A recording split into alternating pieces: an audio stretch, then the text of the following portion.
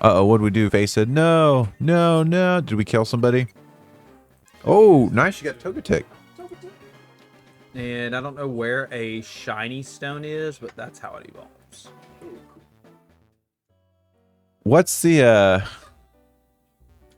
did you have a, you know how we're talking about we don't pronounce Pokemon names right? I always called Togetic. I didn't I always called it Togetic. Togetic, yeah. These marathons have opened my eyes to the real names.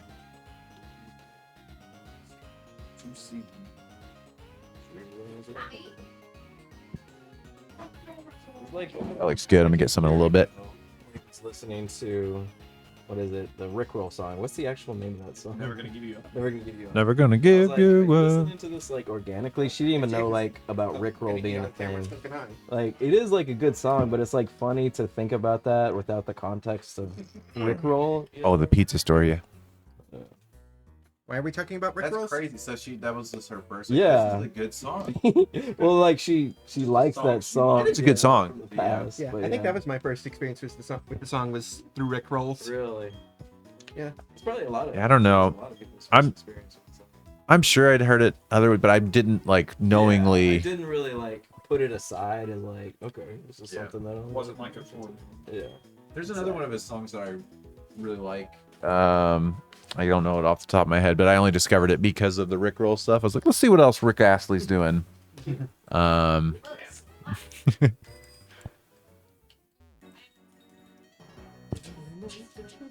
Yeah, it looks super good. It's like, was the eraser thing just Dang it. like a core memory because that's like us though? Like yeah, the eraser song. Oh yeah, what is the Erasure song? Oh, what is that one here? Yeah. Yeah. Like Always, love that I wanna song, but, be like, with I you. always associate that song with us. Like, Yeah. I guess same with Final Final Countdown. Countdown. Yeah. Yeah. Do do do do. Do do do do do.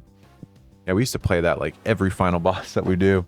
It all started because I could not beat Gyorg in Majora's Mask. Guy. Yeah. I'm the pretty. fish, I'm right? pretty sure. Yeah, it was the fish. Cheesy taters. Those are good. The boss isn't even like that hard, It's but frustrating. yeah, it's just the controls are pretty weird. He's no Yeah. Bongo Bong. I like to fight. True. I know most people like to fight York like just by staying on the platform and sniping from afar. I like to actually swim up to him and fight him in the water. Yeah, with like the beam with the shield on. Where you... Yeah, like just straight up hit him, like stun him and then hit him all up in the water. Like I think that's a fun challenge to do. It's old school. They knows where the song's from. There was a Flash game back then called Robot Unicorn Attack. That's where Erasure got like their resurgence. Yeah. Really. Oh, you still play Pikmin? Me and Lauren have been playing it again lately. Yeah, we just started. Well, about like 4 months ago, we started playing again. 3 or 4 months ago. Hello, Bob Squad. I got. Yeah, we did something tonight. We did something with Pokemon Go too for Gamer David. So what? Somebody needed something from Japan, and we opened up Pokemon Go, and I can't remember what it was. We got. I know we have postcards from there. Bob Squad. There's a YouTuber that I watch that's an Animal Crossing person, and it's Bob's Gang. He has someone. If you're what? The Animal Crossing guy? Oh no, that's not who I thought you said. Oh, you're thinking about the programmer guy? Yeah. But yeah, he's like a Animal Crossing YouTuber, and he's like, if you watched the end of the video, type Bob's Gang. He's a big fan of Bob. I think it's Bob. No. If you see the little Pokeball next to the icon, it will.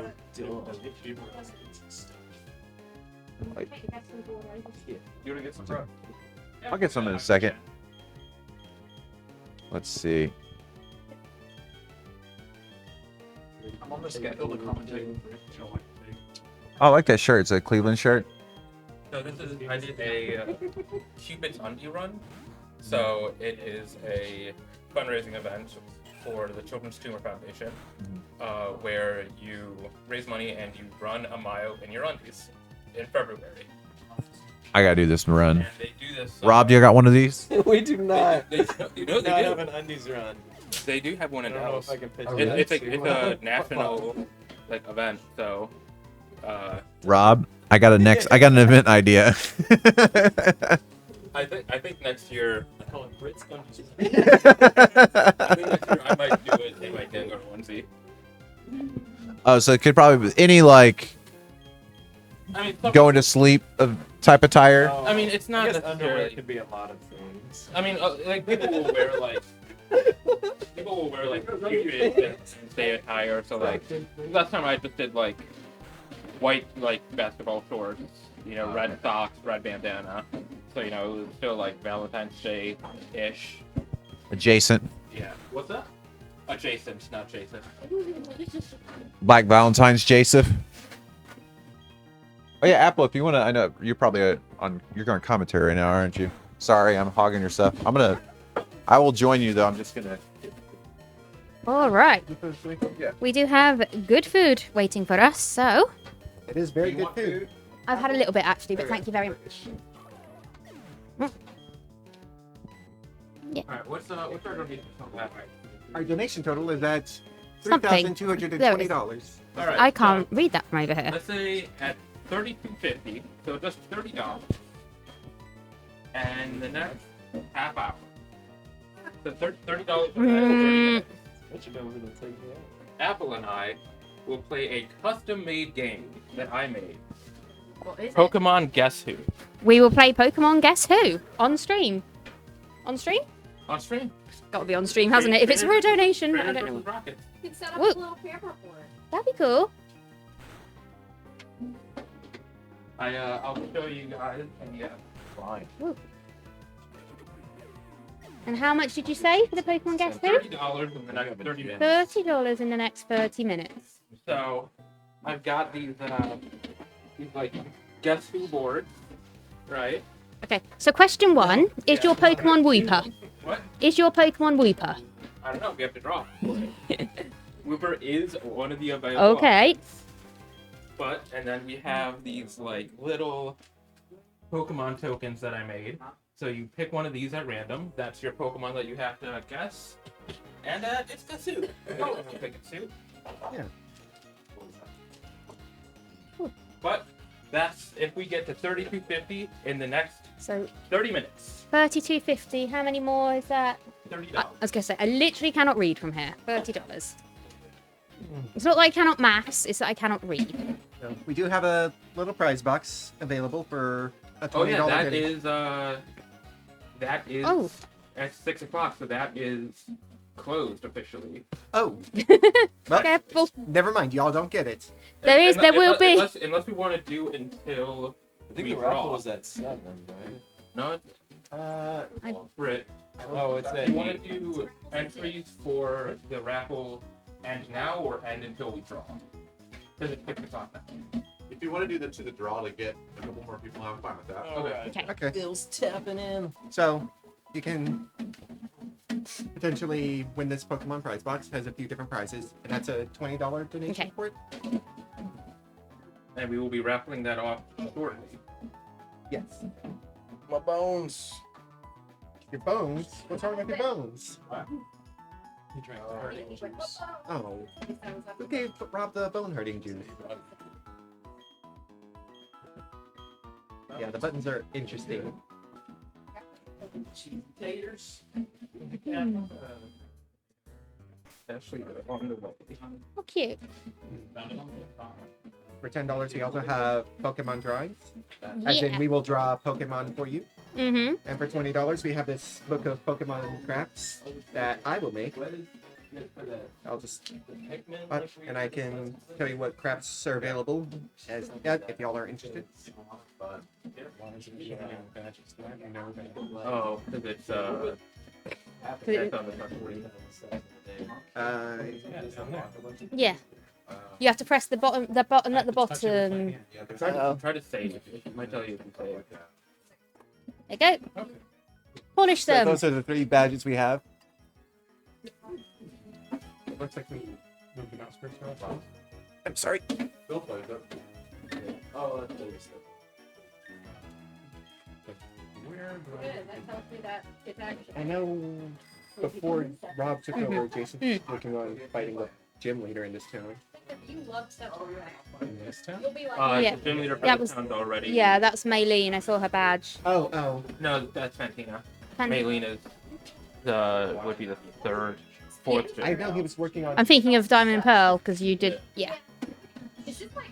I think. Oh no, Heartholm. Yeah, no, Veilstone is He was. Maylene. Yeah. He was working on the gym with like the punching bags. Maylene, yeah. Okay. So, right, I don't know. Did I see Maylene? I don't remember. Confused. I'm I think confused it was- myself now. I think it was Fantina. Yeah. Because in Heart, Gold, and Soul Silver, you had to do Maylene and Crash. No.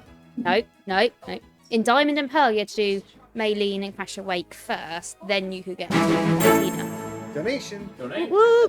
We have a $30 donation All right. There we go. from Gamer Knights 45, who says, "Who's that Pokemon?" All right. Let's do Let's it. get going. Ooh, All right. Yeah. So we're gonna be playing Guess Who a little bit differently. Right. So at least that's we know if you're up for it. So we Mhm. have these Pokemon. There are 3 Pokemon Do y'all want to be on the from court for each this? generation. No, that's okay. We can do it Yeah. here. Okay. 3 Pokemon from each generation, and also 3 Pokemon of each type. Woo. So, but we're not going to be asking questions like, are they from Generation 1? No. Are they poison type? This is going to be questions like, Like, what Pokemon would be more likely to hold down an office job? right. Do they have to be yes or no Is this- questions? Yes, Yeah. they do have to be yes or no questions. Is your Would this Pokemon commit tax evasion? Could this Pokemon go on Great British Bake Off? I mean, they don't. Alright, I so mean, let me, Wooper doesn't have arms, but Milcery would be fine. I mean, do you need arms for G-Bell?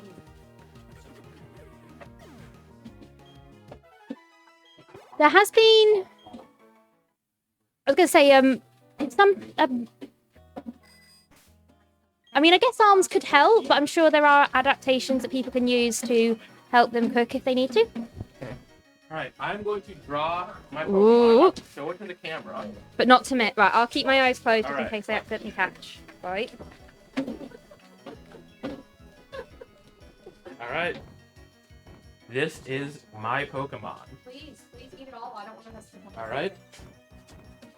Okay. Right. And I'll do the same thing.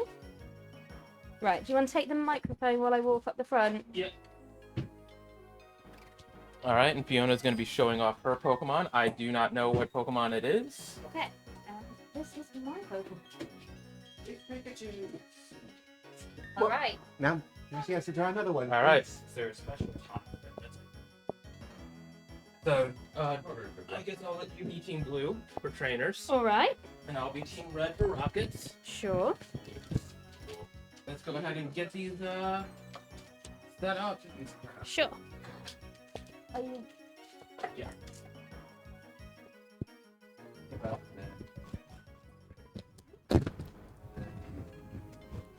I'd say 4 in this row is Okay. good.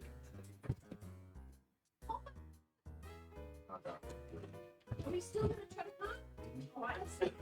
For tomorrow instead of Yeah, that's why I'm like, After all of that, I've been like, no. Remember the Air Force didn't I mean, came to the fly. What? They came to the fly. so we're not gonna have the same Pokemon in the same places, are we? Not gonna have Pokemon in the same places? No. We just have to try and work it out. Yep. Normally, you know. Okay.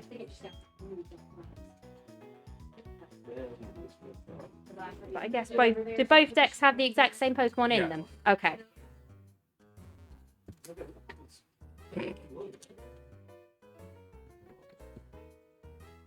Oh yeah. Hey, everyone.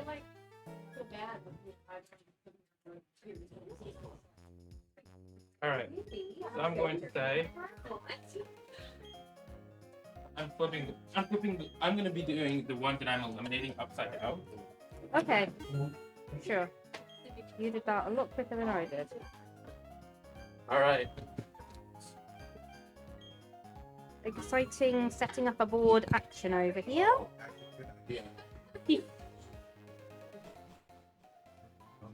I was going to say, do you want to get a couple of phone cameras of the boards?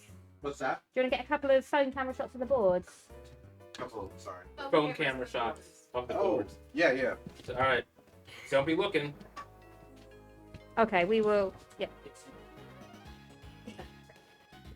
We are getting there.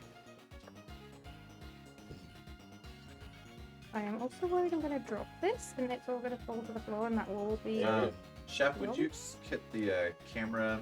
It's underneath Okay. Gen 4. So if you look at the stream deck, Okay. there This. you go. All Alright. right. And that's my Pokemon right there. All right. And then so now I'll go. Which one? That one. Oh. Ooh. All right, we good? Mm-hmm. Yeah. All right. Yes. You want to go first? How do I Okay. turn off the phone cam? Could your Pokemon fight someone down a dark alley? Yes. How do I? Okay.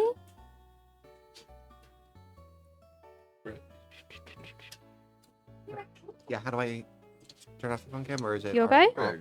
No. Oh, Hang on, I thought hang I on. clicked it. and it Okay. didn't go. Minor thing. Oh, thank you. That's okay. Thank Right. All right, you good? Yes. Would Okay. does your Pokemon know the lyrics to Pink Pony Club? No. Okay.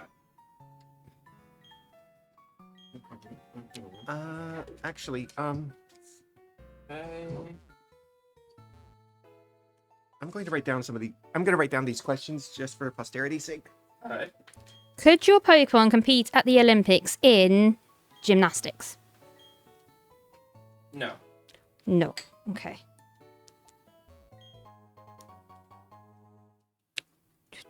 Who do I?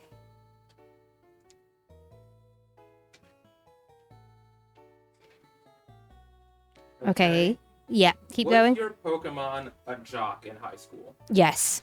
Okay. Let's see. No. No. No. No. No. What was your first question? My first question. Would they fight somebody? Thank you. I was going to say that was a long time ago. Would I fight someone in? Would they fight someone in a dark alley? Okay. I wanna say. Okay. Yeah. Go ahead.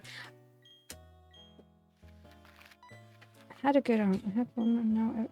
Would your Pokemon use the Master Ball on a Fearow? Yes. Yes. Okay. So you choose. Mhm.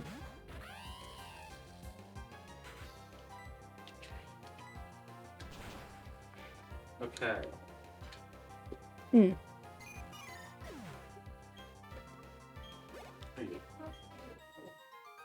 Is your Pokemon? Yes. No. No. No. Okay. You know? You know. Okay. Unless y'all just want to stay for a little bit. That probably wouldn't be a very good question, honestly. Oh well. All right. Go for it.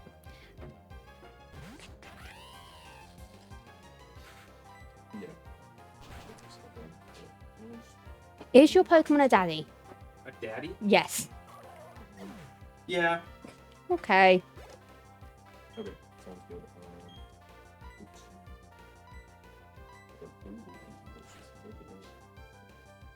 That's actually pretty good.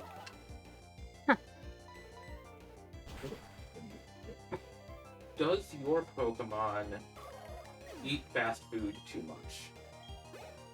Not too much, but a little bit. No. No. Yes or no? No. No. No. Okay.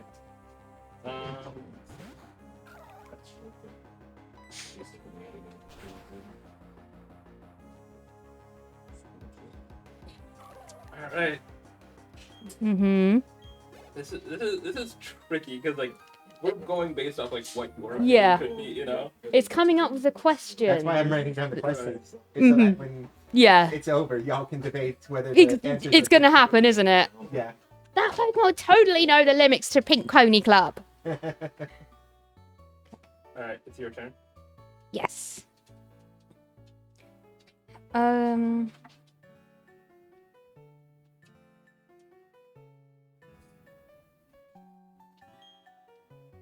Is your Pokemon a dog person or a dog?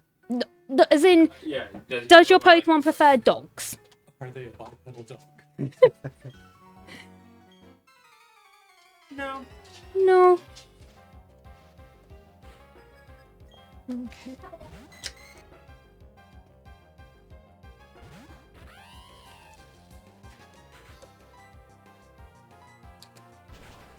Okay. Right. Let's see. Okay.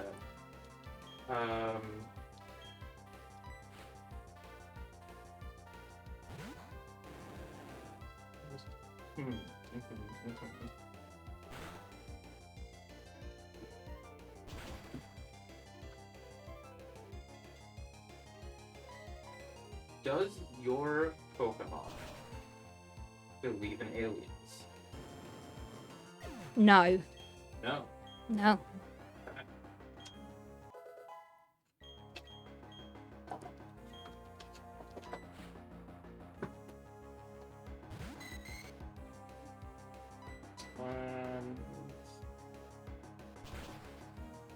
Yeah, okay. Okay.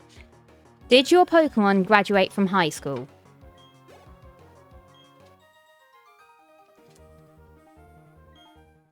No.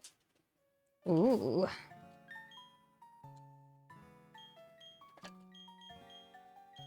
Ooh, you're nailing them down. Well, we'll have to see. Okay. It's going to be interesting, I think.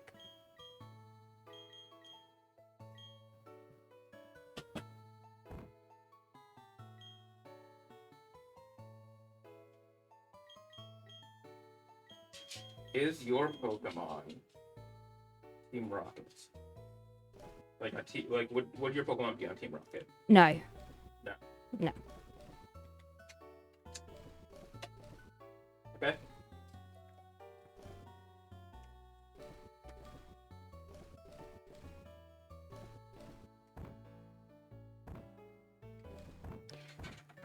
Does your Pokemon have a waifu?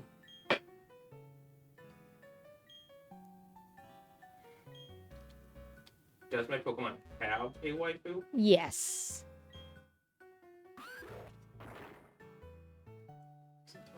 That is a tough one. Mhm. Does his phone that count? Yeah. Yeah. I would say yeah. Okay. At least once. You don't. Actually. Okay.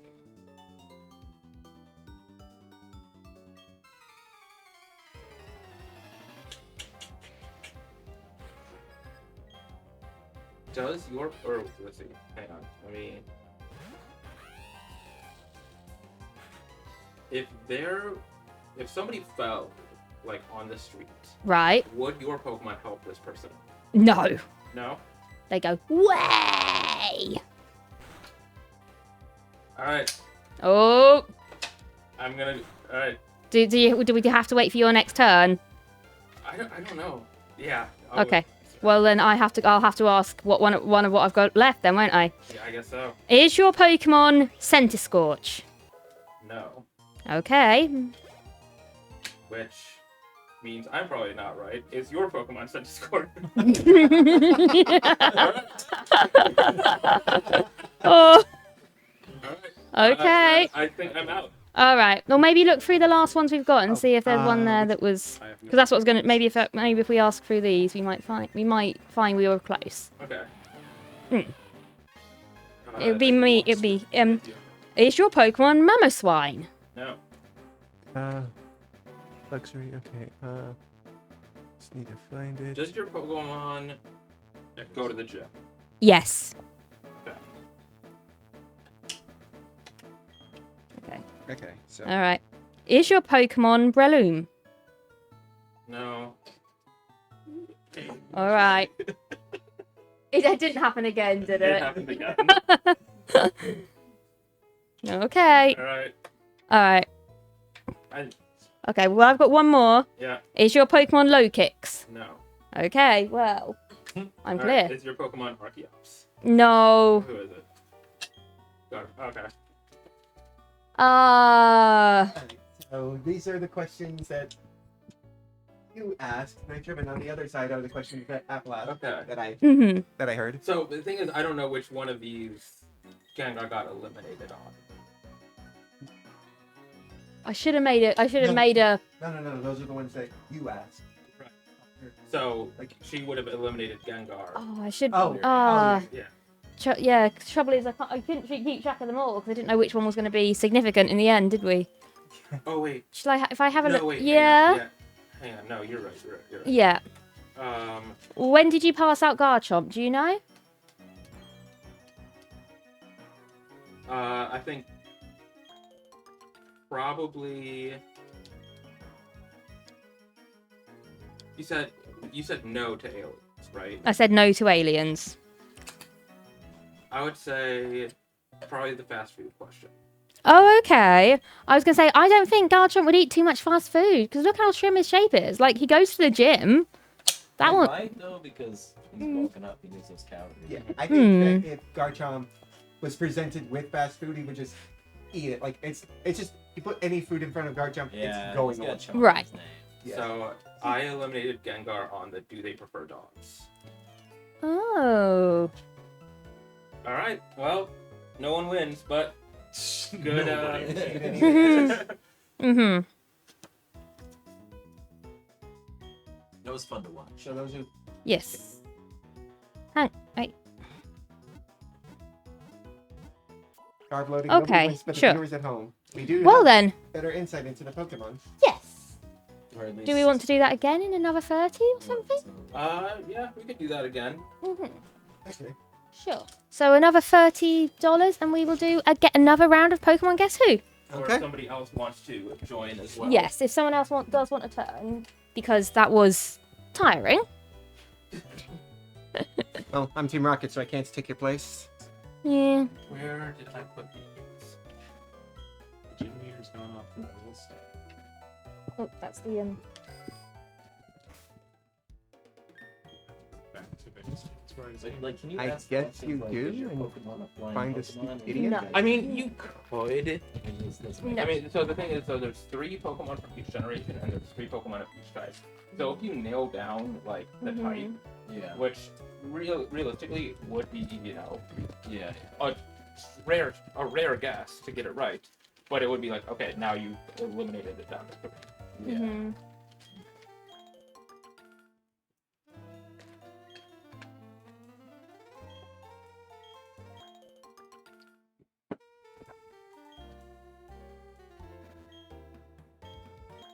Right. Look at you sleepy Pikachu.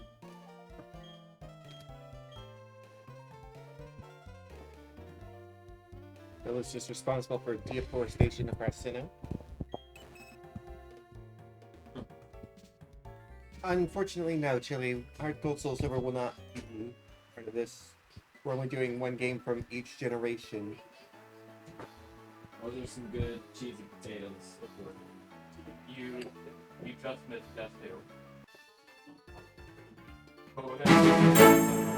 Oh, donation! Oh snap! We just got a $50 donation Oh, from wow. Diana2. That's reasonably clear. Comment is, question, what's Whalmer's favorite TV show? Whalmer's favorite TV show? Yes. What's Is this a joke or is this a... There is an answer to it. Okay, Whalmer's... Joke answer? Whalmer's favorite TV show. I mean, that depends on whether you think Diana2 would joke or not. Deadliest catch. I was thinking You're that. right. Gilligan's Island? Gilligan's Island? Okay. Sure. Whalmer's favorite TV show.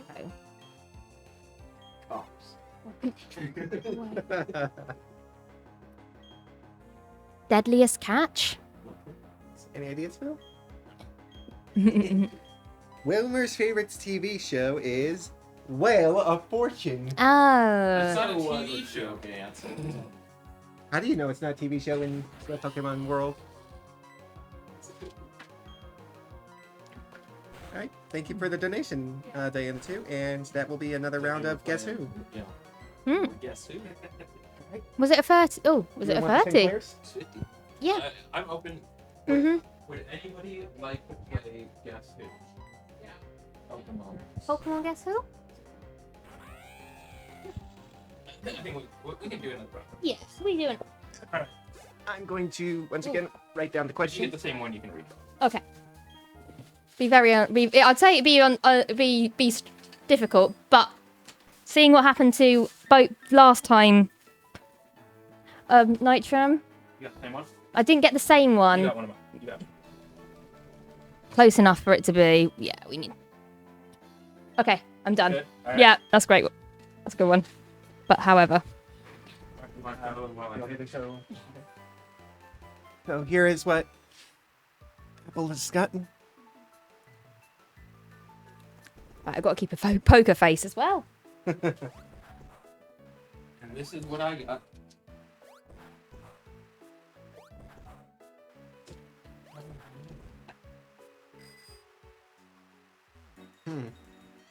All right.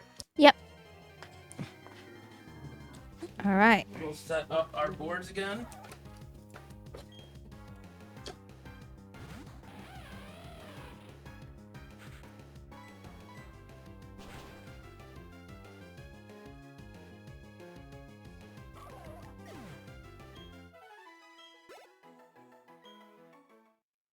How's it going, Phil?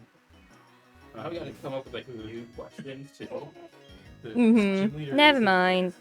He's not there. We do it. It said that he went to the town that I just left, so I don't know what I'm doing. You're just playing in the swamp. Because I can't. Well, I'm guessing it might be a case where he doesn't appear in the town until you know he's not where he's supposed to be. Like, if you were to go back to that town now, he'll spawn in. That feels very weird to me to go to a town and immediately backtrack back to the last town that you just left. Yeah. It's Pokemon, though. Pokemon does a lot of weird things. It's better designed. But I do think that is the case.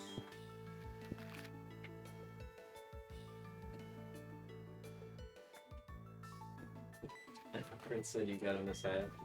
Apple. Yeah, it's Wolverhampton Wanderers, Ooh. which I got him, and we were immediately relegated. So Ooh. cute as it is. All right, I'm ready. Do you want? Yeah, you go first this time. I'll go first this time. All right.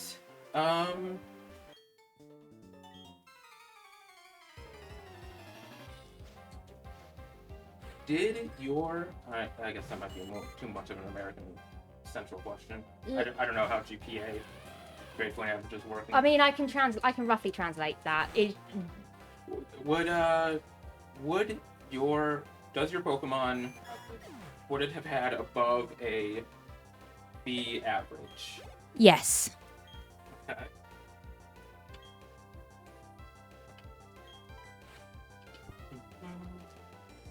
Nice.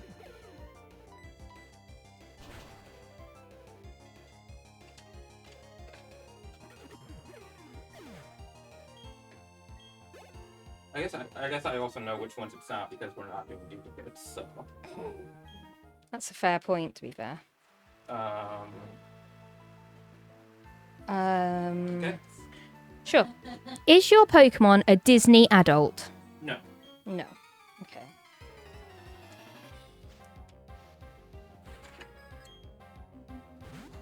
Is it Disney adult? It's an adult that watches Disney movies. Like goes to Very, the ball yeah. tie. for lack of a better description, the ball tie. That's exactly what I was thinking. I'm not familiar with that in the seconds. Let's see.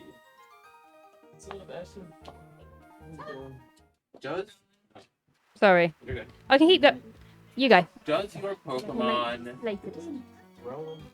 have a hobby that most people would consider strange? No.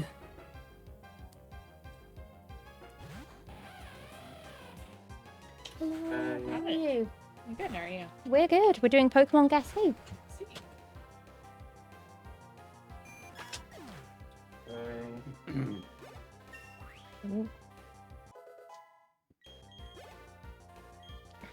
Alright. Okay. Could your Pokemon win the Hunger Games?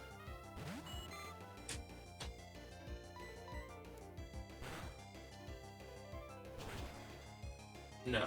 Ooh. Have you read the new book? Yeah. And the Sunrise on the Weekend? yes, and the film's coming for it soon as well.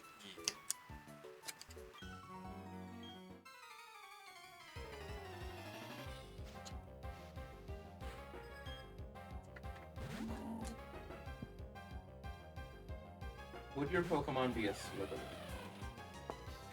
No.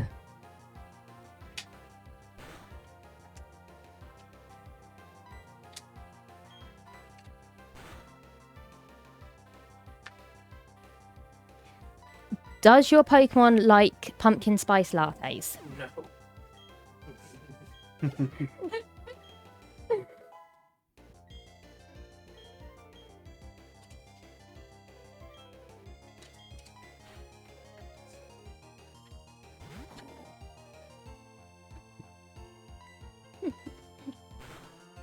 Does your Pokemon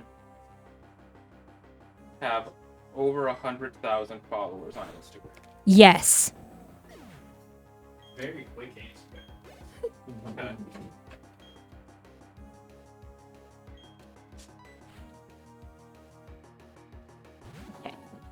A lot of assumptions about anything that's going on. Is your Pokemon a cop? Huh? Or could your Pokemon be a cop? Yes.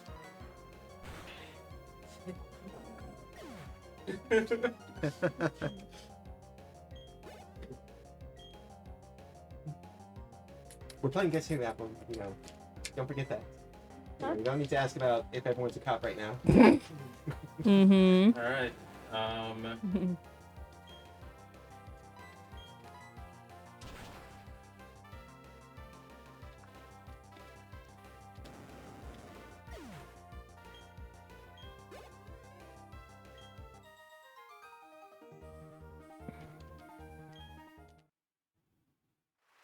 Is your Pokemon an agent of chaos?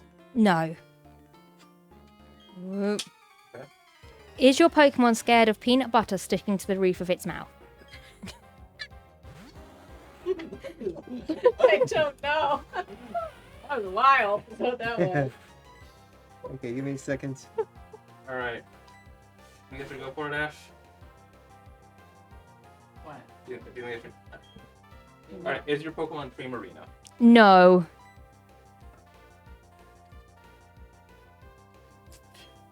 Is your Pokemon Centiskorch?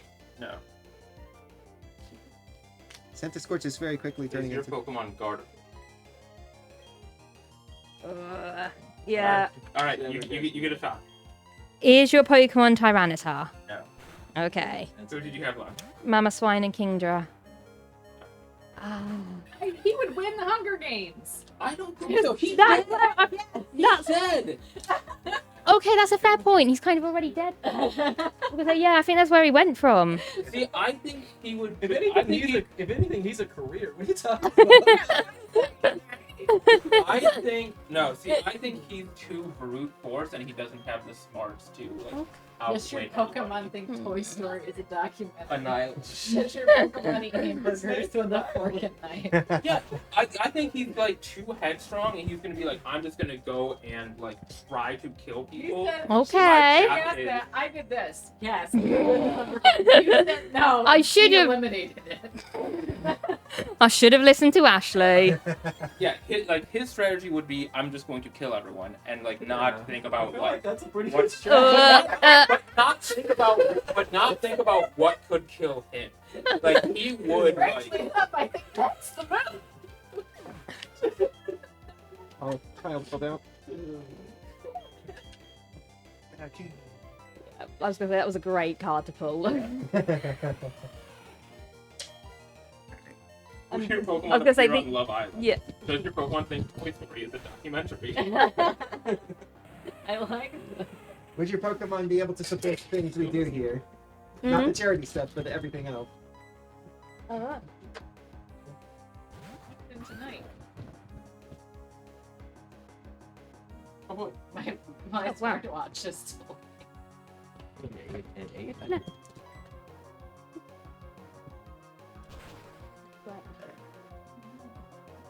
Nope, sorry. Oh, you guys got the Star Wars Cokes. It I tastes the used to same. do the Star Wars like Yeah, it is. make yourself a Jedi thing, and it looks like no, you can't. Would you be? Yes, who? Yeah. I don't know enough about these Pokemon. I mean, Sure. All right, y'all, and another $30. I gotta go. mhm. Ash will jump on in. Woo. I was gonna say, I've had another great email from American Airlines. Oh, yeah? The United Kingdom requires citizens of the United States and other countries to obtain an ETA before entering the UK. But I don't think I need one. I had an email from American Airlines yesterday asking me how my flight was. I was like, no, get out of it. You don't want to know right now. Yeah.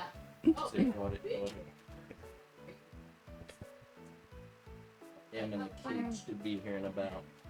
Phil, can you describe how you would cook each Pokemon you're battling? Okay. Let's see what this guy's got. Okay, so this man, you want to fillet, he's gone. Okay. Kadabra comes with its own utensil. Yeah, Cadaver would probably end up cooking you. This is like a fox. I don't think this is something that people would eat.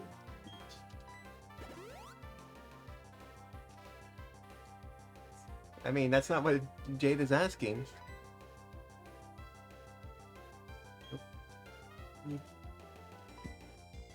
Why do I have man right now?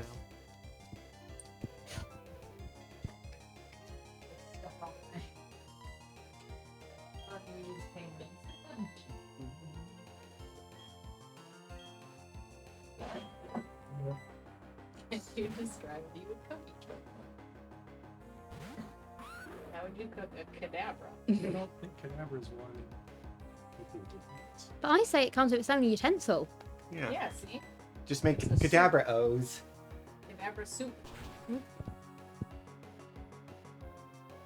Cadaver's pretty smart. He could probably end up cooking you or make you cook yourself. Well, they'll just knock out Kadabra, so how smart can Kadabra be if it gets knocked out?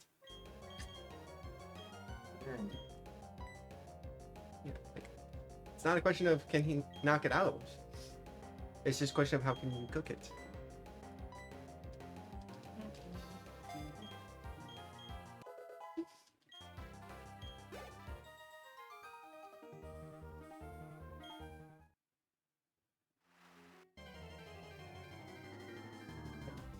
Alright, let's see how you would cook Quagsire. Luca is... It's a good thing Luca's not here right now. That would have been a good round of Guess Who questions, though. Would your Pokemon taste nice with a slice of lemon? Does your Pokemon celebrate Pride Month? Is your Pokemon invited to the cookout? Yeah, there you Mmm. I don't know what parts of It's like tuna. You would definitely cut the tail off and fry it. go. Oh, jeez. Poor little buddy. Look at he looks so stupid. That's Quagsire's turn. Quagsire wouldn't even notice the tail missing. Doesn't affect Jodine. Oh, Jodine. Nothing that poor pig can do to fix Jodine.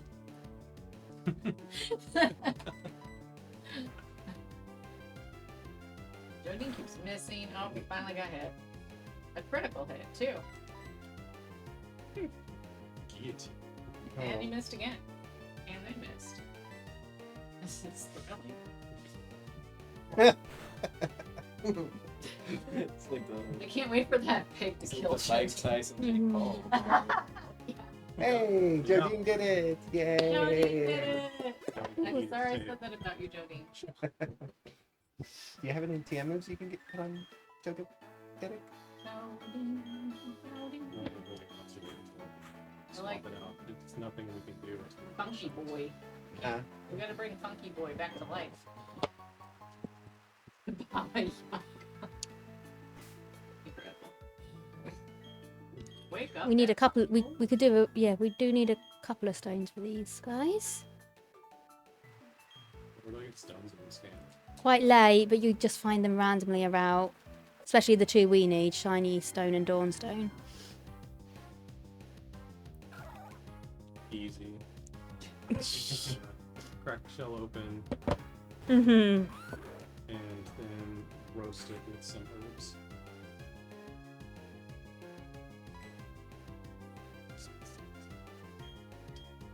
Let me see if it's on this.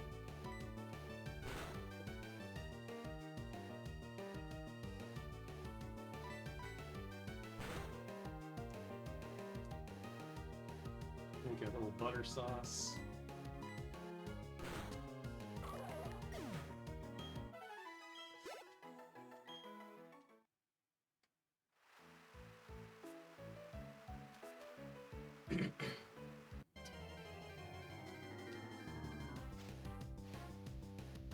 Oh, What no. is this? It's a It's a crow toxic gun. frog. You can't cook that one. No, you could catch it though. Oh, Is you know, anything down on this? you know what? It's Gen 4, so if it's not got Yeah, the Pokeball symbol, you'll be fine. You know what? Oh, okay. That means Wellington.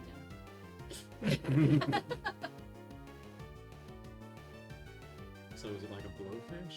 Can we remove the poison glands? Like, is it venomous or poisonous? I'm just I think gonna- it's it's venomous. poisonous. Well, if it's venomous, then I don't care. We can, like, I think it says it secretes the poison through its skin. This one. So you just have to skin it. There. So when I was in high school, the guy that I was dating at the time, his mom had this little wiener dog, and his name was Frank. And Huh? Frank was obsessed with toads. And every time he would catch one, he would start like foaming at the mouth. Oh, And no. Alex's insane mom, when we were chasing Frank, who's got the frog in his mouth, he's foaming, and his mom's screaming, "Frank!"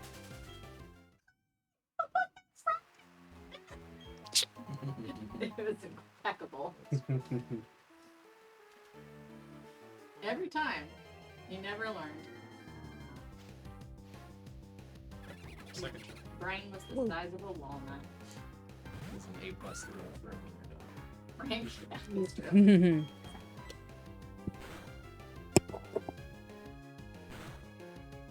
Oh no! Oh, You got Oh, no. revenge on me. good night.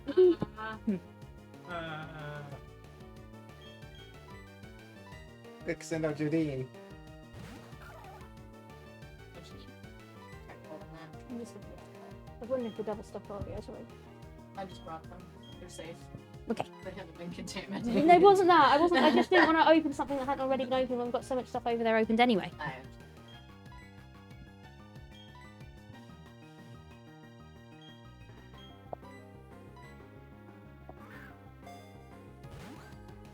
Get in the football. You little stupid frog. Throw egg on. Good. Hooray!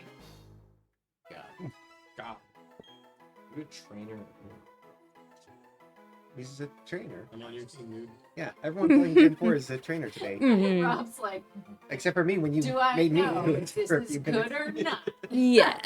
We don't have any. Yeah, Toadstool. there's no- There's no name. Wellington. Hey, Wellington. yes.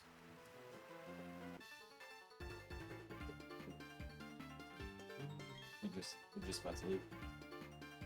Okay. Rangers. I'll say so.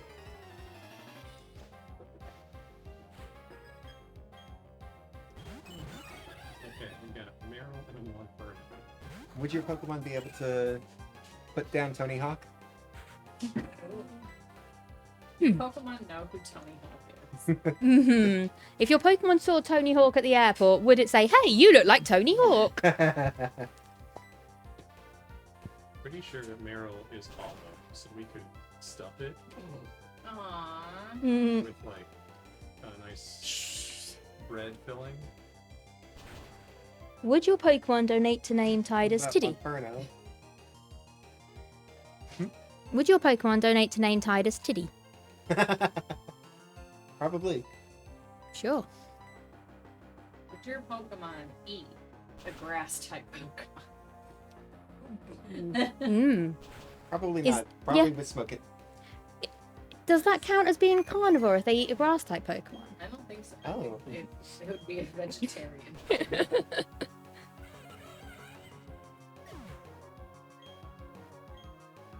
I mean, what about the grass types that are just like they have plants on their heads? Right? Like Roselia, what if you eat the roses? Yeah. And do they grow back?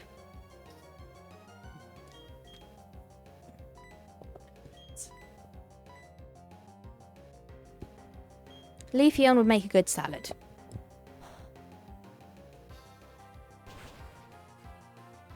What type of lettuce is leafy on? Well, it's not iceberg because Glaceon would be iceberg. Kale. You might be right with kale. Leaf kale. Let's see if I can do them all. Flareon would be rocket, what you call arugula because it's a bit spicy, so peppery.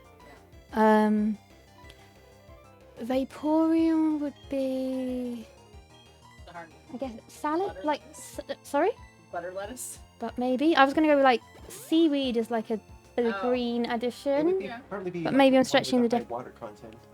Yeah. To be fair, I think most lettuces do have. Well, yeah, probably the most relatively high Mm. compared to the others. Mm-hmm. Glaceon wouldn't be Sure. iceberg because Glaceon isn't terrible. That's true. The iceberg is the worst place. Oh, running out of lettuces.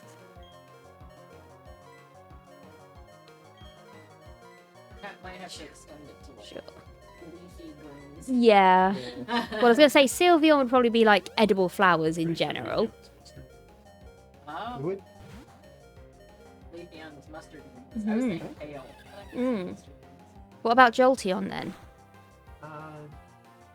Jolteon would be like Some kind of leaf you're not supposed to eat. Stinging nettles. Yeah, there we go. Yeah. There, yes. And you can even eat stinging nettles.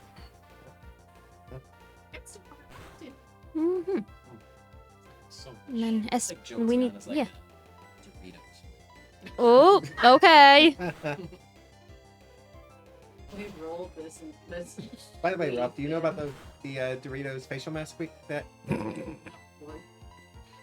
don't know why I'm surprised. Really? Did it smell like Doritos? Oh, so did it smell like Doritos? Oh, this is an actual thing, not Yes. the thing that like we did. No, Oh. it is an actual thing. We should have said Are they over Doritos. there? Oh, you might be right. No, you're right. That would be a thing. Yeah. I said that at first. I was like, what's Doritos face mask? Are you crushing up Doritos and mixing them into water? Yeah. That would be something we would do. Mhm. It's still something we could do. Oh yeah. We said, yeah, here it is. Doritos nacho cheese face mask set. Yeah. Would your Pokemon wear a Doritos nacho cheese face mask? That would have been a good Who one. made this? What's the matter with these people? Looks like taco seasoning. Orange scented? Like, what? The color?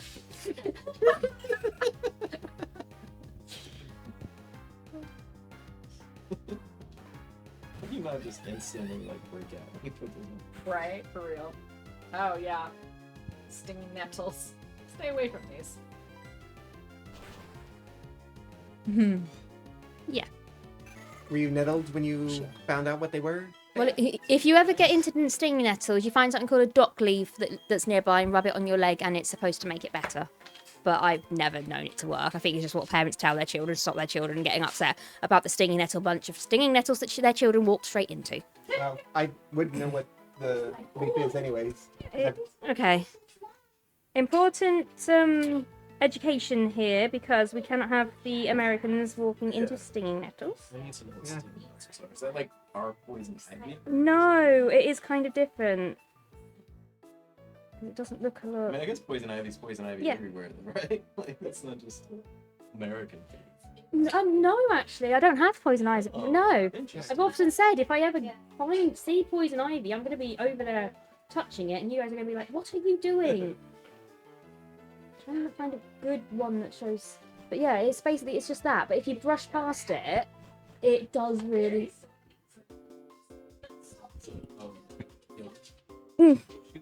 Yeah. Well, the young shoot is like the adults look a lot like that, the bigger ones. So, but yeah, it just makes you kind of sore and scratchy and itchy for a little bit if you walk into it. It's not like the end of the world, but anyway. But however, like I said, it also has culinary uses, so you can use them in cooking. They can get really tall. Some behind flat that are over 5.5 feet tall. Yep. That's pretty big. So being tall doesn't mean you can just avoid stinging nettles. It probably means you got. It probably means you've got more surface area to run into them. There is no escape from the stinging nettles. No. This one is 5.5 feet tall. Mm. Like, Mhm. so no only one's the told me. Pokeballs give you the premiere ball, apparently. But yeah, they grow in like clumps. So you know, little, when you got like bare legs, or I'm walking the children out for a little trip. The children at work, the children I work with as a teacher, not my own children. I just want to specify. You're walking my two. Yeah, Gotta wear them. But I was going to say, I always look at the stinging nettles like it's so easy for them to just walk into it. Because they're right there, they're at their level. Yeah. Most of the time they're in like shorts. So we've been through this. Mm.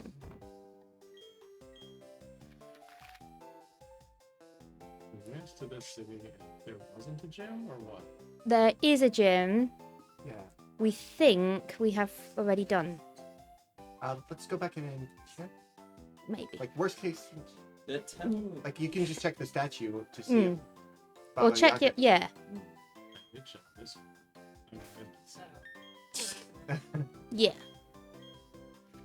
I mean, part of it. Yeah. I was going to say, that might be the... The story had told me the gym leader was. You know what you could do by now in Gen 4? Fly. I don't think I can. No, you can't. But I'm just like, at this point, when you got those free cities spread out, it would have been a very useful thing to have. If you I hit, agree. you want to move faster on the bike, Yeah. usually it should shift gears. Because I'm starting to think that maybe, yeah, you did get This could go.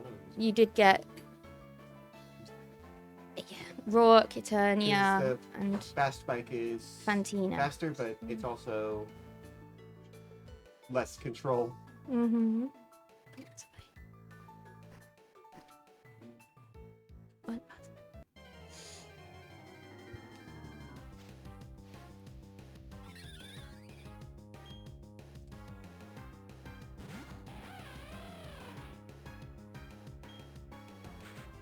We need Friday at 6 again, right? Same as usual. Mm. Yes. Yes. I think that fairy tale you're talking about is the one where her brothers turn into swans and she has to squash stinging nettles to turn them back.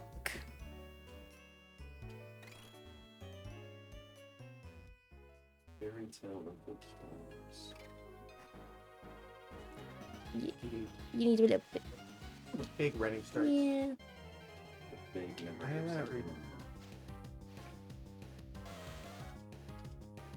Nobody's got a ponytail. Yes, but Rapidash yes. we still need. Okay, what You level does- 40. It's going to be much easier to catch a wild Rapidash when we see one. Speaking of.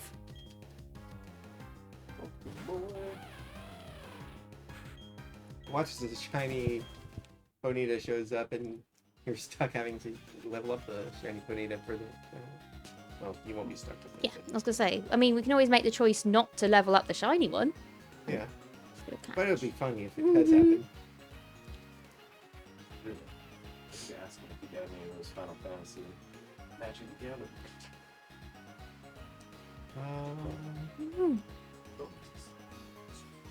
That's just Jason. Yeah, Jason Brett, same thing.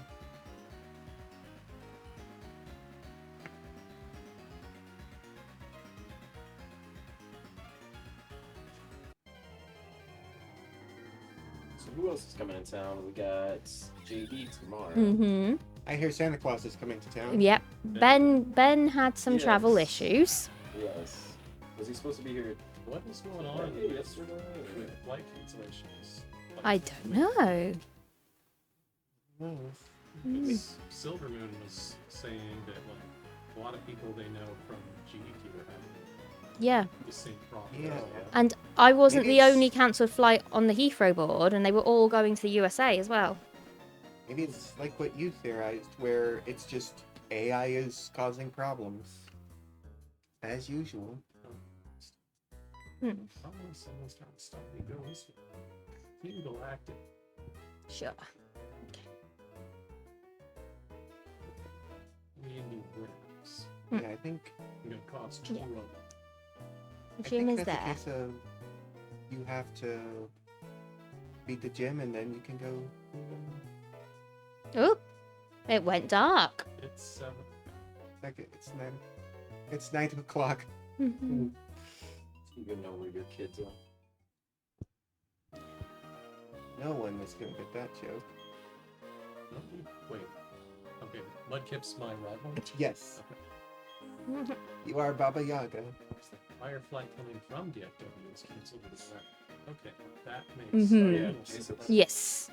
Yes. And my flight coming from Miami had a 20-hour delay on it. So my flight going from Heathrow to Dallas Fort Worth picked up the same 20-hour delay, and then they decided to cancel it altogether, which actually made things easier because that was the only way they were going to let me rebook a different flight. Because when I asked, hey, can I just get a different flight? They were like, no, we can't let you just change for a different flight. But there's clearly flights coming out of this airport going to America. Yeah. Who are you flying with? American. They're about the only one that does the Heathrow to Dallas Fort Worth route now. Yeah. Last year, my flights DFW went directly over a hurricane coming the other side. So what you need to Sounds do like is a fun thing to tell your passengers. you need to just Mhm. run Don't worry into, about the hurricane beneath us.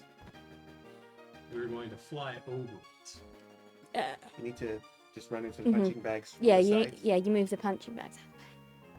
Science. Yeah, Yeah. that little gap between. Yeah, push. What? Yeah, that's the puzzle they went with. Thank you for the sub, Pikachu Alchemist. Look at the sub. What's up, Pikachu? Pikachu Alchemist. Pikachu. Making me want to watch some Full Metal Alchemist. The good news is, I think. Oh, did you heal your Pokemon? Probably. Yeah, I think Jasif took down all the Mhm. trainers, Oh. and he was just outside of the gym so that he could train and catch Pokemon. Mhm.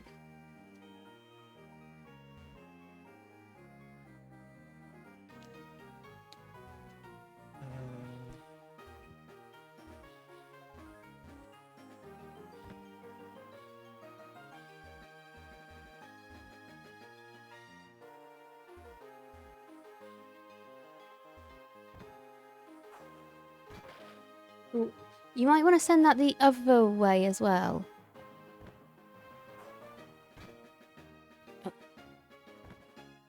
I know that's Yeah. well, that's just for past exits. Wow. Right. And the problem is, if you leave the gym, it resets the whole puzzle. Mhm. And I was like, what is this? Mhm. yeah.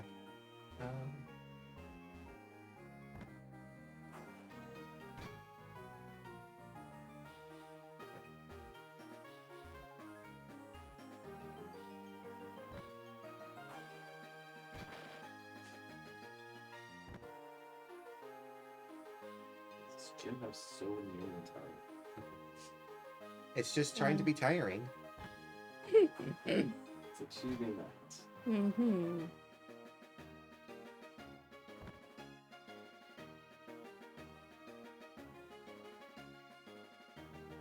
I'm trying to make a pun on rubber, but all I can come up with, it's rubbish.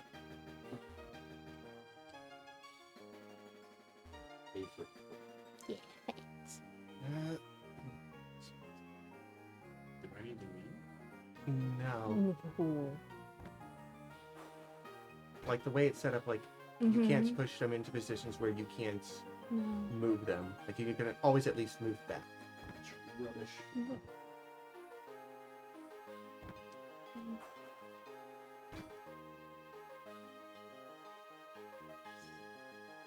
But I need to get this up.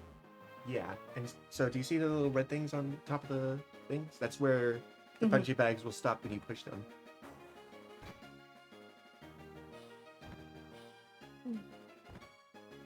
Go, yeah, if you go around. That's the one.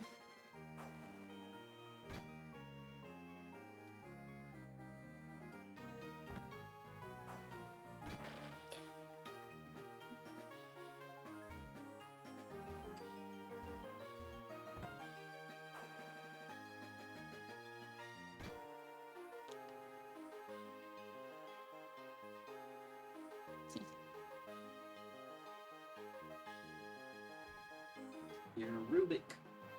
That's fine.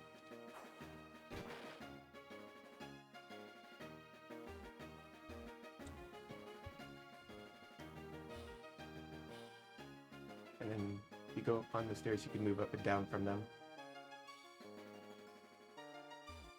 That. That's the one. I believe so, yes.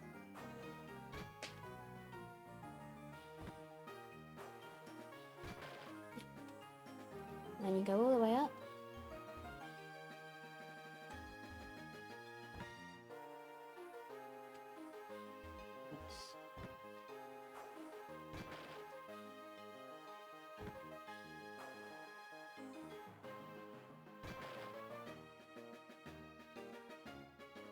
Okay. Okay. Here we go. We're here.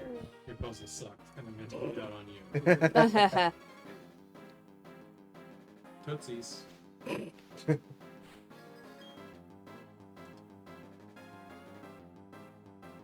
Would your Pokemon be able to get through Maylene's puzzle?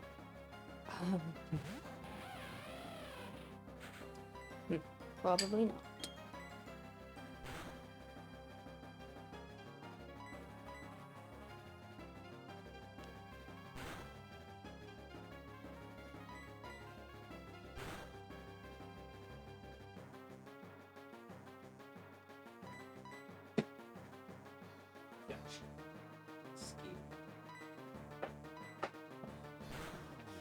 No. What is that mosquito thing? BB. Sorry? You guys have mosquitoes? Yes, we do. I think I got nibbled by one last night though at the s'mores station. Well, Probably not as bad as it ever could.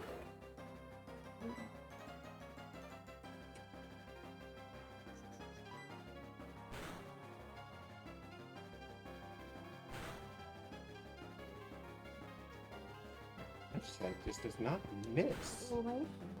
Yeah. They're like marshmallowy with like more solid cookies. Yes. I think Yeah. that one is Maylene's. Mm-hmm. The one. They all know Great Sunshine. Yeah. It's her end of TM, gym TM. Monferno might be good as well because that one's a part steel type. Biscuits filled with mallow jam, Mm-hmm. covered with chocolate flavored coating.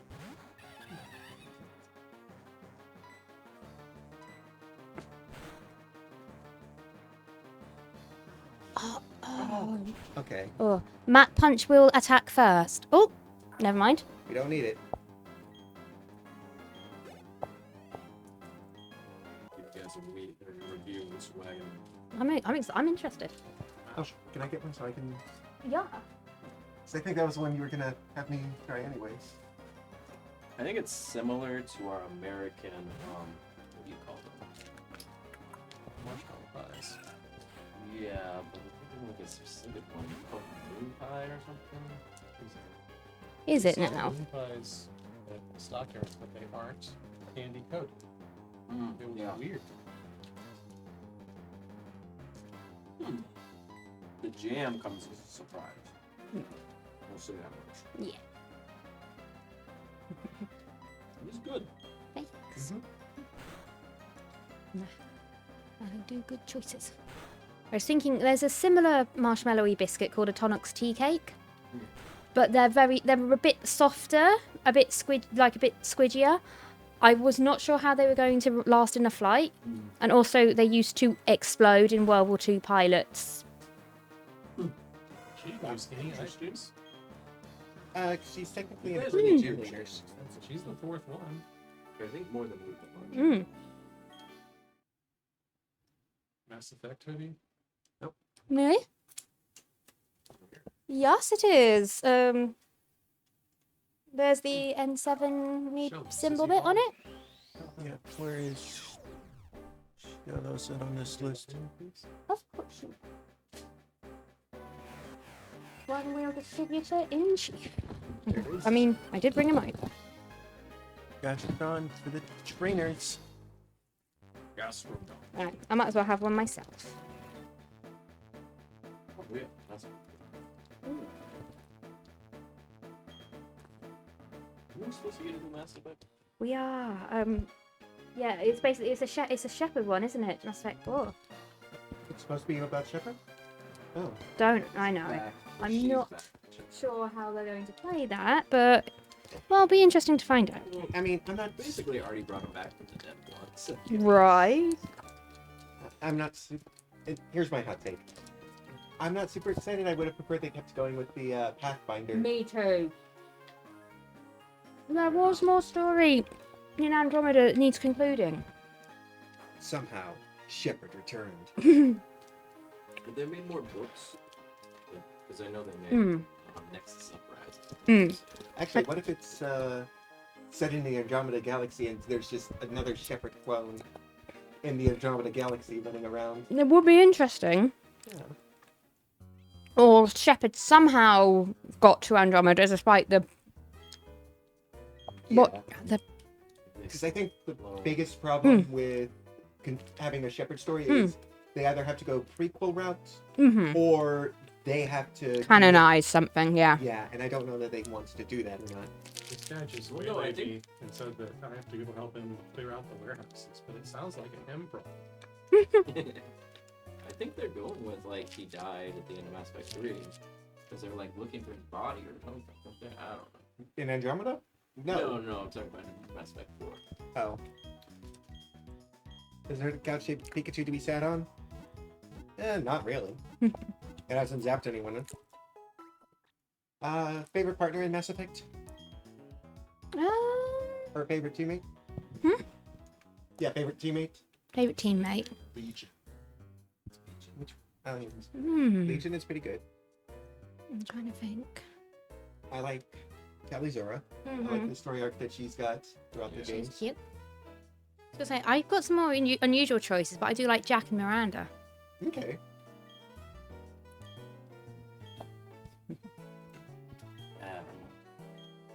She grows on you for sure. Over Katie. Legion. We got Also Caden.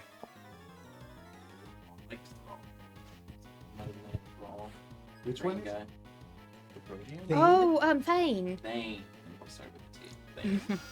And then of course Scarce. And and Jal from Andromeda. Who? Jal. Oh, Jal, yeah. Mhm. Legion. Mhm. Eden. You're one of the very few people who remains Thane. Yeah. Thane's just sad. It's good. It's sad. Solid. Need a good story. You know what one of the best BioWare levels of all time is? Hanging out in Mass Effect Andromeda is Liam's loyalty mission. They forgot to give him any writing in Mass Effect 3? You go on the ship, but the ship starts getting tossed and turned, so your level changes with you. Okay, so I want to actually disagree with you, Faye, that they didn't give Thane much writing in Mass Effect 3. You going for it? So I think they actually gave Thane probably the most writing out of all the different partners into, because like Miranda is just sort of doing her own thing the entire time until it's time for you to go out and help her out. Jack is just in one mission. Samara only one mission, and I don't even think it's story required. Like Jack's it technically is, but Samara you could just sort of not bother with. No, you can also not do Grissom Academy, and Jack will show up later as like an enemy as well. Oh yeah, you're right. Like I thought Grissom Academy eventually had to be done, but No, it would just be okay. It feels so important and it feels like a story one, but Yeah. But with Thane, like, Thane gets to be a major player in the main story, so to speak. Like, yeah. basically, he's the one who gets to really, like, if you keep him alive, he's the one that gets to be, that just gets to shut down, idiot face whose name I don't care to remember. Kai Lang. I said I don't care to remember, but yes, thank you. But yeah, he gets to shut down Kai Lang from his assassination attempt and gets a really good rebuttal. Okay. And more in regards to romance arcs. Okay, that's fair. I think the DLC does like give him one final thing as a send off. But yeah. And what was her name? Blue lady. Samara. Is it Samara? Yeah, Samara. Yeah, so she has like no romance in the second one because she's like barely in it. Like she's not one of your. Oh, do you mean Liara? No, yeah, I mean Liara. Oh yeah. Sorry about yeah. I was about to Yeah, say Samara wasn't 'cause supposed to be. Yeah, she was the romance I did in 1, and then 2 you basically just see like a picture of her if you like choose to stay with her through the game or something. We got Yeah, Blythe, like, I've already I think mentioned the if next you name. do the Shadow Broker DLC, there is. Oh yeah, there's She was Stuff. very busy, to be fair. Yeah, Yeah, like you yeah. do get more of the development with the, and like she'll even comment if you end up going for someone else in Yeah, too yeah. as well. Yeah. Okay, I see what you're saying now, Faye. Yeah, I see what you're saying now, Faye, and I can agree with that. Yeah. I thought you just meant in general. I apologize. I misunderstood. But yeah. Is it Dr. Morden? Is that Morden. right? Yeah, Morden. Yeah, he was great too. Yeah, Morden was also really great. Like, I think he's probably the most important of the two partners, and it. Probably, yeah, one of the most overall important characters for Mass Effect story. Yeah. Like, as in, they actually gave him importance in 3, as opposed to everyone else, aside from Thane, kind of just being present. Even then, he can be dead. Yeah. Every Mass Effect squad mate can be dead in Mass Effect Yeah. 3. Yeah, that's, and I think that's the How other. does that play out? If You get another one called Paddock Week, oh, interesting. Okay. which Yeah. is a play on Morden's writer, Weeks, they were Patrick Weeks at the time. Yeah. And to be fair, I think the assistant actually gets some decent development as well compared to the other replacements. I mean, on the subject of Mass Effect 2 characters that had no writing and no romance, Jacob. Like, literally. Yeah, pretty much Jacob, like, I don't know, like, he's there. Like, he can be a good gun in 2, but, like, there's not much else to him in 3. Who's the one that Freddie Prinze played? Oh, Vega. Yes. Vega. Vega? He got his own like movie though. Too. He got like an animated movie. Yeah. I don't remember Vega at all.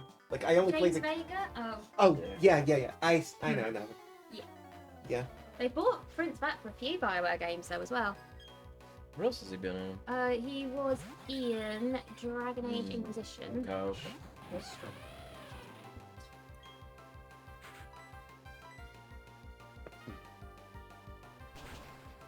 Oh, Freddie Prinze. Nice. So, No. aside from anything to do with the ending of 3, Hmm? hot Mass Effect takes. Oh, here's mine. Hmm. I think Andromeda is a decent enough game. It's kind of a little too big at times, but I think it's a decent game overall. And I don't think it Yeah, like I think gameplay wise. I think the only reason people didn't like it is because it wasn't Shepherd game. Yeah. But, Yeah, you know, I things think- are gonna have to change times. Yeah, I think Andromeda is probably. I prefer the story in Andromeda over 3 because 3 just felt like it was getting way too gloomy. Like, basically, every time you do something, oh, never mind, it didn't matter because the Yeah. Reapers. I didn't think the story was the bad part about 3. I thought it was the total lack of feeling like you were character directing things. Instead of finding side quests by talking to people, you literally eavesdrop on all of them. And then you Oh, go yeah. do them, and then you come back and you're like, hey, that thing that you were talking about? Yeah, you don't know me, but I did it. Yeah. Okay. Yeah, that's it. 'Cause nobody kind of goes to Shepherd directly for them. Okay. Yeah. Mhm. So that's Right, fair. And yeah. that's another thing that Andromeda does better. Okay, I have a hot take. I really hope I'm not going to get hate for this one. I know some of the people in this very room with me are not going to like it. Okay. I think that Garrus's plotline looks a little bit more iffy when you look at it in 2025 light, because he is basically a cop that wants less oversight in his job. I agree with that take. To be fair, he's a space cop and he's dealing with space criminals. Like, the problem is, like, given the kind of attention that's been given to real world events where cops essentially weren't following the oversight that they're supposed to be getting, imagine that you take that away and say they don't even have to follow it to begin with and that they don't have to be held accountable. Like, that would be a lot worse. That's basically what Spectres can do. Yes. And that aspect of the series is like, yeah, that's probably not the greatest thing these days, huh? Yeah, I mean, you kind of say that about like Captain America or something too. You know, Yeah. to an extent, like it's like the superhero like complex. You always think you're right. That's what creates supervillains, and I don't know. Yeah.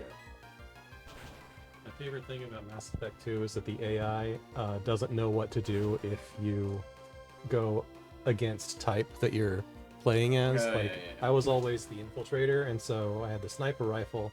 So the AI expected me to fight them from a distance, but you don't have to.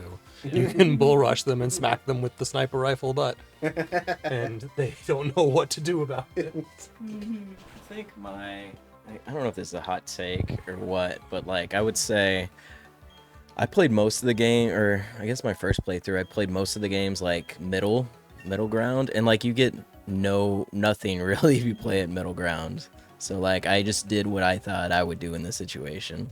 So I think it's pretty black and white a lot of the times, but I don't know how you really fix that when the game was like developed, you know? Yeah. Like, are there any games that have really done like that kind of morality really well? Like, where it's not just. Because the problem with most morality games is just your options are either be a normal person or just go out of your way to be a total jerk. Yeah, like, and, you know, most games really don't do a good job of having that gray area. Yeah. Otaku.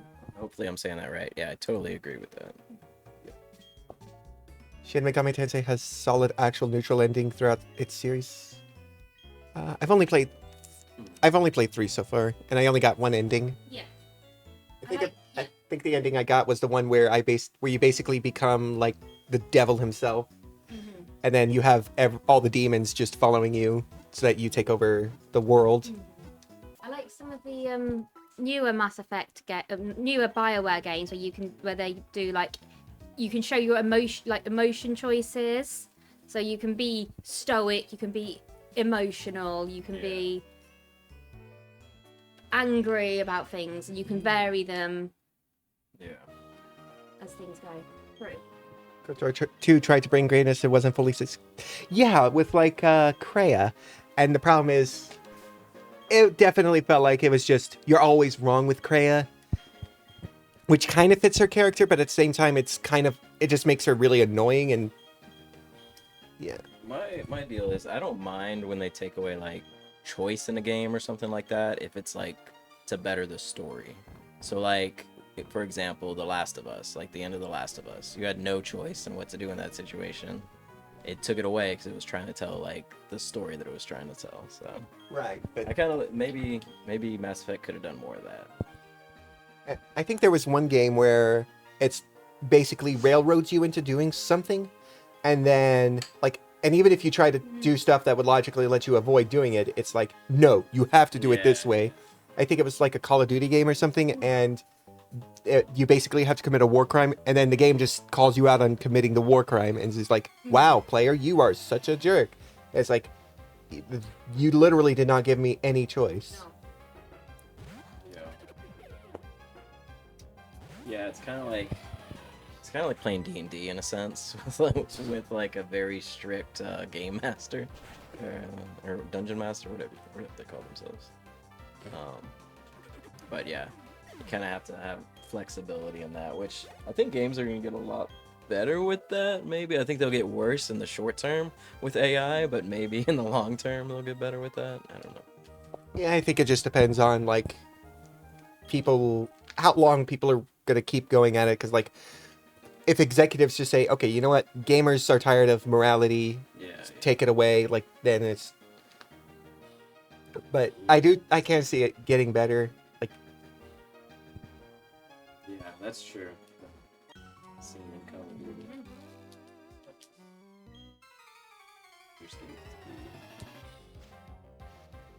I've never played any of the Baldur's Gate games. I feel like I'm like minus. The first these one is days. great. The second one is god awful. Oh, is it? Yes. don't expect AAA games to get much better in that regard. The indie and AA games, maybe. Maybe. Oh no, the funk is gone.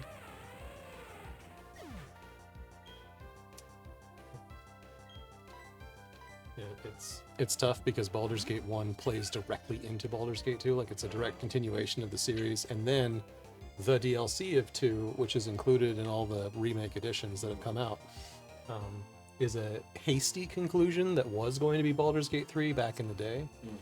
Like, it's a really interesting story. The problem is the difficulty scale is nuts. Like I cheated and save scummed for hours and just barely scraped through.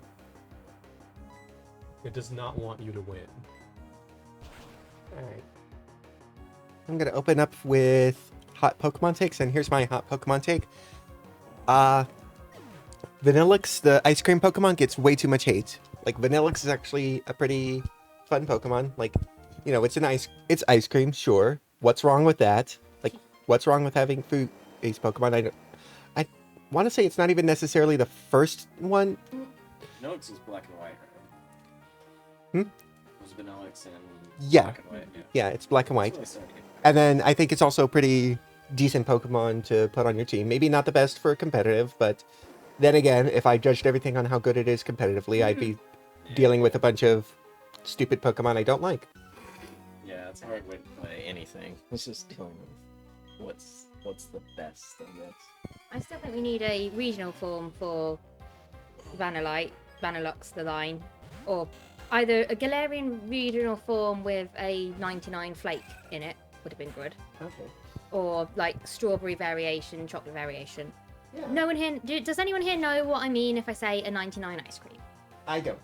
So a chocolate flake is a Cadbury's thing where the chocolate's like very, very flaky. Like as soon as you bite into it, it's everywhere. And there's also a large tradition of putting them into ice cream cones. Okay. They've only. Sounds like Magic Shell. Hmm? We have a product called Magic Shell that Oh, sounds very similar. No, I see where you're coming from, but it's not like pouring the chocolate over. You stick the chocolate flake in it just to make it look like.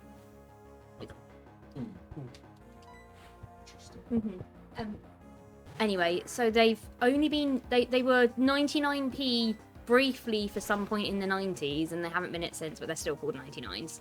Okay. Try one of those. Similar to Freddo Frogs.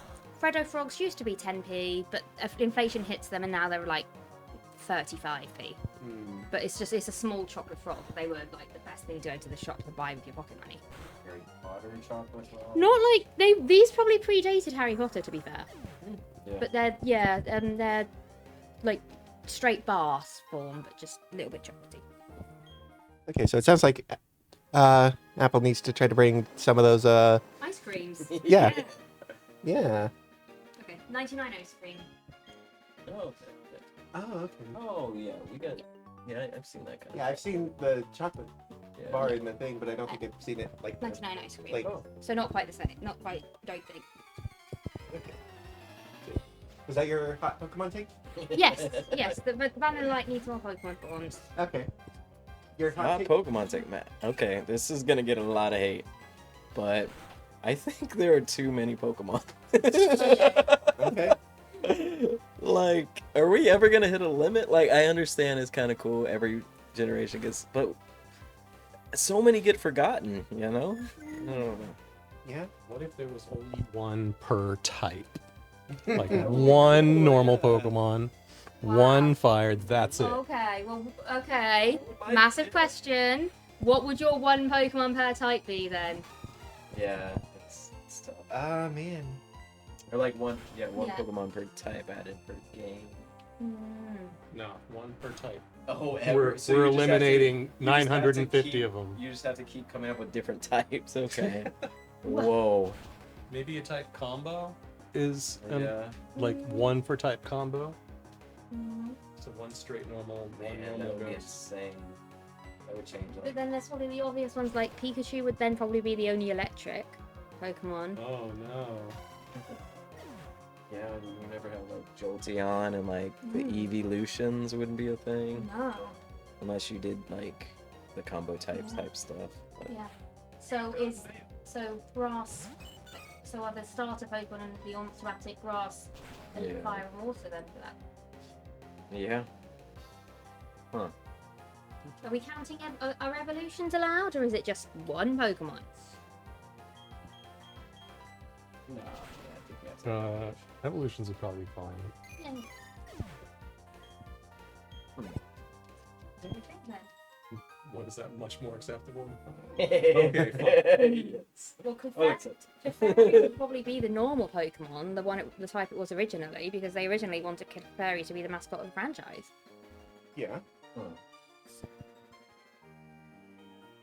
Yeah, so how many do they don't have like a strict number with how many Pokemon they add per game, right? It's kind of just No, it's yeah. whatever they Yeah. So maybe if they were just a little bit more selective or something. Oh, sorry.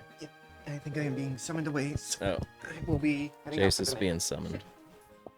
Later, Jay. I'll see everyone tomorrow. Oh, good night. Cool. See ya. Hmm. I said the other day that I think the PC is overused to an extent that it should not exist. And you should get the 6 in your party and that's it. If you want a new one, you gotta swap one out. That would be a cool system probably for one of the spin-offs or the... Yeah. People in the chat immediately came up with, oh, you mean like Pokorogue or something that already exists as a ROM hack. No. Whole mainline game where that's the thing. I think they should also just add a mode in Pokemon games that's Nuzlocke instead of having us like have to do everything that's involved in that. That would be pretty cool. But then, would their own Nuzlocke system take into account shiny Pokemon? Yeah, maybe they'd have to build that somehow in. You could just, instead of going all of the Nuzlocke rules, they could have no Pokemon centers or no reviving or whatever. Oh yeah. That'd be, I think, enough of a major change for a series rule. Yeah. I think they should just let us be in charge of Pokemon. What do you guys think, chat? I think that Nintendo should slip more of their other characters into Pokemon as Pokemon, like Donkey Kong and Yeah. Sonic. Yeah. Oh, what would a Mario Pokemon look like? Oh wow. What would a Waluigi Pokemon look like? Yeah, we either do more Pokemon or we do less Pokemon. That's our thought.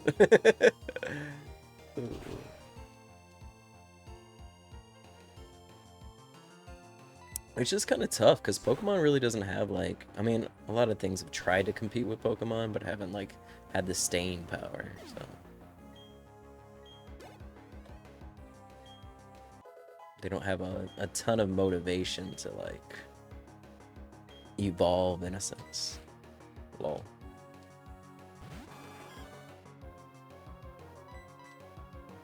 Cursed is what Waluigi would look like.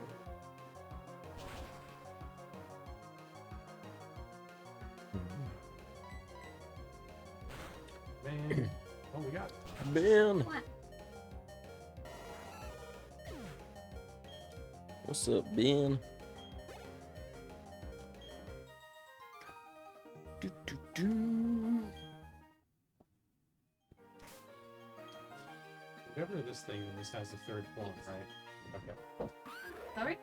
Does this have a third form? Yes, it does. I was yesing to say I am listening, not yesing as an answer. And, What the answer was yes. Either way. yeah.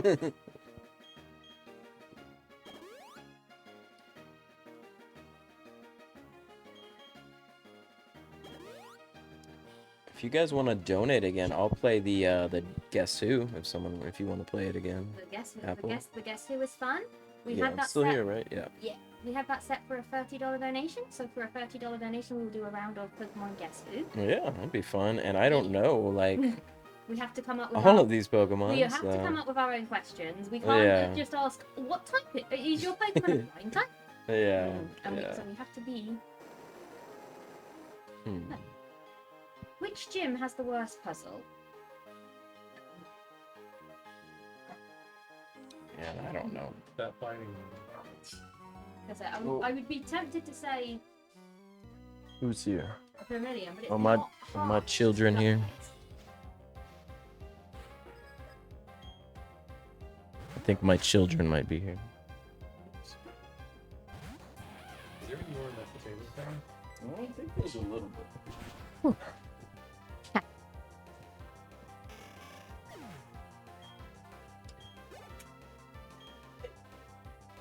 Do you want to play?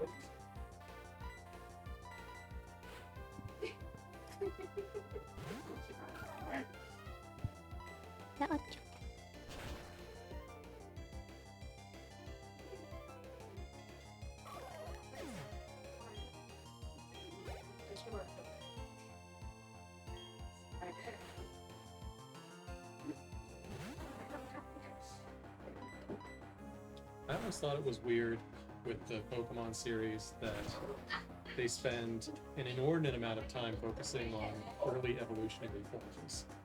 Like Pikachu or Psyduck or The starters, yeah, the starters. right? Especially Right. especially in the anime. Yeah, that's what Togepi. Yeah, you're not wrong, and I just think they don't let Pokemon grow up enough, and they don't let Ash Ketchum grow up. I'll say it before, but the Pokemon anime could have been a great coming of age story just by letting Ash. Hello, you must be Harper. Is that right? How are you? You look, yeah, sure. What do you like? We're playing some Pokemon right now.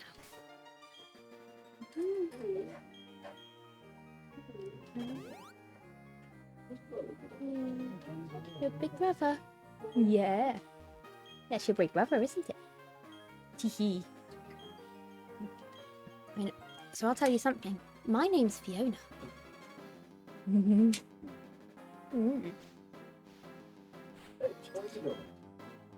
You have a good nap? Yee. Tired. What about her? She woke up. Nah. Look at my nails. They're pretty. Where's your nose? Where's your nose? Where's your ears?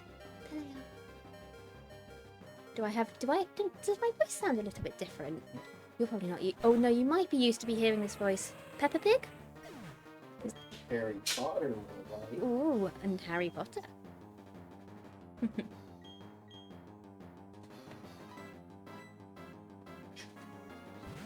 You got anything to say?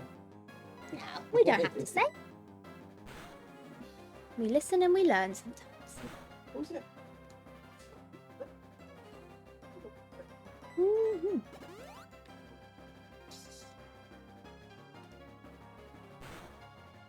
Remember Brit? Mhm. Zoo, almost a big one. Yeah. Ooh. Ooh. Whoa. We're gonna Wow. Fine now. Yeah. Mm. Mhm. You wanna play Harper? There we go. Yes. So, Harper, what are your thoughts about the Pokemon franchise? Very interesting. Thank you. Amazing. Well, I thought Apple's name was Apple. I'm so confused. uh-huh.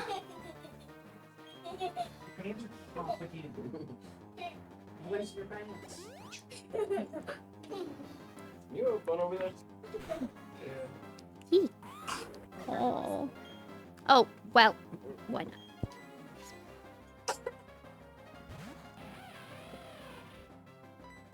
Oh, there it is.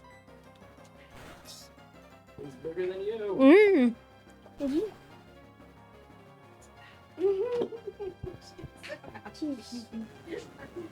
Oh, Harper, Harper, look! I can't even lift this one. Harper, look! What's the size of this one? Hey, I was just talking to Jason about Spidey and Friends. You like that show? No. Yeah, because they're 4 minutes long. It helps. What's the show? If you want one more episode, it's fine. Hmm. Before Mhm. Mhm.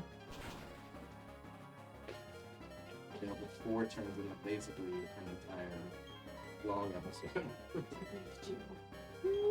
yeah, share a roll with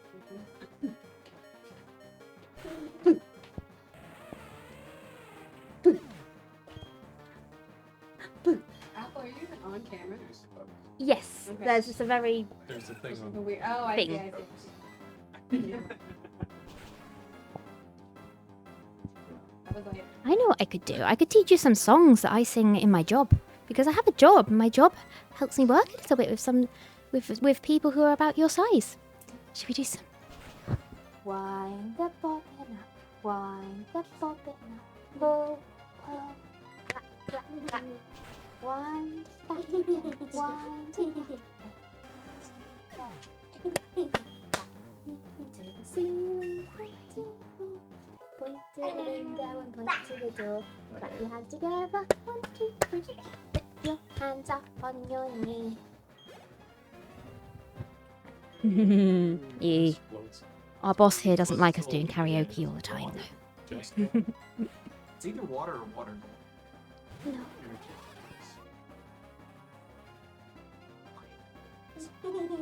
Yeah.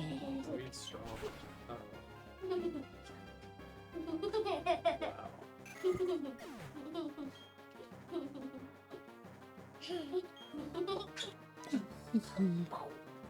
I like your t-shirt. Can we see on it? I think I see some bears. Do they know the story we're going on a bear hunt? Or is that not something that's... Okay, do you all go on bear hunts in your classroom? Ooh. No? Bear hunt? Ah. I think you did with your class school. Ah. Hey. There she goes. Wait, mommy, did Hey, bud, be careful.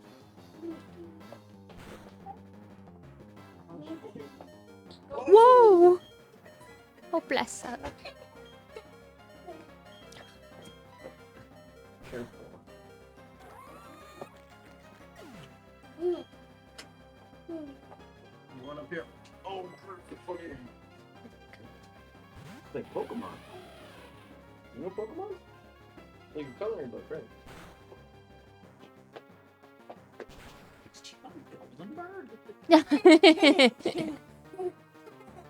Ish. Okay. You're okay. Yes.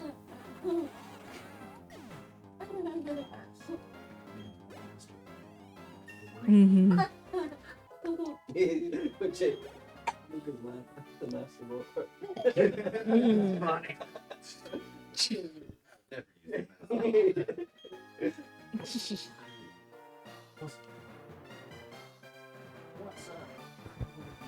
Little bitty. Mm. Is that the summer? Yeesh. Mm. Yep. Tomorrow. You just searched Yeah. I don't think I can. Howdy, Yep, chat. she just I started went and to. took a nap. How's everybody doing?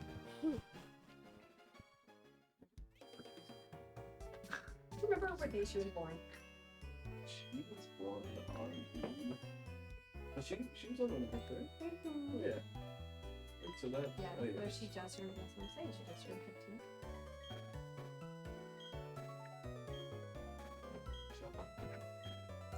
Howdy, y'all. Naps are good. I needed a good old power nap. She's over there. I'll put that there for right now. Phil, have you made your way into the Pastoria Great Marsh yet? Okay. Oh, snap. Trainers are catching up. If you keep going up the way you were just going, I can give you instructions. It's just that there is one thing in there that I think you need, if I recall correctly. Leanna made us some awesome potato, Go like a potato hamburger casserole. What have you guys been eating for dinners? over there. Towards the other way. Other way. Yeah. Other way. Right. Calum's been Up eating there, sleep. up there. Cal's Yeah. been eating sleep. Casca's sunlight.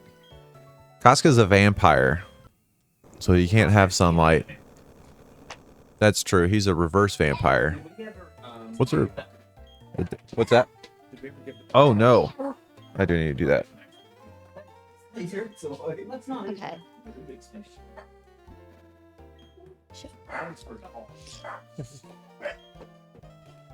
Let's see. We're about to raffle off yesterday's prize pack.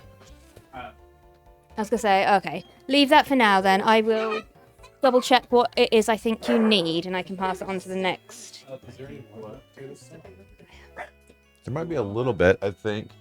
Hey, Joseph. Hey. Is there still more of the potato stuff Bill was wondering? Yes, There's. there's not much. Is it? I'll polish it up. Okay. Yeah, there's enough to like. Looks like a meaty scoop. Hayden, I miss you.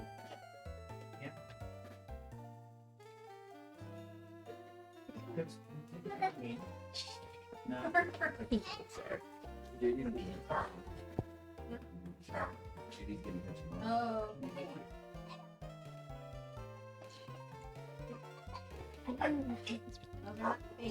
Is that Mr. Slugma himself? Caden, how's it going? Ooh, you been playing Doom: The Dark Ages, Zero? The newest Doom game. It's got kind of like a medieval Okay. setting. Sure.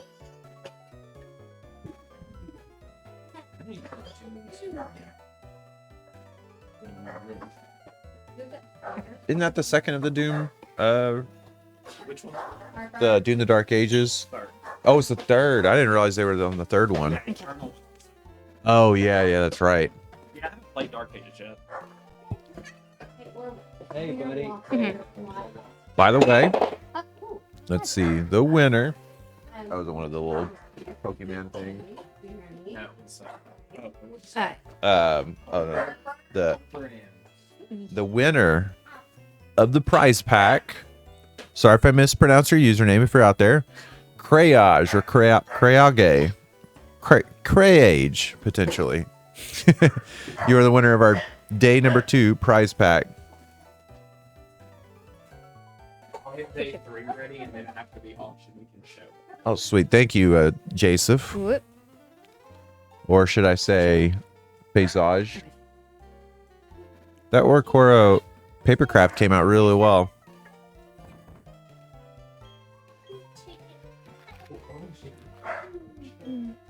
The next Craikage.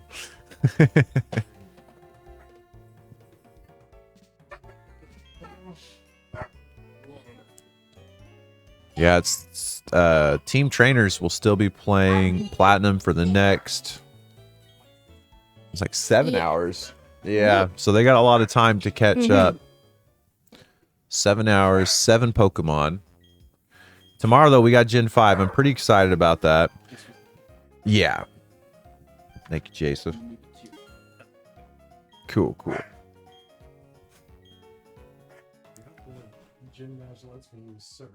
Yeah. Ooh, nice. No, I was gonna say that what I was trying to get you to go for was an HM as well, but it doesn't look like you can get there yet. Ooh, is it one of the orange ones? Yeah. Oh.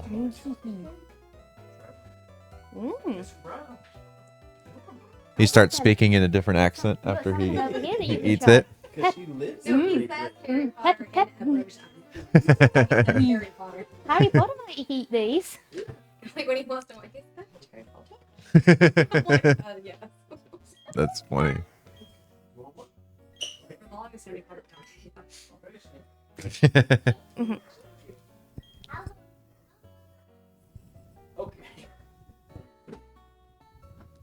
Look at this little tacos on the ground here. I don't know if this is Rubik's toy or. Apple. Oh. I was gonna say I went into a shop. It was in a shop. I wanted to buy it, and I didn't know what else to do with it, so I just bought it here. This is cute. It says Poppy and Duckling. That's a happy taco. We're gonna be having Taco Tuesday here soon. I wonder what she's gonna think of it. Harper's about to try some Joppy cookies. Huh? What do you think? It's already pal.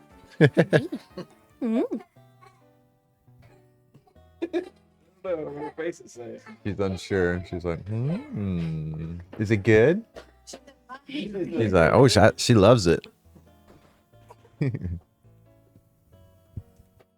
you want some more? Love. No bite. Oh, bum bum bum. Is someone taken? Oh, did our rival get nickname? Let's see. I'm gonna check Tiltify. The brain and the J for black. Yes. Oh, but the rival's still available. Yeah, same props. Okay. Let's see. Pokemon Black 2 rival nickname. Yeah, the trainer got claimed, but there's still the rival available for anybody that's curious.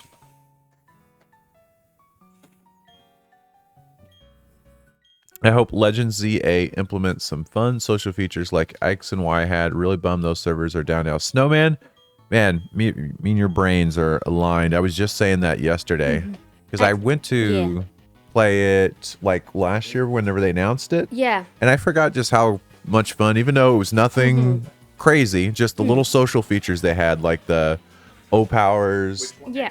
Yeah, Snowman was I saying. was gonna say Yeah. that's go the ahead. best social system they've done so far. Yeah, I X and agree. Y, and it was pretty much their first try implementing it. Yeah, it was cool. It was just a little at the bottom of your screen, just showing other players that are playing online at the same time. Okay. Sure. Yeah. Okay, I am not convinced we have the HM for Defog yet. I am wrong. It is no longer in the Great Marsh. That was Diamond and Pearl. Oh, they moved it. They moved it. It's in the Solacian ruins. Oh, is it the? What was the ruins quiz for the chat. I felt like there was one of the runes. I guess it wasn't Colossian, but there was a rune in Galeria that you had to bring the one Pokemon to evolve. Yamask? Galarian Yeah, Yamask? Yamask, yeah. You have to go under the rock or whatever. Yeah. Yeah, just seeing who was in the same area as you, being able to send them small buffs. Yeah, and it was just a small, Cheers. subtle thing. Cheers. You didn't Oh, even have to interact with it, and it There's was more here. awesome. I loved it. Yes. It made me sad whenever the servers were going down. I'm like, man, I'm not gonna be able to do this anymore. We have another one. Faces was really nice, unobtrusive, but still felt like it mattered. Exactly. Mhm. Now this was a little bit more involved, but not a whole lot. But I really liked Mario Wonders, where all the ghosts are playing simultaneously with you. I love that. The kids love it too. It's so cool. See them. Yeah, and what's funny about it is, well, not funny. There's like a community around the very last level. It's in the special world. It's very hard, and so people just help other people in that last level constantly. So you'll see ghosts of everybody because you can chain help them because say if you die. Oh, it might have. Let's see. Sorry if the count's off a little bit. I'm gonna fix it. But yeah, Mario Wonder has a nice helping community. Most people have beaten it at this point that haven't bought it. Or that have bought it, obviously. So I replayed through it about 6 months ago. And still a ton of people playing it. Still a ton of people out there helping. It kind of reminds me of the Souls community. Souls of the Mario games? In a way. At least with the social aspect. Just a simple, not a whole lot to it. Just seeing the other players in the world with you at the same time. You get the feeling of It is like camaraderie. Soulsborne, yeah. Yeah. The Souls Mario. That's what they need. Souls Mario. They start having these heavy rolls and things like that. What would like the campfire be? Like a Mario Souls game. Yeah. Yeah. Did I make it in time for the auction? You did. We still have. Oh, it starts in 2 minutes. So yeah, Ooh, ooh. right in time. Nodes booting back up. We'll have all that ready to go. We're prepping the auction. Wait. Doritos. Okay. I was making sure you weren't looking at the Doritos face cream. We will eat the Nodes, Doritos. face. Node's really thinking about it. I thought it loaded faster than that. But yeah, I agree with Pokemon ZA. I hope they have some minor online system like that. It would be awesome. I don't know that they will. If they do have something like that, it probably will be next week when we find out. I imagine they're going to go give us a more in-depth look at it. I wonder if anybody's going to do a midnight stream for the new DK. Oh yeah, I bet they will. If there's someone doing a midnight release, I think Joseph and I during the marathon are going to head up and grab a copy. I'll probably call GameStop tomorrow and find out. Can I hold it? Yeah. Who all in chat's picking up Donkey Kong. All right, guys, we are a minute away, and we're gonna kick off this auction. I mess this up every time. Leanna, what was this inspired by again? It's called Mon Poke, I think. Poke Island. Mon It's like Poke Island. Pokemon line for toddlers. She But it's just really cute. yeah, she painted this right behind me, over at the island over there on an island. She painted the island, and so yeah, I guess I might as well get started with the spiel and let you guys know how you can do this. So we're doing this cutthroat auction style, meaning it's winner take all. So someone out there, if you want this painting, this amazing Mon Poke inspired island, one Mon Poke Island inspired painting from Leanna, all that you have to do is donate to St. Jude. Where can you do that? Well, you have to use one of our links. So if you type !donate in the chat, it'll generate a link for you. There's also a big donate button below our feed. If you click there, any donation will start this auction off. So let's just say I'm just going to pick on someone. I'm just going to pick a name. This isn't, don't feel like I'm picking on you saying you have to donate or anything. But Dorothy, I see your name. So say Dorothy donates $1. A timer will start. And if after 5 minutes, no one has topped Dorothy's donation of $1, then Dorothy would win. But, you know, someone's going to donate more than $1. Someone, let's say Wolfie, then donates $5. The timer will reset. So essentially the name of the game is who can maintain a lead for 5 minutes. Once 5 minutes has elapsed and no one has donated for 5 minutes, they'll be the winner. It's pretty simple. If someone in the chat could do !auction, there's another quick summary. Just if you want it like in written form, it's pretty simple. There we go. I'm gonna just read this real quick. Our cutthroat, yeah, thank you so much, Ben. We can't wait to see you. Our cutthroat auction is a winner take all. My Texan coming out there. Winner take all style auction. All proceeds go to charity, in this case, St. Jude. Donations for the auction are cumulative, so your donations do stack. In order to win the auction, you must maintain a lead for 5 minutes. Once 5 minutes elapse without a lead change, the winner is crowned. You may also donate on behalf of other people during the auction. So yeah, if say someone's at $50 and then someone donates 20, because the lead didn't change, the timer wouldn't reset. Another detail is donations can stack. So if Dorothy were to donate $10 and then 20 minutes later the auction's still going and he donates 40, you would add his $10 donation and his $40 donation to give him 50. If you have any questions, please feel free to ask as this auction goes on. Let's see. Also make sure that doing multiple small transactions in a short amount of time won't flag your card or bank. Yeah, it's crazy. Out of all these auctions that we've done, that hasn't come up very often, but it has happened. I remember someone was mid-auction and they donated like 20 times and they're like, hold on, I have to call my bank real fast and tell them I'm not.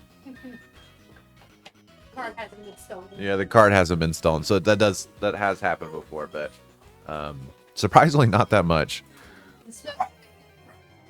Don't worry. Yes, it is back.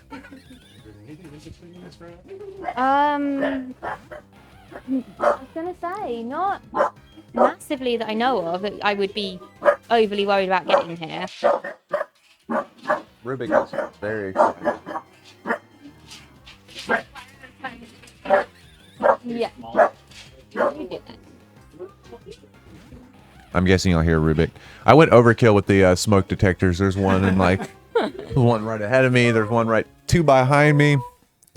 We're safe from the fires. Yeah, I got like a huge pack of them, and I was like, you know what? Might as well install them all. I've got them in all the rooms. Yeah.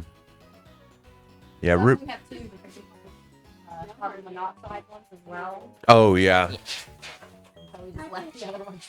We can get rid of that fog if you want to. Okay, guys. Next donation will start the marathon. We'll have to battle through Rubik. Maybe. Yeah, that will be great. Yeah, next donation, whether it's $1, $10, $20.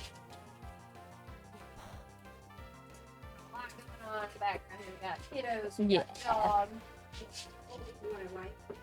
We got auction.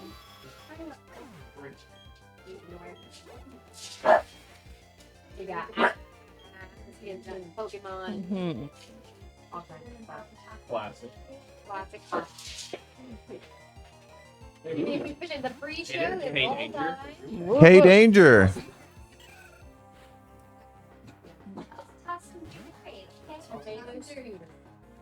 Oh.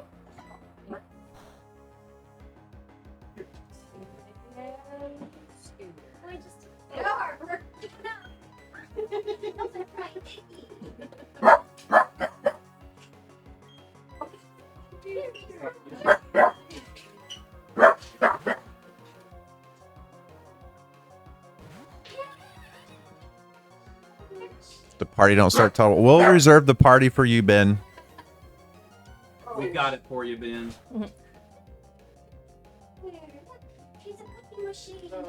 Hey, Dave, you're just like tomato Orange scooters. tomato scooter. Okay. I think he's throwing tomatoes, but I'm not really sure. if the scooter- Well, 1 second. 1 second. I gotta get Rubik out. Trying to give him treats. We'll stop freaking out. Alright, folks. Sorry, baby's over here. being- Tomato scooter is forever. Tomato scooter forever. Okay, Yeah. okay, Andrew, you get it. You're right. Yeah, okay.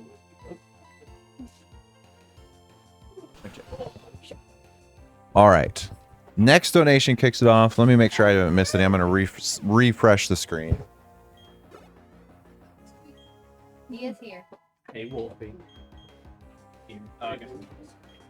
it's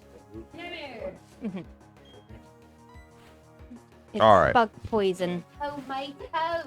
Pull them, smash them, stick them in a stew.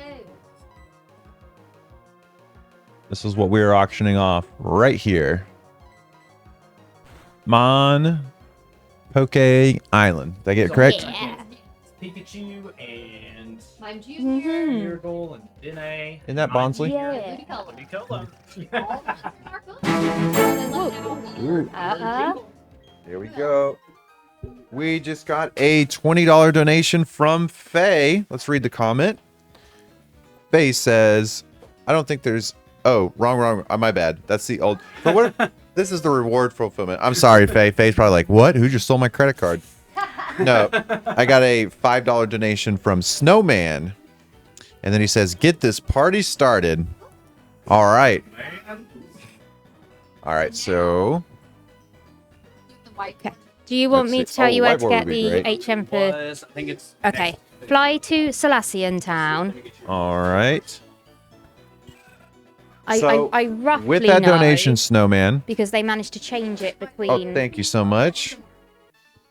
I roughly know because they changed. I'm going to it between start the Platinum timer, And and you guys have 5 Diamond and minutes to try to top that lead. Alright, Snowman. Faye was mildly alarmed at first. All right, at 5 minutes, if no one has topped the lead, it will end. Thank you so much, Lana.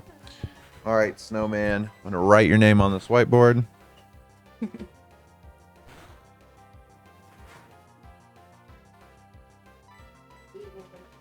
Snowman, $5.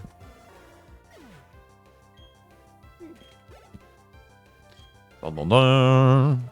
Okay. Plenty of time. You guys, we're only 30 seconds in here. Got a fresh fry on the clock. That's true. Oh, yeah, we got a new Fresh 5 emote, Yeah, thanks to can we, Luca. Can we get that fresh fry emote, please? Yeah, it's one of the free tier or whatever. Snowman, if you're to get this painting, where are you There we go. Thank you, Ben. There we go. Jade's got it in there. Wolfie's got it in there. They're so fresh. I would put it, this is me personally, when Okay.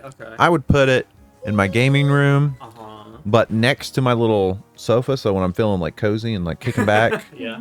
playing some Pokemon. What about you? Yeah, where would you hang this? We're fresh. How fresh? Wolfie's also a team trainer supporter. One of those. A dedicated room where you keep your retro video game collection. Oh, I love that. That's a good spot for it. Snowman, I want to see your collection. I love seeing people's. Obviously, you don't have to do this, but if you ever do, in the Discord, there's a gaming section. Post it there. It would like your complete address. Yeah. And Mhm. photos of every room in your. Oh well, if Snowman And where you wins leave the your door unlocked. auction, Britt will get the address. Oh. Ooh, the long con. This entire auction marathon has been a journey for Brit to get Snowman's.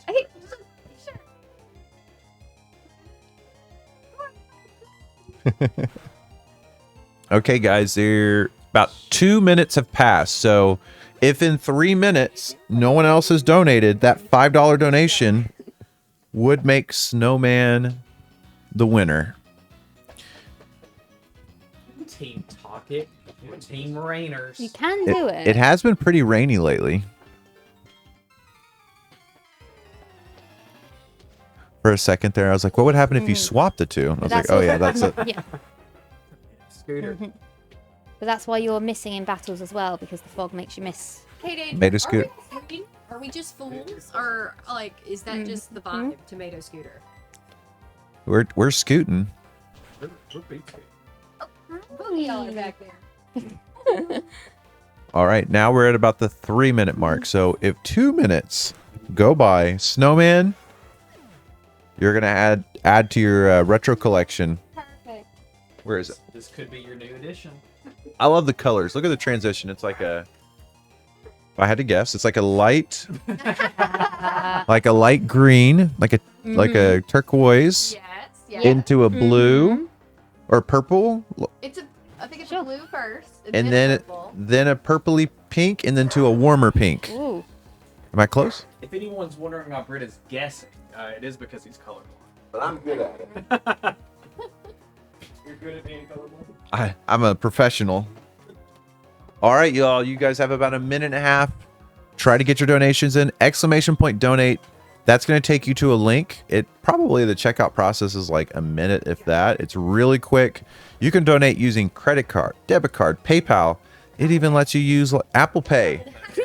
All sorts of things are accepted. 100% of the money goes directly to St. Jude Children's Research Hospital. Jason wanted to take it home and put it in our girls' room. She likes Pokemon. Oh, this would be perfect. Maybe I'll pay her another way. Joseph bought during our Souls marathon. Apparently, I'm Just some of buying. the Souls ones, right? Yeah, I have a Solaire. Exactly. Oh yeah, Apple did claim to pay. Apple's paying. Guys, you have less than a minute. Less than a minute. If not, Snowman will win the auction at $5. Retro room. About to end. That was fun. That's what Well, we did once we earlier, get play Pokemon. closer, we'll give like a 15-second or a 10-second countdown. If not, Snowman, you might have got the best bargain ever. Big deal for Snowman. Oh, there we go. Well, Snowman, I'm sorry to disappoint you, but there is a new leader. It is a $10 donation from Carnera. Let me refresh and get the just Carnera with Just 10. Carnera with $10. All right, so far this is raised. I had to make it dramatic. Snowman says.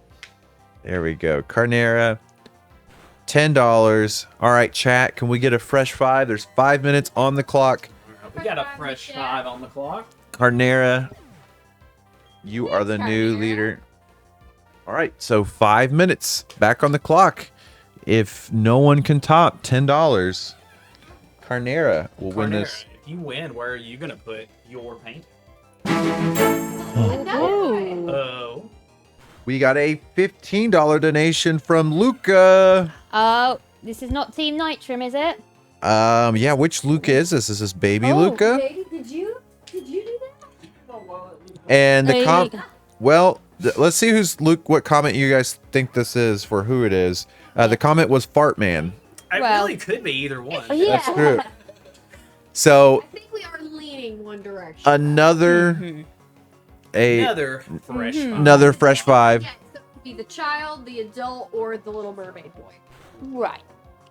All right, we're I'm gonna not sure. stop. I've seen them. Reset. Did you mention that people can form teams and donate to help each other? Yeah, if you would like, say you're like, my house is full of paintings, so I can't fit them, but I want Snowman to win. He laughs like that's not You- our house. You could contribute to their squad or their team to win. But right now, $15 is the new leader. Luca at 15, Carnera at 10, and Snowman at 5. And I started a fresh 5 minutes on the clock. We're about 30 seconds into it. Fresh 5. So far the painting has raised $30. Was it written as a name or a command? A command. So he might be saying fart, man. I had enough of that from Rubik earlier. Oh yeah, he was ripping some. Come on. You'd adjust it and just be like, it was just horrible.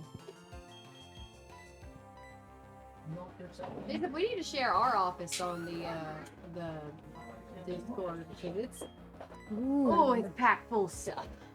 It's got the gamies. Monkey whale. Hey, Danger. I want to know what's in your mind.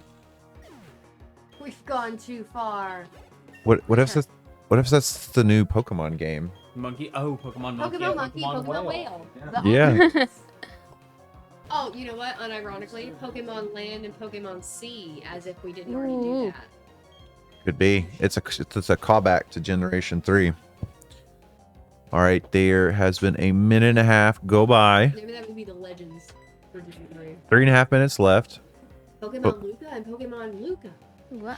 Pokemon Tomato Scooter. Tomato. Perfect.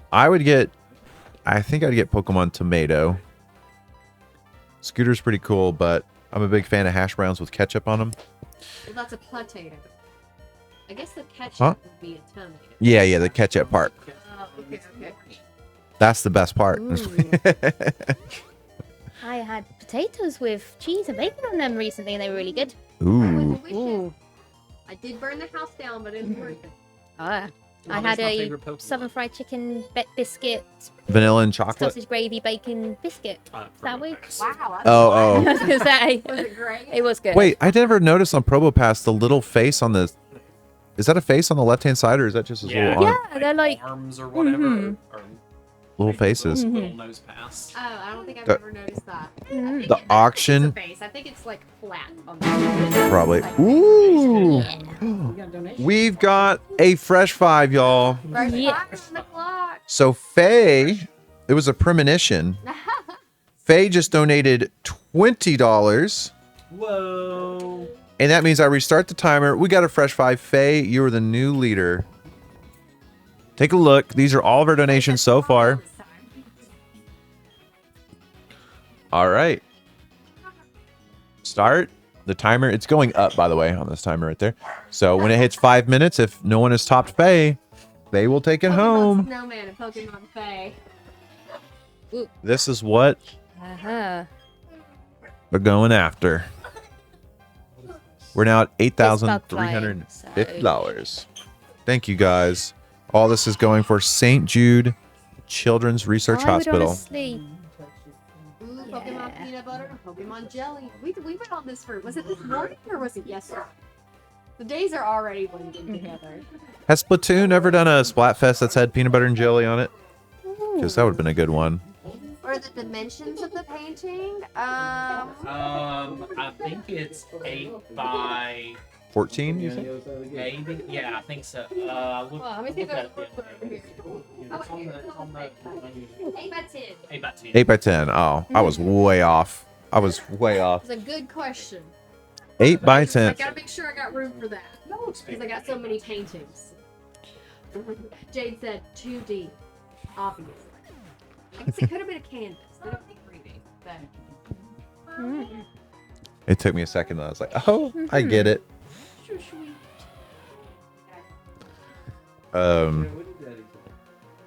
What was I gonna say? Chat, out of all these Pokemon that are on here, what is your fave? she's like, I don't want to watch Paw Patrol. And be like, no. She's Ooh. like, Jay said. I'd say Even though she, like, she hasn't. I'd say Dedenne is my favorite of that. Dedenne? Mm. Mine is I always like Ludicolo. Jaceph's a I Ludicolo. think the Ludicolo turned out best. He's my favorite one. I'm a Ludicolo head. What's Smeargle? I was just talking about yesterday how the unknowns, I wish it would have unlocked Smeargle since his lore is like he's the painter of them, right? The unknowns? I think so. Am I correct on that? That Smeargle painted all the unknowns and the ancient runes? Smeargle invent the alphabet? I think he did. Oh, not the alphabet. I think he's the painter. That's why I thought it'd been cool. The internet. No, I think it might actually be in his Pokedex. But oh, sorry with the timer. About 3 minutes left, y'all. About 3 minutes. Faye is our current leader. And his painting abilities. This is their totals right now. $20 is the lead. It's peanut butter jelly time. It got suddenly quiet. It's the excitement of waiting as we just are about to tick to the 3-minute marker.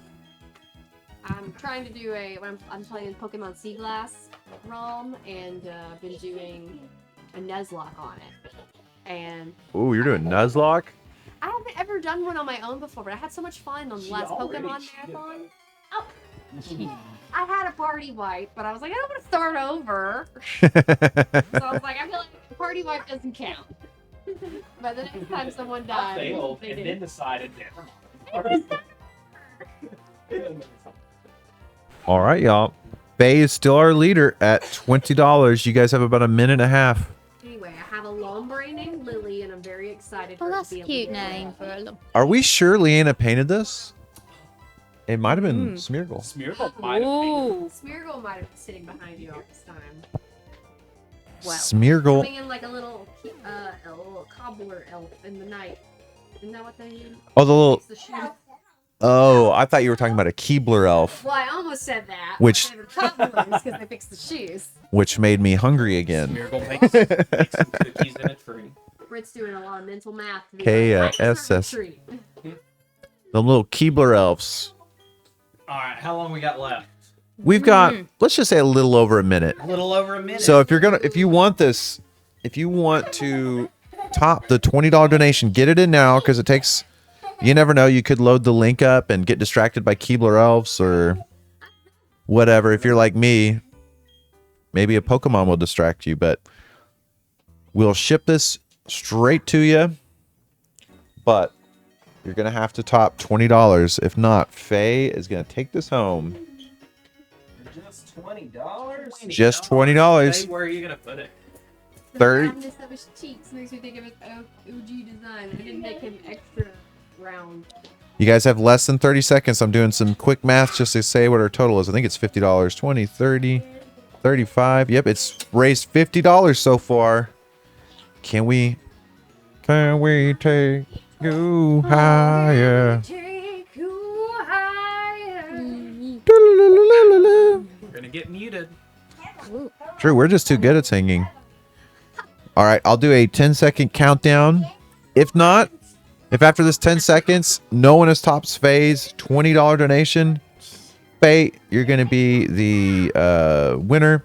And actually what we'll do is probably reach out to you on, what's the word? Twitch. And you can send us your, where you want it shipped. But, okay. Make sure your DMs are available. We'll slide in them DMs. All right. 10, 9, 8, 7, 6, 5, 4, 3, 2, 1. Baby Harper said, Happy New Year! All right. Congratulations, Faye. amazing. Faye, you are the winner of this beautiful painting. Raised $50. Thank you, Faye. And thank you, you guys, you little Keebler elves out there. Thanks to all you little Keebler elves out there. $50. Do do do do do do do. Well, I like that gummy bear emote. James with a little cat clap. Oh, I thought those were two people kissing. I thought it was too. Yay! James is like, let's celebrate. Well, that's awesome. Yeah. I'm gonna Thank move you. this to- Sure. If you want, you can go move it in the game room. Yeah. The All Zelda right, Faye. shrine. All right. Yeah, stick it on there. I need to allow DMs first. Give me a minute and just. No problem, Faye. Yeah, We'll- we'll probably do it. We usually do it right after the marathon, I think. I could do Or do you it. do it during? We could do it now just so that it'll just stay in our DMs. Oh, okay. We won't be able to ship it till after the marathon, but Mhm. He's got some strength. I logged into the TSG one here. Which one? I think I am. Oh, let me I know. click. Thanks. Click. Click. Mhm. All right, let's see. Where's my mouse? There it is.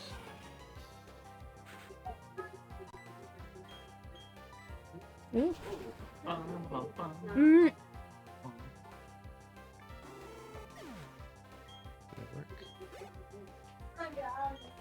Is Whisper? Oh, Fartman was a name for a Black and White 2 rival. Oh. Okay, Nitro. You say so. I'm not sure if I'm even on this.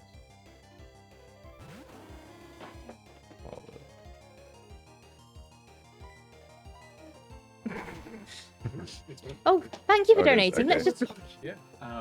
I was thinking that was like Mm-hmm. secretly messaging in the chat. Actually, let me test it with.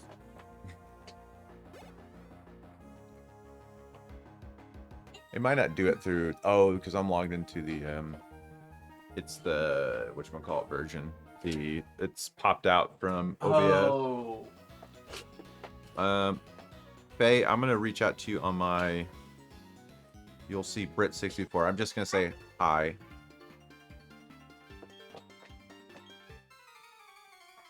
Oh, is this now? Knob. Oh no. They said that they're gonna do one last fight and then retire. Aw.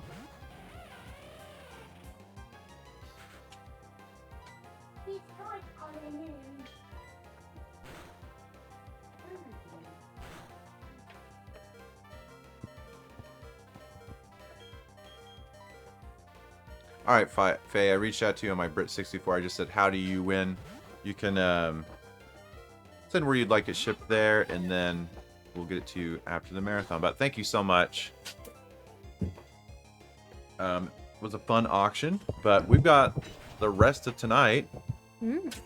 We got rest of the week to have some more fun. So let's keep this. Let's keep the donations flowing. And thank you, Leanna, so much for painting it. It's another $50 to charity. $3,350.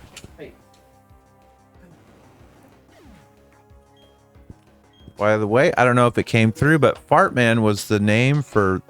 Oh, he also chose the Black 2 Rivals Fartman. Chef's like, we hit 8K? We will. Oh, Faye, I got an easier idea. That way, because I don't want to make this hard for you. I feel bad.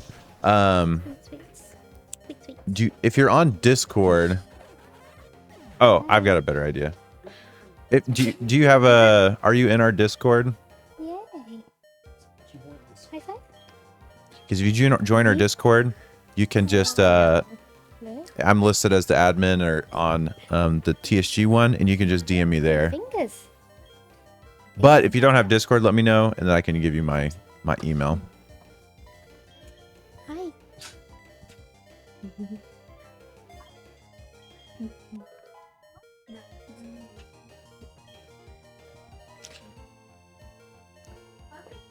Do, do, do, do.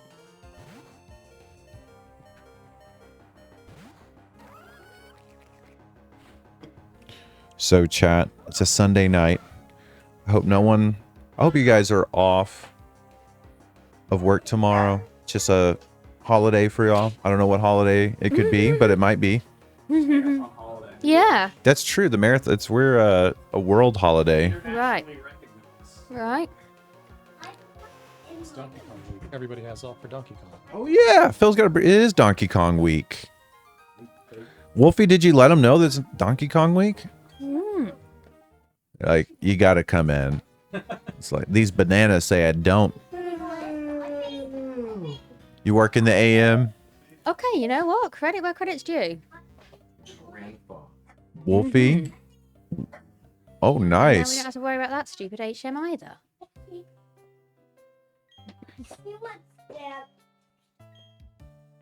Y'all remember that movie called The Mist? Yes. Is that a Good ending. Who did the mist? What? Oh, okay. Okay. It was based on a Stephen King short story. That's what I was thinking. I was like, is that a Stephen King thing? Huh. Tomorrow is Bastille Day in France, I guess. So there's some. That's true. The French love Donkey Kong. Harper, do you like Donkey Kong? You like Donkey Kong? You want to tell us about what you like about Donkey Kong? Where'd you see Donkey Kong? Luca loves Donkey Kong. You like Mario? Mario's the best. What about Bowser? Wow. Do they like the Mario movie? Oh, the Bowser song? Peachy. Wolfie says, tell Rob I said hi. Who? Wolfie. Yeah, it's funny that his first exposure to Mario was the Mario movie. I'm sure that's That's a true lot. for a lot of kids Yeah. now, you know. But, Mhm. like, that's gonna But be I a mean, thing. that's going to be the next generation of Mario game players, Yeah, and possibly the next generation of game designers on the next. Yeah. going through. And they'll get their start because they watched the Mario movie. Yeah. Pretty funny. He's gonna be confused when Chris Pratt's voice doesn't come out of his mouth. Oh no, this is Charles Martinet. You need to learn this because this one is more important. Yes.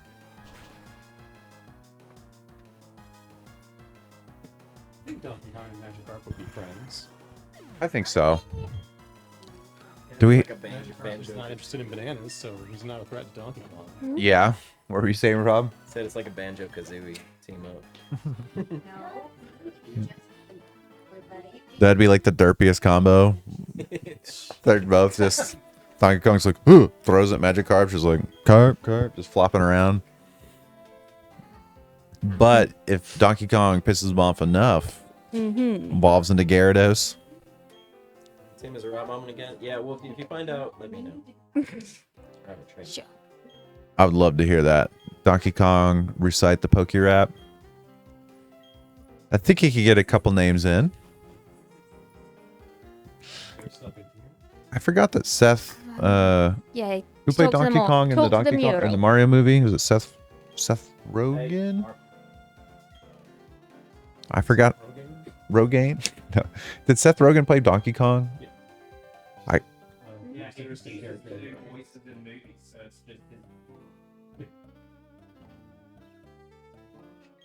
let's see. Now the real question is. Oh wait. Now the real question, chat, is which member of the DK crew is your favorite? Oh, that's a tough one. I'm rooting for Chunky Kong to be into Bonanza just because I see him the least, so I think it'd be funny. But my true favorite, probably Cranky. I'm a funky stan. Oh yeah, Funky is pretty. He's a pretty cool dude. Sure. I'd say Diddy Kong.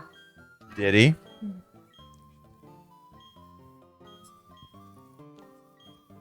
We did see a little bit of Diddy in the last direct for Bonanza, so he's in there.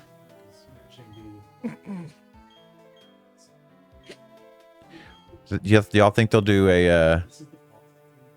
Yes. a new Yes. DK rap and add Pauline into it?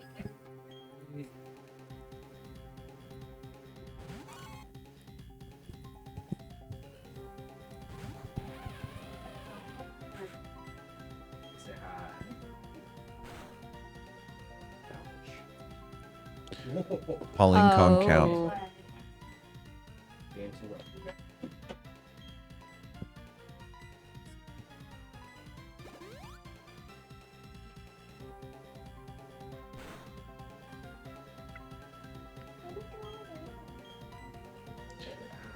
So the next Mario movie is supposed to be in like Yoshi's Island or something like that, right? Yeah. You think Donkey Kong will be there? I'm going off the rails, y'all. You see, Universal, what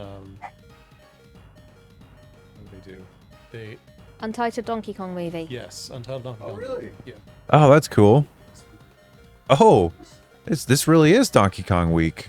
Sunday counts as the start of the week, right? Sure. They are actually building a Universal Studios park to open in the UK. Ooh, that's cool. There's been jokes. What would be in a UK Universal Studios park? We already have a Peppa Pig theme park in the UK, so it can't be that. I got excited because they announced Universal's doing a big thing in DFW, but it's a kid theme park. To get a foot in. I hope so. Could you imagine if we got the Nintendo World here in DFW? As of right now, it's like Yeah, a kid sure. themed one. So instead of Mario World, what about Rare World? Banjo Kazooie themed. Oh yeah, Banjo Kazooie would be great. That's nice themed. The word has, I guess, a lot of people have reached out to, or at least a few have reached out to Microsoft, seeing if they could do something. I think, what's it, Bob's Toys for Bob? I think I do think we'll get a banjo in the next decade. I don't think that's the boldest of predictions, but I think we will.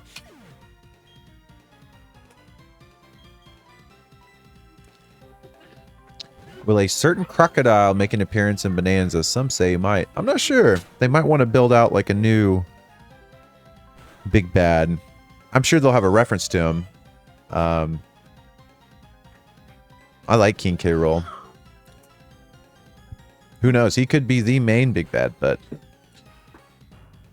I wouldn't be surprised if they're like, you know, wanting to establish new characters. But King K. Rool, he'll be back in somehow, some way.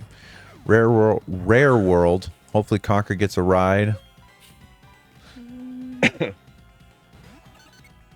didn't know until a couple, I don't know, someone brought it up in the marathon. There's a Conquer's Game Boy game. Yeah, is that one actually that's an actual kid focused game? Did that come out before? Oh, okay. So Pocket Tales came out. It's a kid focused game. And then they were like, let's get nasty. Kids really like poop.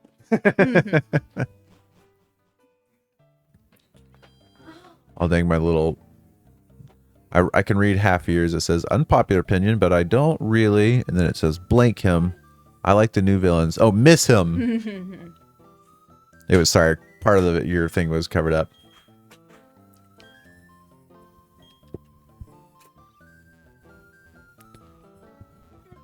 A lot of people are speculating because of Void Kong. His expression with his eyes are like, guys, those eyes are real similar to King K.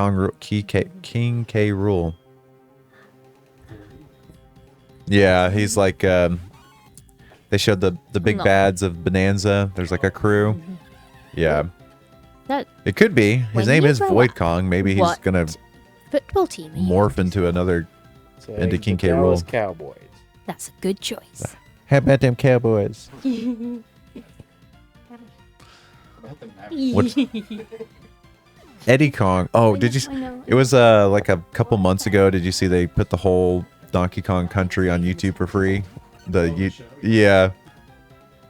There's this that's absolutely massive, and even I can't. I watched the first half of episode 1, but haven't watched more than that.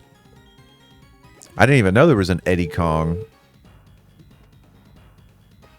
Stranger Things. What does Eddie look like? Oh, I'm guessing a Kong, but does he have any like distinct features about him? Is he a certain type of monkey? Do you think he's got glasses, like shades type glasses, or just like They're transitions. Transitions? Let's see. I'm gonna look up Eddie Kong. What else do you think Eddie has, Rob?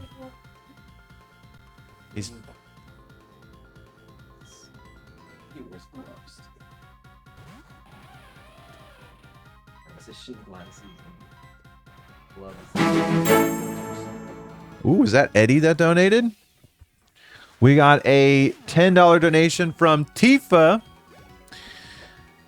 Tifa says, can you name Purloin Blizzard after my very sassy cat? I love sassy cats. I bet Blizzard's white. All right, I'm marking you down. Putting for Purloin, gonna put Blizzard. Oh, okay. I'm gonna pull up Eddie here in a second after I.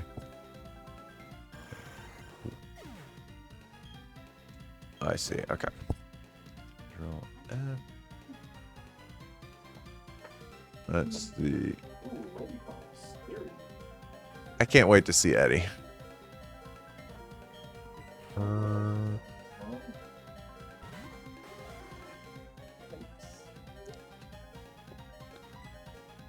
Let's see. Blizzard.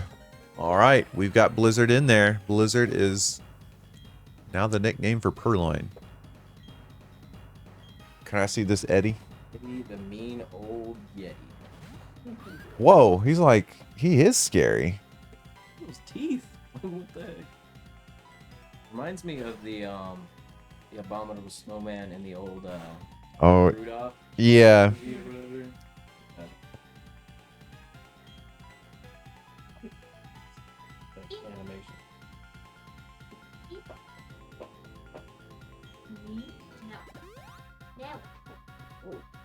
Okay.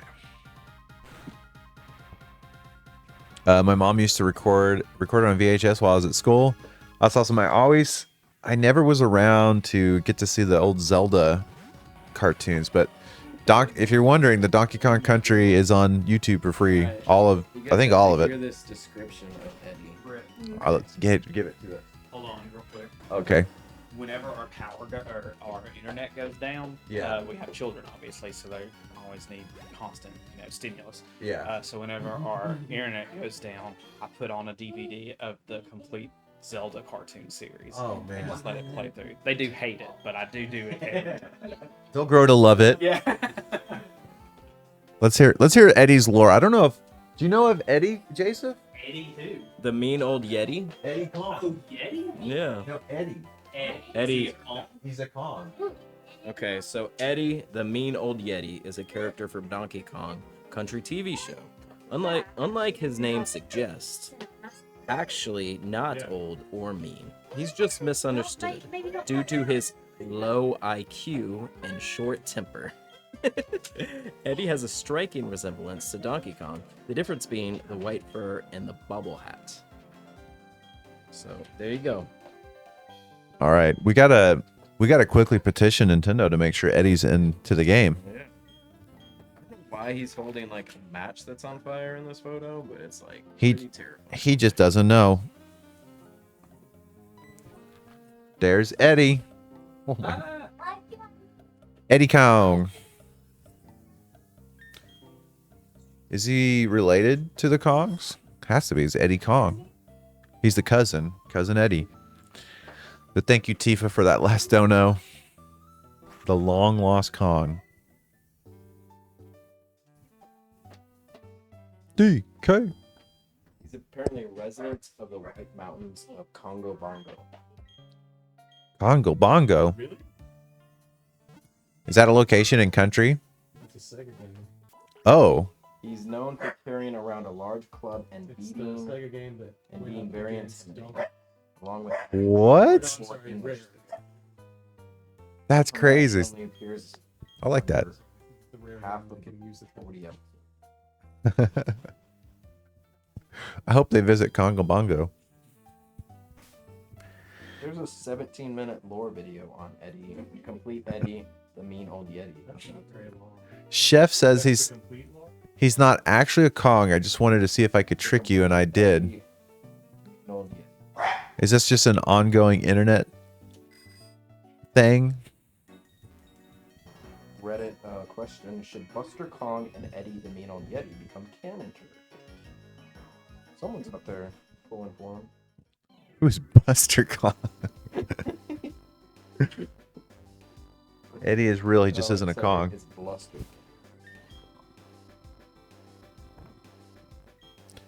Was his name not? Oh no, Buster Kong. Uh-oh. Oh no. I can't wait to see Bluster Kong. I think you can.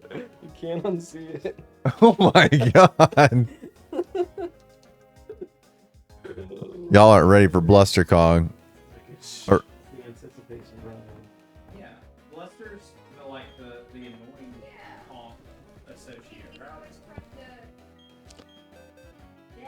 Yeah, he's doing How to adjust your television screen. is it? Buster Kong, an original character from the Donkey Kong animated Yeah, he's always series. trying to Based on the game, make so. a girl game. Does not appear in any of the games yet. Sounds like that article might know something. Buster usually serves as comic relief in the anime. He and his mother are owners of the Battleworks factory. Okay. Let's go. Can you guys hear Rubik Kong? He might be part of the Donkey Kong lore soon. Are there any mermaid Kongs? Like half monkey, half fish? If monkey and which half is fish? It's got to be the bottom half. It's got to be the fish part, right? Wait, you guys know about Candy Kong, right? She mermaid. He's something. I don't think this is official fan art. That's Jason's favorite Kong. Is it Candy Kong? Yeah. They like 90% fish, so like monkey all the way down to like the ankles, and They're then, just little. and then a fish tank. Like they have legs, but they're useless. Why is it so much taller than all of the other Kongs? Oh my god. Everyone else is on or nothing. Is this legit?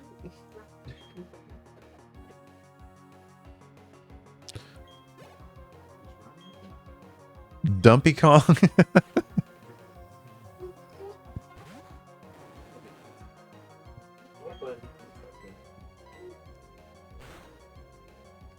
A lot of people were disappointed. I guess the Donkey Kong Bonanza street day got broke and people opened it up and it's a red cart and they were all hoping it was going to be a yellow cart. Missed opportunity. That'll be the reprint. Special edition.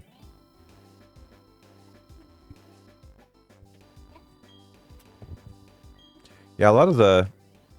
I know there's some of the Game Boy games that have the yellow color. Not all of them, because I have Donkey Kong Country on the Game Boy Color, and it's just one of those... like a pale, translucent color. There you go. Ben's got a sneak peek of Dumpy Kong.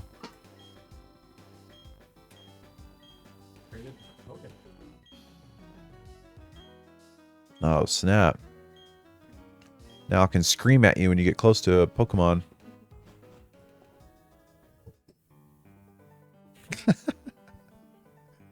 The mystery of like the emote goes away when people quote it. Shows Ben's Dumpy Kong, sissy that curry thick.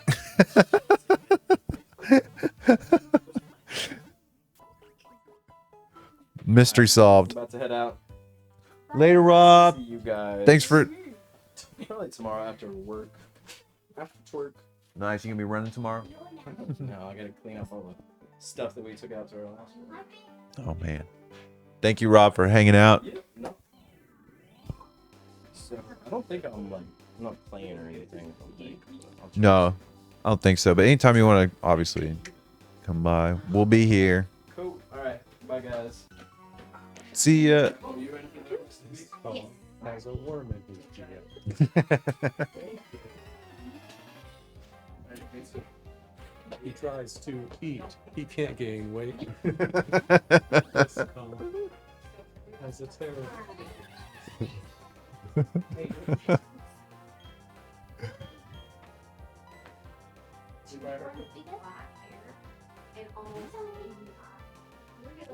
Freaky Kong.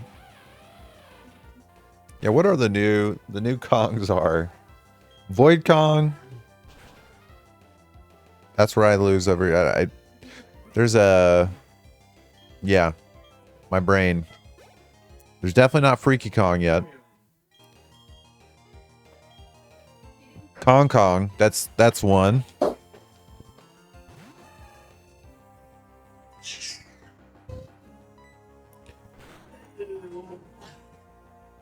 Do you know the new Kongs, Jason? Oh, one of them is like Capitalist Kong. What was he called? I texted you. Yeah. There's one starts with a V. It's like Vixen Kong. No, it's Poppy Kong. Poppy Kong. Poppy Kong.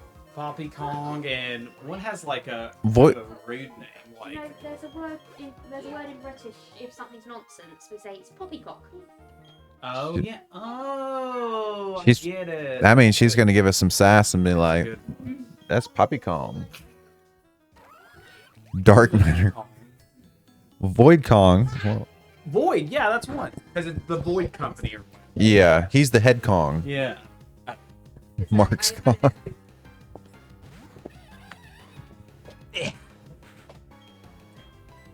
Mark's Kong.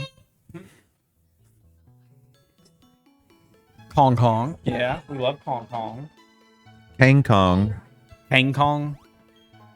What's it called? New Kongs. What's that third? After he got kicked from the Marvel series, Nintendo picked him up. Kang Kong. Not the new Kings.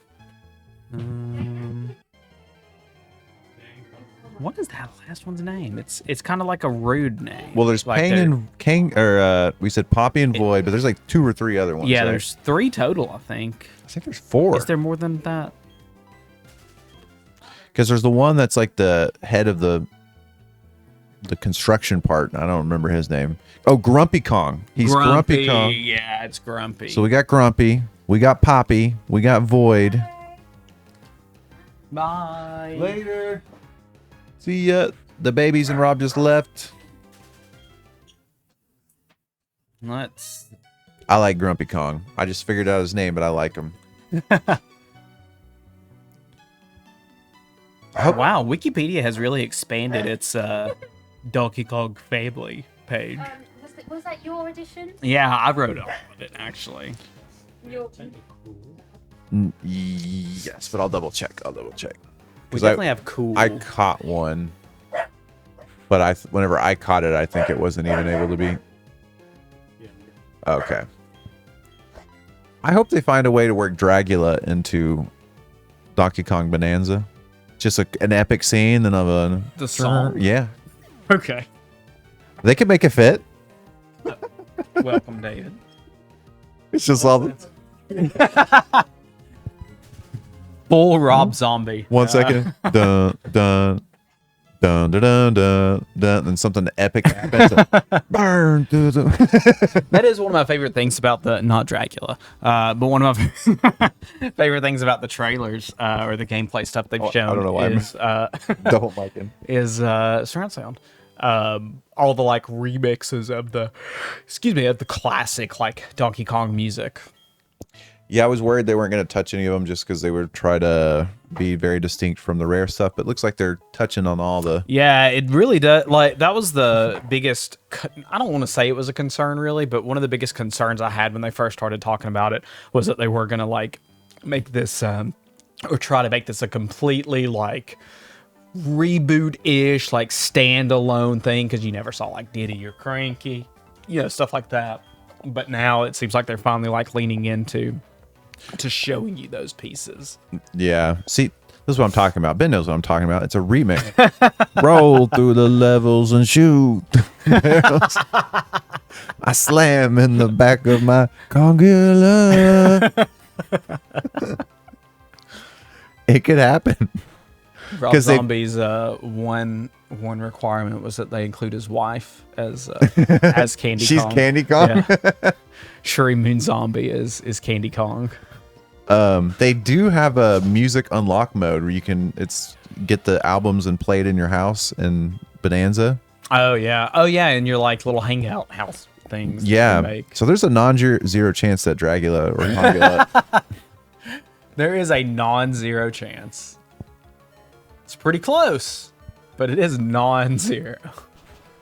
Oh, what if they get his own Zombie Kong? Zombie Kong. That's it. It's like one of the later levels. It's like in a cemetery type setup. Contractually, they have to add him to Mario Kart World too. And you have to be able to drive the Dragula. Just like in Twisted Metal. I want them with Mario Kart World. I do. I want them to go like full Tony Hawk's Pro Skater with like their characters, like throw Jack Black in there. Oh yeah. Jack Black's just in everything. Wants to take you down. Throw Twitch Stick Bam Morgari in there, sure. Yeah, our chat's been a little bit weird tonight. Apparently, blocked someone else from saying something. It was I think Faye was saying something just normal. Oh yeah, it and blocked. I can't remember what it was, but I think it was normal. Jade said something like this morning or last night. we're under attack. I wonder what it's doing. I've never said anything normal in my life. Maybe you have to just say unnormal things. Are you still using my amazing team? You are.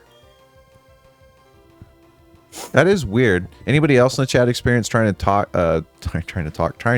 or say something in the? Yeah, has Twitch changed their the moderation like settings looked different this time too to me, which I haven't like been a mod view on Twitch in a while, but Didn't Twitch block me from saying miss? Oh, you said it there. Britt said it was bleeped. Oh, it wasn't bleeped. There was yeah, there was just a giant thumbtack over it. So when I read it, it made it sound what you said much worse. But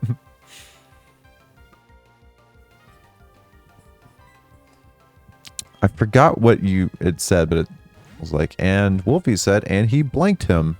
I was like, Okay.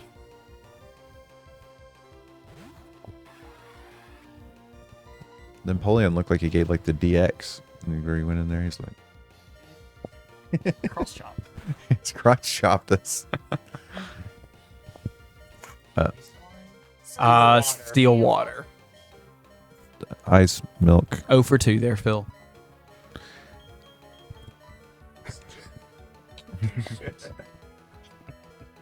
Yeah, I'm ready whenever you want to be done.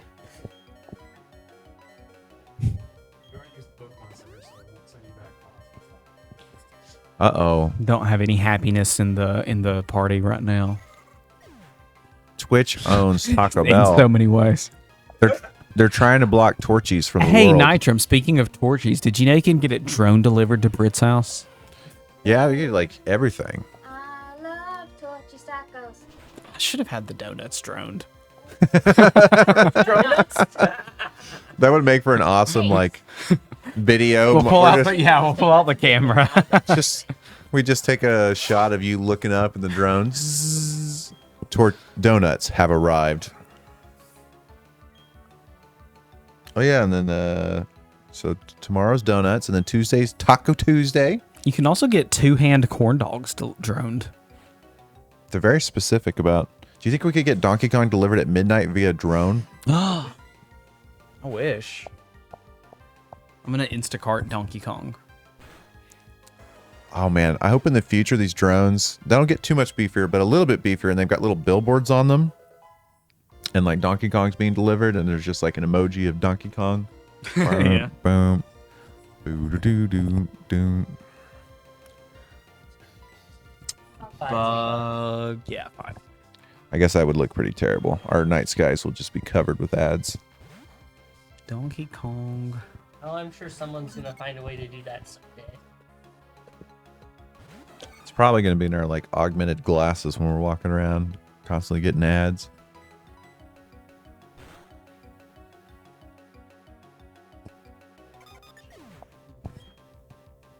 Classic Jodine.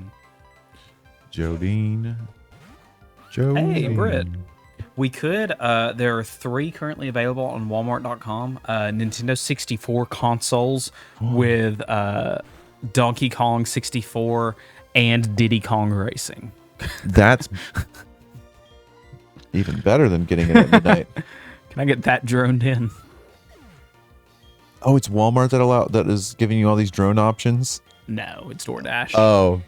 But maybe Walmart too. I don't want them to put me out of a job. They deliver everything with drones. I won't be able to drive around delivering stuff anymore. Walmart down the street, it Did does you put do the drone Pringles delivery, in the but- bags? No. Did you get to pick up your own Switch 2 whenever you got it? No, it was sent by the morning drivers. Okay. What did you get in yours? Did you get chips or Chips and a soda. nice? Can of Pringles and a Coke, I think.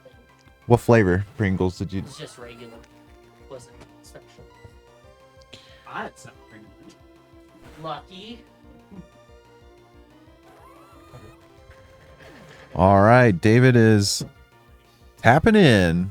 All right, here we go. Can Gamer David close the lead? I mean, I'm the one who got There us have the to be lead a in the bunch of first routes at place. this point. There's not much left to unlock that you can like get to. Yeah, that was my problem this morning. Is like every route was the same Pokemon until you Yeah. just progressed. Yeah.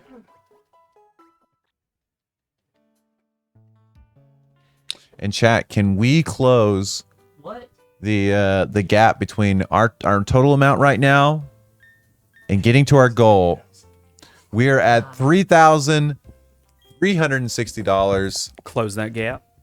I gotta do something wacky. Do something wacky, Brett. I've already done some pretty nasty stuff. I did the malic acid. You did the malic acid. Had a chemical reaction in your mouth. Yes. I've done nasty beans. There is pickle cotton candy. Is that for a stunt or is that just for... There's pickle cotton candy and there's like sour sriracha gel juice. I will too. eat a handful of pickle cotton candy if we get to 3,400, so $40 in the next 30 minutes. By 9:30, let's do it. I was gonna say, I've seen these cocktails with like cotton candy on top. So a couple of drops of that, whatever else we've got, and a bit of cotton candy on top. That stuff's spicy. I'll move up to the spicy. I'll move up to it. I'm worried.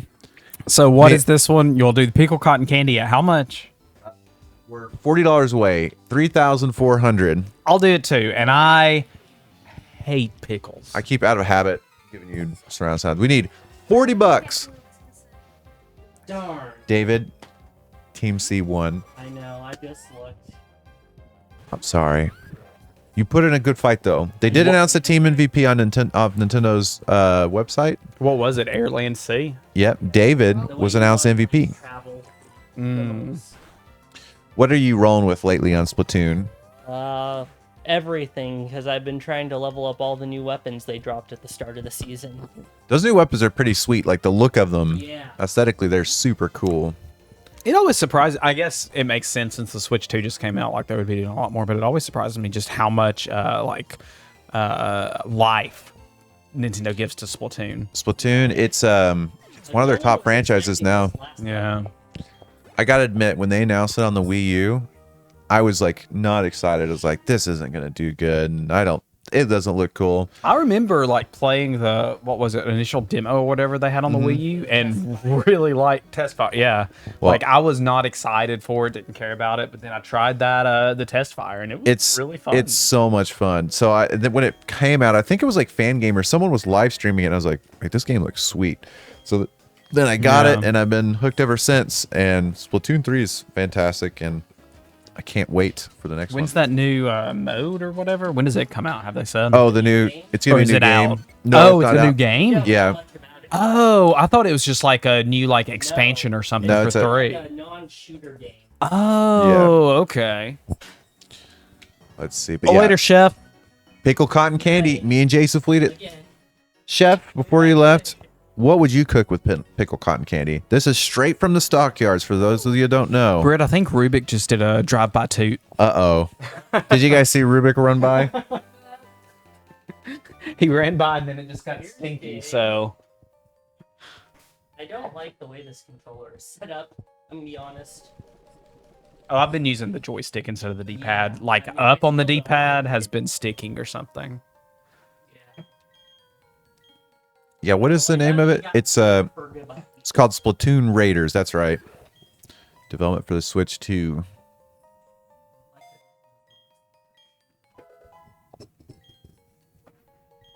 Pickle cotton candy. Probably not accessible.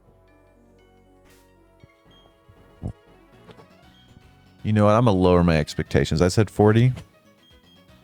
How about I'll do the first one at 20 and then another 20. That way they can get a demo. You do it at 20, I'll do it at 40. There we go. $20 and I'll do pickle cotton candy, and then 20 more we'll get Jasif to do the pickle cotton candy.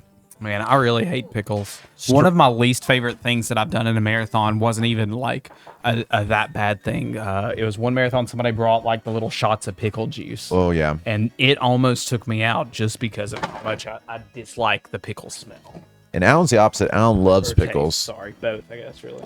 I wonder, so Ashley said they got them from the stockyards. I wonder what cows made the pickle cotton candy. I think it's a lap disc. You what, Britt? Sorry. I wonder what cows made the pickled cotton candy. Cows? Yeah. Cows? That's where the cotton candy comes from, right? From the cow. Yeah. Yeah. Yeah, we were there for the cow. Oh, you got to see the cattle drive? There were like 15 whole cows. Oh, snap. Oh wow, 15. And they move. Chicken and waffles with pickle cotton candy syrup. Wolfie says Phil is the reason why I love chicken and waffles. Lauren and I thought about doing never chicken and had waffles. chicken and waffles until Phil made Okay. it for me, and now I'm a chicken and waffle man. It's so good. Cotton candy is a really good one-to-one sub by weight for sugar in recipes. Interesting. Cotton candy ice cream using discount cotton candy from Target. They had too much, so we scooped it up, boiled it down. Made really good Interesting. That's a little life hack. and marshmallows from the cotton candy as the sugar.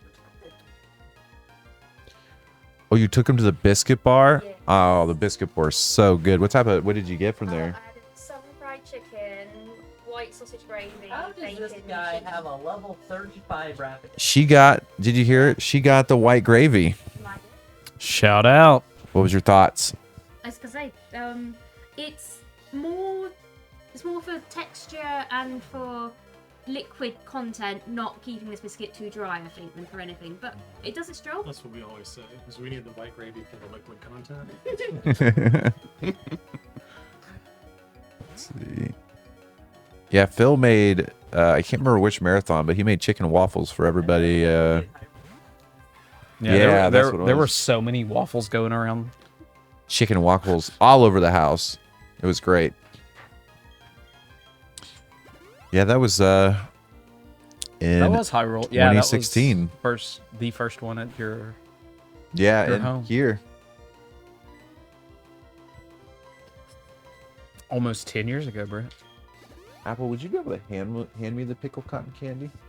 Give the chat a little bit of a flavor. Give him a shot of flavor. $20. Remember, it doesn't have to be all 120. If someone donates 5 and then a 15, that will make it happen too. Says pickle cotton candy from Chocolate Storybook. Guess that's the company. Suppose we got the other controller we were using the first night around. So Somewhere. Let's see. Pickle, the ingredients are sugar, natural flavor, silicone dioxide, blue 1, and yellow 5. Wait. blue one and yellow five. Well, blue and yellow do make green. Blue and yellow, blue and yellow. Like they didn't even try to get the color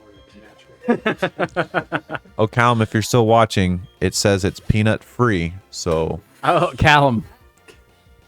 you could do this one. Thank goodness. It's peanut free. It's gluten free. Is it all nuts or just peanuts that Callum's allergic to? It's dairy. I think all nuts. No. It's tree nuts. Tree nuts. Yeah. Is it tree nut free? Hmm? Is it misery free? Misery free. This texture looks really good, and I like what they do on the top here. Just you will donate $20. I'm hypnotizing them.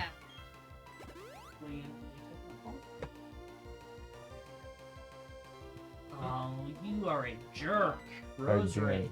Rue is going crazy. I guess he doesn't like little babies. They sound different. He's like, what are these little people? They look different. I bet he thought they were going to beat him up. They move different. Oh. Why is this rose raid so rude? It's a rude raid. It is. Oh, the Hyrule vs. Little Marathon. I love that one, especially when Rouge screamed the totals in Chase's ear. Those were good memories. Up Monferno.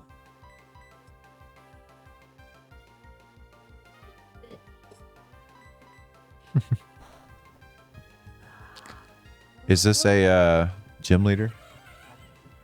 Oh. This rival is tough. Not really. Don't worry, we've got... I really don't think you want me to say what I actually think. You got me a little bit at the very, very end. The rival isn't tough. It's just the people who came before me might not have done the best job. How dare you? We were got here to get as Were much you? story content out of the way as possible. It didn't seem like Jason, David's throwing shade. Y'all heard. Still made it. Looks like you made it. There's no turmoil amongst Team Rocket. They're just burning your house down, bro.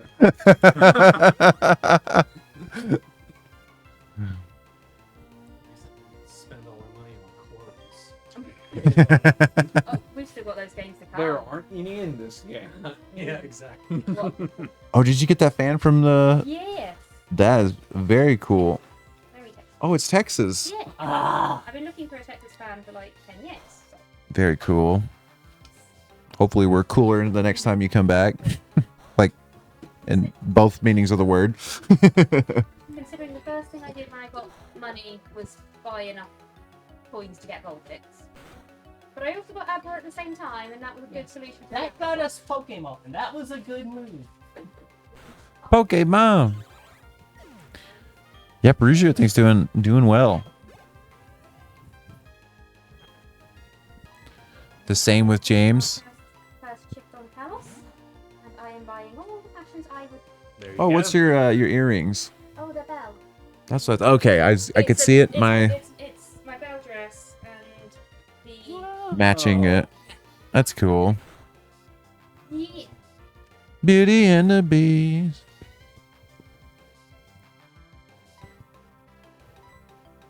Wazuki. Wazuki? I was talking crap about you earlier today. Not really.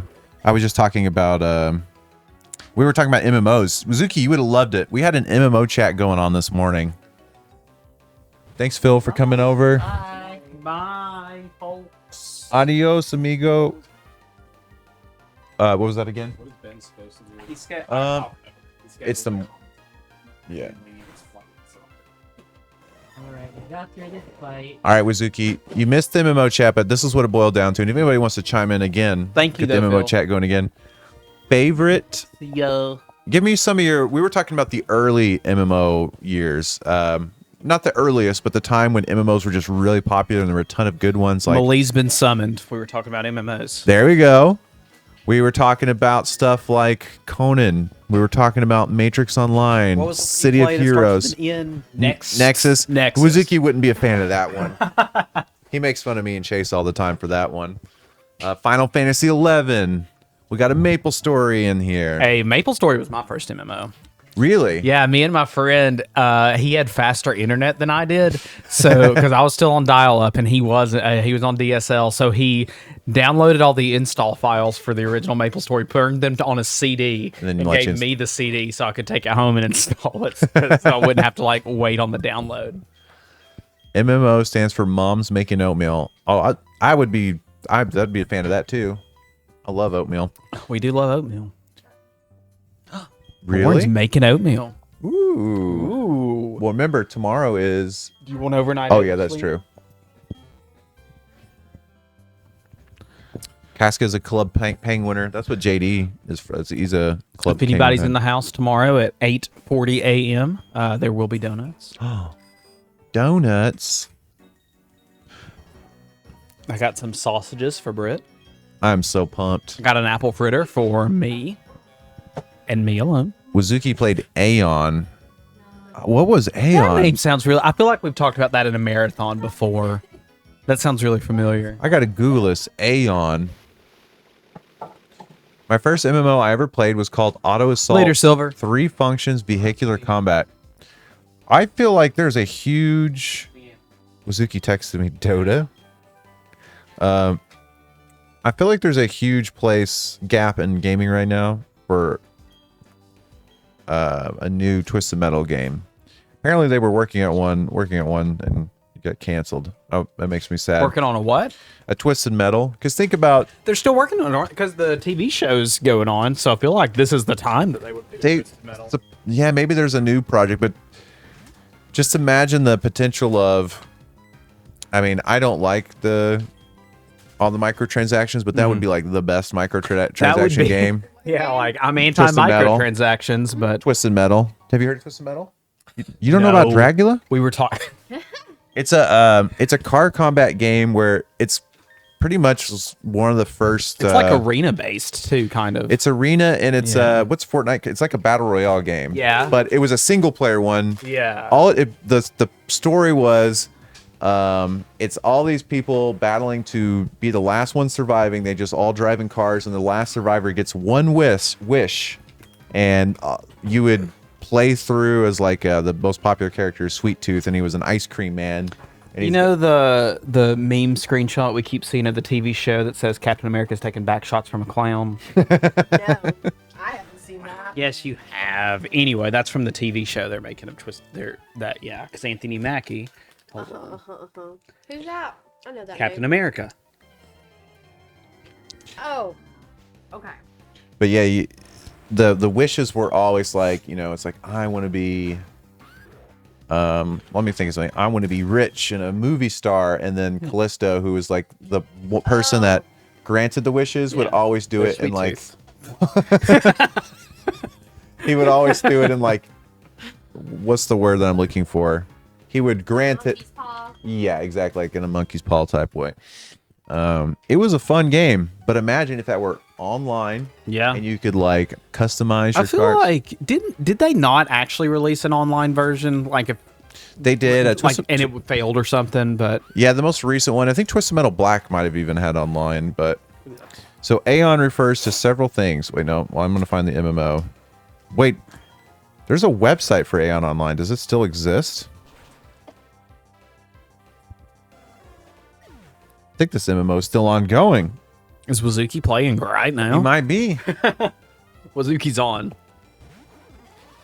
My first MMO was actually called Virtual Magic Kingdom, which is pretty much a virtual Disneyland. Oh, interesting.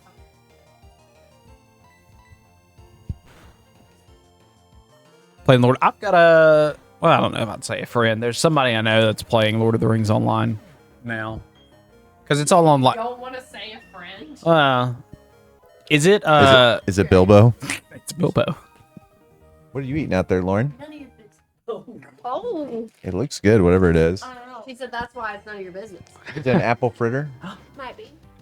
It's an apple fritter. She was hiding an apple fritter from us, Joseph. She did. Sort of like Hellgate London technically exists again, but it's not the same as the original. Oh, that's right. That was made by some of the Diablo devs, I think. And yeah, people brought it back and polished it up, I think, because some people I think liked it. I might be misremembering that. Bill Roper. Yeah, it's been a while since I've heard of that game. So if you name an MMO, probably try it. Let me try to think of one. This one you will 100% have played, but it's an oldie and a goodie if I can think of it off the top of my head. It's a cartoony MMO that was a little bit around the same time as Nexus. No, it's think of like it almost had like a Chrono Trigger look. Wuzuki'd be able to fill it in. Try out online? No, it was popular around 2004, 2003. It wasn't City of Heroes. No, think of like Super Nintendo type look. Ragnarok. Wuzuki got it. Oh, Ragnarok. Oh, of course you turned it right the frickin' bus. David's played Ragnarok. I've never played a single MMO. Really? You love Splatoon though? What if they did a Splatoon MMO? Splatoon MMO. You're just going around the Splatlands, just a little squid, just a little kid. But yeah, Ragnarok. Have you played Ragnarok? Aerie. I bet she has. Okay, now let me try to think of an MMO that's not as big as Ragnarok. Very obscure. She has. All right, we gotta trip her up. Wuzuki actually has played like every MMO under the sun. I brought water flavor from the store. Oh. It's just like lemonade. Oh, I thought you. Yeah, I thought you thought water too. I was like, The store's just like, we got water flavored water. Okay, Squirtle. The water flavored Pop Tart. Got some water classic.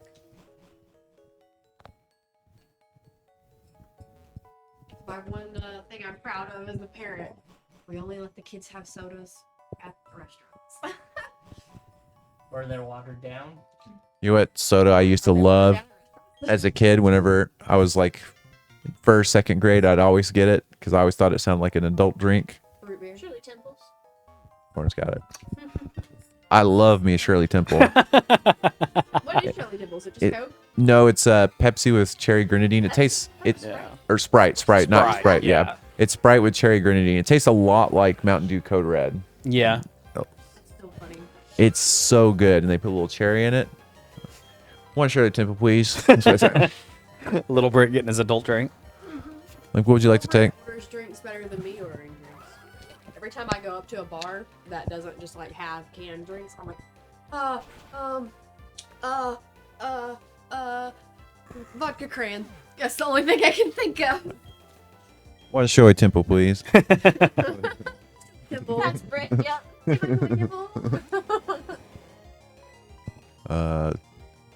Oh yeah, Toontown. Toontown private servers.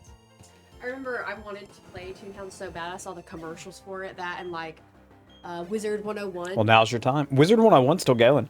I was looking it up the other day. Yeah, someone play. I want to say it's Cal plays it. Maybe. I see it on Twitter or something, or maybe on Steam.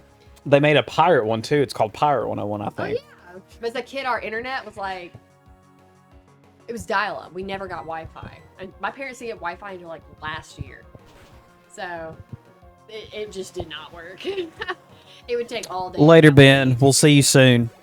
Maybe. In theory. Ben, if they cancel your flight, let us know. We'll take care of it. Give me a call, Ben. We'll send. You'll know who we'll send in. We'll send the jet. It's top secret. There's a reason JD's not here yet, and it's because he's on standby. JD's playing Club Penguin somewhere out there. Wolfie brought up Neopets. Neopets was super popular, but that was a long time ago. Yeah, I played a lot of Neopets. That was the one. Hey, because of that one, how it was, that one did work on our dial-up Yeah, internet. it was smartly done because you didn't have to have like the best internet. Yeah. and it wasn't technically like an. It wasn't. MMO-ish. I don't know that I would say it's an MMO. Just like It's yeah, I more didn't- like a social experience. didn't I don't know. Yeah, understand like how to do a lot of the stuff.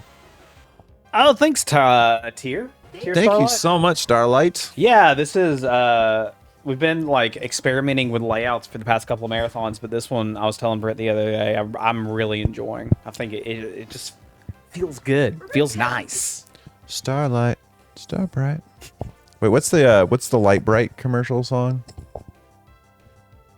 I might be thinking of something. Wait, Do you is there remember a Light song? Brights? I remember Light Bright. Was there a song for They Light? still got them. They're May- selling Pokemon ones at the store right now. Oh, is that? Should have bought one as a prize. Yeah. Oh, I forgot to look for Pokemon Hershey's when we were at the store. Oh yeah, yeah. Neopets was how I learned about the stock market because we played it in elementary school, like on the school computers. It was part of our thing we did. Oh, tier. It's like when Jason says he can't hop on the Elden Ring. So funny. You had to print out a form and get your dad to sign it, and mail it to them. Faye knows your. Oh yeah, yeah. You had to. It was either a printed form. I think eventually they made it to where you could do an email confirmation, but it had to go to your parent. Yeah. Yeah, Faye knows your Light Bright song, Britt. I had a Cobra. That was my main. Oh, is that it? Light bright. Turn on the magical colored lights. See, I told you guys. Right. Just like You got me. the barbecue place. I can't remember. Yeah, I can't find it, but there's a barbecue place. In the Peeps commercial that you claim had some jingle. I know. Britt, I don't know that Peeps has ever advertised anywhere. Chat. The Peeps just exist. Peeps had a commercial. It went Peeps, gotta love them. Peeps, gotta love them. Peeps. Yeah, chat. Someone back me up I here. couldn't find it on YouTube. So It's real. When we asked ChatGPT, she said, "Of course, I love the chat Peeps." find it. She said it's on YouTube, but you're gonna have to look it up. And we couldn't find it. They're delicious. I love. We just did. Oh, I do like peeps. We just did s'mores last night. We can Not hot. roasted some peeps, some churro peeps. I feel like I have done a peeps s'more before. It's like creme brulee. It's good. A little bit of the Bernie. Yeah, it's got a little the crust on them. David, that was I think David's first s'more before. Wow. Yep. He got the s'more mellow with a little bit of Hershey and the graham crackers. He's grown up. Pretty soon we're gonna get him a Steam account. Please don't. Forget that you don't have a Steam account. Are you holding out for a certain reason, or is it one of those things that are like?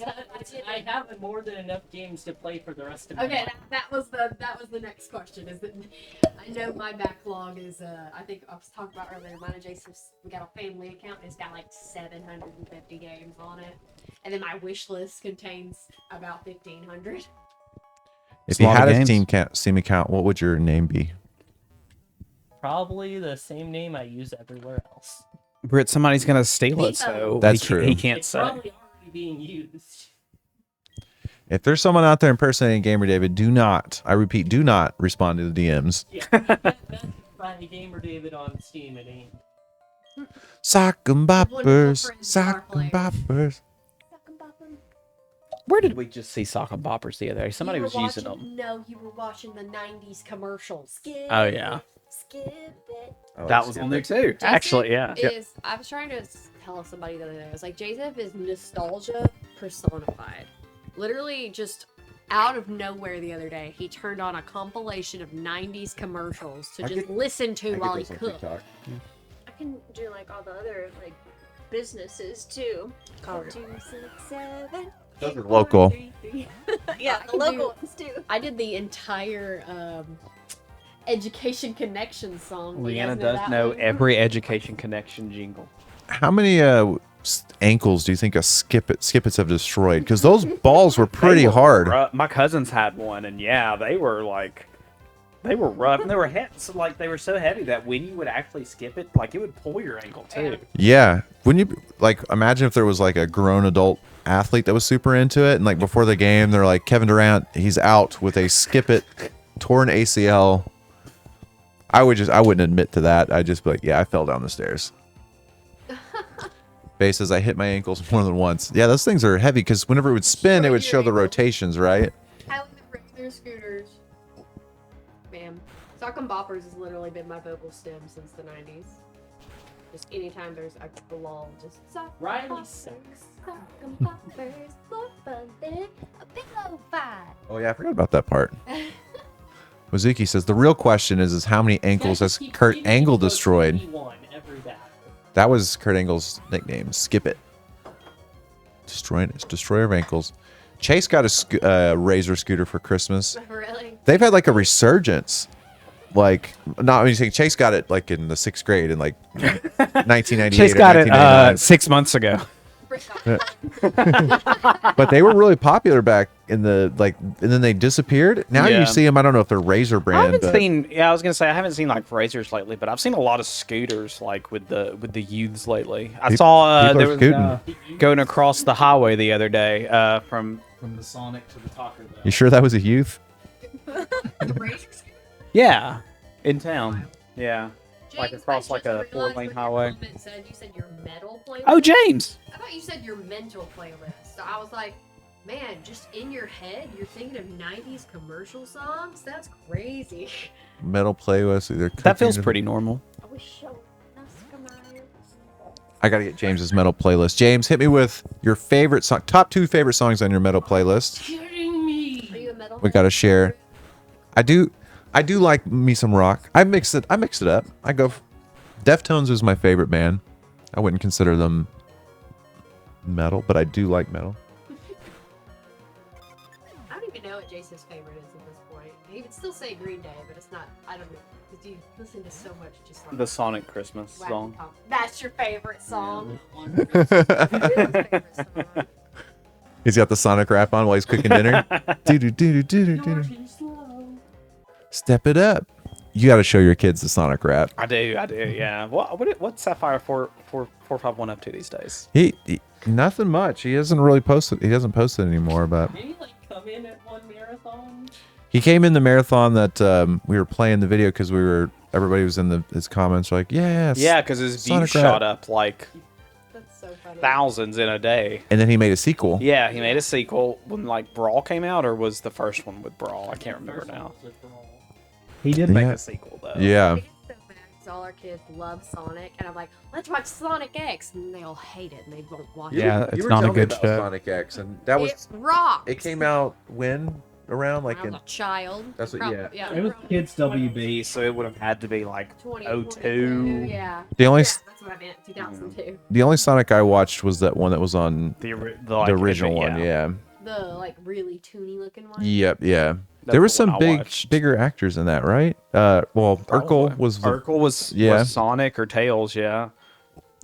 Show them Adventures of Sonic the Hedgehog. Yeah, that's Is the that the one one you're Brett and I are talking talking about, yeah. They like Sonic Boom, which I like that one too. It was Fine.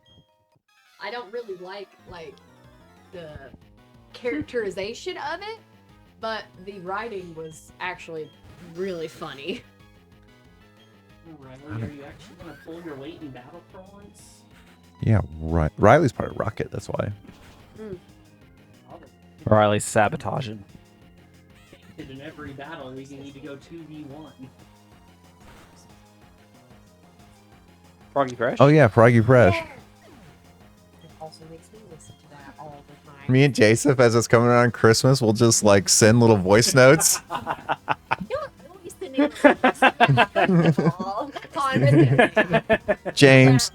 James, playing reindeer games. James, when are you coming down for Ooh, marathon? donation. Whoa, we got a donation. Is it Froggy Fresh? Oh, what if it is? Percent of the time, like, who are you talking to, Jason? Same.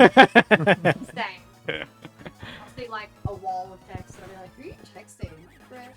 We're talking about whatever nerdy thing." Oh, okay. Majima Hugo, who came in. Ooh, I have that name. He came in last night right as we're getting raided.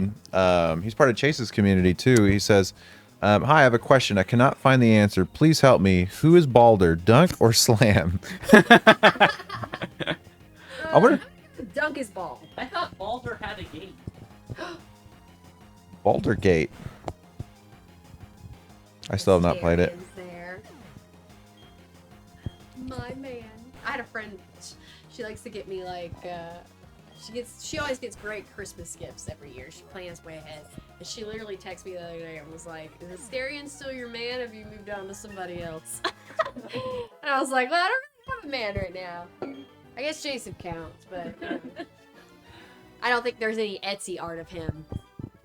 Oh, there is. There's some. Wow. Hey, Rick came real fast with that. There's some fan art out there. I knew my shop is private. Wouldn't that be funny? You just discover an Etsy art page. It's just. Dedicated to Jason. It's like Joseph and I'm trying to think of like another TSGer like Caden. Joseph and Where Caden. we got our pants. There's some fan art of Mustache Joseph and mustache Is Caden. there a mustache Caden? It was short. It was like super short lived. Yeah. Man, that sounds so When was that? That's when we were making the memes of everybody at every marathon. And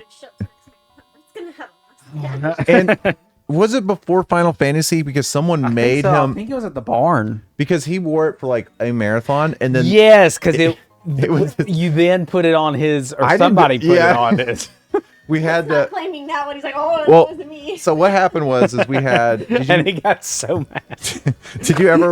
Are you aware of our Final Fantasy marathon 2017? Right, we've got Togekiss. So we had we were got split- just Togekiss. oh, okay. We You've split the se- group yeah, into two you've seen, marathons. like the art that Nina did of like me and Tyler, and then there was also pixel versions that I thought Britt did, but No, I no, guess no. it wasn't Britt. No, I did one as a demo of like Bear. Oh yeah, that one got hidden away. It's just like, It's not for the reasons y'all think. I'll show y'all later. See, I thought it was just ugly. Well, I'm like, It's what? you also did an edit of JD too. Bear nose. Oh yeah, no, it's the JD. It was is the one. JD, It's the it was, JD one is not for the reasons that you think. I'll have to show y'all that. I don't know how I'll find it, but I've got it somewhere. I've got JD somewhere. Oh my I don't know about the bear one. This is like, oh, let me open up my folders. Gen 4. Of silly friend memes. It's so much faster to just search it. True. I try to like. Should Control be F. late in Gen 4. Britt really just wants to know like that he The knows numbers. Where they are. Well, the numbers are all off. There it is. It's got no nickname. Oh, it was nicknamed as a previous evolution. Thank you for that $5 donation, though, Majima Hugo. Thank you. That was Yes, the thank other you thing for I that. thought about doing is moving all the Pokemon around with their evolutions, even if they were out of number order. But then I was like, I think that might make some people mad. I did that on the last spreadsheet, but it also wasn't like publicly visible. So $15 more, and I'll do the pickle cotton candy. What were we talking about? Oh yeah. Why does this So really attack taunt? so yeah, he had a mustache for like a marathon, and that was used whenever I'm trying to remember who did the pixel art for it. oh, it was Untuxable. Yeah, I Untuxable think. did Yeah, it. He yep. did the Caden mustache one, and Caden was like, I don't like that. Caden was so mad. I miss Untux. Where's Untuxable? Untux, are you lurking out there? I Maybe think he's just living his life. he might be right here, right now. He's like, Lurking. hello.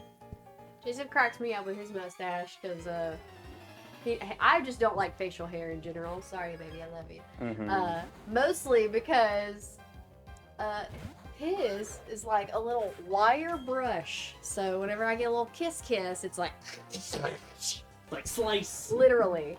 So he comes down the stairs the other day and he was like, you know, this is the first time I don't feel embarrassed by my mustache. And I was like, what? He was like, yeah, I was shaving it for a few days, but you know, I think I like it. I think it's good.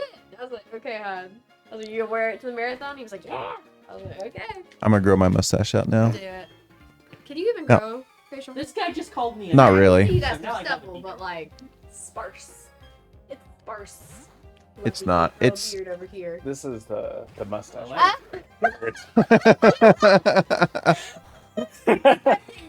Like, this is it. I wasn't kidding. He got the folder. He got everything on there. Jason, like, here's a folder of my vacation from 2002. I don't know where the pixel art is offhand, but that was the Was it reference. that face? Was there a picture of him also doing that face? Let me see if I can find it on my phone. I think No so. wonder he was like, Good job. why did you use the worst picture of me? Probably gonna faint here. Mahi? Bahee. I like Scizor because whenever I played the Pokemon card game back in the day, I've told this story a lot, but we're telling it again. Pokemon League was something we used to go to like every weekend when we were in like 6th grade, when I was in 6th grade. And Toys R Us had Pokemon League. And to me, when I went into Toys R Us, like the aisles were pristine. It was like I was I was going The through. aisles were pristine. I was going through Victory Road. I was climbing up. What's the? Where do you go through whenever you're going to the Elite Four? Victory Road. But doesn't the mountain have a? Doesn't the mountain have a name? But anyways, Oh god. Victory Road. Caden. Kaden goes, "What the heck?" Heard y'all were talking trash. Yeah, going through Toys R Us, it was like I was going through Victory Road, and I made it to Pokemon League. They gave you booklets, and you could collect all the badges. You just had to do activities like trade, battle people, and then for the last stamp, before they actually gave you a physical badge, you'd battle a gym leader, which was usually a volunteer. Yeah. And then they would give you cards and stuff. But anyways, in that, one of the cards that I used was a Scizor, and I dominated with it. It was so good. I took it to a tournament. Turns out the Scizor was a misprint. But the internet, once again, the story wasn't a prevalent thing. So, I didn't know I was cheating. I wasn't cheating. It just was reading what was on the card. But it was where it was supposed to be like a plus instead of a times, or the other way around. And yeah, so I went to a tournament. They're like, yeah, that's a typo. And so I'm like, dang it. So I had to redo my deck.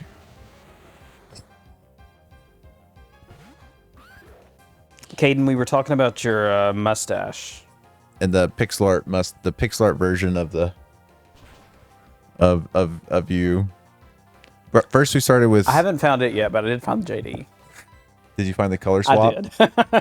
You got to show them the color swap one. Can you see why it's controversial? It is this one, right? Yeah. Okay. Keeping that out of camera. Show Leanna the first one. That was me. Show Leanna the first one and then swap to them. Caden doesn't even remember when you had a mustache. Leanna, we found the controversial pixel art. Caden, when did I have a mustache? Here's the original, Oh, wow. Yeah, I don't love that either. and here's the one we don't fit. Oh, my word. She got like shocked. Oh, jeez. That's actually a emote in JD's chat. That one is? No. Yeah, crazy. Caden, you had a mustache for like a day, and then Untuxable ended up using it for your portrait. Crazy to be last done against my will. Hey, there's probably like, hey, can somebody send me some pictures of Caden for reference? They're like, yeah, here you go. Yeah, I found a number of photos of Caden that should not be publicly viewed I know anymore. it different. It's similar to the one you showed me. I don't know about that one. It's edited. Awesome.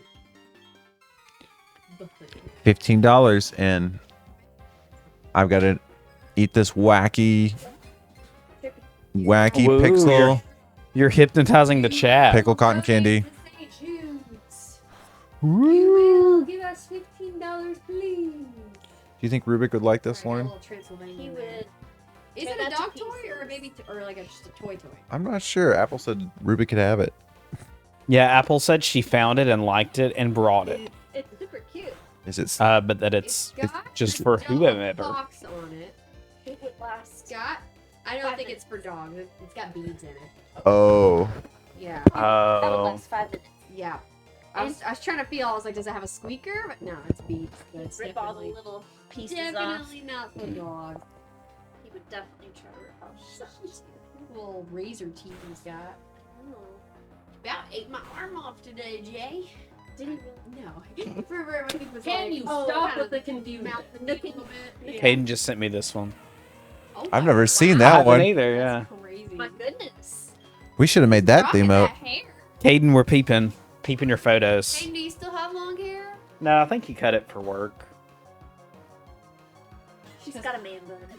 No, you're good. What did that Pikachu?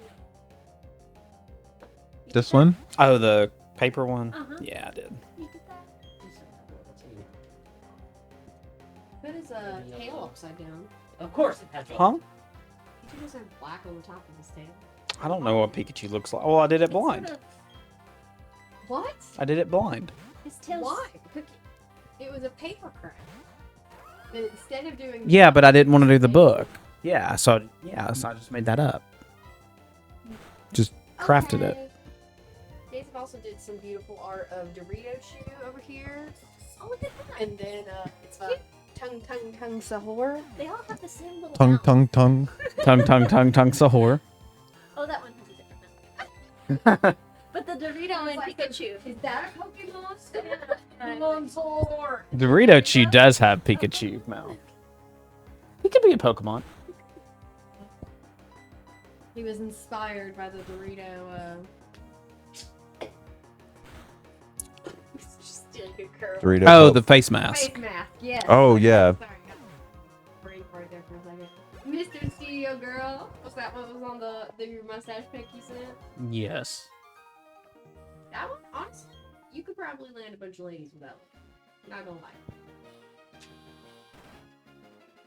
Caden, do you have your pixel portrait anywhere? The one that officially happened? I think he sent out a DMCA request and had it removed from the internet. Yeah, looks like she's about to read me a bedtime book. Maybe. I am Evie. I don't like this.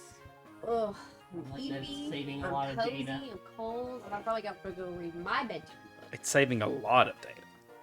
Just a whole lot of it.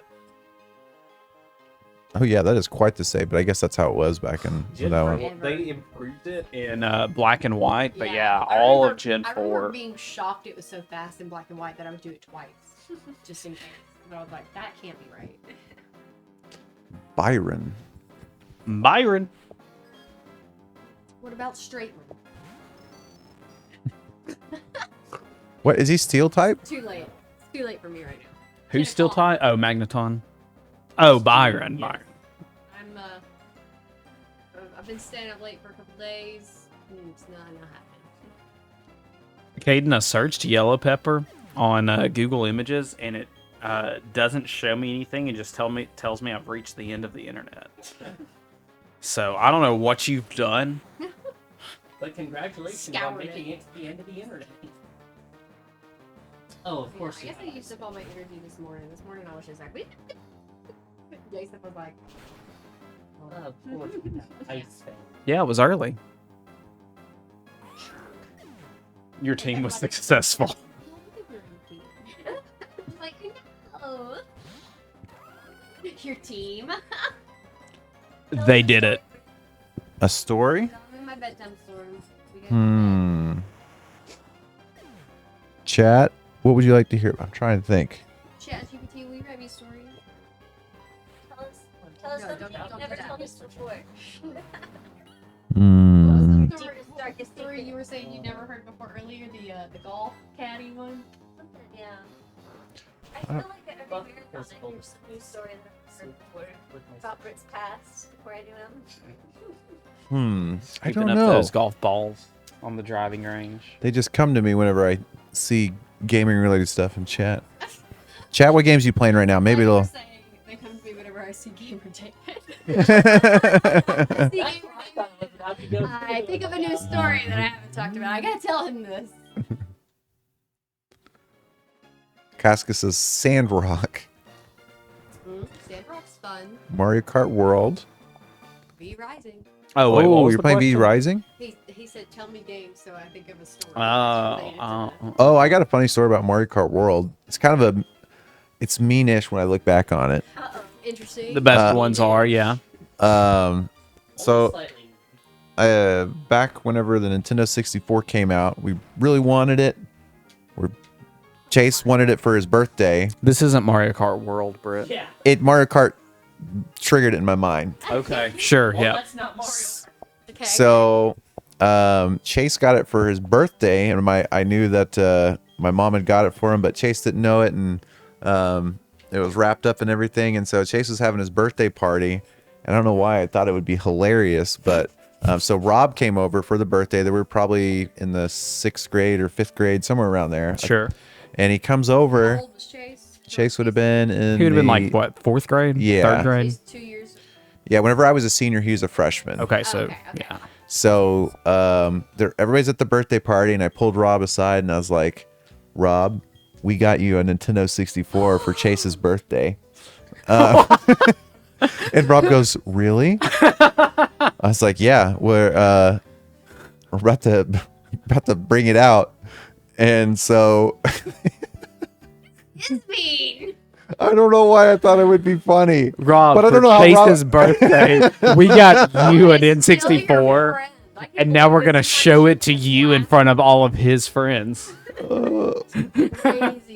And Rob's just like, "Oh yeah, that's this.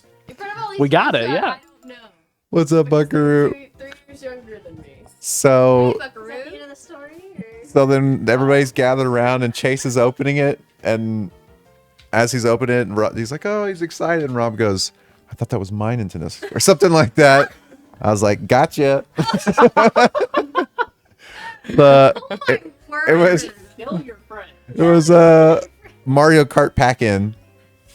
That's how we got it had the little tire racing wheel. I know I said it was mean. I just thought it would be funny. No, we played Mario Kart later that night. Always forgiven. I wonder if Rob remembers it. Oh my word, that is wild, Britt. Should I call him and see if he's awake and see if he remembers it? Yeah. All right, let's see. I'm gonna let him know he's on speaker. Yeah, it was Chase's birthday. It was Chase's birthday party. Britt pulled him aside and was like, "For Chase's birthday, we got you a Nintendo 64."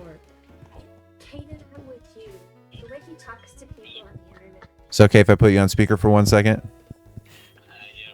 Okay, hold on. So, Okay. my children are in here, but No problem. I was trying to see. I remember this story. I was like, "This is probably one of the meanest things I ever did." And I was like, I wonder if Rob remembers this. oh man. Do- Does it have to do with your? Does it have to do with your brother? yes. But it has to do. So far. Okay. Do you remember my brother getting a Mario Kart or Nintendo 64 for his birthday? Vaguely, I think. Okay. Well, good. It's good that you don't remember. He's blocking this one out. I have a memory of like when my brother got it for his birthday that I came into you and was like, we got you a Nintendo 64. Do you remember this? Oh, me? Yes. Okay, I do. Oh God! Dang it. I very much remember this. Yeah. I still don't think I totally believed you when you told me. For a second, I was like very excited. Yeah. Yeah. I remember this. The real question, Rob, is how are you still friends with this man? I don't know. I feel like I gave as much as I got. So. I was like telling it because I was like, they said tell a story. I was like, name video games, and someone said Mario Kart World, and it triggered that memory. I was like, oh, I feel really mean for this story. When was it? Okay, so it was for your brother's birthday. So Yeah. Your brother's birthday is in September. September. So I feel like I got mine for Christmas. Yeah, like just a couple months later. Yeah. But, I mean, I feel like me and you probably played it more than your brother did. Yeah. So. So really, it was for Rob. And then on Christmas Day, you said, "Hey Britt, my family got you an N64 for Christmas." What would have been funnier if Rob opened on Christmas Day? He's like, oh my God, Britt did get me Mario Kart for Christmas. Your mom is like, what? Oh, I remember. So your brother got the 64, but I think didn't you like negotiate what games you guys were gonna get or whatever? Yeah, he accuses me of that at least. Come into buying like games that you wanted to play. I know that for sure for the GameCube because Chase is like, I don't know what I want to get for Christmas. I was like, how about we get a GameCube? and we each get a game. I'll get Star Wars and you'll get Smash Brothers. And he was just like, okay. Man, Chase was so stupid.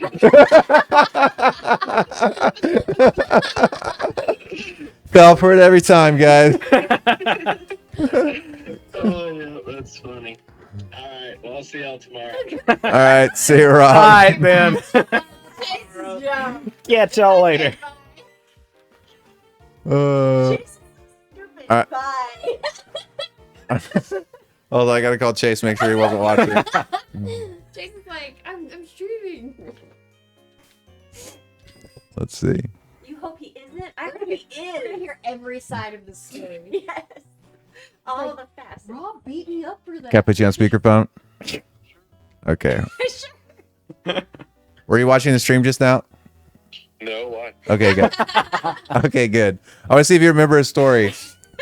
Do you remember getting the Nintendo 64 for your birthday? Yeah. Do you remember me doing anything mean?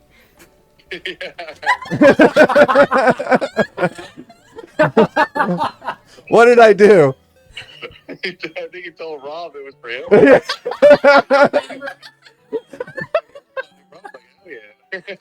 I was kind of hoping that it was like a memory that I just made up in my head, but then I called Rob and he's like, "Oh yeah, I remember that."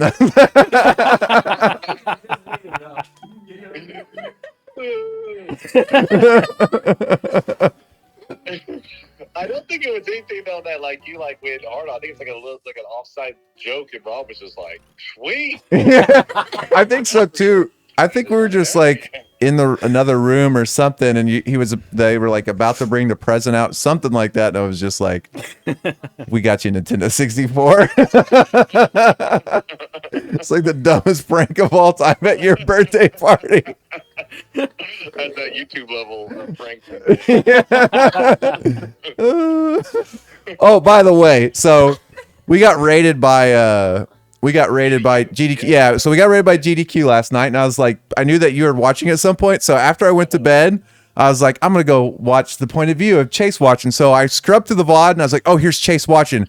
Turn it on. The first thing I hear, yeah, that's when my brother used to piss in the Legos. I'm like.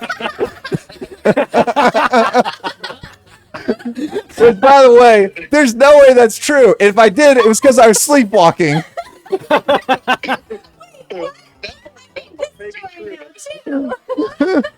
We still probably have GDQ people here. But it was first I told them the actual accurate story of the fish food thing, and then somebody had said like, "There goes that Lego pisser," because of the story I told like a year ago. They just remembered it, and then I clarified why they were calling you a Lego pisser. You were somewhere. You're around like 6 years old to like 20, somewhere around there. Wait. No, I told them that you're like 5 or 6 or something. Like you're a little kid, and then you don't remember that story? I remember you brought it up like a couple of years ago. Yeah, Well, apparently my mom told them the story, but I do not remember peeing in Legos. I do know I sleepwalk. That could have been what You do kind of sleepwalk. That part's true. But I believed it. But Mom told the story, but I believed it because you used to always be scared of the dark and stuff when we were little. So I remember you would wake me up randomly and be like, if there was a storm or something, and you'd be so scared, and you would always like wake me up, and it was super annoying. I bet you when it was happening, because we slept in the same room, you probably didn't want to go into the dark hallway and everything, so you probably just went and peed in the Lego. I do not remember this. You gotta remember the times you'd be scared of storms. You wake me up, and be like, it's storming outside. I remember I'd just be falling back asleep, and you would be just like waking me back up over and over. It was like torture as a little kid. I don't remember this. And you're like, Lauren, I think there's somebody in the house. I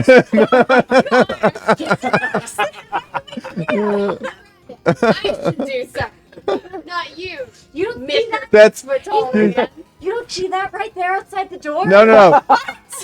Here's the context.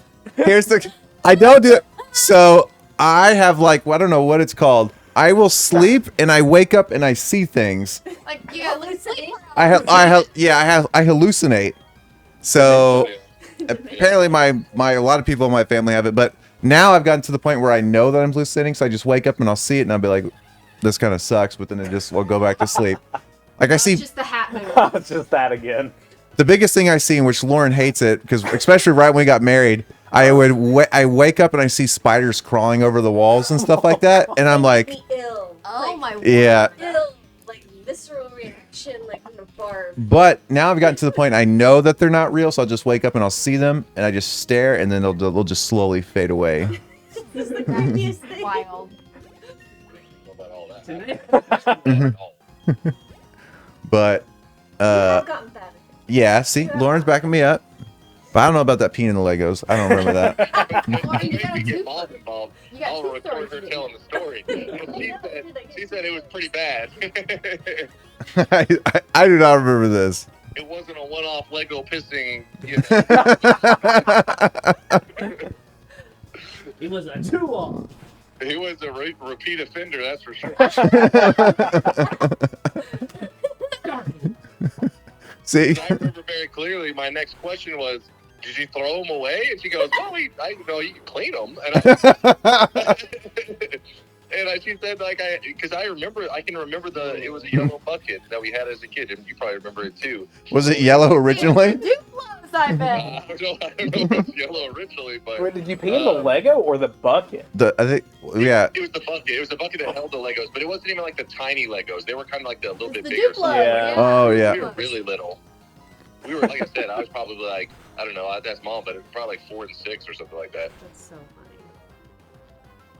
I also want to. Also, Chase, it's like that just shows me that you're not a parent. Because absolutely, I just be like throwing that in the sink with some bleach. That's what I think. That's exactly what she said she did. Also, Rob, I think it was Rob brought up during the call that I would convince you to buy certain stuff for Christmas, which I do remember doing, Yeah. but I only remember doing it for the GameCube.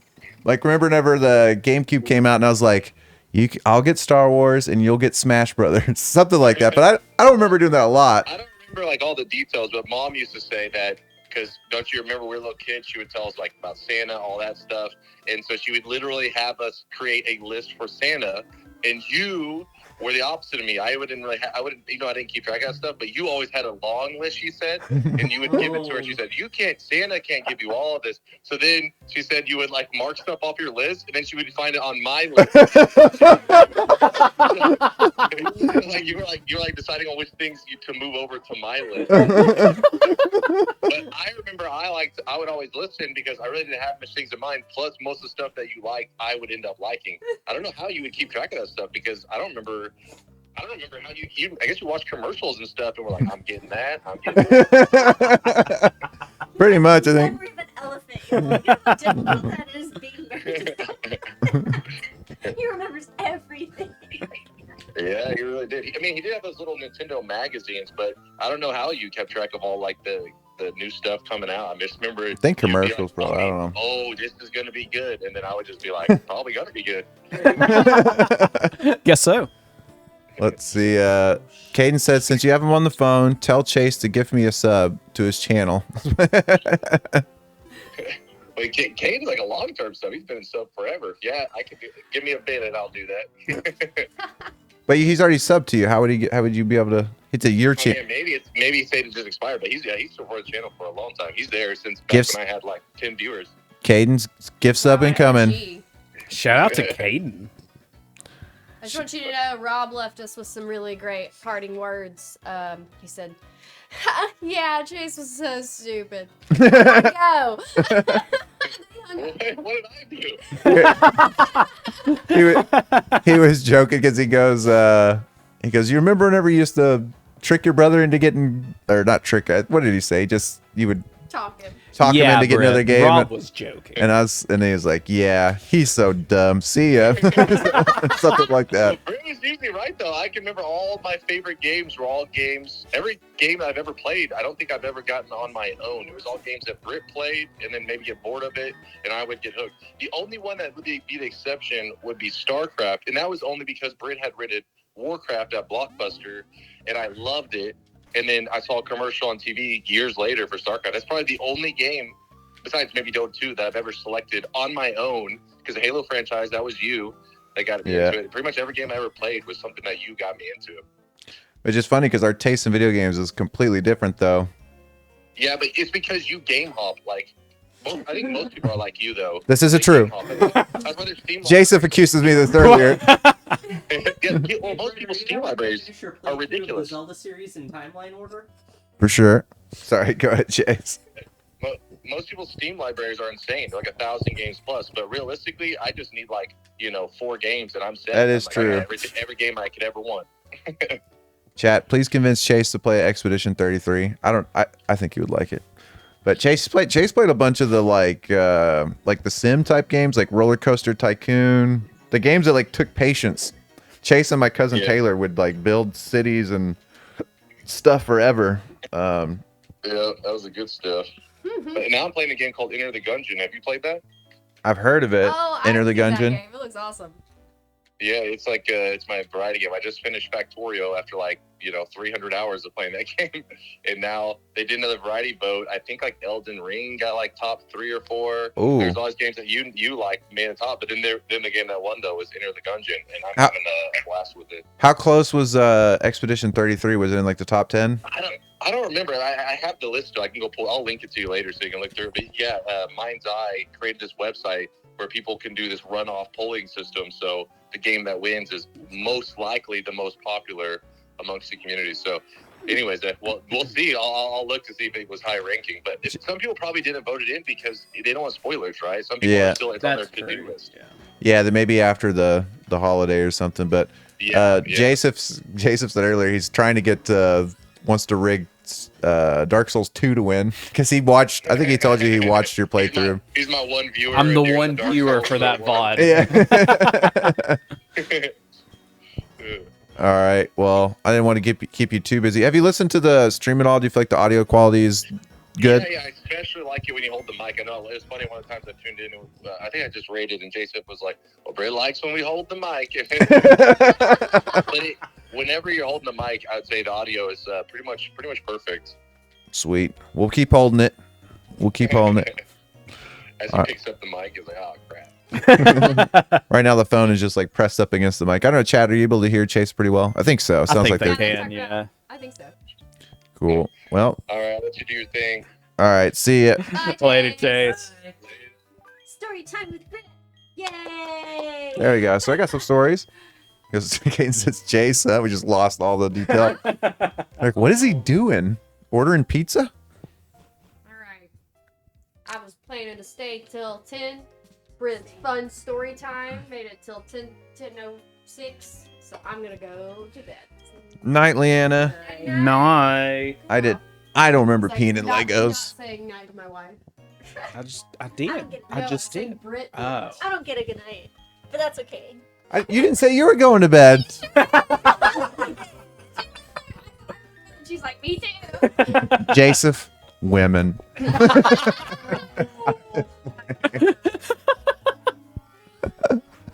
Uh-oh. You know I know where the internet is, right? I know how to unplug things. She's gonna blame it on Rubik. That was a joke, chat. I'm not normally this way. Normally this way, you just told us the story about something. I regret those times, especially the Lego peeing. I do not remember these. I believe it though. We're potty training a kid right now, and I 100% like the other day. We took her. She's 3. We took her in to take a bath, and I was like, okay, take your clothes off, and I started the water, and I'm like, I'll be in here in a minute. And so I walked out to go clean up the kitchen or something, and then all of a sudden I hear her run out of the bathroom, and then like a second later she just goes, "Uh-oh." And so I walked into her room, and she was standing where she had she was completely naked, put her clothes in the hamper, and had just peed in front of the hamper. Hey, at least it wasn't Legos. It wasn't Legos. Let's see. What about those Sonic Legos? Okay, you're going to accuse all the Legos. All those Legos I shipped out. You'll have to question now. If you've gotten a Lego from Brit, run a blacklight over it. Combo number 5 said, "Wow, the trainers did a great job closing the catch gap today." And yeah, there's still plenty of time. They've got 5 more hours. Yeah, we'll see if they take. It's gonna be close. I think this it is marathon really, is gonna be great. really, really close. Yeah. Yeah, it's gonna be close after you burn the lead I got us on night 1. Team trainers, classic us. I think y'all will be in the lead by the end of tonight, if I had to guess. Well, yeah, but it's gonna be like 40. Well, I think it's the generations actually do. They're pretty huge. Like, it probably is a good that we're using black too, because I think it would be unfair. I think so. Well, Yeah. I mean, I think there's arguments both ways, because if you're using black 1, then it's all unicorn Pokemon. Yeah. Before posting. Yeah, that's why I think that would be. I mean, you wouldn't even have to think about it. You just be like, boom, boom, boom. Just you would just complete every every route, catch every Pokemon. Yeah, that was the challenge. I feel like 4 is a little better balanced. 3, though, I feel like is super overbalanced for like hoeing Pokemon. 4 is a little more balanced, then 5 goes back to like complete. How about for those like black 2, white 2? Are they gonna be? Do they mix? Do they just add more to the routes? Or I think that's what Black and White 2 did. Yeah, because be more variety. Yeah, the originals were just like, because I think it was 150 Pokemon. Like, I think they planned it that way, but it was 150 new Pokemon. And then in Black 2 and White 2, they probably took a few of those out, but then they just added in a bunch of the older Pokemon. Yeah. And then that whole like starting area, you play Black 2. Yeah. Yeah. So like that whole starting area is on that new island or whatever that wasn't in the original. So I guess they were able to balance it that way too. That makes sense. I kind of like, because a lot of people refer to Black and White as a soft reboot, which I agree. I almost wish they would do that again. I really wish they would. That was one of my favorite things. I've said for a long time, I don't think Black and White are my favorites anymore. I don't know. It's so hard for me to pick a favorite Pokemon generation. Yeah. But I do think that was one of the reasons I liked it so much is because it was that soft reboot. Caden, I love those weird looking Ultra Beasts. I was just saying yesterday how my favorite part of Sun and Moon is the post game, how it's just like a detective quest to go catch all those Ultra Beasts. How many Ultra Beasts are there? Because I feel like does Sun and Moon have the most legendaries? There are way too many. Yeah, if you count Ultra Beasts as legendaries, then it's like I want to say it's like 12, and then Ultras added a couple more because it added Poipole and whatever it evolved into. Or no? Is that?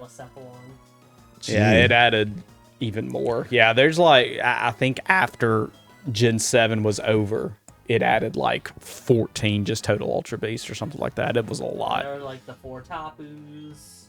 Yeah, there were like 3 different like sets of legendaries in that game too. Yeah, yeah, Gen 7 had a lot of legendaries. I do hope they get so all the Pokemon games, like I like them all. I'm a big Pokemon fan, but the ones that got wild with it did like Ultra Sun, or not just Ultra, it's a Sun and Moon. Gen 7 in general is a pretty different. It stands apart from the other ones because of how different it is. Very weird story wise. And then Black and White with it being kind of like the soft reboot. I like Gen 3, but it's very safe. I feel like Gen 3 is very safe. I do too. Yeah, in hindsight especially, it's so weird because when it first came out, like you would have thought, or like it was the most different Pokemon at the time. Yeah. But now, like in hindsight and seeing what they've done, you know, moving forward, it is a very safe like way that they did that. Yeah, it is split up though a lot with the islands and stuff, which is cool.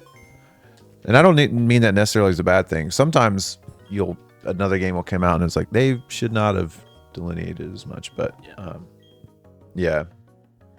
I do love the remakes of Gen 3 a whole lot though. They're one of my favorite games. I think those are Leanna's favorite too.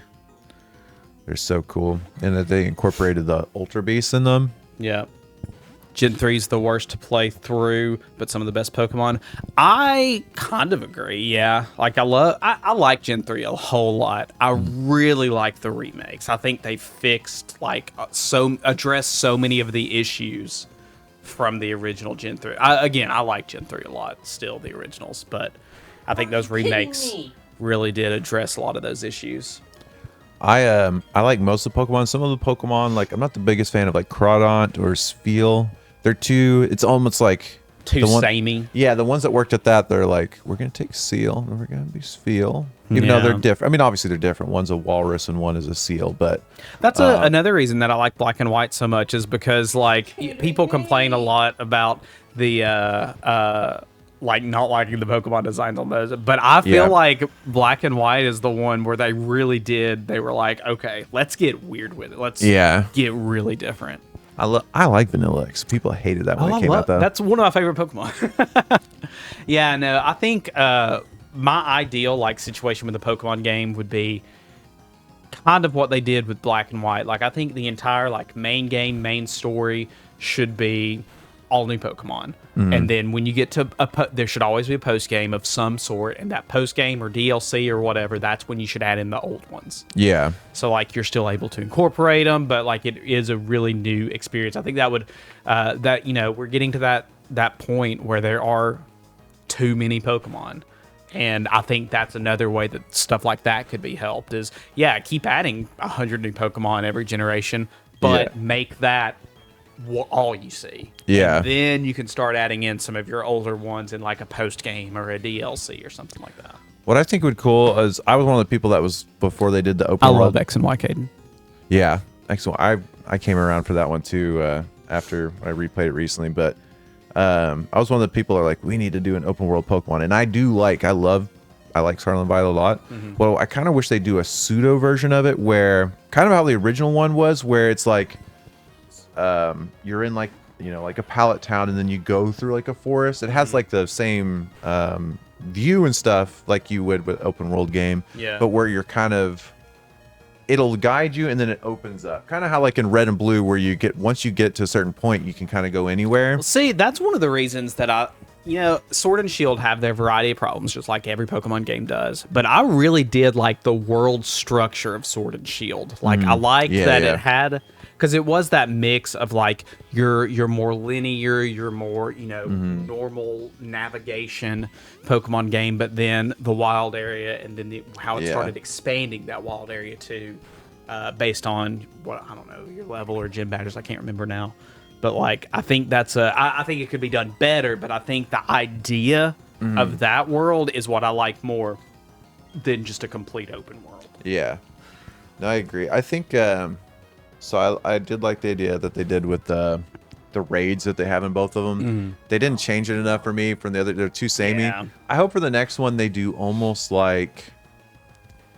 I want them to bring caves and I want them to bring indoor back. I want like. Rocket. I miss caves so much. Yeah, I miss caves and I miss the like rocket hideout and stuff. Yes. Is that what you're saying? I think it would be cool is whenever you got to those, if it was almost like a raid-like atmosphere. So you're in the caves and you're seeing other players and somehow they're contributing or affecting. You could turn it off or on, obviously. Now but you're getting MMO, Britt. Yeah, it is a little MMO. I like the idea of that a lot. Think of it as like the same way that Mario Wonder does it, how it has the ghost. Yeah. They wouldn't be translucent, but them in the caves and stuff, and somehow they affect what's going on in the caves. But like you said, you can just be offline. But I love the open world style of Legends Arceus. That's a good way to put it. It's like open zone. Open zone? Yeah. Good morning, Kenny. Morning, Kenny. Hey, Kenny. Kenny, check out the scoreboard. That's me pointing Look the score. at the deficit I have to try and make it. You got plenty of time. It's 5 hours, 6 Pokemon. All the stuff, there's like stuff that's exclusive to the underground that I can't do. There's stuff that's exclusive to the honey trees that can't be done. It's almost like none of the players could have done that. That's true. Yeah. I'm trying to see. With Black and White, we kind of know what to expect with that. X and Y is going to be y'all's game. That should be pretty decent. Yeah, X and Y, it has a really good blend, but it had a lot of the older Pokemon that it had in there were the ones that were harder to get in previous generations. So I think it's going to be like a good like, what am I trying to say? Not catch up, but like. The beginning's going to be a good catch up too, because you got like you're going to get the elemental monkeys. Yep, we can get one of the Kanto starters that we didn't get, which... Well, maybe you got them all, but I don't think all 3 were evolved all the way. So yeah, pick one that wasn't evolved. Yeah. Yeah. So there's like 2. There's like 4 Pokemon right there that are going to be natural. Yeah. It's gonna be good. Yeah, that one I'm really excited about. I hope I play on that one. I love X and Y. Yeah. Oh, am I? Okay. Yeah, I think tomorrow night is whenever I'm gonna be playing Black and White 2. I guess the end for the last 3 hours. I know Leanna starts it in the morning. I don't know who all's in the middle, but for then you're at the end. X and Y. For Black and White tomorrow. Oh yeah, Leanna, she's on my team. Yeah, she's doing 6 hours. You're doing the last 3, so there's 9 in the middle that I don't know who it is. Luca and Chef. Oh, okay. Yeah. Okay. That's doing like the second shift. Okay. Luca's probably, I think, like 6 hours. Yeah, he's probably 12 to 6, and then Chef 6 to 9, and then I don't know. JD, you in Missouri? Are you playing? We were telling people earlier that you were probably on Club Penguin. We were talking about MMOs. I was like, I bet JD's on Club Penguin right now. Oh, snap, he is. Shout out to Missouri. Shout out to Missouri. Shout out to JDZ. I would love a new evolution. I was really hoping the last Scarlet and Violet would. Just because I felt like it would work really well in that world. But I'm still thinking we're probably not going to get another evolution at this point. I think they'll add a new type. And I think because we're kind of due for a type now because the last one was Fairy. Yeah. And that was Gen 6. So, you think a totally new type too? Yeah, I think so. They made a type because they needed to. Yeah, but I think it's pretty balanced at this point. Gumshoe says came from the GDQ raid last night, and I'm in Missouri too. Whoa, Missouri represent. No, I Missouri think they in the will. chat. I think they'll want to mix things up, and this is going to be the longest they developed a Pokemon game in a while. So Yeah. let's do it. Yeah, I could see. I kind of agree that I don't think there will be a new evolution based on what we've got, but I could see them I could see them creating a new type for the game, and then just like they did with Sylveon, being like, okay, here's our Eevee to go with this. Yeah, I think so. That'd be a good way to debut it. All right, I do this almost every day. Let's do it again. Roll call on countries. You don't have to complete. I mean, the whole country. So I don't think that's much. Everybody of a dox. dox yourself. Unless you don't feel comfortable. We had France represented at some point. Let's see what we had France. We had Australia. What other countries can we knock off the map? We got Canada. We got the country of Missouri. Pretty much his own country. Got some pancakes with peanut butter and sausage. Caden is a new Swedish expert now. So that sounds good. Who is? Caden. Caden loves Sweden. Ooh. Caden. Brick break. Caden, hit him with your Swedish. I'll start. Guten Tag. I think that's German. Yeah, I'm pretty What? Sure it's German. No. Kenny will let me know. Hey, I'm glad you like it, Gumshoe. We're vibing. That's what we're doing. Yeah, thank you. Yeah, this marathon's a lot of fun. We've done catch-em-alls before. That's really fun. We've done all sorts of. We've done Nuzlocke events. This one's cool because it's not the expectation that we're gonna catch them all. I mean, it's possible, but no, not likely. Not likely. But it's more of who can catch more. Yeah. Let's pit each itself against each other. I feel like of all the marathon themes that not themes series we do franchises, Pokemon is the one that we've gotten the most we've done the most different variations of. Yeah. Yeah. Well, we've gotten a little bit. It's like we've done all sorts. I was gonna say we've done a little bit freaky. We've done the Nuzlocks. We've done that's the Rocket new marathon. We've done the Rockets. We've done this one. We've done retro. We've done only modern. We've done only Gen 4. The retro ones are for this is kind of like a mix of a lot of them. Really, This is, think yeah, about this is. I think I don't remember if it was yesterday or what, but I really have liked the theme, the feel of this one. It's a neat challenge. Yeah, Phil really is the one that had pushed for the. He said like, "What if we did a new generation every day?" And I was like, "That is Phil, pretty cool." You've done it. It was that Phil? Let's see. Oh, Faith, Netherlands. We got the Netherlands represented. Shout out to the Netherlands.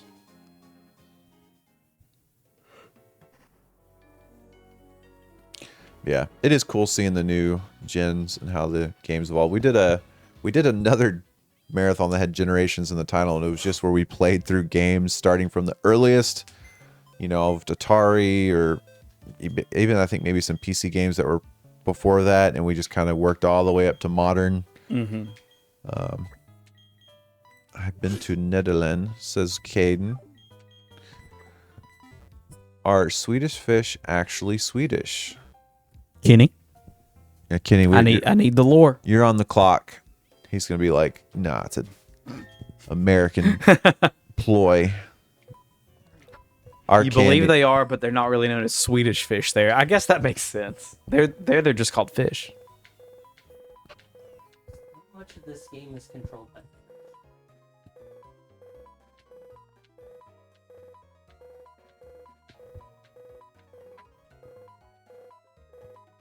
The pixel work just gets better and better all the way up to black and white. I love the black and white sprites. Me too. I want to do if they do remaster or remake the black and white ones, I'd love them to do it like HD 2D style. But doesn't Square Enix have some sort of do they own a copyright on the technology or something? It's one of the weirdest ones. I'm not a fan of anybody doing it. I don't like when Nintendo does it or anybody does I feel like what makes gaming the best is when people iterate on ideas. I understand I think there are certain things. Yeah, if you're just blatantly ripping off every aspect of it and you're not making it better or improve upon it, I mean, I still don't think you should sue them regardless. But I don't like that.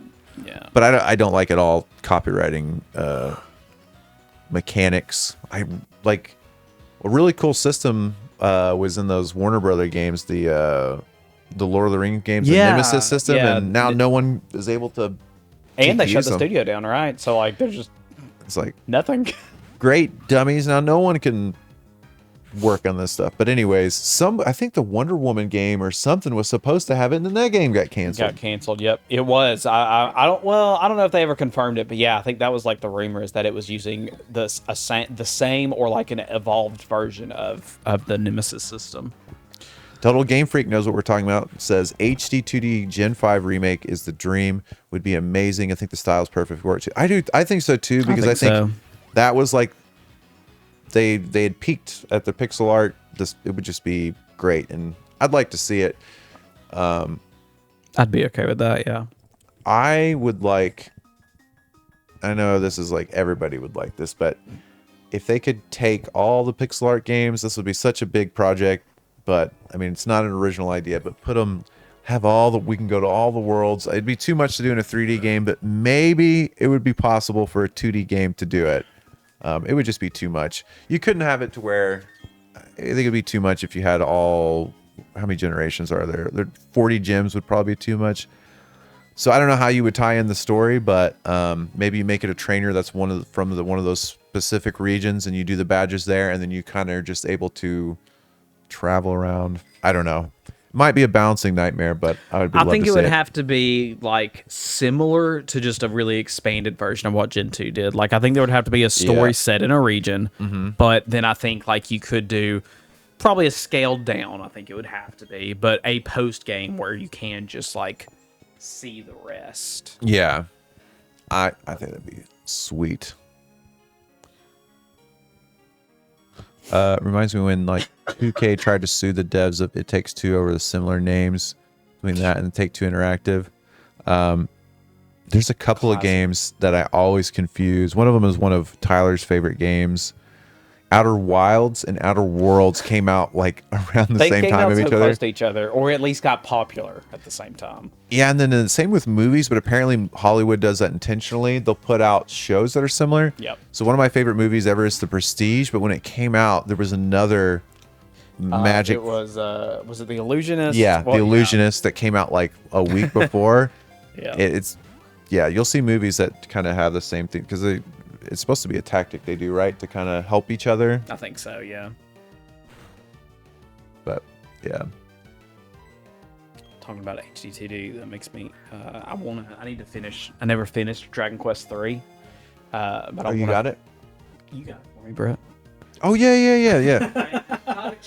I forgot about that. Sorry. I need to finish. I want to finish it because is it October? It's very soon that 1 and 2. Oh yeah, it is soon. Shout out to Cherubi. But yeah, I think it's like really soon, and they're doing a Switch 2 version of it, so I really makes me want to play it even more. It was on sale and part of the Prime sale for like $34. 3 was. Yeah. It's really good. I haven't, like I said, I haven't beaten it yet, but what I played of it, I really like it. I love those. I love the HDTD games that Square Enix has done. Tell you what, guys, we haven't had a donation in a while, so we're putting this on clearance. $5. Whoa! And I'll take a sample of this, or I'll take a big chunk. I'll take a big bite. This is pickle cotton candy that they got from the stockyards here around in the Fort Worth.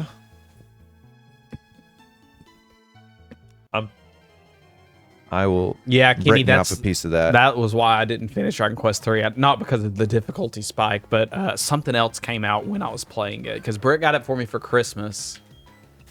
Yeah, this was maybe last year. Leanna got me something too. I had 2 big games that I wanted to play at the same time. Was it Astrobot? No, I still need to play Astrobot though. Me too.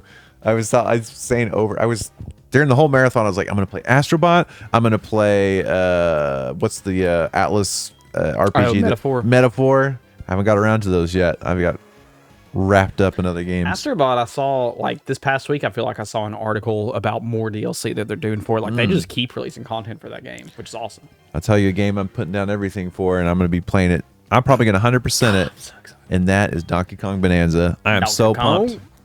Donkey Kong. What's up, Pikachu? Hey, Pikachu. How did I forgot, did you say you were going to convention today? I can't remember, but if you did, I hope you had fun. No problem. Next weekend, that's right. That little icon, now that Caden's here, that is next to Pikachu Alchemist, the little sweet Caden boy picture is the best. I wonder if when Jason comes back, I gotta remember to bring that up. I used to use that emote all the time. I think it was like my icon in Cacao or something like that.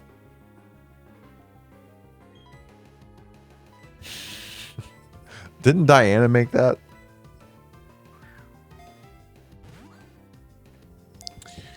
Warner Brothers patenting the Nemesis, yeah. For Shadows of Mordor. Magmar comic for teen trainers. Magmar? Yeah, I don't like that. And I want to say it was the Wonder Woman game. I'm not sure. One of them was supposed to be bringing back the Nemesis system, but Magmar, it's gonna be around here. It's gonna be near the end of Gen 1. There we go. Oh, its name is Mario. Okay, I'll have to go to the name reader then. Let's see. Do we know where the name reader is in this game? I can look it up. Let's see. Name Raider. Pokemon Platinum. It's located in Eterna City in the building to the right of the Pokemon Mart. Specifically, he's an old man sitting at the table on the left side of the building.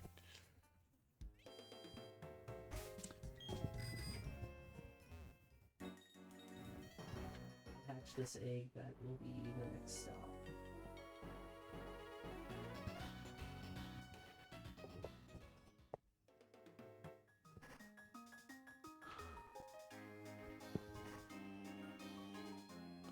Well, night Pikachu. We appreciate you stopping in.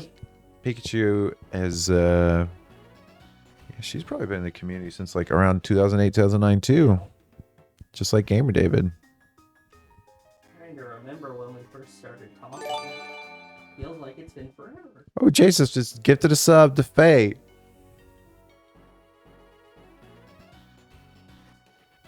Thank you, Jasif. And then Pikachu says 2008. She probably here. Yours was Pokemon 08 is the marathon you came from Cerebi, and I bet Pikachu is too. Oh, 2010. Maybe the Pokemon one there. No, I think she's saying that's when we first started talking. Oh, I see. Probably 2010, 2011, maybe 2012.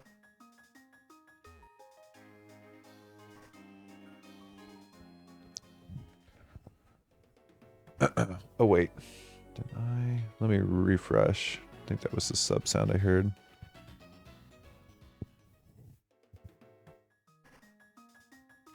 Always keep reading this one. Yeah, okay. Hatch already, Riolu. Riolo is one of the like eggs that takes the most walking time, isn't it? Wouldn't be surprised. None of them are too bad though. That's the same spot that I always use too. I went and caught Magmar for Flame Body for this. Oh, there we For go. trainers. Does it have anything? Let's see. Gen 4.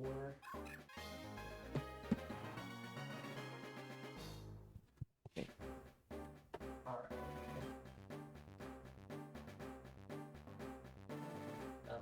Oh, it's because there's all these Marios.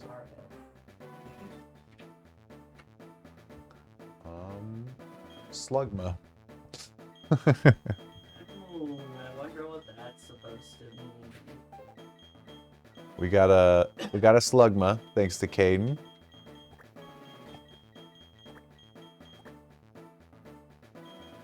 If I can spell correctly.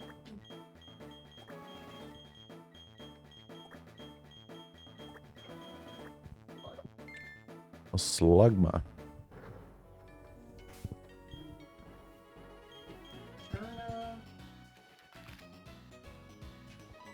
Ooh. So we have different themes for us here at the marathon.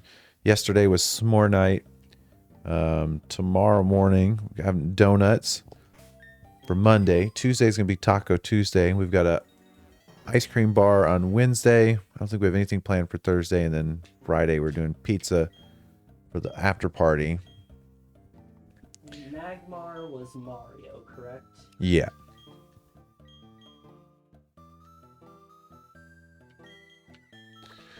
Ari says, I'm going to lurk to take a break from the screen for a bit. Hope you get to eat some pickle juice cotton candy. Well, thank you, Ari. I appreciate it. Thanks for hanging out with us. Go play some MMOs. That's what I'm going to do after this marathon. Well, I'm going to be playing Donkey Kong, and I want to get back onto Final Fantasy 14. I really got that itch. That itch in 'em. Faye says, also, speaking of patents, I remember Namco had a patent on loading screen games for years, and it was a big deal when it expired some time ago. Oh, yeah. I remember that, too. There were tons of articles written about it, and I was like, wow, that's crazy. It's a crazy thing to patent. Did they get the Soothe Bell in this game? I don't know. It's okay, Kenny. You know we'll be here next year, and we'll be here the year after that and the year after that. I think you guys are going to really like what we've got in store for next year. Speaking of, I'm going to go through the spiel of what this event is about real quick, and then I'm going to show you guys. We've already revealed our Halloween marathon, and we've already revealed our holiday Christmas time marathon for this year. We've got one more marathon left to reveal. For our summer events, we always lay out the next year, which is the Halloween event that's going to be happening in October of 2025. The holiday marathon that's going to be happening in December of 2025. And then we have not announced our summer 2026, which is actually going to be in June next year. We're going to pull it a little bit earlier. I feel like more people are available then, and it's a little bit cooler in Texas. But let me go over it real quick. So we are raising money for St. Jude Children's Research Hospital, and we are playing through every generation of Pokemon 1 through 9. This is Pokemon through the generations, and while we're playing through it, we've split our group into teams, Team Rocket and Team Trainers. You can see the schedule here, showing off what generations are played each day and which team is playing that generation. We started the marathon off with Generation 1 and 2 being played at the same time. Each team's going head to head and battling it out against each other. We're already onto Gen 4, which is being played by the trainers. And then each day we're going to be playing a new generation. Now, right now, this is the trainers who are playing. You can see David representing Team Trainers. We got Apple, Joseph. Rob played a little bit earlier today. Phil played a little bit earlier today. And Ben is going to be here later, and he's going to be supporting Team Trainers. And we got Team Rocket. I'm on Team Rocket. We got Luca, Chef Crobat, Ashley, Callum. I think Leanna's going to be kicking off Gen 5 tomorrow. And then JD's going to be driving in, I think, maybe sometime tomorrow. That's the Rocketers. And, of course, anybody that's coming into the marathon, if you want to pick a team, get added to the graphic. And then for you supporting in the chat, you can throw out we have just the non-subscriber emote, the free emotes. You can splash the Team Trainers, Team Rocket. Other things I wanted to show was the reveal for our Halloween marathon.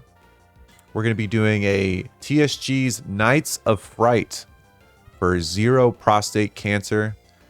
So spooky games, holiday Halloween themed games. So everything from Castlevania to Resident Evil. You guys know what I'm talking about. Maybe some Amnesia. Games like that will be played. And that's going to be October 17th to the 19th. It's going to be a 48-hour marathon. What we're also going to do is if you're a community member and you also want to help out and raise money for Zero, if you sign up for our Discord, we'll have a channel. You can, we'll give you the Tiltify campaign so that you can also help raise money for Zero. And you'll be, if you want to stream on your own channel, we'll promote your channel, and we'll be doing that for the month of October. And then for the holidays, we're doing our Jumpman Marathon, Mario and Donkey Kong, December 12th through the 15th, and we're raising money for Charity Water. We've done Charity Water. This, I believe, is our... How this move works. This is, I believe, the third event that we've done for Charity Water, helping bring water to parts of the world where it's hard for them to get, and having a sustainable solution for water in those areas. But yeah, Mario and Donkey Kong, they're hot right now. We got the new Donkey Kong Bonanza coming out, and then there's so many good Mario games. I'm excited to see Odyssey, Super Mario World, Yoshi's Island, maybe some of the Paper Mario games. It's going to be a lot of fun, and that's going to be December 12th through the 15th. All right, so sorry for the long-winded spiel. If you want to donate to the marathon right now to St. Jude and help us get closer to our goal of $10,000, exclamation point donate will pull up a link. Wait a second. You can click there. Does Caden say he'll be here for Halloween? I didn't even see that. Caden, you being for real? Caden. Do you guys plan on messing with channel points at all? I'm out of IRL funds to throw at St. Jude. We do need to. I keep. There was actually. Was I talking to you? There was something really cool I saw with channel points. Yeah, you told me about recently. it. We need to do more channel points for sure. It was been Leanna we were talking about. If you can think of it, I'll do it. We'll do it. Yeah, there were some. He's making arrangements. That sounds so ominous. All right, I'll tell Leanna because we were trying to figure out if she's coming to December or October. So looks like it's going to be October, Caden. Oh, which one Leanna's going to come to? Mm-hmm. Yeah, she can't come to both because of work and the kids, but she's going to come to one, so. Ooh. Caden, I will love to have you down. Deli's thinking about coming to one of them, I think. Ooh. I think. Deli feels like a Mario Donkey Kong fella. It might be the other one that we haven't revealed either. But I don't know. I don't want to speak for Deli. Deli, no pressure. Come to whatever marathon. Real Deli's in the chat. Let's see. Got good news for me, bad news for my bank account. Las Vegas announced they're adding Uno to the casinos. Really? Yeah, it's going to be a table game. Wow. So you move off the blackjack and then you start playing some Uno. Brett, you got to play Meepo or Invoker. Which would you play? I would do Invoker because I would just focus on doing a support one with the slows and Yules, and I would do Invoker. Is it safe to say that Bonanza will be played during the marathon? Pretty safe. I think if we do it, I remember whenever Mario Odyssey came out, we played a Mario marathon shortly after, and I feel like a lot of people were trying to avoid spoilers. So well, I think it'll been out since July, but I guess a lot of people will get it for Christmas. We'll still probably play it. I don't know. We'll have to figure it out. Yeah, with Odyssey, I think it was just too close because it came out in like October. Yeah. Yeah, and then that entire last day of that marathon, we did a Mario marathon, and the entire last day of it was Odyssey, like a relay. So I feel like I definitely think later at night or something. Yeah, I definitely think we'll play it. I mean, I want to play part of it. Yeah. So I definitely think we'll play it, but we'll probably be pretty careful about like doing it at a time or something where we don't have to. People don't have to worry so much about spoilers because I can see that being a big Christmas game, especially that and the Switch 2 probably. The Switch 2 holdouts, yeah. I'm gonna see if for the we'll see for the holiday marathon, maybe we could have like a Switch 2 prize or something. We'll have to see. I'm expecting it's hard to get right now, and it's probably gonna be hard to get until the spring. I think so. Do you think they'll try to do any kind of? I mean, they just did the Mario World one at launch. Do you think they'll try to do any holiday pack-ins or bundles? I don't know. Year one. I can't remember if they did with the OG Switch. I don't. If they did, it was Mario Kart. That's the only pack-in they ever did, right? No, because they did like Animal Crossing, but for the holidays specifically. Yeah, for holidays, I'm trying. I think every Black Friday, it was just. You know what they did do though? They had the Switch lights that they had with Animal Crossing. That's true. For Black Friday. Yeah, I'm not good at microing either, Caden. The only character I got decent with was Chen, and I played him like a very distinct way. But I think in the first year, since they're gonna sell it regardless, they probably won't pack it in. But at the same time, they packed in Mario Kart, so maybe not. I'm wondering if there's gonna be one more game, like one more first-party Nintendo Switch exclusive. I almost think not, just because of how packed the year already is. I would love it, but I don't know. Oh, for this year. Yeah. Do you think there's like a November game, or do you think that like either Metroid or? That's what I was gonna ask. You mean like, are you counting Metroid? Yeah, I think Metroid's 100% this year. I mean, I don't know that, but I'm thinking. Yeah, I feel like it would be. It wouldn't surprise me to see another one, but I also do feel like it would be hard just because of like, not scarcity, but like because of the holdouts, and they are having a lot. I mean, when did we launch? June. Yeah, June. And there's 5th. a lot of like big first party games. I mean, Mario Kart, Metroid, Donkey Kong, Pokemon, Kirby. There's the new Hyrule Warriors game. Yeah, I could see there being like a really early 2026, like strong first party game. Yeah. But yeah, I feel like, and I would love to be wrong because I want more games. Me too. But I feel like, yeah, 2025's kind of covered with those first party big exclusives. Yeah, I feel like ZA is going to be their big holiday game. I think so, yeah. 2026 is the 25th anniversary of Animal Crossing, and is the only reason I might slightly regret getting a Switch. I may slightly regret getting a Switch 2 at the moment. I waited to get Switch until Animal Crossing, so I could get the special one. Oh, you were regretting getting it early because you think there might be a special edition of many rumors of like that they're actively working on the new Animal Crossing. If it's the 25th anniversary, I could see that. I think it's going to be because that franchise is so big now. It's probably one that you'd want to get in the first half of your lifespan because it's going to sell throughout the entire. Yeah, I bet it is next year. I bet it's spring of next year. They might even announce. I think we might get that announced if they do. I could see that being an announcement in a direct this year.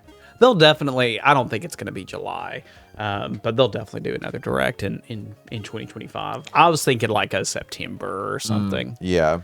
Like talking about holiday releases and then early 26 stuff. The only weird thing about doing it in September, why I could see them doing it earlier, we might get like a rare August one, is because they've got so many games that are announced that we just don't know the dates for. Yeah.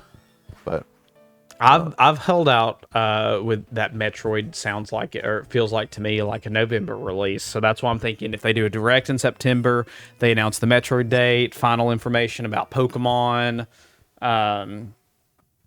and then give some dates for like, I feel like that's when I think they're going to announce the 3D Mario pretty soon. Because when did Wonder come out? It was 2024, right? It was just last year. Yep. Yeah. I believe so. I think that they're going to announce the three. I think the next one's going to come out next year. How pumped are you, Gamer David, for the next Hyrule Warriors game? I'm definitely excited. Oh, it's 2023. Mario. It was 23. Yeah, it does. Man. Okay. Yeah. So we got June was Mario Kart. July was Donkey Kong. We know I think Drag X Drive is in August. Not that that's going to be the biggest game. Which game? Drag X Drive. Oh, is the that wheelchair the basketball wheelchair one? Yeah, I think it's only like $20 or something like that. I probably won't pick it up, but maybe it's just really fun. Pick it up for work. True. We actually that would be pretty cool actually. I think I'm one of the biggest Metroid fans. However, I know it doesn't sell the best for them. I want this one to be like the one that breaks through. Yeah. I would Floatzel. I would not be surprised if Metroid was September. Pokemon's October, and then but if you're right, if they have confidence in Metroid, then I think we'll see it in November. November too. I'm thinking even if not Metroid, I will say we're trying to figure out if there's going to be another big 25 release. I think if Metroid is September, then there will be another one because I'm pretty sold on them doing something in November as they prep for the holidays. Because I know Pokemon's going to be a big one for the holiday, but I don't know if that's like what they would want to 100% bank on, because it's not a mainline Pokemon game too. Like I know people are super excited, like we're all super excited for Legends. Yeah. But from the the average person point of view, this isn't a mainline Pokemon game. It technically is. It is. I know what you mean, though. I know what you mean. It's not like a It's not Gen 10. Yeah, that's what I mean. Like it's not like a Sword and Shield or a Scarlet and Violet. It's a, it's a. I'm so Probably excited. cranky. I'm so excited for Metroid Prime 4. Did you see that? Because so the timer, for anybody wondering how the behind the scene works with the total caught and the trainer's caught and rockets caught, there's a check like every 5 minutes. And so if we were doing it at the beginning of the 5 minutes, we don't know when it's doing it. It might take 5 minutes to show up. I just updated that one, and it was a second before the check, so it immediately updated. Let's see. I want to see how much When does, Legends Arceus sold. I don't think it's going to be like a huge game at all. But when does Daemon X Machina come out? Because that's an exclusive. I think this that's year. September. Is it September? Or have they even announced it? I might be wrong. Because that will be a first party exclusive. I think it's first party at least. Pokemon Legends Arceus sold about 15 million. It did so as of March of 2023. How does that compare to Sword and Shield and Scarlet and Violet? I'm gonna guess because Scarlet and Violet's the highest selling one, right? Mm-hmm. If it sold 15, I'm gonna guess it sold 40 million. Let's see. Double dip and buy both versions. Which ones would you like to see, Scarlet and Violet or Sword and Shield? I think Sword and Shield's probably the most comparable. Okay. Sword and...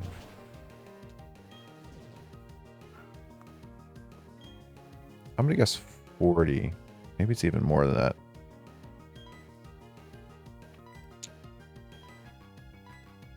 This can't be right. It says 26.6. I mean, I know that's a ton. That was Sword and Shield. Yeah. So that's not bad. So if that was 26, then Scarlet and Violet was probably like 35 to 40. Mr. Mime. Let's see. Mr. Mime? Yep. I don't think anyone caught that one. Okay. I think I called a Mime Jr., but not a Mr. Mime. Let me do this real quick and then I'll pull it up.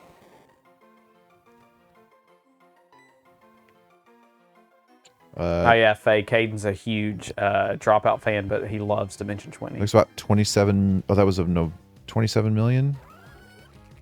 Thanks to Legends Arceus. Does a pretty good job. Two versions. So maybe they will use that as like their big. Oh, mime. What? Oh my gosh. Sorry, guys. Mime. Wait, why is it Mario? We got Mime Junior, or someone got Mime Junior, right? Yeah, I got Mime Junior. Okay, so that one for some reason, I think I'll now have are tied. Mime Junior. No one even told us. I'm pretty sure David double checked the Pokedex, but I'm pretty sure I caught Mime Junior this morning. Wait, so unless I killed it. Did something happen? I just selected it and it turned it off again.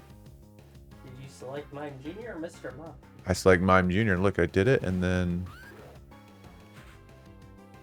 that one time it worked though. I don't know what happened. I wonder if it's because we sometimes maybe we're scrolling as I select them or something. Maybe. I'm scrolling. Caden, I'm gonna get there one day. Is there 2 Mime Juniors? See, Mime Junior. Mr. Mime, Mime Junior. Oh, yeah, that was Mr. Mime. That's okay. All right. So maybe it wasn't. Maybe the other one I just misread. Double check the Mime Junior just because I'm worried now. I know you got it. One. I'm pretty sure. I encountered one for sure, and I know I tried to catch it, but I can't remember if I might have knocked it out. It's possible. Any Cricketune heads out there? Caden, one of these days, I'm gonna watch Dimension 20, and I'm gonna read all of One Piece. I promise. I too, Caden and everybody in our Discord calls wants me to watch One Piece, and I want to watch it. I have One Piece. Oh, we don't have Mime Jr. Okay, so whoops. Unmarked Mime Jr. Let's see. Mime Jr. is cursed. Mime Jr. was haunted. Now that's a haunting. Do you know how many hauntings are going to be at Halloween Marathon? Gonna be so many hauntings. I don't know why Kenny brought this up, and I was like, why did I do it this way? I could have just got rid of the whole cot. Yes, I could have just had trainers. Yeah, probably. There was some thinking behind it, but I don't think it was necessary. I was using it as like almost a check, but I don't think it was necessary. But oh well, it's fine. No point in changing it at this point. Caden, I know you want me to read One Piece, but we now have 2 chapters of Ping Pong Peril on Shonen Jump, so I could read that with you. We could read those Ping Pong Peril every week. I was telling the GDQ people yesterday, or you might have been already here for this conversation. I'm just forgetting. I was comparing like how our marathons are to like speedrunning ones and stuff, and I was like, ours is kind of like a slice of life anime. Yeah, you did. Caden, what have you done? It's so funny whenever it like censors language because we're waiting for the reveal and you see the word, it makes it so much more emphatic. It's like, ooh.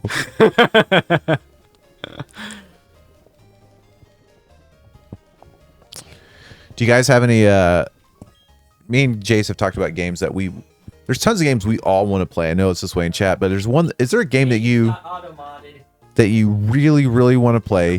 You own the game, but you just haven't played it for some reason or another. I have tons of games that are that way. I've started Dragon Quest 11.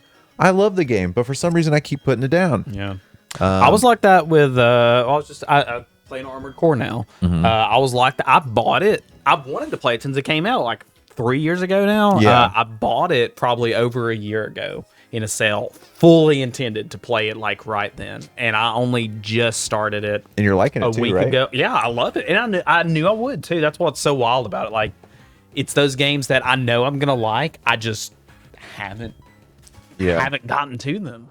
So not enough time. Basis sweats and looks at Steam library. Casca says, see, he's an elevated status. Says, I only buy games when I know I'm gonna play. All right, Casca. Casca was a player of, there was a game that I really liked. I'm a big Ni no Kuni fan. Love Ni no Kuni. I've got this, the first Ni no Kuni I ever played is the first one, The Wrath of the White Witch, which Robbie Davis recommended, and I love it. It's a collaboration of Level 5 and Studio Ghibli, and it plays just like a game that you would think would be a combination of Level 5 and Studio Ghibli. It's a fun, story-driven RPG that's got a catching mechanic to it, kind of Pokemon-like. Well, the DS version, they made a DS version of the game. It's got the cutscenes and stuff, different cutscenes, but similar. They're like similar cutscenes. It actually came out first, and the DS game comes in a huge box, and it's a spell book. And so whenever you're having to do spells in the game for like solving puzzles and stuff, you have to use the bottom screen. You have to flip through your spell book to look up the spell and draw the spell on your your DS pad. And the spell book comes with the game. I don't know. I'm a sucker for gimmicks like that. You played it, right? Yeah. I beat the PS3 version, but I haven't beat the DS version. It never came out in English, but Japan, I was keeping my eye. There was a fan project for it forever, and it finally finished. It's been finished now for like 8 years or something. Yeah. But and I did play that a bit, and I was liking it. I'm sure I would, Caden. But yeah, Level 5, what a comeback! Not that they'd ever like fallen off, but Level 5 for a while they went back to They not weren't making doing Western games. translate. Yeah. Now Yeah, they're back. I'm really excited about. I loved Fantasy Life. Me and Caden and our friend Diana played it like constantly when it came out, and I'm really excited to play the new one. We bought it on Steam, but my wife's been playing it. So once she finishes, that's going to be one of those that a few years from now I finally get to. Yeah, it looks like right up my alley. So, because you never played the first one, right? No, it was. I think both of y'all were telling me about it, and Caden, I think too, during our Cozy-thon. And I was like, this seems. It was such a good game. Another Level 5 game I really like. They're making a new one of Professor Layton, which Tyler or Phil introduced me to the Professor Layton series game, and I love puzzle games. And it's a puzzle game that has like a narrative. Got just like a fun mystery stories always tied to it. And they're making a new one next year. Something like that. That sounds right. Yeah, I don't think it's this year. Oh yeah, Kenny's really excited for it too. And another series, speaking of games that I have I said I was gonna. I really want to play, and I haven't gotten into it. Kenny's gonna be mad if he were here. He would make me eat one of the nasty candies. Is the Professor Layton games? I have them. Phoenix Wright. Like we're yeah, Phoenix Wright. How did you know? Brett, you go through so many games and so frequently talk about the games that you're going to play. You just know. I know my Brit script now at this point. You should just like commentate, like pretend you're me. I would like to see like how close you're like, all right, got a story for tonight. Have you heard of the story of Golden Bird? Which I did tell that whenever they raided last night. I was wondering because I saw Goldberg in here. Chasing says, Britt, what's your favorite game? God dang, that's a hard one. My brother would be mad at me, but he's right. If I said anything other than Dota, but he's probably right that's, I mean, I've played 9,000 hours or something like that of Dota. But whenever I think of favorite games, I don't typically think of like multiplayer games. I almost feel like playing Dota is like saying I'm gonna go play basketball at the park. It's like a super fun. I know what that's like a good way of. Yeah. I mean, it is a game, and you do, but I get what you're saying. Yeah, it's that same like feeling. Yeah, it feels I'm gonna go do this activity with my friends for a little bit. And exactly. Yeah. I love it, but whenever I think of favorite games, yeah, Dota's home. I've played it every Saturday and Sunday for the last. Not every, obviously I'm not playing this Sunday because of the marathon, but basically every Saturday and Sunday for the last since 2011. But I love Dota. But if I were gonna list my favorites, I like to list like story and single player games. And that is really hard. I think Zelda's my favorite franchise. So I would say it's probably going to be, Breath of the Wild, Majora's Mask, Wind Waker, Skyward Sword. But I'd probably pick like one of those to be my top. And then there's recency bias, so I won't stamp this there now. But I think Expedition 33 is going to be up there. It's going to be in the top 5. I know it is. It's so good. Bloodborne is incredible. It's probably my favorite of the Souls, but Elden Ring's like right there. I really loved Persona 4 when I played that. That's really high up there. Really like Persona 4, yeah. Noita is Chase's favorite game, and I can see why. It's a if you like roguelikes, Hades 1, 2, or both games. What about you, Jace? If you had to pick like your first handful of favorite games. Favorite game? That's such a hard question. I do, Caden. Do. God, I started playing a lot of. I used to play a lot of Binding of Isaac, but when you started streaming it, I got back into it for like 3 weeks. It's so Just good. played it nonstop. Ooh, Love Bop. That's awesome that you're also a Persona 4 fan. Yeah, like one of my. I don't know what my favorite game would be. Resident Evil 4's got to be one up for sure. That's what I was gonna guess. Yeah, like Majora's Mask is one. Pokemon. Yeah. It's hard to pick which one, but like Pokemon, it's gonna be up there. As a whole, would be up. Yeah, Elden Ring, or any Souls game, really. Like it's favorite game is so hard. It's super hard because I haven't even gone through. I've recently started knocking out shorter games. Like just in the last year, I did like Pikmin 3 Deluxe was incredible. Pichu. I love Pikmin. So much fun. I like puzzle games quite a bit. Caden, I did that. I didn't get through all of them, but a few years ago, I think it was right before Leanne and I got married, but she'd already moved in because she watched me play most of them. I went through 0, 1, 2, 3, Code Veronica 4, and 5, and that's where I stopped. Because I played the remake of 2, but the original of 3, so the remake of 3 hadn't come out yet. Pichu's nickname is Bulbasaur. Does it count if we already named Pikachu that? Full evolutionary line. Oh, you've never played? Have you played? Caden, you would like the remakes for sure of 2 and 3. Picto Cheat. Are you gonna mention Fire Emblem? Not only that, like all their games that I like, because Black and White I mentioned is it's either Black and White or Gen 2 is my favorite Pokemon. Skyward Sword, I love Skyward Sword, and I always defend it all the time. It's one of my favorites, and then Fire Emblem Three Houses. If anybody wants to get into Fire Emblem series, that's the one I recommend. Three Houses is That's the one that got me incredible. into it. Yeah. I still love good. them, like everyone Oh, I've yeah, I played forgot you now. did play I played a bunch now. Yeah. I've probably played most of them at this point. But yeah, Three Houses what did it. Caden, I love 5. I replayed it like 2 years ago after one of the marathons. Yeah, Oh, I actually Metroid just bought Prime. the Yep. 4 remake of Resident Evil on Steam like a couple of weeks ago, so I can play through it again. It's so good. Radiant Dawn, is that the GameCube one or the Wii one? It's the one on the Wii. Okay. That's the one I haven't played. I have played the GameCube. So I played, is it Path of Radiance? Played that one. Didn't get, or haven't played Radiant Dawn yet. I loved Path of Radiance. That one was really good. I liked Fire Emblem Awakening a lot. That's the one that, yeah, that's the one first of the 3DS ones. 3DS one, yeah. I think I have a, hold on. I have a ranking note on my See, phone. I feel like if I started listening, because yeah, as people are naming stuff like Metroid Prime, it's like, yeah, that is a great one. It's one of my favorite ones. It is hard. I haven't even started talking about Castlevania. Castlevania is some of my favorite games ever. Yeah, of Fire Emblem, the ones I've played, it's Three Houses. Path of Radiance is my second favorite. Fates, Awakening, Engage, Dang, Blazing Blade. Which one is that one? Is that the? That was one of the ones that were. Is that the one that's just called Fire Emblem? Yeah. Okay, that one.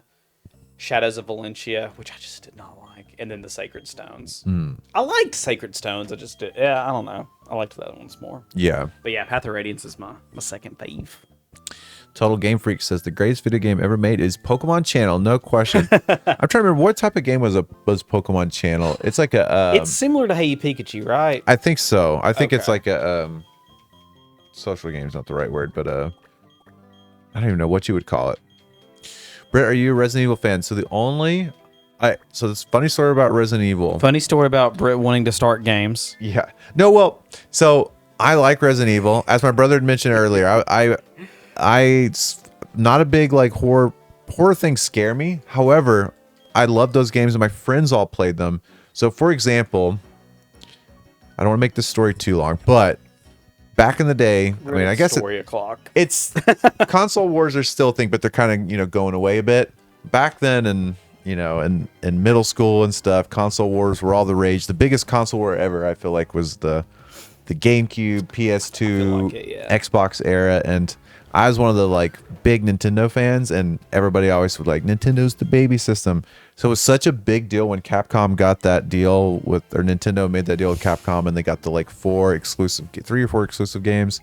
And so the first one of that deal that came out was the Resident Evil 1 remake, and I bought it. Immediately went to my friend's Daniel's house, and watched my friend Daniel's brother Matt and Daniel. We played through it, stayed up all night long. So I know Resident Evil 1 very well, and it's one of my like fondest gaming memories. But I haven't played through it personally myself. But I have beaten a couple of Resident Evil games. I beat Resident Evil 7, and I beaten Resident Evil Village. Oh, did you get through Village? Yeah, I remember yeah. when you were playing it. And I've done the DLC for Village, where you play as. Yeah. I was trying to. I was talking to a friend about it the other day. In the very, this is kind of. I don't know. It's not much. It's a spoiler, but do they reveal Ethan's face at the end, or do they tease you when they go around? I think they still just teased it. I think so too. But yeah, I like Resident Evil games. But I need to play more of them. I want to play 1 first, especially because I was texting Jason the other day, and he was telling me about how the remake doesn't have the newest remakes of 1, the like remaster of the remake Yeah. has non-tank controls, and that was always kind of holding me back with that. Caden, talking about 1 to 6 not being super scary, they're not. But I will say, you mentioned the 2 remake. That one had some scaries in it for sure. 2 remake is super good. You know which one I want to see them remake like the most, just from the stories, from all of our Resident Evil marathons, the stories you've told me and Chef have told me about Code Veronica. That story seems wild. I like it. I follow this Resident Evil leaker on. Is it Twitter. Dust Golem? Yes, I think actually. Yeah, I think. Or at least he was formerly called. Yeah, he was like pretty spot on with it. Seems like. He's the one I follow. I think that's right. But yeah, he's pretty pretty accurate. Even so far as like some of the stuff he was saying about Resident Evil 9 right before they announced it ended up being accurate. But yeah, he has stuck to for the past couple of years that Code Veronica is the remake they're actively working on. Ooh, that'll be exciting because I feel like Code Veronica, just like the Resident Evil 1 remake and Resident Evil 4 remake, were for a time exclusive to the GameCube. Wasn't Code Veronica exclusive to the Dreamcast for a little bit?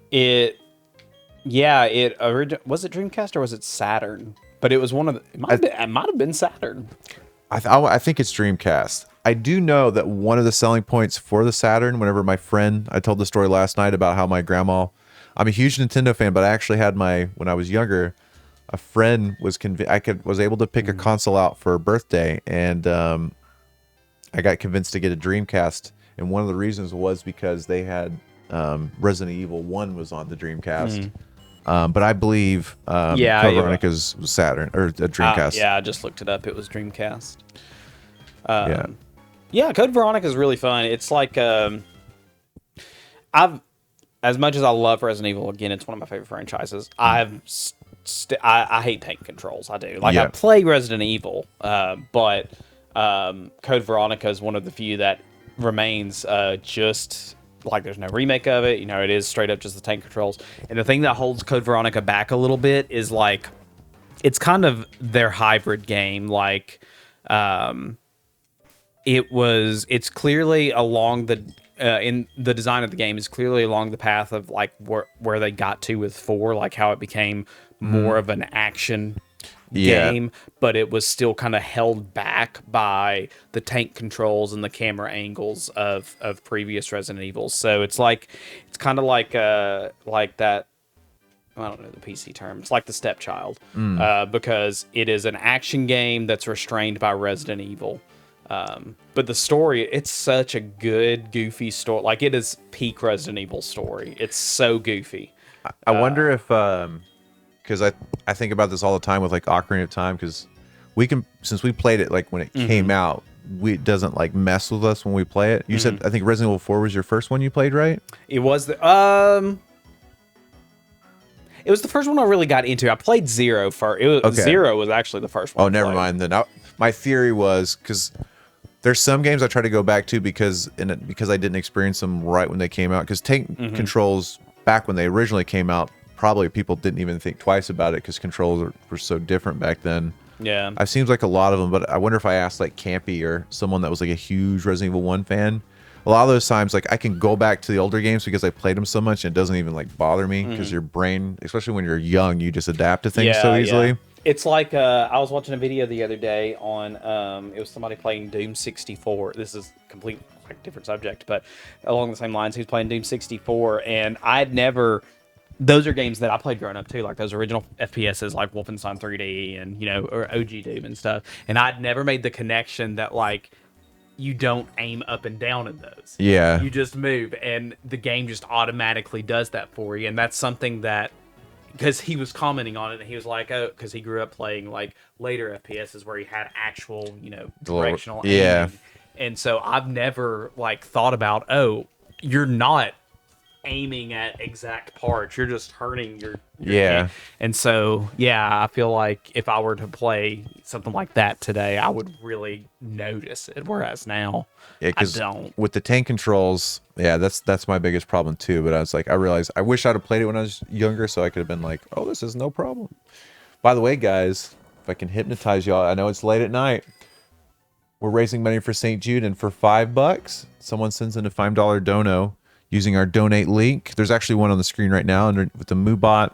But if you don't see it, !donate will give you a link. There's a donate button. For just $5, I want to crack open this pickle cotton candy and see what it's all about. Yeah, it's late at night. Britt needs a snack, guys. I do actually. If I'm gonna get a snack at some point. It smells horrible. Actually, I'm gonna crack it open just to see what it smells like. Oh boy. The late night donations are hard to come by. Ooh, smells like pickles. Pickles. Oh man, it really does. $5 and I will take a big handful of this. You'll do it for $5. I'll do it for 15. 15. So if we can get 20 total, it'll give Jason. But if you want to do it a little bit of time to get a little sample, you can give 5. Get a little treat. Yeah. So let's keep the donation. It is very, very late night shifts are the hardest to raise money for. So a $5. I always say the $5 donation this time of night is like a $10 donation. It's very helpful. Is that my phone? Did I leave it over there? Is that yours?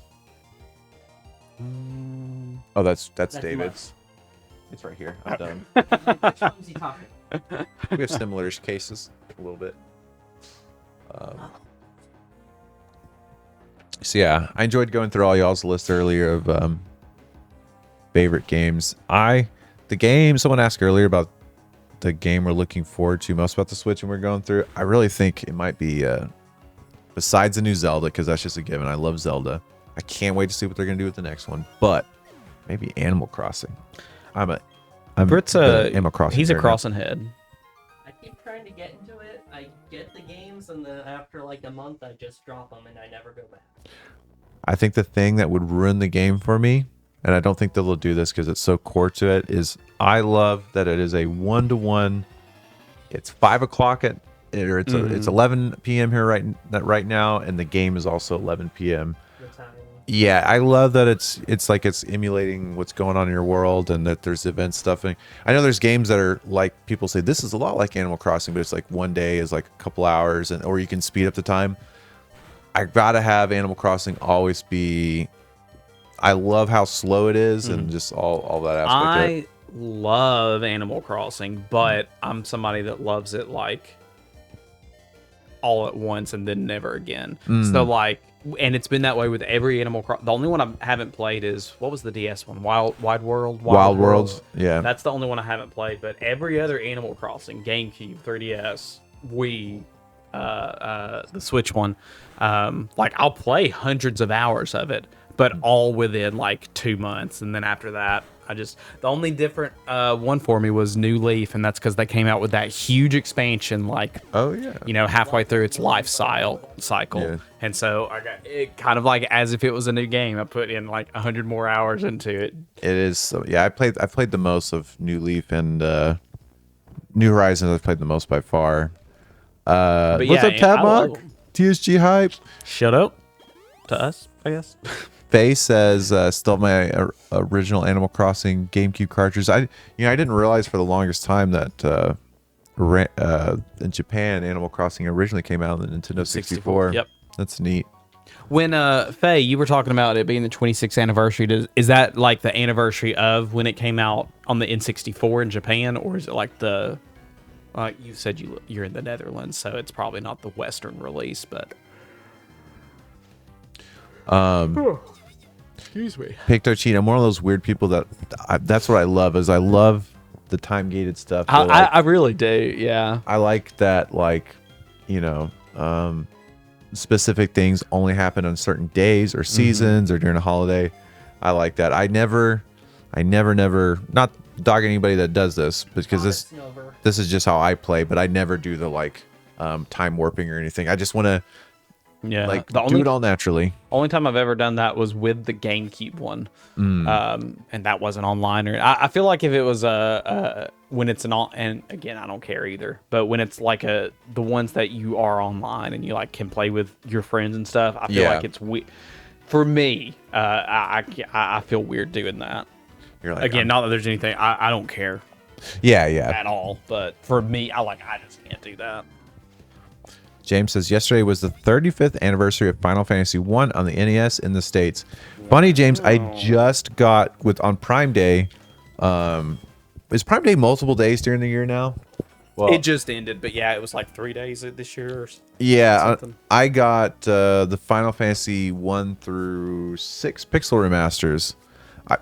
It's like almost every Final Fantasy game is on the Switch now. Yeah. 1 through 10. Everything except 12, 11, 13. 13 games, 14 obviously. Isn't 11 the first MMO? Yep. Yeah. 15's not, but it does have the chibi version of it. I can't remember what that one's called, like Pocket Edition or something. Oh yeah, I forgot they did. There was a F15. Yeah, Baltus likes that I've never version. even looked at it. Like I don't know what content it is. I'm sure it's cool. I think from what I understand, it's like a 1-to-1 Is it? with just the chibi versions. Okay. I then think I'm sold. 15. Do you guys? Is it is I love not 15. Yeah, 15's the one with like the boys That's going the out. boys. Yeah, the boys hanging out. They announced they're putting the 7 remake on Switch too, right? Yep. Okay, so yeah, it really is. There are not many that are not aren't on Switch. 16, I could see it coming to Switch too if they can do the 7 remake. Yeah, they said. I think Yoshi P commented on it. Someone had talked about 16 because it was going to Xbox, and he said only Nintendo's left or something like that. So Yeah. it's like, well, It only just came to Steam recently, Mhm. and then Xbox. Is it finally out on that? I know there was a delay between it and Steam. they at least announced it already. I don't know if it's out, but yeah. Yeah, they announced it at that whatever that event was that they also did. Is it Persona 4 they're doing a remake of? There's some yes. other big thing they announced at that Xbox event, I feel like. Yeah, I'm trying to think too.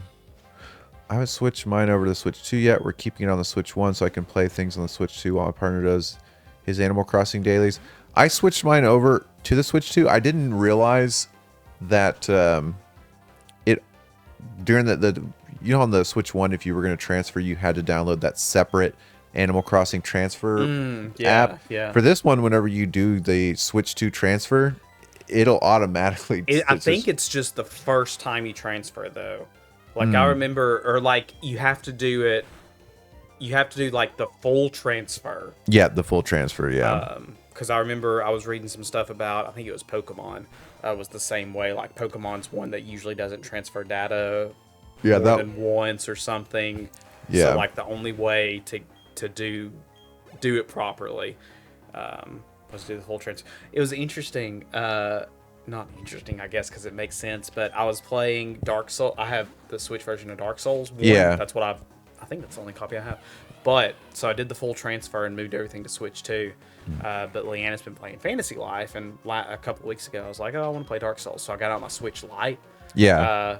And I should have known this because it was a full transfer, but it doesn't. Dark Souls is the one that you can't save scum and stuff, so it's a complete all my saves are on the Switch 2. Oh wow! So it's like a completely new fight, like everything on Switch 1, which was fine. Oh, I mean, I was man. playing from the beginning, so it was fine. But I just thought that was like I didn't in my head I hadn't You were gonna realized have I guess both. what a transfer really Meant. entailed. Yeah. Because other games, like I was playing Castlevania, the DS collection. Yeah, and it's got it on both. I was just playing those back and forth, like some on the Switch 2. And then when she started, I did some on the Switch Lite. But yeah, then with something like Dark Souls, and I'm sure Pokemon's the same way, those that you can't, that have those blocks, limits in place for save scumming. Yeah.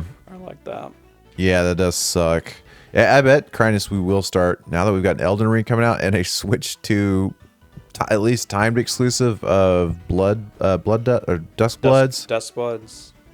I bet it's really likely we'll start. Yeah, the getting fact some. that Cyberpunk runs so well on the Switch 2, I can see games like of that scale coming to Switch 2, because apparently Cyberpunk runs super like it's really well optimized for the Switch 2. Yeah, I've heard they did a great job. I'm a big Cyberpunk fan, but I have it on PS5 and PC. But I probably will eventually get on the Switch 2. Let's see. Oh, let me make sure I haven't missed a dono. I would hate that. It's like, what if like 10 minutes ago someone had donated and I'm like, should have ate the pickle. And they're like, Should have ate the pickle. You jerk. The pickle cotton candy.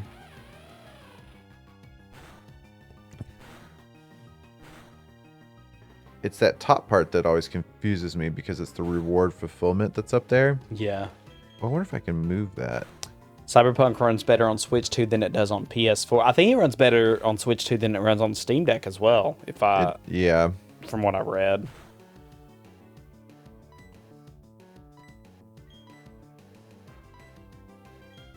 I almost bought it on Switch 2 a couple of weeks ago, and I just did not. Instead, I got my kids the Bluey game. Yeah, there's some aspects I think that are better on the Steam Deck, but I think overall, because the DLSS, it runs better. But That's awesome. That's one reason, like we were talking, I think it was yesterday, might have been when Tyler was here, but I'm probably going to end up getting Elden Ring on the Switch too. I own it on everything, but I'm Yeah. probably still going to end up getting it on Me the Switch too. I think I will too, just because. Oh, nice. I've played a lot of Elden Ring actually on the Steam Deck, and I've had a good time with it. But I like the form factor of the Switch 2 better than the Steam Deck. Yeah, I mean, I've put 300 hours into it just on Steam Deck. I don't know how much on PS5, but it's probably like 100.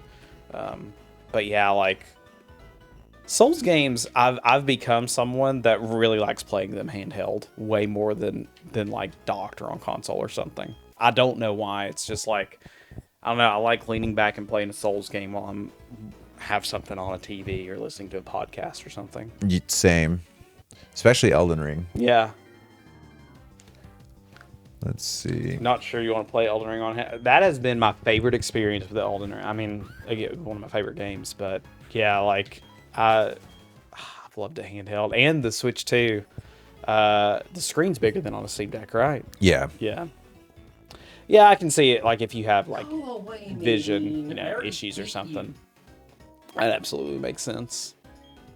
Yeah, it'd be really cool. I bet I'm interested in the type of game that Duskbloods is because I know a lot of people are comparing Night Rain in it, but I hear that it's going to be more of a extraction type game is what the rumor is for Duskbloods, which I really like extraction.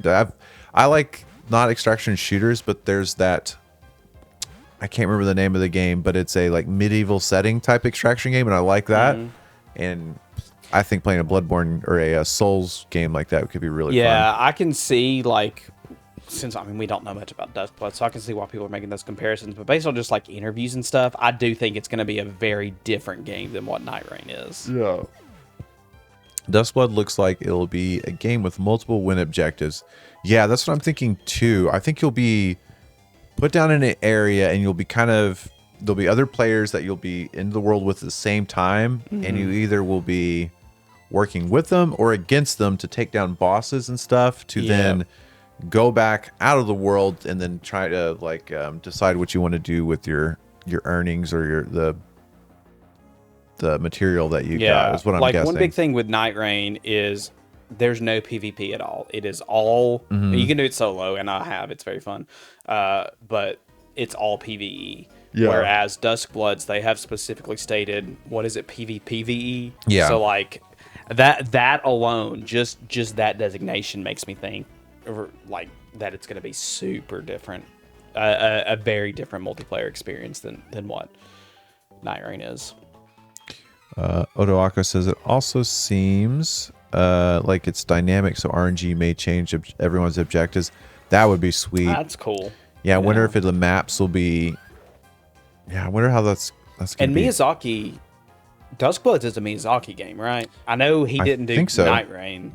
He just like not even oversaw. I think he just like gave input and stuff. But I think Duskbloods is like directed by Miyazaki. Yeah, because didn't they do an interview and say that this whole partnership came about like on the Switch 1 originally? I think so, yeah. So yeah, that's gonna be cool. It came out of the blue. I remember watching that direct, and I'm like, "What?" I'm telling you, it was the first frame. I was like, I thought Bloodborne 2? Leanna was sitting with me, and straight up that first frame, I looked at her and I was like, "That's a Bloodborne asset." Yeah. I mean, it's not. It's just It's this, but it was just the most out of the blue announcement that I can imagine. Let's see. I'm excited to see how those dynamic events actually play out. They mentioned a BR match could change to co-op mid-game, but I'm curious how that works in real time. Oh, that is interesting. Face says, my biggest issue with playing handheld has historically been lower quality screenshots / videos because I take a ton of screenshots, but for the comfort / disability energy reasons, I really love my Steam Deck. Yeah, it's I'm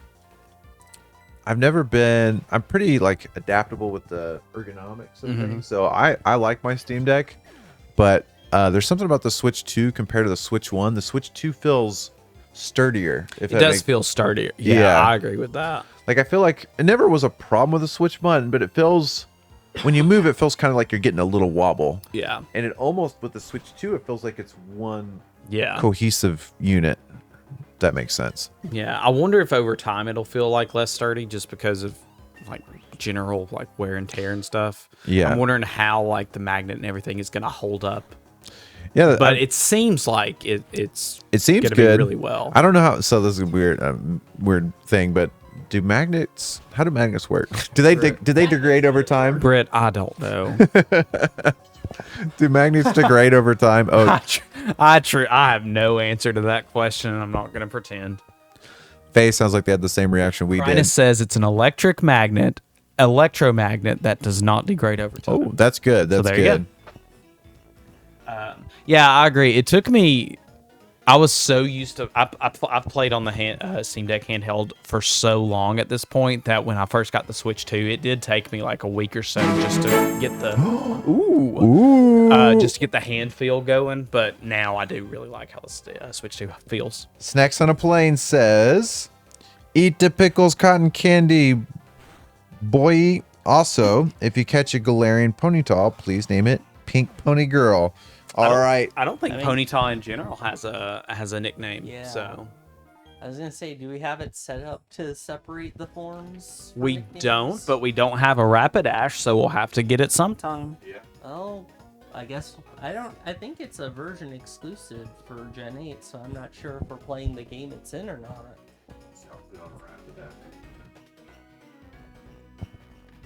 It is interesting, Crinus, that Nintendo did preemptively say like, "Oh yeah, if your Joy-Con's messed up, we'll fix it."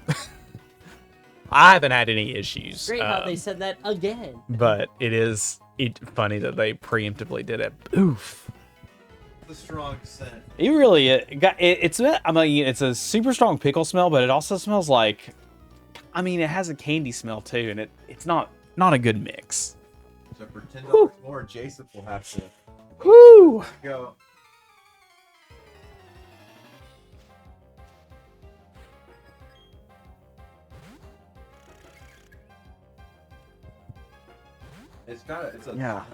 It's a sweet pickle. I'll say that. Oh, I don't have the mic. I'll say that's interesting. Thank you, Snakes on a Plane. Thanks. Thank you. Oh yeah, here you go. Also, Snakes. I realize the formatting of that schedule is not the best. So if you want to look, I noticed also in the transitions. I don't know if it's working that way for you on the stream. Sometimes it bugs out and looks weird. But tomorrow, Snakes will be playing and everybody out there. Monday it's going to be Team Rocket. We're going to be playing Generation 5, which I think is Pokemon Black 2. Pokemon X is going to be played on Tuesday for the trainers, Generation 6. Wednesday, Generation 7, Team Rocket's going to be playing Ultra Moon. Thursday, it's back to Team Trainers and Generation 8 with Pokemon Shield. And then last but not least, on Friday, For Gen 8, you're starting with, right? Violet and Scarlet. Have you ever seen Trainers versus Rocket. since the DLC came out? No. We'll talk when Rocket isn't here to listen. Okay. Oh, they're not playing Gen 8. Exactly. We don't want them to know our strat though. Okay. I'm about to watch the speedrun strategy for. Britt's gonna he's gonna do the research. Let's see. Well, we'll probably Snacks gonna have to catch a Shield Ponyta. is or Ponyta is the exclusive for Shield, right? So we can. I have both Sword and Shield, so we can play that version. What was I gonna say? Do you have the DLC for both of them? That's a good question. You definitely have it for one. I have it for one of them, so I guess we'll have to play whatever version I have. I don't know which one I do. I think for Sword and Shield, if it's okay with y'all. I mean, technically, the Galarian Ponyta is more purple. With the Scarlet and Violet, we'll play them on the Switch 2, but for the Shield, I think we're just gonna play them on the Switch 1. That we don't have the Switch 2 running constantly for 2 days straight. And there's no time where the downtime. Yeah, but there's no upgrade Yeah. for it, so it doesn't. Well, It's it's still got improved performance though, just because the Switch 2 is a better console. I don't know if with Sword and Shield if it does, because I think it's locked frames. It would probably have like slightly better loading times, but I don't think it's anything like considerable. Yeah, because I watched, because there's actually someone has a cool spreadsheet that's got everything in the improvements. Oh, really? That's cool. And I want to say for Sword and Shield, it's possible. I could see it just running slightly like in loading and everything, but I don't think like, yeah, you're right. It's locked to, yeah. If they were to unlock it, then yeah, you would. No, get, that would be game changer. Yeah. I hope they do that. The load times probably are better, but they're gonna announce it at the direct. That's what I'm hoping, actually. I could see that, yeah, being one of the announcements for that. Now here's the big thing: that $10. Thank you so much, Snakes. Another $10 more, and he's the one who's the pickle hater. So I can't imagine what pickle cotton candy for anybody out there. We're getting closer and closer to $3,375. Britt, don't tell Lauren. I did hate her pickled chicken salad. Oh, I loved the chicken salad. Oh, did you not realize there was pickles in it? I did not. Oh, whoops. The chicken, delicious. You're like, oh Lord, pickles. I got a pickle bite, and you're like, ugh.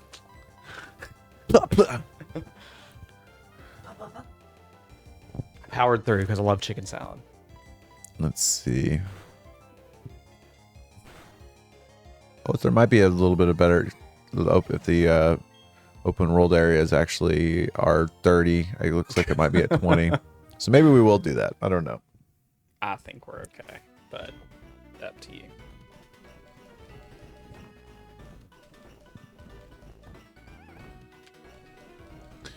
What were we talking about before that? We're going on a rant about something. Let's see. You ate some pickle cotton candy.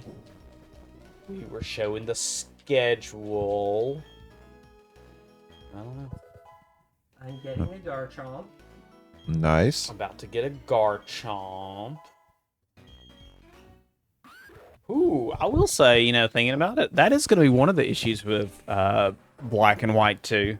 Is that, yeah, you can catch a lot of Pokemon, but so many of the Gen 5 Pokemon, not just Black and White 2, it would be the same with Black and White, but so many of the Gen 5 Pokemon evolve at super high levels. Yeah. What is it? Hydreigon, I feel like evolves at like 60. Yeah. Woo! And I feel like a lot of especially the later game Right, Pokemon are like that. Garchomp for trainers. Let's see. Garchomp. Finally, I get a move that can deal with ice types and steel types. Garchomp's one of the later ones, right? Yeah. Well, maybe not too much later, because all the evolutions they added to all the old Pokemon are at the end. There we go. And we did mark off Sneasel when I caught it, right? I believe so. Finally, I have a Pokemon that can beat things.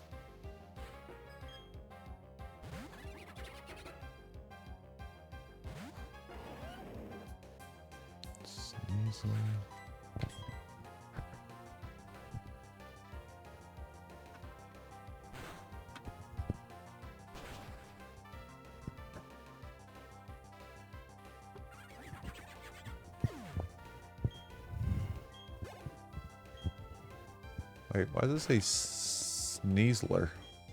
That's the Hisuian one. Yeah. That's the one they introduced in Legends. Oh, that's right. It's that long fella. I love Sneasler. I just got one of him in Pokemon Go recently. He's around for the event.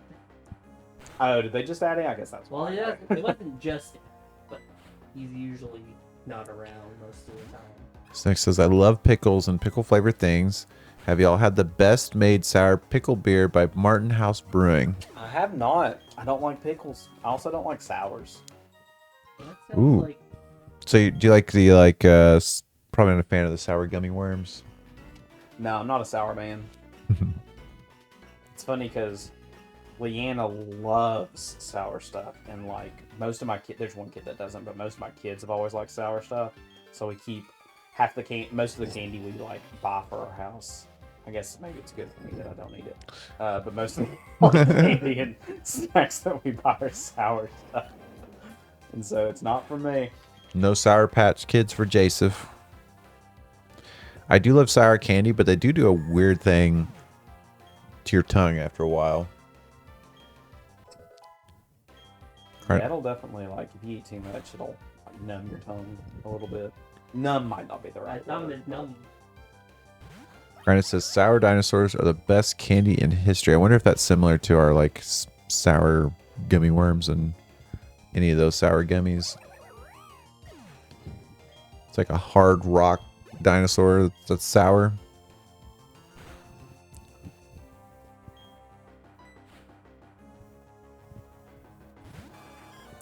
Well, trainers now got a 4 Pokemon lead. Oh, they're fairly soft. Okay, are they gummy-y? Or are they like, Prinus, do you have, I don't know where Prinus is from. Do you have Sour Patch Kids? Are they like that, the dinosaurs? I think he's Canadian.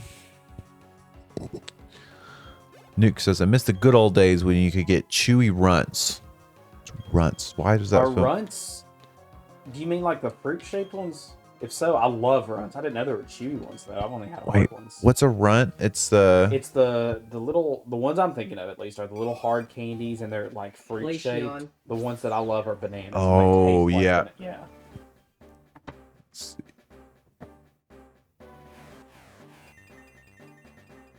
Folks, we got a Glaceon on screen.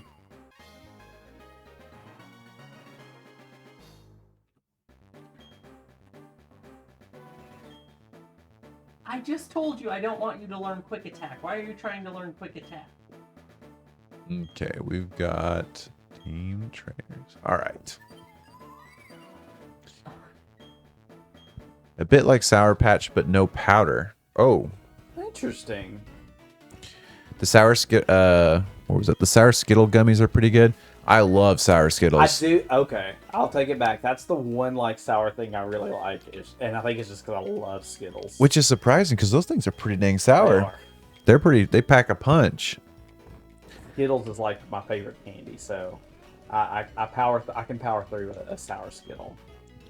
Help, I'm trapped in the lightning temple on Tears of the Kingdom and unhappy about it. I'm trying to remember the lightning one. Is that the Gerudo one? Yeah. Oh, that. Oh. With all the Gibdos. Oh. Yeah. That- Because it's like different levels, right? Yeah. It's a weird one, but that's actually one of my favorite ones because it is. It's one of the most dungeons. Yeah. It is weird though because it's like it's pretty You have claustrophobic. to like turn the light or something to burn down statues. I think. Yeah. Yeah. I will. That's why I Let's see. I will say, Tears of the Kingdom, their dungeons are definitely way more dungeony. The only one I didn't like and it's just because I get lost in it, but the only one I didn't like was the fire one. I was just about to say that one. I don't like hate Which it, I but was the same way in Breath of the Wild, actually. That was my least favorite of the what are they, Divine Beasts. yeah. Shut up, Barry. Yeah, fire one's also my least favorite one. I think I did that dungeon completely wrong because you can like jump over to other portions, and I'm like, because you're on a mine cart, right? You have to like move the tracks and stuff. Yeah, I don't know that I rode a mine cart at all. I just like climbed and jumped to everywhere I needed to Yep, go. I did the same thing. Yeah, I actually forgot about the Gibdo dungeon. I like that really one. Cool, yeah. My favorite one is probably the Rito one. The climb to that dungeon was so cool. I didn't even realize like where are we going? Remember the dungeon itself. It's the ship. Oh, the ship. Yeah. Did Emerald catch The- Snowrun? Yeah, I think Nitram did, but I'm not 100% sure. Can I get a double check I on think he that? did, but I don't think he got a Glalie. Snow Runt. Yes on Snow Runt, but not on Glalie.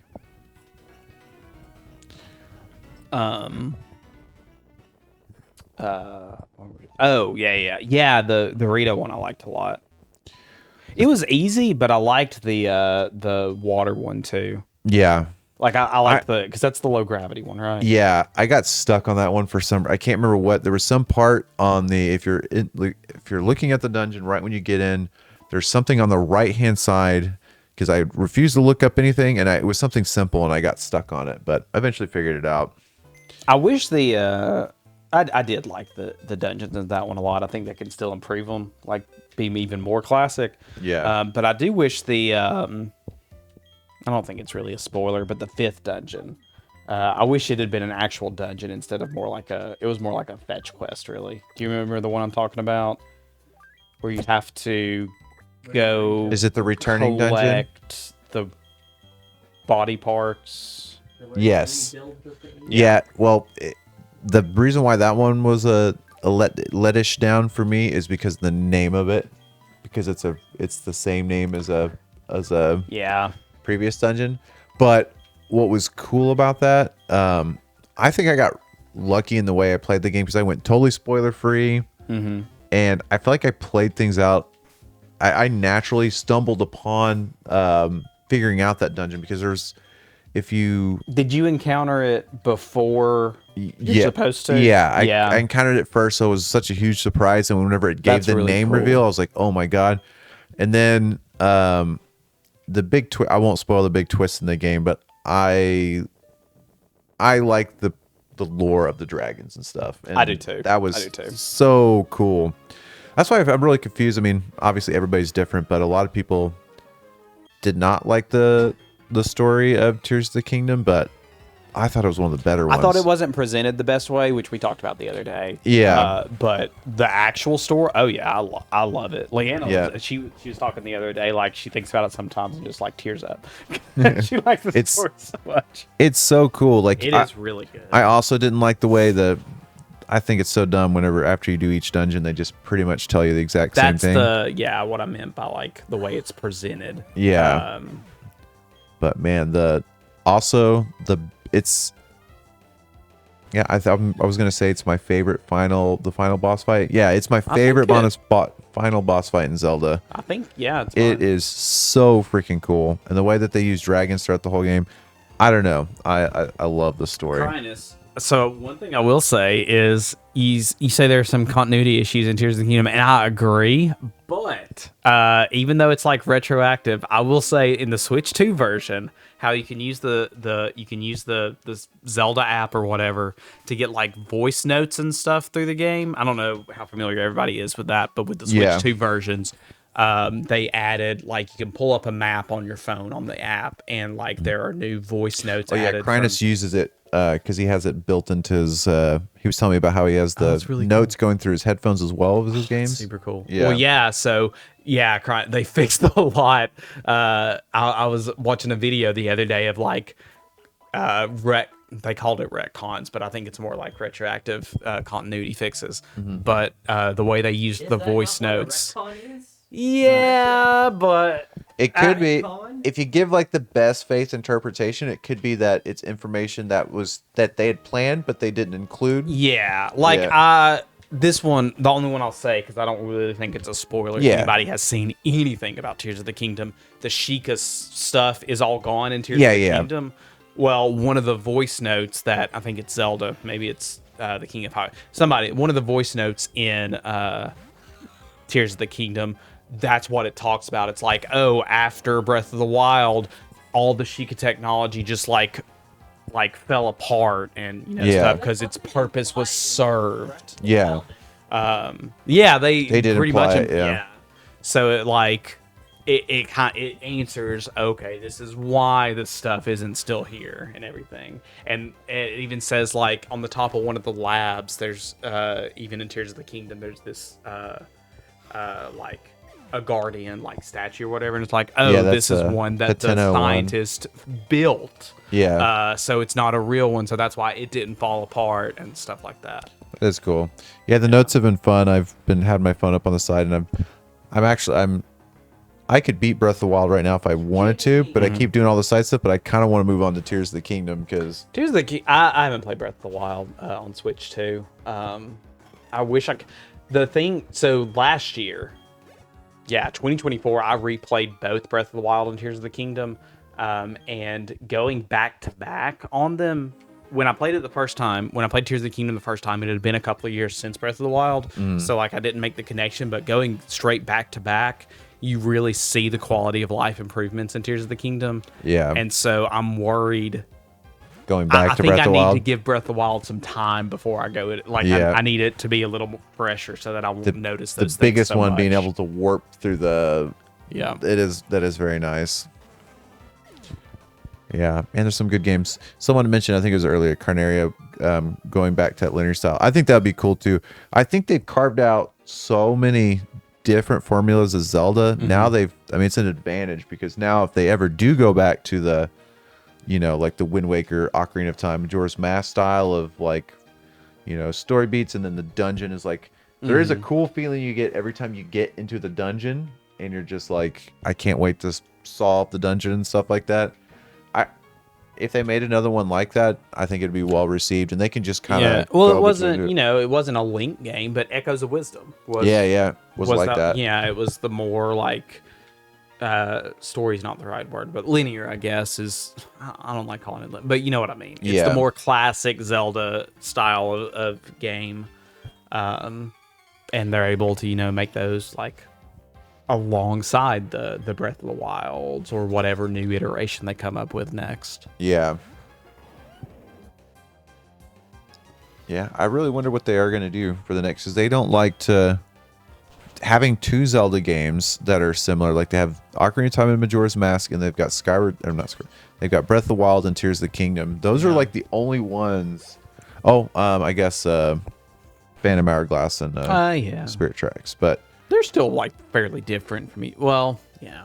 But Zelda's always been, all of them are well received, but they like to experiment. So I'm thinking it's still going to be an open world-ish game, like the same style of Tears of the Kingdom, Breath of the Wild. Yeah. I think it's not going to be in Hyrule. Like I think they're going to use that as the justification to make a new, map, like which is what people have been asking for. But yeah, I think the evolution of it isn't going to go so much the world and the gameplay as it is like the pieces of it, whether it's something with weapons or using items again, stuff like that. I think the world itself is still going to be open. It's still going to be like the same like presentation of the story through more environmental storytelling, stuff like that. Yeah, but I think so the too. like gameplay pieces are what's gonna be their experimenting. Let's see, there's gonna be some developers gonna play around with some really gameplay element that they're experimenting with, and then the whole team's gonna be like, I like that, and then you're right, and they'll put it in like in a open world, kind of like I was reading with the Donkey Kong interviews that it was just one of the developers was messing around with voxels a lot and smashing through them, and the whole team was like, that's cool, and that's how they. I've always wondered if, I don't think this is really a spoiler since Odyssey's been out for almost a decade, but the last like the final after you fight Bowser in Odyssey and you like, do you turn into him or do you put the hat on him? Yeah, you transform into him. And so you start breaking stuff. The environment there, like as you're breaking stuff, that feels a lot like, that looks a lot like what they went with Donkey Kong. Yeah. And I'm wondering like if any of that was either experiment or that's something that they saw and they're like, oh, we can do more with stuff like this. I've seen people say that too, and I was like, I didn't really think about that, because the ending of that game is really cool, and that was like a super surprise whenever you're like, wait, I get to play as Bowser and crush everything. Yeah, suddenly just like a completely new play style. Yeah. I would say it will still be Hyrule, just not current Hyrule. There's a chance of that, but there's also, I mean, we've gotten to playing Termina, and that's kind of what I'm thinking. I feel like Link's Awakening is a different world. I'm thinking it'll be different because I think the story, and this is all speculation, but I think the story or the narrative is still going to be like connected to Breath of the Wild and Tears of the Kingdom. Like I almost feel like, the Zelda timeline has always been, just all over the place.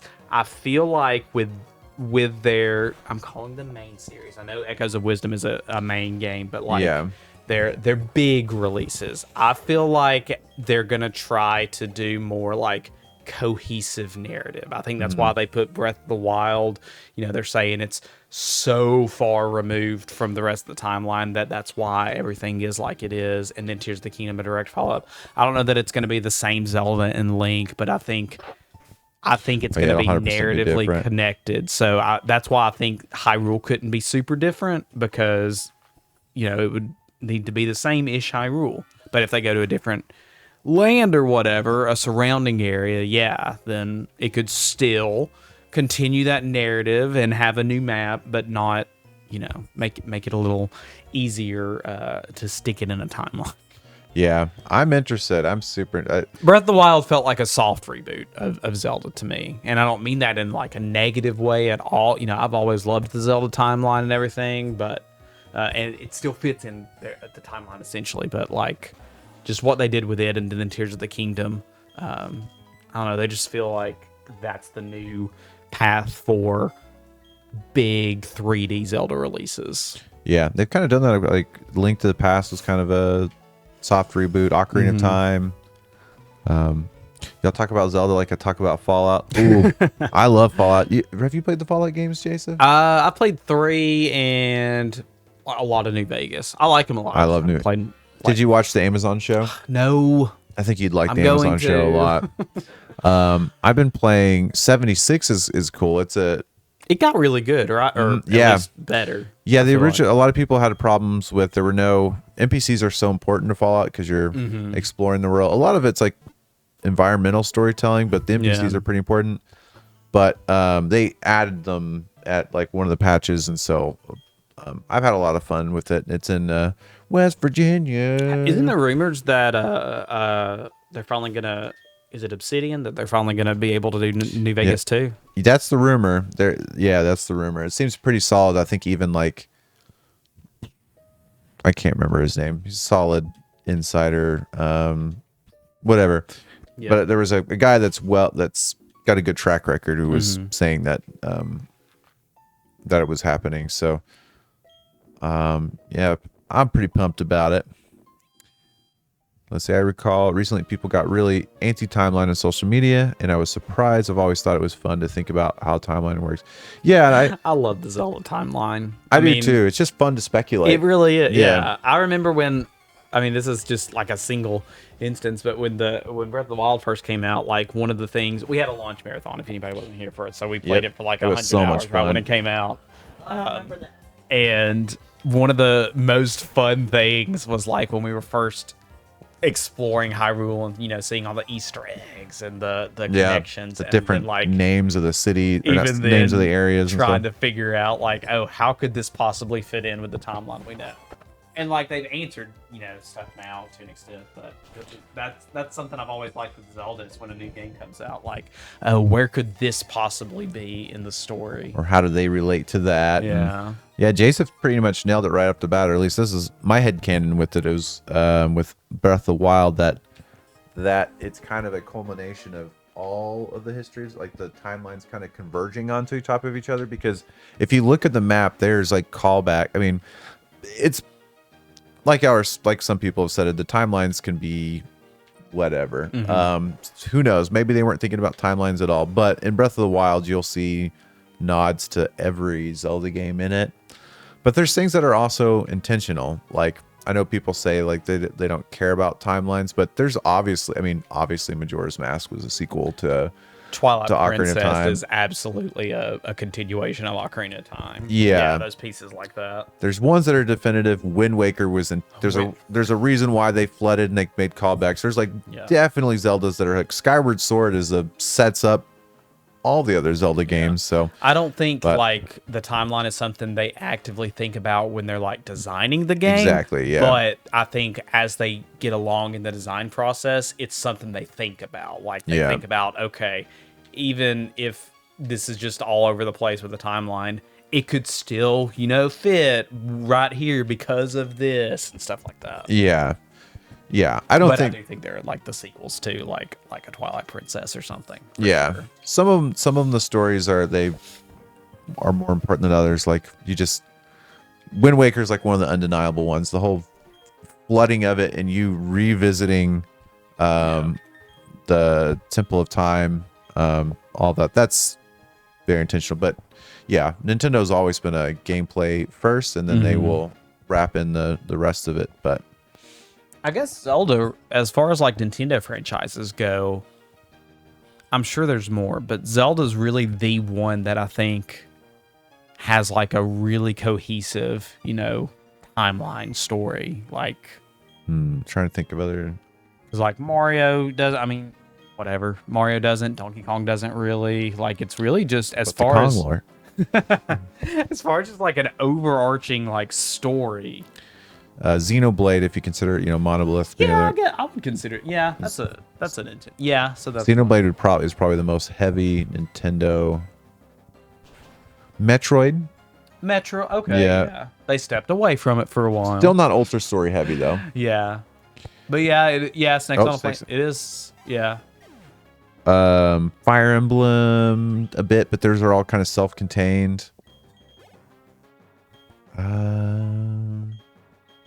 Yeah, all of them are pretty standalone that like to do nods to the other games. Like we were saying with Star Fox earlier, they're all like every new Star Fox is pretty much like a reboot.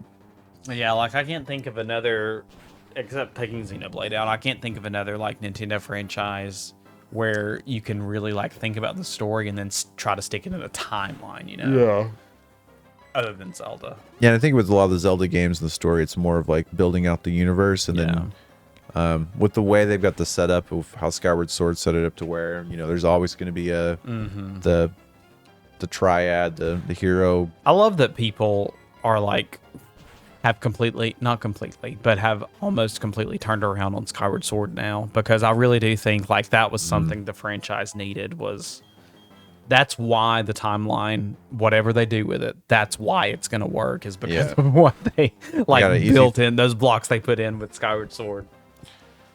There we go. I love that Odo also loves Skyward Sword. There's a few of us out there. I love Skyward Sword. I still haven't played the Switch version. Oh, I need it's so to. good.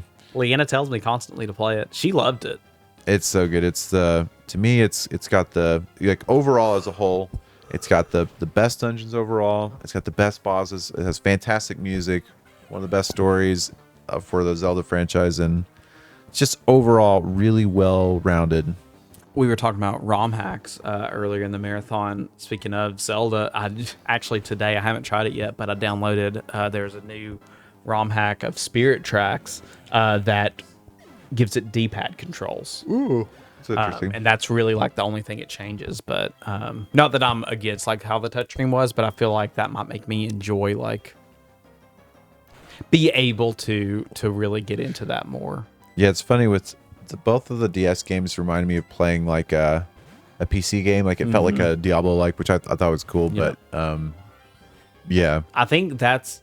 I mean, I have my issues with both of those games. Not that I haven't played Spirit Tracks at all. I like Phantom Hourglass. I just have obviously issues with it.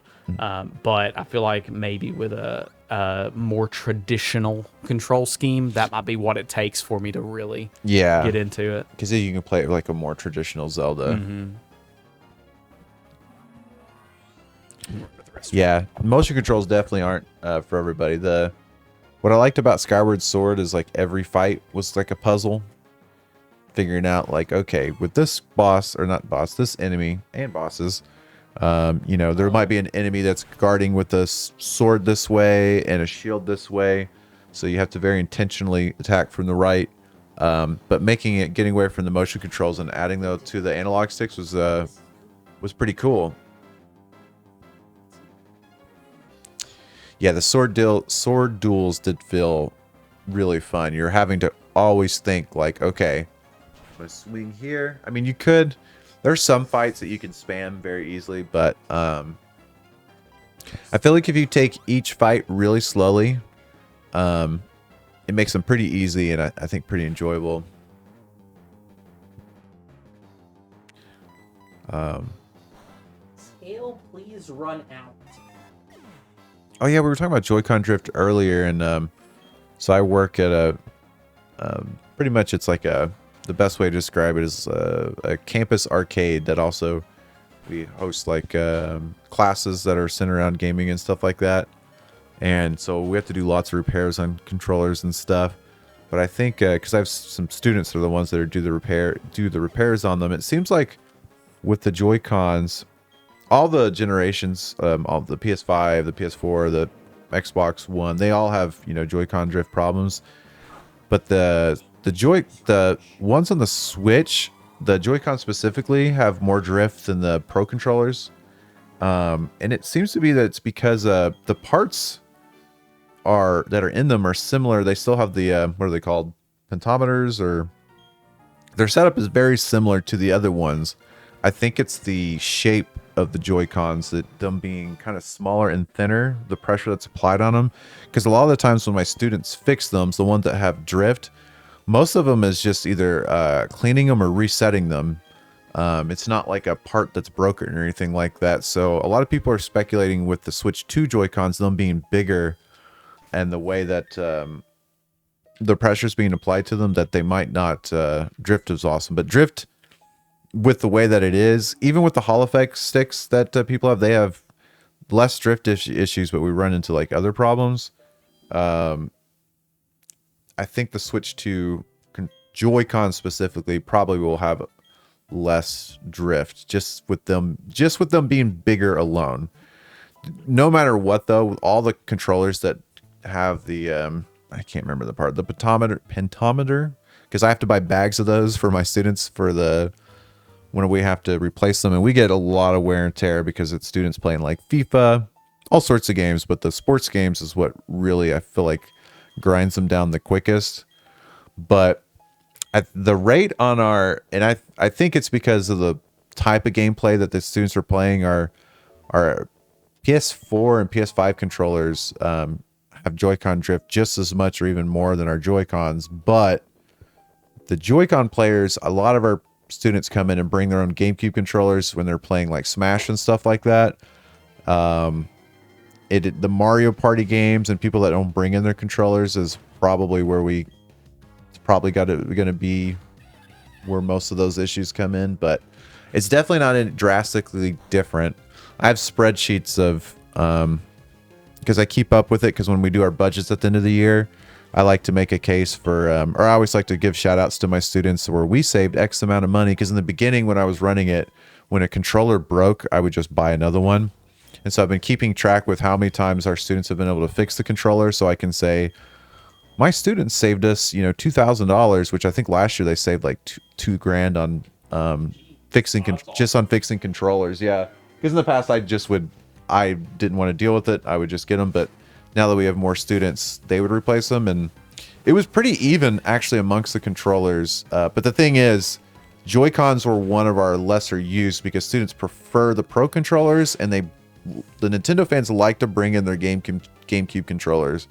But if I had to guess, Joy-Cons probably drift more often than the other ones. They just didn't get used as much, but they all have drift though. I still can't believe Nintendo released Loves for Mario Party. Probably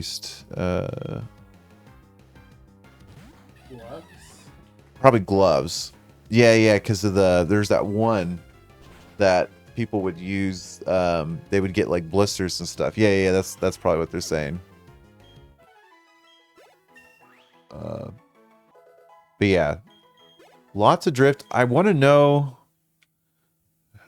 I would have to do more stat tracking and stuff, but if I had to guess the games that gave our controllers the most drift, probably for Nintendo, the Mario Party games and stuff, but our FIFA players feel like they're pretty rough on them. I don't know. We get a lot of broken PS5 controllers.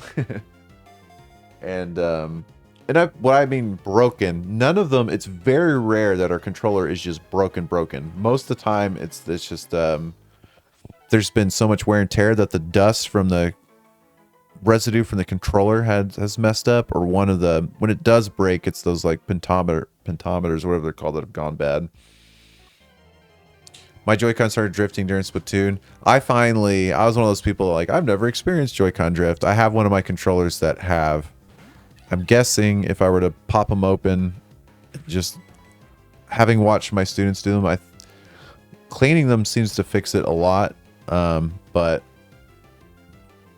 yeah, I don't, for me personally, I don't like opening up and doing my own repairs and stuff. I'm scared I'm gonna break stuff, so I don't blame people for that. Not wanting to do it. It's not only that Nintendo, it's a pain, but shipping it to them is just easier, especially when they fix them for free now. But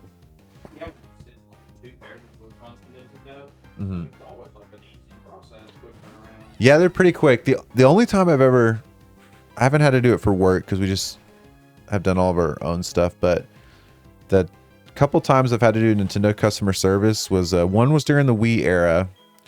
I don't even know if it was the Wii's fault, but I was mad that it was Resident Evil 4 on the Wii edition, and we were playing it, and we had like one of those TV consoles that's kind of like it's like a cabinet that opens up. Yeah. And then we had the Wii, and it had like a board, and I was leaning on it when I was playing Resident Evil 4, and it goes doo-doom, and the Wii kind of like jumps, it like bounced, and the Resident Evil, it dug a hole in the. There was like a ring on it, and it wouldn't play. So I called Nintendo, and I was like, "Oh, my Wii dug a hole into it." I mean, I was truthful. I didn't say like I dropped the Wii. But anyways, they were super nice. They replaced Resident Evil, and they allowed me to pick a game of my choice. Oh, that's cool. There was like a limited ones. They said you can pick between Mario Strikers. It was like some of their new games that just came out. So they sent me a new Resident Evil 4, and they sent me, which it wasn't even published by them. It's a Capcom game, but they replaced it, and they sent me Mario Strikers for free. That's really cool. Yeah, so that's the only experience I've had with them. But outside of our Nintendo call-ins that we did for the for the mother games, but they've been solid. I think Xbox, the only experiences I've had with all the three main ones have been good. For Microsoft, I had to do the Red Ring of Death for the Xbox 360, and that was also free because of you know, all the issues that there was like a 46% fail rate on the 360, and they replaced that super quick too. I mean, no one wants to deal with like broken stuff. Ideally, it's perfect, but when you're dealing with tech, this is the best technology has like ever been. I think that it's considered like a success if like brand new technology has like a less than a 4% fail rate or something like that. It's like good. I can't remember. You can like look it up, but yeah, I mean, any technology, no matter how good it is, there is going to be a percentage that is a fail rate. That's just the nature of it. That's why I always find it weird when people are like, not weird, but they'll say, you know, be skeptical when a console first launches because there's lots of like duds. And it's like, well, you also have to think about that's going to be the period of time when most of them are bought. Yep. So if it's the most at once. Yeah. So that percentage is almost always going to be active. Mammoth swine. So 5 million Switch 2s are bought, and it's 1% of them have something go wrong at a certain point in time. I mean, that's still a lot of people. That's 500,000. Yeah, 500,000 is 1% of 5 million. 500,000 is 10. Oh, 50,000 of them. Yeah. Which is still a lot of people. But at the same time, I also understand wanting to wait because they do make changes pretty quickly. If you think of the Switch 1 to the red box version of Switch 1, they did some minor changes with like battery life and stuff like that, and it got a pretty nice little bump and some minor changes. So I go both ways on that. You said Mammoth Swine, right? Yep. Yes. Near the end of Gen 4. The Xbox, though, that is the 360 one is one where early adopters got screwed on that. Kinda. I mean, I got it fixed for free, but if how long did it take for you? It wasn't long at all. I got it back in a week, something like that. One of my friends, it happened twice to him. The first time, the second time was really fast, like a week. First time, it took, I think, almost a month. But I think it happened to him like right when it first started happening to like right when it was a big, huge thing. So maybe everybody was just sending them in all at once. Yeah. How long did you say it said? That first one was almost a month. Maybe it was like during the peak of it. Yeah. The second one was like a week, if that. It was real fast. Yeah, it definitely is a bad feeling. Oto said a Red Ring of Death sucked. I lived abroad when mine had it, and so I couldn't send it in. I just never bought it. Yeah, I understand that. I mean, even having to send something that you spent so much money Yeah, on. no matter what, it was that one in particular was just a sucky situation. I think for everyone. In that initial 360, the initial one, not the later ones that got adjusted, but it was a 46% fail rate. Daniel, that one. That's crazy. That one you can't really justify.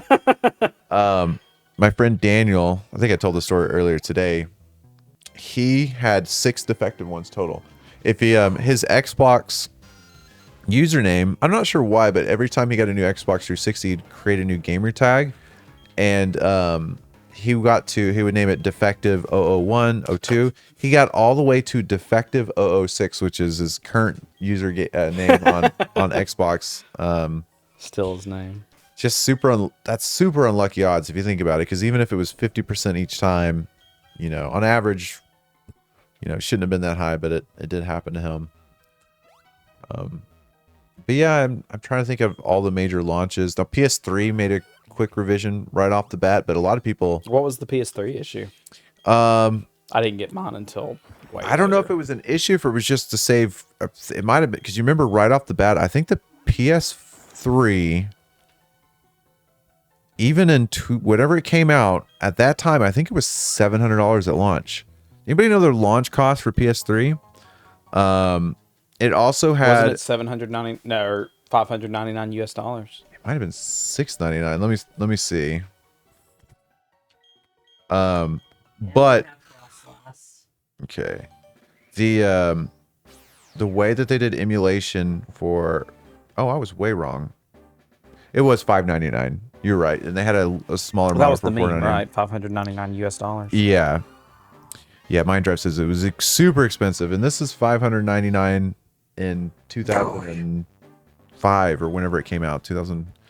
But I don't think it emulated the PS1 games, but I believe something with the internals was because only the base model allowed you to emulate PS2 games, or not emulate. I think it was like it had the GPU and stuff of it. So I think to save price, the way that they got it down is they took out all of the PS2 aspect. I think that's one of the big things that made it cheaper. What would you call that? Would make sense. Yeah. What was it called? Frostlass.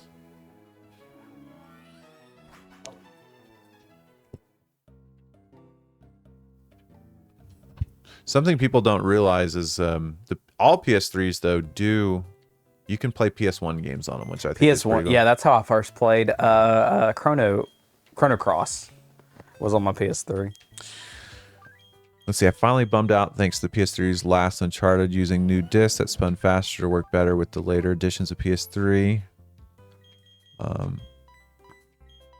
had my Xbox launch for like 8 years, 2008 to 2018. Then I gave it to my little bro, and he played it on that from 2018 to 2022. See, there's some of them still holding strong. I don't have my original Xbox 360 anymore. My friend Megan, she sent me hers when she was downsizing all of her stuff. It still works, and it's not an original model though. But whenever I put in a game, it doesn't read it, and I went on YouTube. It's a little bit annoying, but it works. If you knock on the top, it'll there's something with it. It makes it read. So the 360 is still working. I do love the 360. Brett, That's I one love of my my favorite 360. consoles. It's got to knock on it a couple times. Let's see. Snake says something to do with low TG underfill that I don't quite understand. There are videos on YouTube explaining how all that stuff went. Sorry if I missed some of y'all's messages. I have the PS3 I got is right when they made the price cut, and I've got the PS3 that was bundled with Spider-Man 3, the movie. Because for a lot of people, the PS3, getting the PS3 is the same price as a Blu-ray player. That or was cheaper why I than got a Blu-ray it player. initially. I was in college, and my Yeah. roommates and I wanted a Blu-ray player, and Arkham City was about to come out, so I was like, "Well, Oh, Arkham City's all right." so freaking And good. so I got it in Arkham City, and it was our Blu-ray player. Man, I don't understand. The Arkham games are so good. I don't know why their formula was. I like even so. I love Arkham Asylum. Arkham City's my favorite, and then Arkham. What's the Knight or Origins? Origins. I feel like it's slept on. It's It is. It's yeah, it's super good. It's made by It was made by the other yeah Montreal, I think. I don't remember. One of the it was the other Montreal. one made that one. Warner Brothers Montreal, I think. Yeah, it's super good. But to me, here's a. I hope anybody doesn't get mad about. I won't spoil it completely. How about that? But for Arkham Origins, it's one of my.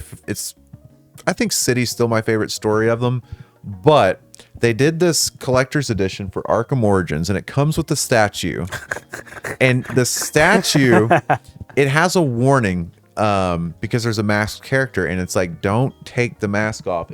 It's pretty funny. It's a major plot point in the game. Yeah, it's like, I mean, it's the finale.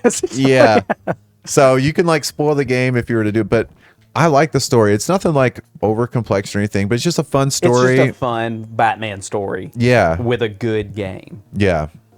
And I think one of the reasons why I love City so much is I'm a sucker for games set around the holidays, and it's set on Christmas Eve. No, I think City. Origin is the Christmas Orange one. Yep. Is City the one that it's snowing there, right? In City? Not in City. I thought City was Christmas Eve, or no, or yeah, maybe it is Origins. Well, that's just another reason why I like Origins. That's one of the reasons I like it so much too, actually. 'Cause it's snowy. I think my favorite is Asylum. I like them all. Well, I haven't played much of Arkham Knight, but Asylum I think is still my favorite. Yeah, it's all good. They're so much fun. I don't know why they went away. A couple of years ago, or maybe it was last Steam sale, I bought the that side-scrolling one that was originally on 3DS. Oh yeah, it's pretty cool. I haven't played it yet, but is it a Metroidvania? It's a Metroidvania. Okay. It's gosh, guys, what is the Metroidvania Batman game? It's called Arkham Penitentiary? No, Arkham. It's something prison-y. I think it is. Yeah, Blackgate. Blackgate. That's it. Yes. Yeah, it's pretty sweet. Yeah, I haven't played it yet, but it was on sale for like $3. So. Origins Blackgate. Oh yeah, because it came out when Origins did. There's another really fun Metroidvania game that was a Xbox 360 exclusive. I think it's an original IP. Chat, help me out. It's another like military set. It's a game that you wouldn't think of. Military set? Military like type game. Chat, do y'all know what I'm talking about? Shadow Complex. There we go. Very good. It's I don't know that I've heard of Shadow Complex. Yeah, I think it's a digital. It might be I think it's a digital only game. Interesting. It's fun though. I like that people got it right off the bat. Yeah, Shadow Complex. Tyler really liked it too. I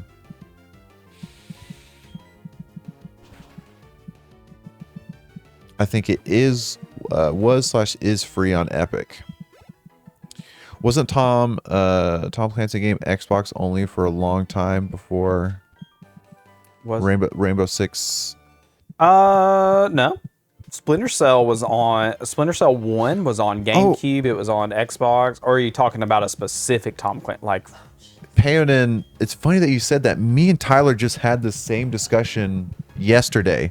I was thinking the same thing because I was like, was Splinter Cell exclusive to the Xbox? Because when I picture Splinter Cell on Xbox, but it was on GameCube, and I don't know if it was on Sony's system, but it was definitely on GameCube. No, you're definitely right, but like there must have been some marketing deal or something because I associated it with Xbox, and a lot of it is the green and the black, like I can see that. They emphasized it too. I think they got like when they would announce them and stuff at E3, it was like during the Xbox presentations and stuff like that.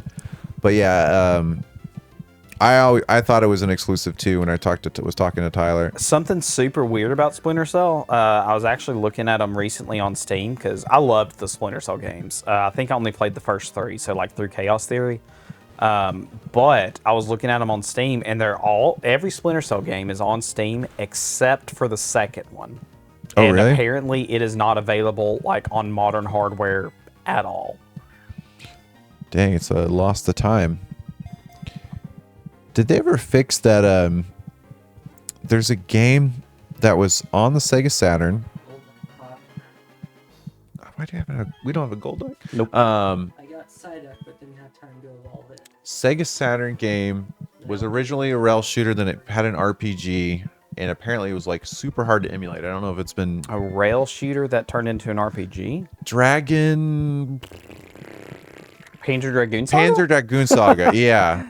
Man, I don't know. Did they ever remake that, or?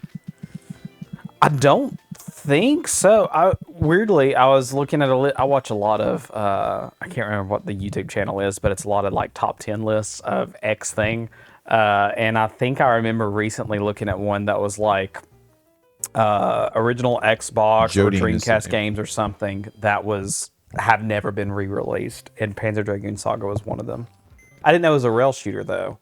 So maybe that one was re-released, but not the RPG one. Yeah, so I think Panzer Dragoon, it's like a pretty popular rail shooter, and then the Saga one is supposed to be, at least at the time, it was like a well-received RPG that was stuck on the Saturn. I guess that game's also notorious for being hard to emulate, and I think that game is like super expensive. Like if you were to... You know, thinking about it, I'm sure there is Saturn emulation. That's a console I've never tried to emulate. So I wonder... Yeah, it's got to be out. The neat thing about the Saturn is it's got this like memory port that's on the back. Yeah. And there is a third-party thing that you can plug into the back of it, and it's kind of easy to you can load games onto it, and so play it on you're not having to emulate it, you're just playing it on the hardware, but you can download games to it or whatever. Is that what it's called, the satiator? So it makes it to where if is that the name of the emulator? There is Saturn emulation. Do y'all know if that Panzer Dragoon Saga is one of them that's emulated well? You have the Saturn. I had a Saturn. I told the story, I'll retell it. Nintendo's my favorite, but I love all the consoles and I hope they all succeed, but I've always been Nintendo as my favorite. And there was, when the 64 came out, it was like a summer or around my birthday, my grandma, she's like, she did this with the Super Nintendo too. She's like, you can pick out any console you want. And my neighbor down the street had a Sega Saturn. He's like, you should get the Sega Saturn. And I was like, because he was big into Sega and the Sega Saturn. And at the time, we aren't really knowledgeable to all the like what's failing and stuff like that. But Sega Saturns were steeply discounted, and they came packed in with a ton of games. He's like, if you get a Saturn, you're gonna have like a ton of games. So I ended up getting the Saturn, and I loved it, and it came with a ton of demos too.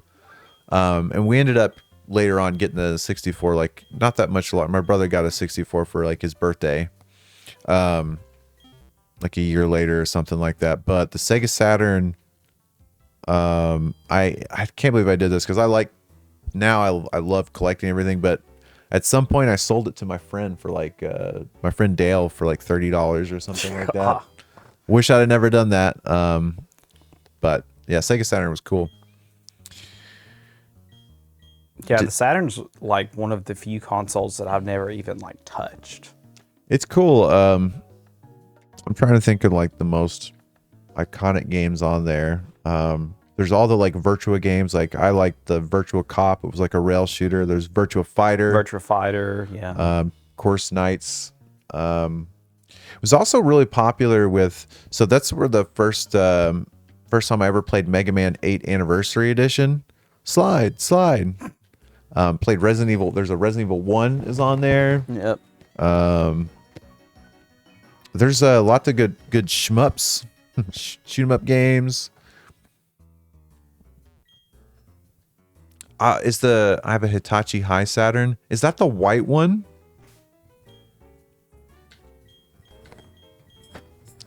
It came with an MPEG video decoder so you could play VCDs. Oh yeah, there was that about that too. Oh, that's cool. Yeah, it's got some cool stuff. Saturn was the one right before Dreamcast, right? Yep, it was before Dreamcast. And I ended up getting a Dreamcast, and I still have this. I still have my same Dreamcast, and I've got a CD spindle or bag full of. You could just burn. Yeah, that's games. the one that's the easiest. Yeah. I feel bad. having done that, but as like a kid at that time, I guess on the Saturn, I was probably in junior high, and once one of my friends showed me, it's like you could just burn games, and I either just got the internet. I think I just got the internet at that point, but I wasn't downloading them. It was just like we would rent games and use one of my friends had a CD burner, and you had to do it a certain way, but we would do it. Some of them wouldn't work though. We weren't able to successfully burn them, but nowadays it's super easy. I only did it like years and years. I didn't have a Dreamcast when it was out, so like I would have done it years later. But that's how I played like most of the Dreamcast games I played. Yeah, Dreamcast is fun. Power Stone was a game that we played a lot, just like we played like Smash. Sounds familiar. I can't place Power Stone. It's like a arena fighter, or like I'm trying to think of like how you would. It's like a top down. Think like Smash, but from like a top down, and you're on like big stages. There was one level that was like a side scrolling, like where you'd be fighting kind of, but yeah, it's kind of like a Smash Brothers type, and you'd have specials though, like you'd build up a meter and you'd have a special. It was a lot of fun. The most recent Capcom fighting game collection.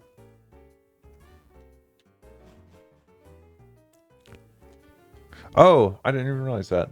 I forgot it. I did see that. Was Power Stone? I guess I was going to say, was it a Capcom game? Yeah. I guess that is a yes. Oh, Area 51. I love Area 51. I played that in an arcade recently. There's the arcade version, and there's also on Xbox. And I know this, we were talking when Tyler was here about the Xbox demo discs that came with the magazine. Area 51, there was a first-person shooter version of it. I don't think it was like a good game, probably. But the first time I played it was on that demo disc, and I loved it. So I've scrolled back up. Payonin TV says that the Splinter Cell was originally exclusive in 2002 for the Xbox, and then in 2003 it was able to they ported it to the other ones. I did not know that. I did not either, but that makes sense why I had some like loose association with it. Yeah, I agree. I've also always like associated it with Xbox. It's a shame that they just haven't done much with it recently. They've said for years that they're working on a remake of, I don't think it's continuation. Later Kerplop. Later Kerplop. And then yeah, just haven't heard anything of it for years. How do y'all feel about the 3DO? I've only seen 3DO on. I watch a lot of like retrospective videos and stuff. So I've never got to play a 3DO. I've just seen. I've always found those interesting. Is it the TurboGrafx? Whatever one that takes like the cards. Yeah. I thought those were like neat. TurboGrafx is what Rondo came out on, right? Yeah. Yep. Rondo Blood, I believe, was TurboGrafx. And then what's the TurboGrafx is what it's called here, and then I think it's called Super PC Engine in Japan. Britt, are they ever going to put Rondo and Symphony of the Night on Switch like all the other ones man. are? Is it really it's got to be a licensing thing, right? But why? All these years later, I would figure that would have dropped off. It's like the only one, yeah. At least of like the early ones. I really want them, I'm jumping around topics. I really want them to do a 3D collection with like Castlevania 64. Oh, yeah. And those Curse of Darkness. I can't remember what the third one. Lament of Innocence. Innocence. Is that the one I played in? I think I played that in the marathon. Good game, though. Yeah. You did play that during the marathon, didn't you? It was either it or Curse of Darkness. I can't remember which one. I know this is a silly thing, but the covers of both those games are great. Castlevania, I love Castlevania covers, Castlevania key art, everything about Castlevania. It's because they use, I can't remember her name, but she does the art for so many of them. And I think she ended up doing the art for Bloodstained too. She has such a distinct art style. You guys know who's the artist? I want to say, I can't think off the top of my head. I believe it starts with a K, her last name. She's Japanese artist. Are we gonna play GX Gale of Darkness? Not this marathon, but one day again. I think we've played it in a marathon before. Yeah, back in the old Catch 'em All days when we needed it to get Lugia. Let me see. I'm gonna see who did the cover arts for all those. It's got that like interesting. I'm so excited, Ashraku, for Bloodstained 2. I've been waiting for years now for the sequel to that because I loved Bloodstained 1. Oh, Ayami Kojima. Oh, we got conflicting. Kojima's the one I'm thinking of. She's the works for the new one.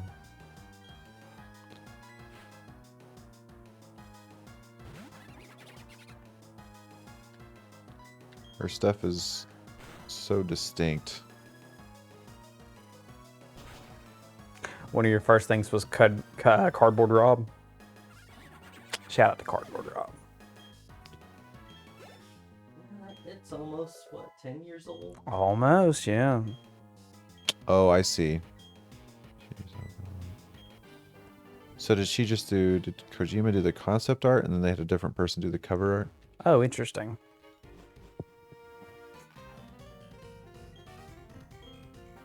I'm gonna use the restroom real quick. Let's keep the gaming talk going. Keep that talk going. Remember, $10 more, and the pickle hater over here would have to eat some. The pickle hater will do it. What do you guys think of the follower things in Tears of the Kingdom? I really like. I don't want to spoil it, but my favorite part is when you get the like ultimate thing. I like them. I think it's They're fun. not bad, but they can get me. I like having my boys. It's like I'm playing Final Fantasy 15, but it's a Zelda game. Like my boys hanging out with me.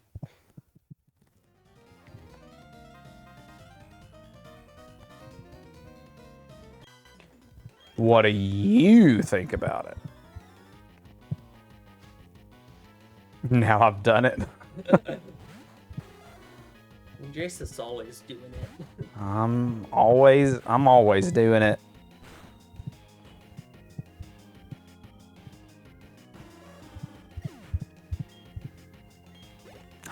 Deli!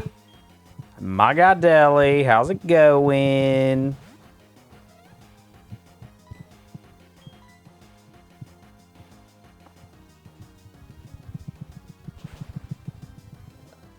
Automod popping up.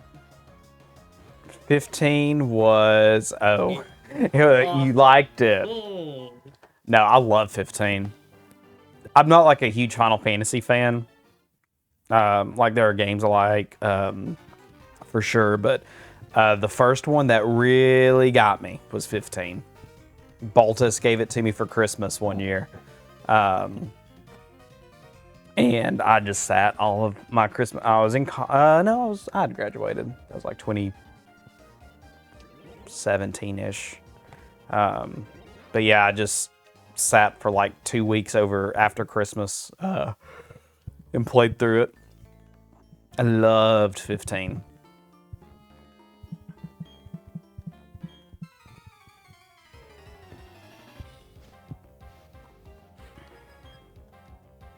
Yeah, I agree. Like, could have been more diverse. Didn't have to be just for fellas, but I did love them.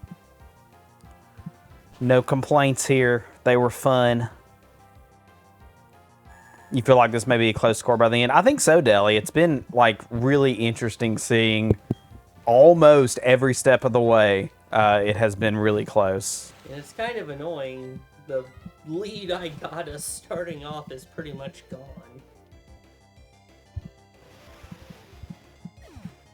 At least once we hit Gen 6, we'll have the EXP all. That'll help. Kenny loves Final Fantasy 2. Yeah, Kenny, you played 2 in the marathon last summer, right? I think that was you. Or played most of 2, because I think we like relayed a lot of those games. I played some.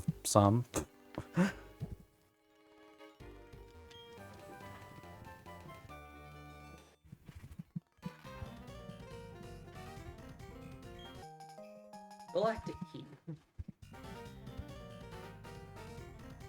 You got a lot of 1 and 3. Oh, okay. I played, I think 2 might have been the one. No, I played a lot of 6 last summer. But 2 was one of the ones that I think I played a lot of.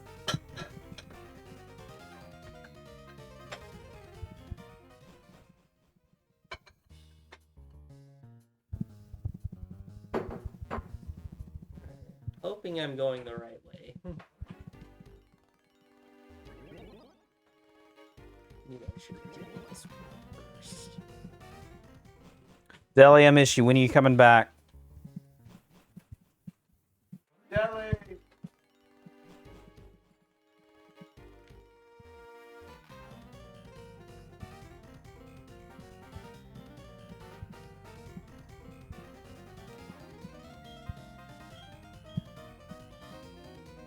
Sesame.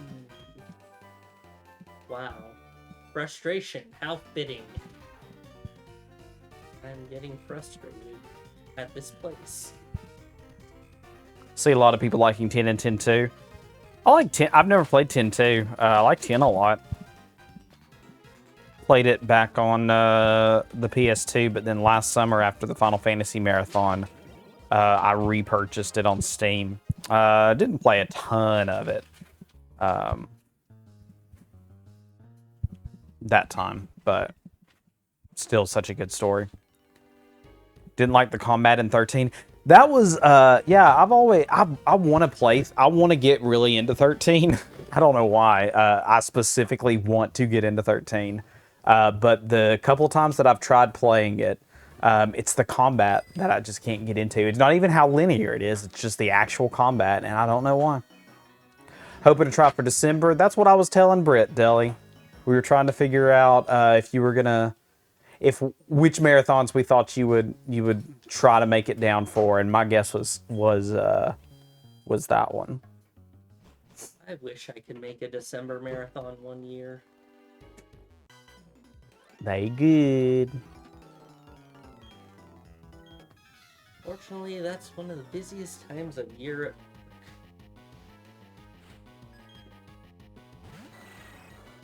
Combat gets better on as you go.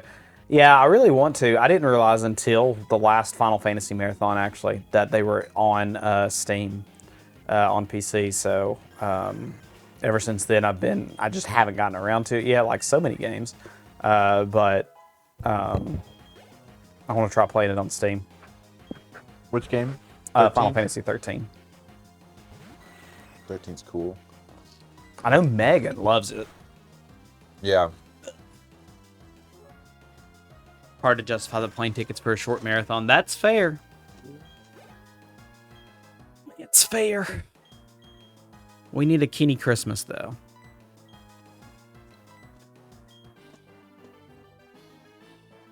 Halloween and December have been announced. Yes, we announced both of those. What cereal are you eating, Brett? It's like a third-party Honey Nut Cheerios. It's actually really good. The loops are thicker. I was gonna say I thought you were saying Cheerios yesterday, but those look bigger than a Cheerio. Yeah.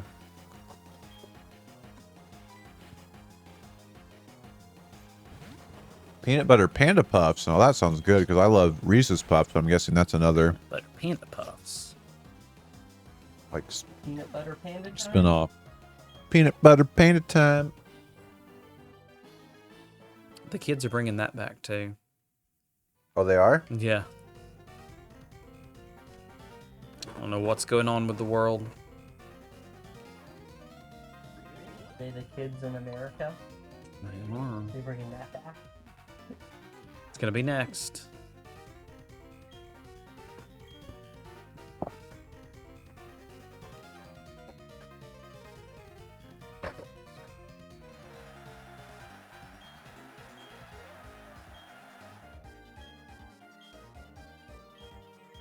Where's the tomato? We need to throw rotten fruit at Cyrus. There's those tomato scooters from the chat. Anybody got a tomato scooter out there? Boo, Cyrus, boo. Downvote. I went to attempt to drink the milk, but I was afraid I was going to spill.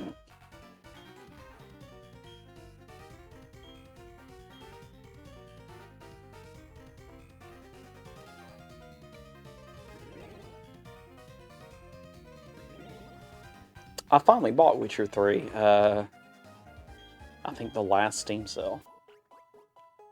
And yet again, have not gotten around to it yet, but I'm gonna.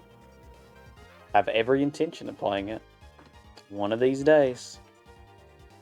All of our gaming backlogs.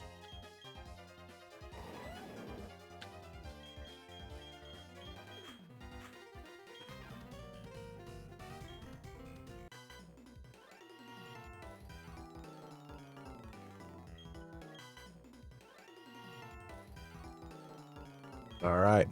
Got some cereal to re-energize me for the last... Oh, we only got about 2 hours.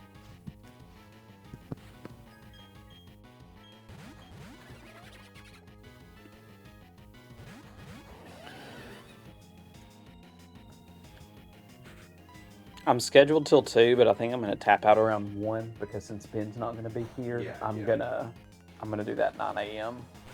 Yep, that makes sense. I haven't looked.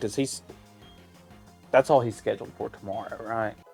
I think so. He's scheduled for 2 shifts from 9 to noon and 3 to 6, but I can tell. Oh, all tomorrow? Well, I mean, I'll be here, but okay. That'll work. Yeah, Leanna's playing at 9, so I was just gonna get up and comment. I'll commentate while she's here. Your backlog summit. Deli, don't talk to me about backlogs. I don't even think about mine, which is why it keeps growing.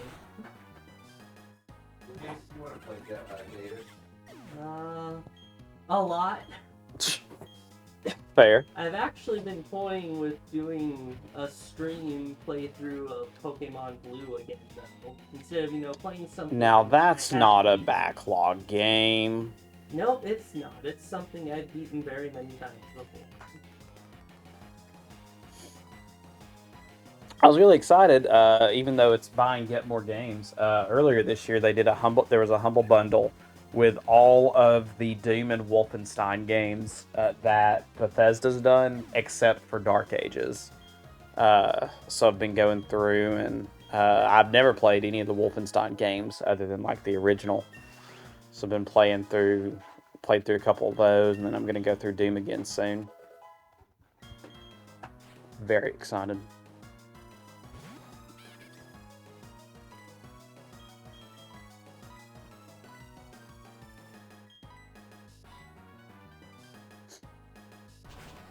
You have 883 games on Steam, and you finished about 10 of them. Yeah, that sounds about... like a typical Steam. Yeah, that feels like... That's me.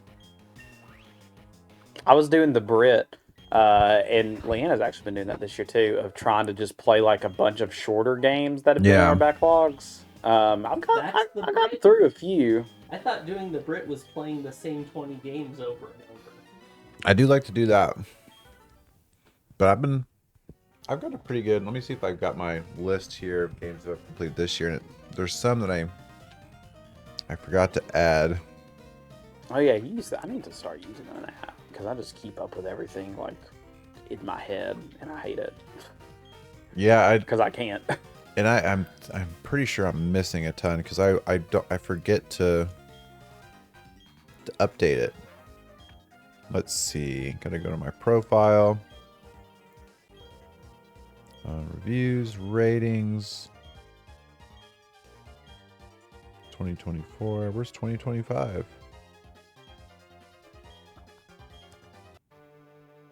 Alright, time to beat up Cyrus. Okay, let's see. Cyrus are going down. So far, so some of these, I'll say if I beat them or if I'm just playing them. I only put them if I beat them, unless it's like a game that there's really no beating. So Monster Hunter Wilds, I went through the main story of that and beat that. That's the new one, right? Yeah. Animal Crossing Wild World, I've been playing that. Animal Crossing Pocket Camp, Animal Crossing New Horizons. Okay, now Britt, I don't know that any of those three count. Those aren't really beatable, but there are like, you know, if Yeah. the credits roll on them at a certain point. I'm just goofing, Britt. Metroid Zero Mission I played through this year. Pokemon Shining Pearl I played through this year. Binding of Isaac, which is just I've played a lot you did this year. Shining Pearl this year again? Yeah, I did. I was doing the I haven't done this yet, but I was trying to complete the decks. Pokemon Home stuff. Yeah. Castlevania Portrait of Ruin I beat this year, which was a ton of fun. Good one. And I got the special ending with the you saving the daughters. Of course, Dota 2. Jet Set Radio. Actually, I have not completed Jet Set Radio. Pikmin 3 Deluxe. I played through that, loved it. Donkey Kong Country I replayed this year. Zelda Echoes of Wisdom I beat this year. Luigi's Mansion 3. That was You've been They've been in my thinking about that backlog one for a bit. While, yeah, I kept saying I'm going to play it over Halloween. I'm going to play it over Halloween, and then don't forget fishing. Wait, which fishing? Like a fishing game? Maybe that was a comment to something earlier. Expedition 33. That's my game of the year so far right now. Star Fox 64 I beat for the first time this year. Loved it. Star Fox on the Super Nintendo I played this year. And then, of course, you know, I played Mario Kart World, but there's not a... I feel like I'm missing stuff. I've been playing through Persona 3 and Persona 5 and Persona Phantom X. My first Persona game I ever played, the gacha game. I've also been playing, I played a little bit of Noita this year, but these are the games I mainly beat. Oh, the fishing. Yeah, Pocket Camp is underrated. I got the complete edition. You know, it's not the same as the others, but it's very... I love what you can do with your camps. You can customize them. It's one of the most like customizable of all the Animal Crossings. It's very cool. Pocket Camp is great though. That's true. Mario Kart World does have an end credits. I got it. That's true. I love Mario Kart World. Oh, what I was saying with Persona is 4 I loved, and I've hopped into 3 and 5 at the same time, and I shouldn't have done that. Huge mistake there. Yeah. Did you say Cherim? Yeah.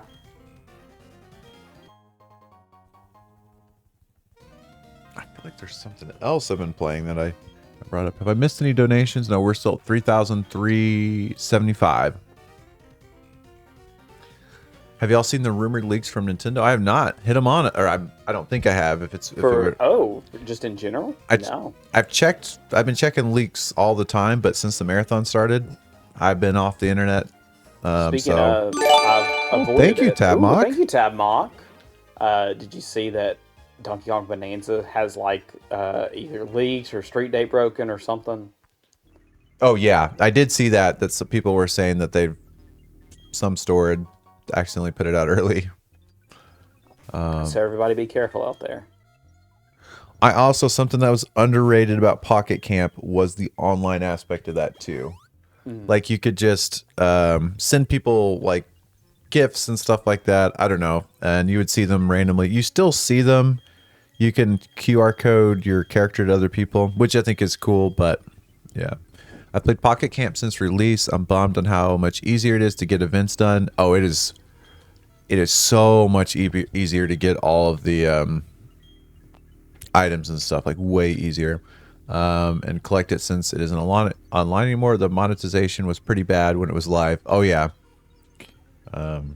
It's so much faster playing it now. They think Super Mario game is coming to retro catalog on Switch and some other things. I did see a rumor about Super Mario Galaxy 2 remaster. Ooh. I saw that. Yeah, because Galaxy 2 wasn't on the 3D All-Stars, right? It was just Sunshine and Galaxy and 64. Yeah, I saw that was the rumor for the 40th anniversary. Interesting. Oh, yeah, I did see this one. Oh, yeah, Donkey Kong 64. I saw that one. Yeah, because that was like the blurred box art. Yeah, Donkey Kong 64, Forsaken. Smash. Smash. Did you say Glover too? I didn't see that one. But Oh did you yeah, say Glover. Glover. Was one? Yeah, Glover is one that was they were less sure about, but it looked like I think it was a box art too. Ooh, you're in for a treat with both of those games. Wind Waker, I will say that I prefer the HD one because of at the very end there's a Triforce hunting. It's made shorter on the HD version, but it's still really good. You'll have fun on the GameCube one too. It's funny, like the very first time I did that on Wind Waker, I didn't really think anything of it. It was just additional playthroughs. Yeah. And I don't know if it was so much that or just like hearing people complain about it that made me change my like opinion on it. Yeah, but yeah, like I specifically remember the first time doing it. It's long to do the Triforce quest, but I didn't. Wasn't too bad. Yeah. It's been so long since I've done it. I'm kind of want to play through it now and see if I've. Oh, that was another one you were playing. You played through some of Wind Waker, right? I think it was it's on my last year's list. Let me see. I thought you were playing it on. Oh, Switch now, too. yeah. I usually only put games on that list if I beat them. Mm-hmm. Right, let's see what I did. Let's see how I'm comparing this year compared to last year.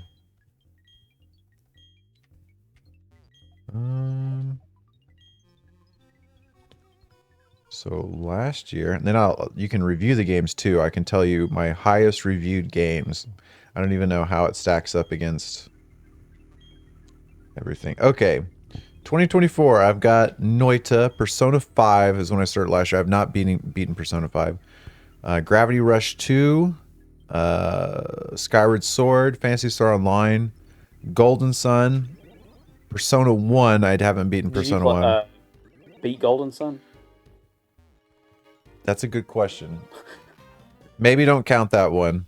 So all these, yeah, Paper Mario 64, beat that for the first time. Splatoon 3, there's really no beating that up. Animal Crossing, Elden Ring, I did replay through that. Dragon Quest 10, the MMO. Dragon Quest 11, I haven't beaten that yet. Sekiro, I beat that a couple times because I had to practice for the marathon, but I never beat the ending that I did for the marathon, which was the quicker one. I got to the final boss at the end of the marathon, and yeah. Bloodborne, Sonic the Hedgehog 2, Binding of Isaac, Endwalker, and Heaven's Word. I beat those expansions. I feel like there should have been more games for 2024. Let's just go ahead and look at my overall, all the games I've reviewed. I still need to beat the full ending on Sekiro. I only did the one that you were doing for the marathon. Oh, really? I got to the final boss, like Ishin. I just didn't beat him. Let's see how I rate these. Dang, I have, out of the 76 games that I have reviewed, this is only the games I've played in, I think, the last 3 or 4 years. I have 1, 2, 3, 4, 5, 6, 7. I have 8 perfect scores out of the 76 I've played. Feels like you, yeah. 2 of them, one's an expansion. So I have Bloodborne and Old Hunters. I have those, my perfect score. Breath of the Wild, Tears of the Kingdom, Metroid Prime, Elden Ring, Dota, and Expedition 33. Those are my perfect scores that I have. The 4.5 stars out of 5s I have are Hollow Knight, Persona 4 Golden, Metroid Dread, Super Metroid, Wind Waker, Skyward Sword, Paper Mario 64, A Link to the Past. Some of these I don't think I actually reviewed. I wonder if this is the user one. Final Fantasy 12, Heaven's Word, Sekiro. I have a lot of 4.5 stars out of 5. Noita, Phantasy Star Online, Pikmin 3. Maybe I should go through. Like video games. These are all good games, though. That's okay. I use an app called GG something. Dude, I have a lot of 4.5 out of 5 stars. Let me go. I'll just do the rest of my 4 apps. Cyberpunk, Luigi's Mansion 3, New Horizons, Pikmin Deluxe, Street Fighter 6, Mario Wonder. That's all my 4.5 stars. And after that, my 4 out of 5s. Order of Ecclesia, Sonic 2. I'm just going to stop there. But yeah. Twilight Princess over Wind Waker's crazy. Someone's, let's see. TP. Is that one someone's take? Is that what you just said? Oh, I said Skyward. If I said Skyward Sword, I meant to say. I mean, if I said Twilight Princess, I meant to say Skyward Sword. Skyward Sword is like Brit's favorite, and I have them rated the same. Both 4.5. Have you which one did you decide as your favorite? Skyward Sword or Breath of the Wild? Oh well, Breath of the Wild is my favorite, and then I was flip flopping with Majora's Mask and Breath of the Wild, gotcha. And then after that I have Skyward Sword, and then Wind Waker. I'll tell you the name of the app. Like you said, Twilight Princess was a 5. I might have said Twilight Princess. I don't have, because these are just games. I've played Twilight Princess a lot, but this app I started using, creating lists for each year, just the games that I've played since, I think. I'll see how long since I've been tracking it. Oh, but... sorry, Silky. The mic was in my lap, so that's probably why. Trying to see if there's any hot takes on here. Legends Arceus. Walter, would you shut up and let me play the game? I have tons of 4 out of 5s.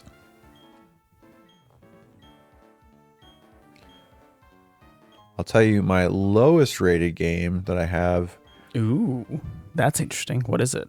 Here's my lowest ones. These are 3s out of 5s, and I haven't beat a couple of these, but I did beat I'm not the biggest fan of the Xenoblade Chronicles DLC, The Futures Connected. I gave it a 3 out of 5, which is still... Is that for the first Xenoblade? That's yeah, it's the first. It's the Chronicles one. I liked it, but to me, a 6 out of 10 is not bad. It's just okay. I have Final Fantasy 16, also 3 out of 5. Phantasy Star Online 3, which is the card. Phantasy Star Online 3 is the card game. I think it's cool, but yeah. Those are the 3s that I have. I do have. Did you ever play Mega Man Network? The Battle Network games? Battle Network, or I haven't what's beaten the them. GameCube one? Network Transmission. Network Transmission. Yeah, I haven't played that. So I won't bore y'all with all of these. But I was supposed to tell y'all the app. You can also follow people or follow each other on it, which is pretty cool. Where is the name of this app? It's not listed anywhere. Rich is using an app he doesn't even know the name of. Let's see. The thing is whenever I boot up the app, it just says GG. And I think that's the name. There's got to be there's a version number. Contact us. Roadmap. It's just called GG app. GG app. All right, folks. I'm tapping out, but I'm going to be back in like 8 hours. All right. Y'all have fun. I'll see you soon. I like the card game too. You're going to set up like you usually do, right? Oh yeah, it'll be exact same. Awesome. All right, I'll see you later. Later, Tab Mock. Oh man, Phantasy Star Online 1 and 2 I'm obsessed with. I still play on private servers to this day, all the time. I have it loaded up on my Steam Deck. Did y'all get hit by the flooding? No, that was in the closer to the Austin area, I think the Hill Country area. So it's south of here. So we did not get hit by it. We have been under flash flood watches the last couple of days, but nothing. We've been getting storms. It's actually usually July in Texas is pretty dry, but we've been getting rain a couple times a week, which is insane. Let's see. Yeah, I think so too.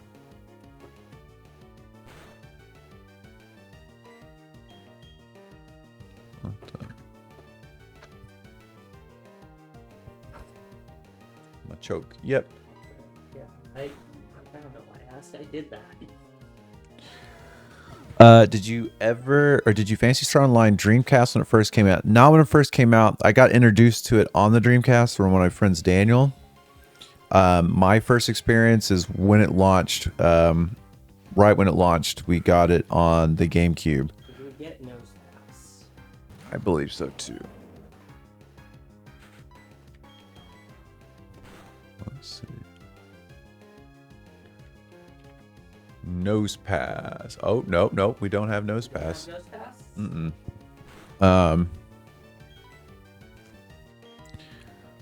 Let's see.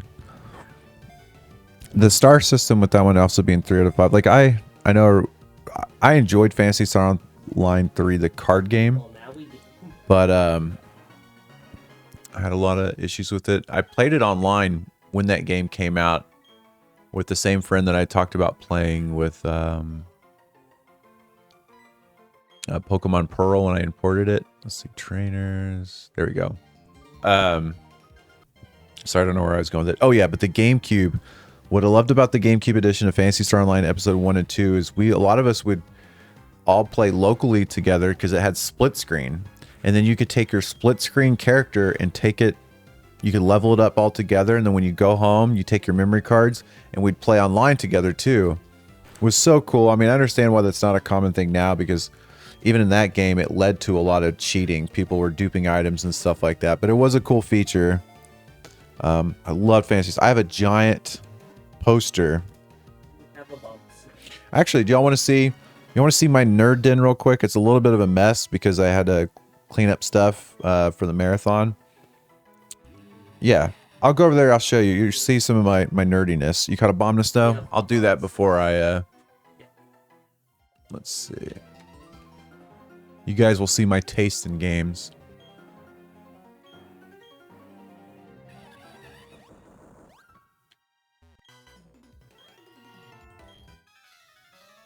All right, hold on. Let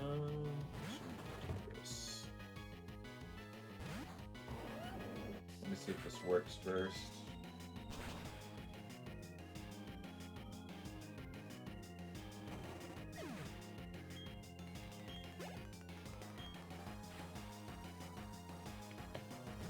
All right, let me unmute it. You're gonna get the audio's. The audio's not going to be the best for this, just a heads up, but you guys will get the point. So 1 second, I'm going to go in the room and show y'all around.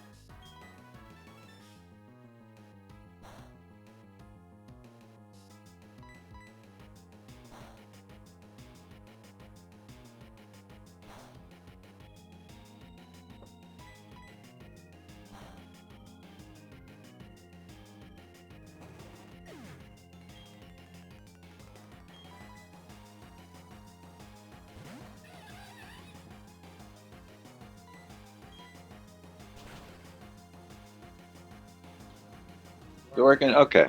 I don't know if you guys can hear me, or it sounds bad.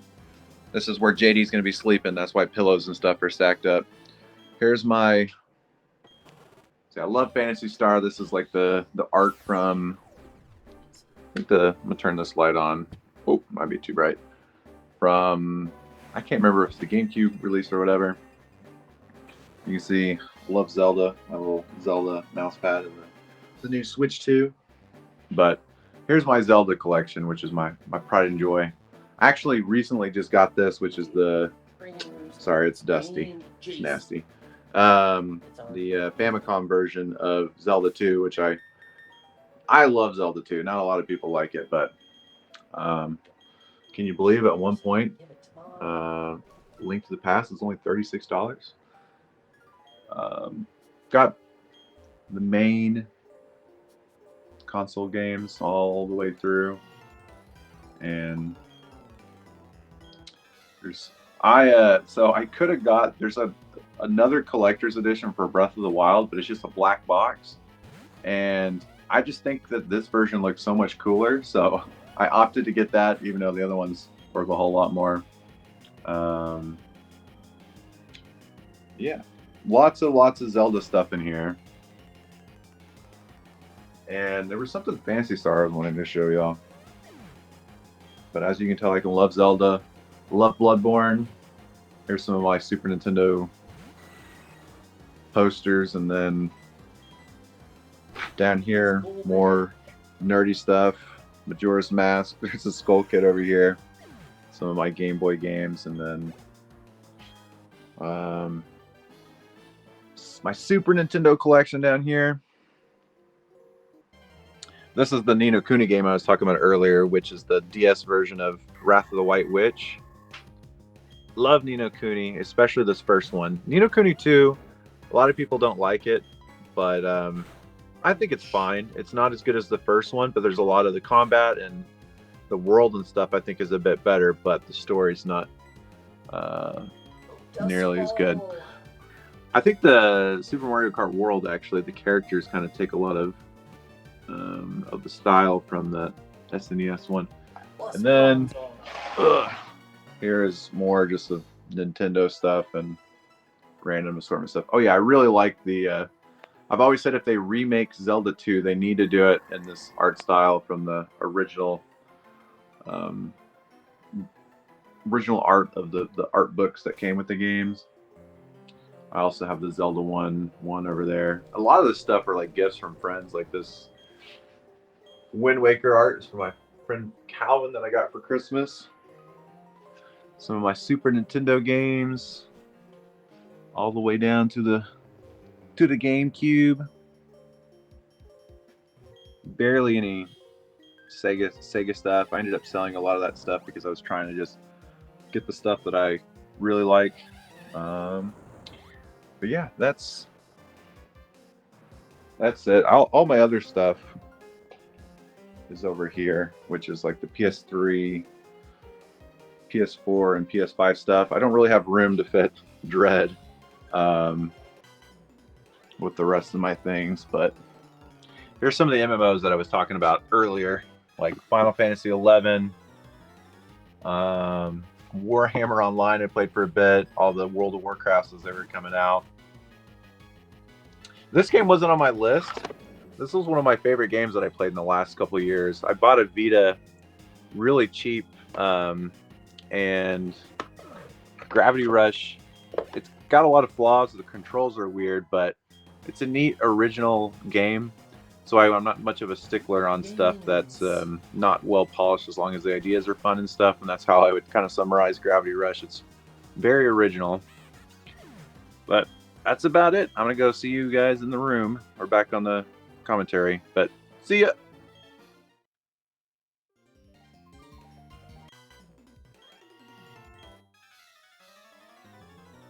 It's a good thing I have my Pokemon. I'm not alone.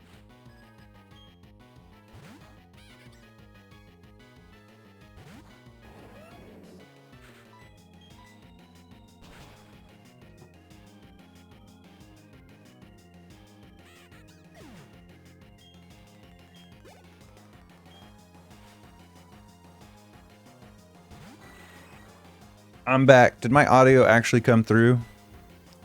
They were talking. They were talking? They weren't saying, why can't we hear Brent? So I assume it.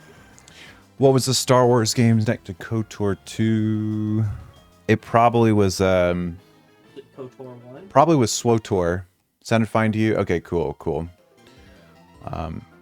Probably was Star Wars The Old Republic.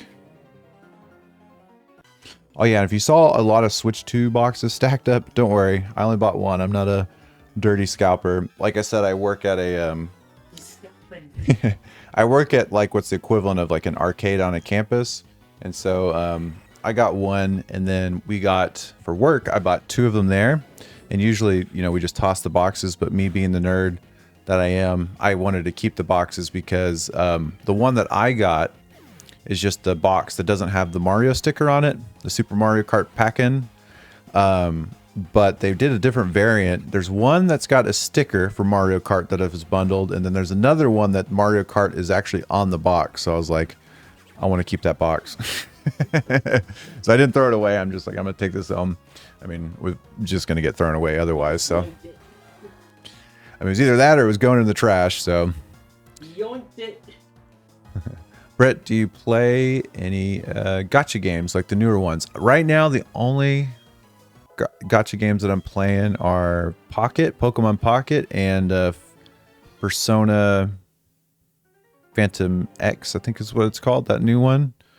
And I have played just little bits of some like Genshin, but I haven't spent much time on that. I'll repeat this question as it came up just as you were leaving. Do you have any Nina Space Coyote stuff? Like art-wise, I have so many shirts that she did. Other than that, I'm trying to think. I'm trying to think if there's anything that was in that room that was her. I have tons and tons of shirts. I'm sure I do. We actually have a thing that she drew over there, right off the screen. When I get to Giratina, I'm just gonna master ball it. Okay, So cool. Do I want to do an auction for the name? Yeah, let's do it. How long would you guess until it's there? I've got at least a couple boss battles. Okay, cool. We can start the auction now, and then whoever's donated the most at that point will get Giratina. So, what if you guys you can donate to nickname Giratina, and people can top other people. Whoever's ever donated the most by the time Giratina is caught will get the nickname, if that makes sense. So kind of like a bid war, and that'll start now. So if you want Giratina, you got to donate before David catches it. Let's see if I missed any questions or anything while I was scrolling up. We ordered directly from Nintendo, and I was so surprised to see that the Mario was on the inside of the shipped box. Oh yeah, see, I think, are you talking about how, I think some regions actually came with the cart inside? Is that what you're talking about? And I started seeing people post that too. It's quick fire auction. Oh yeah, Crinus, I'm with you. I said, I think Ni no Kuni 2 is a good game, but Ni no Kuni was phenomenal. I agree. Because this save is going to take quite a bit of time. Let's see. Oh yeah, the Super Castlevania poster. I love Super Castlevania. Zelda 2 is a flawed gem. Yeah, I completely agree. It is very weird. It was one of those things that once you play through it and you start to get the hang of it, the controls are very fluid in my opinion. You start, especially once you get the up stab and the down stab, it all starts to kind of flow together. Oh yeah, I forgot to show the consoles, but oh well.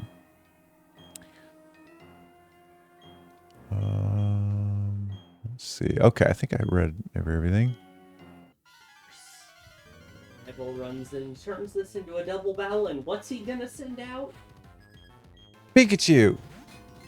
I wish it would be more useful than a freaking Munchlax. Not the Switch 2 itself, but the big... Oh, you're talking about what it was shipped in. Yeah, when you open it up, it reveals like Mario and stuff like that.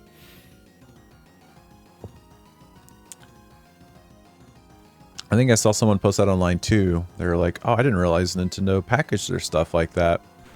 I had the original blue save, Save the Animal shirt, but it got lost. And I have her River City Girls shirt. This is still about Nina. The shirts that I have from her... Both these Bronzor have Levitate. I still wish I had Earthquake just so I could knock out the stupid Munchlax. I have... Is it... Dark Souls 3 shirt from her. I've got trying to think. I believe there's a Bloodstained shirt that she did. I need to go through my closet and see. It's quite a different. My favorite one that she did actually was for one of our marathons. It's a Moogle that has like flowers all around it. It looks really cool. All of her stuff is incredible, but that might be my favorite. Let's say, Brit, collector's thing you may not have in good condition is a dot hack for. No, I've watched some like videos on the stuff. And it looks like a super fun series, but I haven't played them.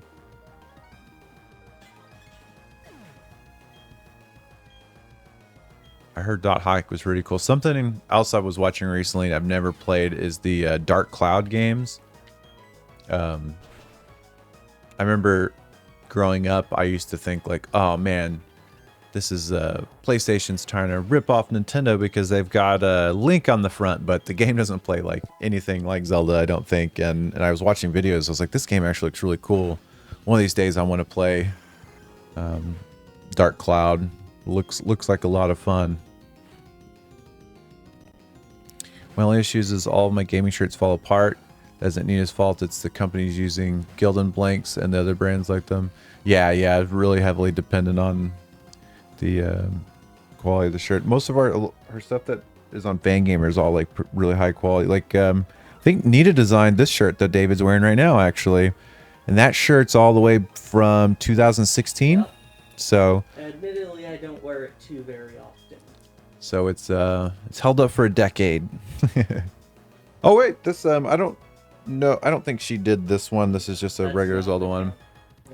But this is also from one of our marathons that's been there for a bit.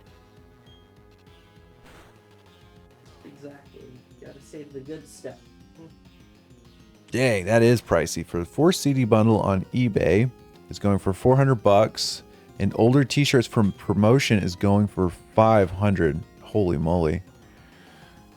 There's a game that came out recently. Oh, the Lunar series. I wanted to check that out, and I think remakes or remasters of that just came out, and it's another. Yeah, and apparently it got an update that fixed a lot of problems that Ooh. some people had with it.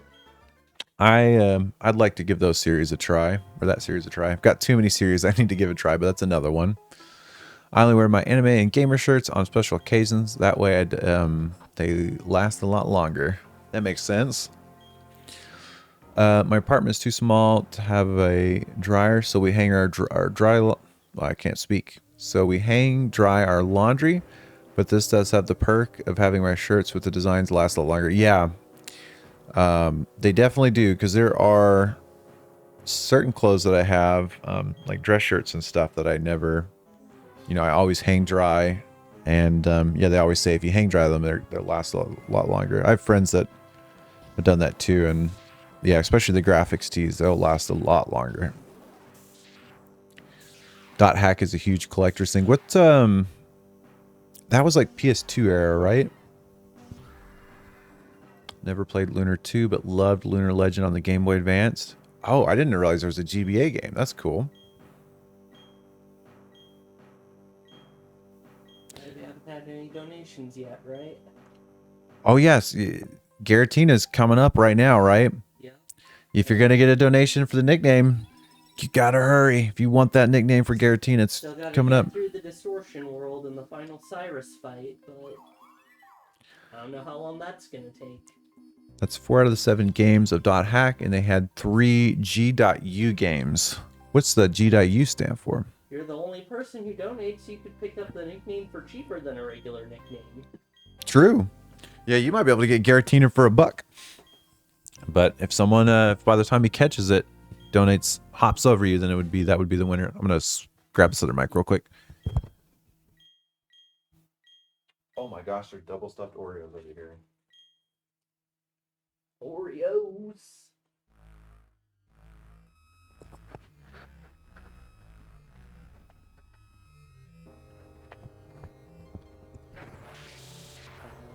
Garatina's not happy with Cyrus. Stripping antimatter.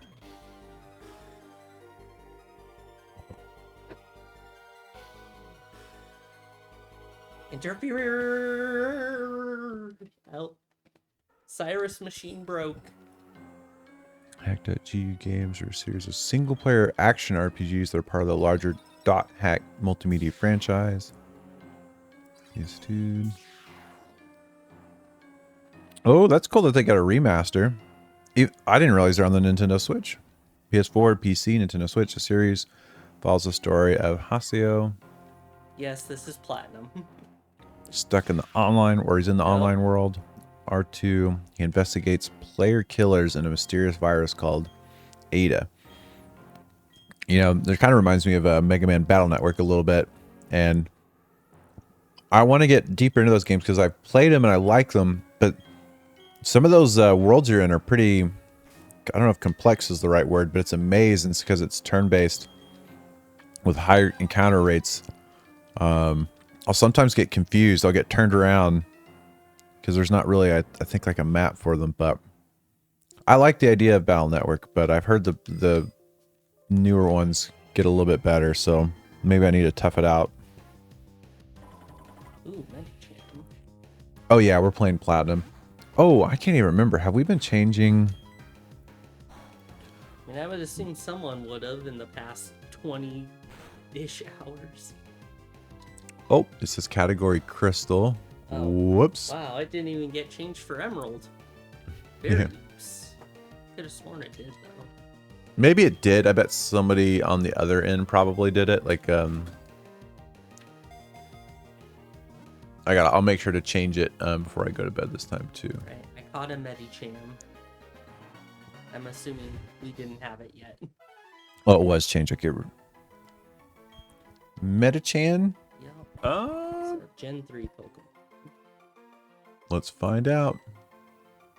Come on, guys, get your donations if you want the nickname for Garatina. It's a pretty sweet I mean, Pokemon. We're not gonna get that many legendaries. Nope, so far Rayquaza is the only legendary. Did get Rayquaza? No one's caught Metachan. Well, now trainers have caught Medicham. So not no one. Oh, it's no problem. By the way, whenever I don't ever feel pressure to donate at all, but I just want to make sure to put it out there to anybody who does. We love hanging out with all you guys. Ooh, Monferno is? Okay. But we appreciate you guys hanging out and helping us raise money for a great cause. Let's be right at the start of Gen 4. Oh yeah, whoops, I scrolled all the way back up. Also, something I haven't mentioned in a bit is we're still real early on in the marathon.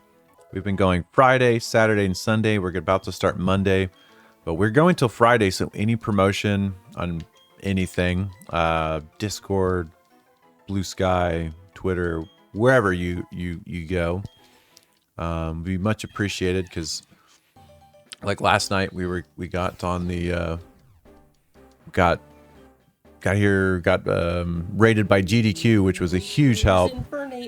Big shout out to Anna. Boom, there we go. Bing bada boom.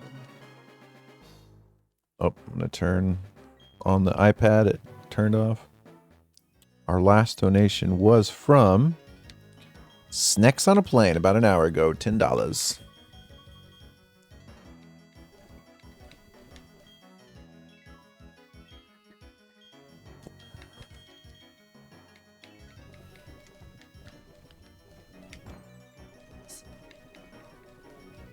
I didn't even realize there was double stuffed Oreos behind me. I should have not known those were there.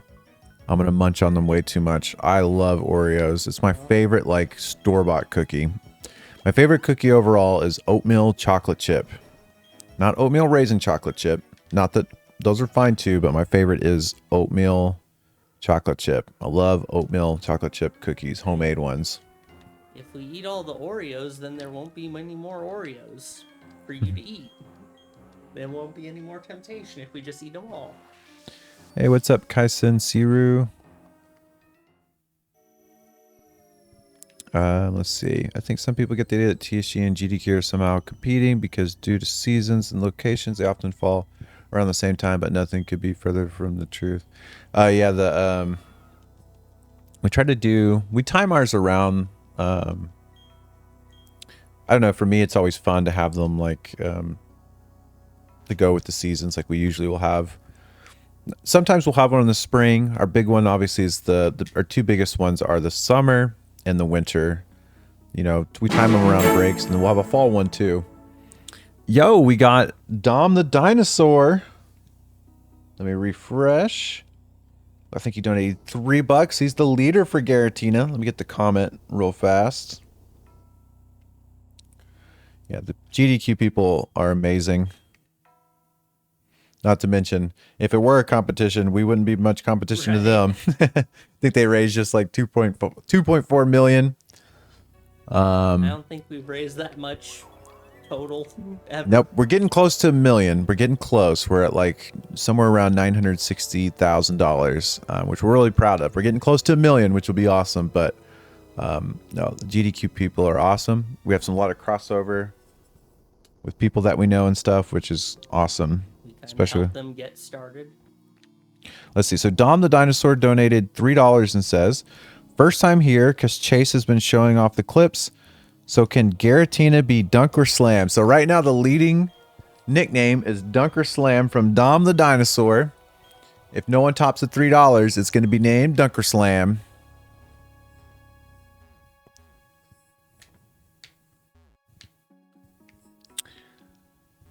Costco's here for the TSG Brawl. I wish I could eat that right now, but I had a root canal on Thursday and then got 3 fillings next week. Got a quote for all my dental stuff, and it's like $10K less with insurance. Oh my God. Yeah. Well, at least you have the insurance. Yeah. Dental stuff is insane. Is Chase there this time? We did we did a call-in with him earlier, but yeah, like I said, Chase is probably sleeping. No, I bet Chase is awake actually. He's awake because I called him. He might be playing Dota. I haven't even looked on the Discord. He might be playing Dota right now with like Wazuki and stuff. See on the Doters. We love our Dota. We play it together every. He is on Dota. Yeah, I bet him, Wazuki, Ionic. At least those 3 are playing.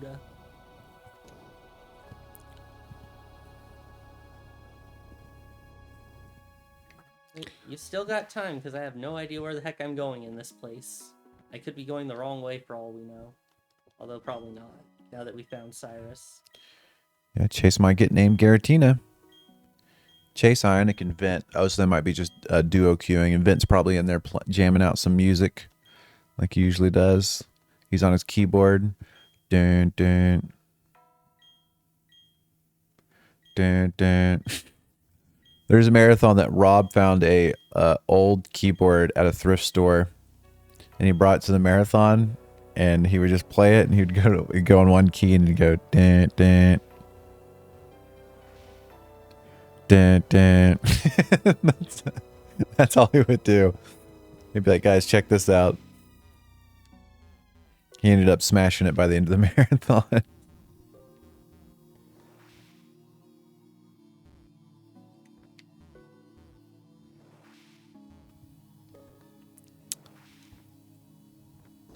Had jaw surgery back a while ago here, and because it was medically necessary, it was all covered by insurance. Oh, that's super nice. Even the preparatory braces. They first told me, I was like, listen, I'm American. I need to know if this will for sure be covered, and I need it in writing, okay? Yeah, insurance companies, especially here, they can really screw you over. Yeah, some of the prices are just, especially for necessary things, because like for dental, there's no way you can skip. You know, especially with like root canals or things that are going to cause you excruciating pain. It's not like you can just go about your life and be like, you know what, no. I'm going to skip this, even though I can hardly think, or I'm going to have to take pain pills, which will just destroy me. Yeah, and then it's just like, that'll be $10,000, sir. We have not done little nibs ever since the pandemic started. We're gonna, it's coming back. I don't know when. But let's see, I haven't watched in a while, but do y'all do the Pop-Tart bit still? Yeah, it was called Little Nibs or Slop Tart, but might make a comeback. Britt thinks it's going to make a comeback. He's the only one, though.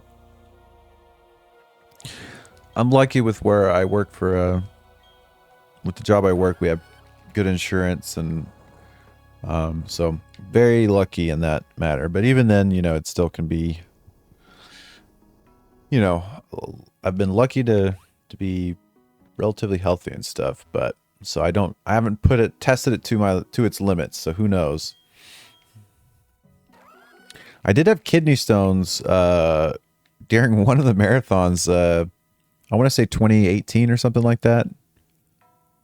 And I had to go to the ER, and that was pretty expensive. I want to say between like $500 or $1,000. Yeah, so that sucked.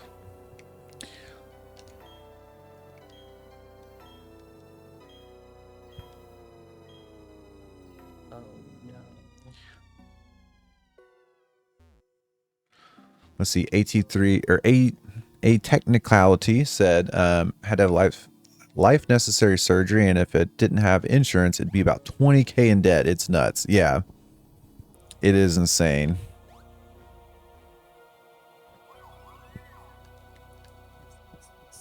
There's a rock there. I need to push it down the hole. I get it. It does seem Pretty to, much. Yeah. Yeah, way too much. Well, I was going to say luck, but it's not necessarily, but it's things that you can't control, which I think you should not be docked for that. That'd be nice. Yeah. Hard to alter your genetics.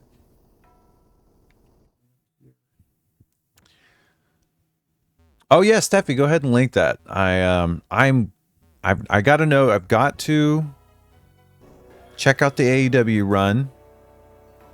I know people mentioned the Super Mario Brothers 3, all sorts of ones. So you're gonna go through every generation. What's the end goal for each one? So the goal, Dom, good question.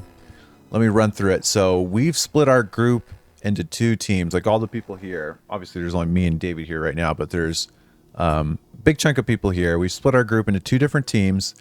Each day we're playing a new generation, and each day, let me just pull up the schedule really quick to give you kind of a better view, Dom. I don't know if the transition thing keeps messing up. Is it messed up for y'all? Are y'all seeing the transition properly, or is it kind of glitchy?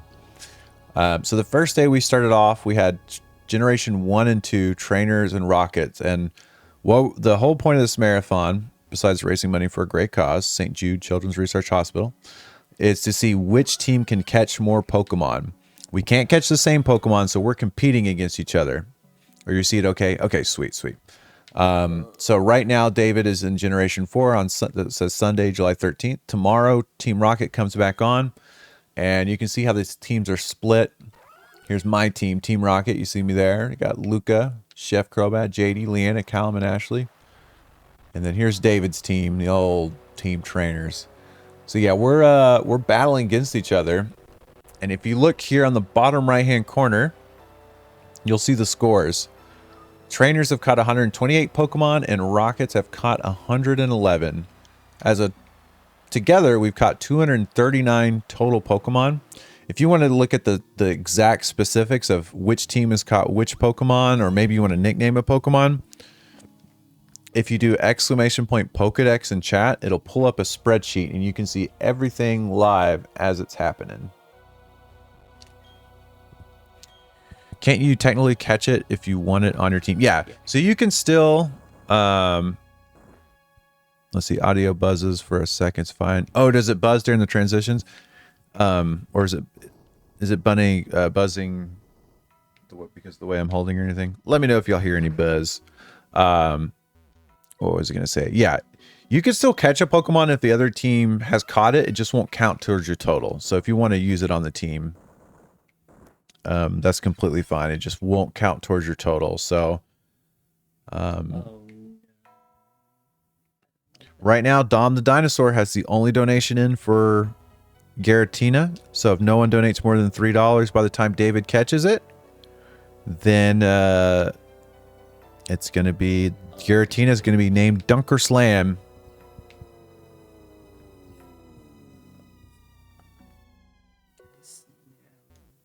I don't like this.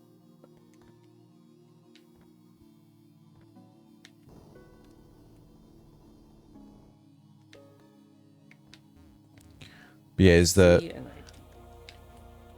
were y'all saying the buzz was like during the transition thing, or does it sound fine like when I'm talking right now?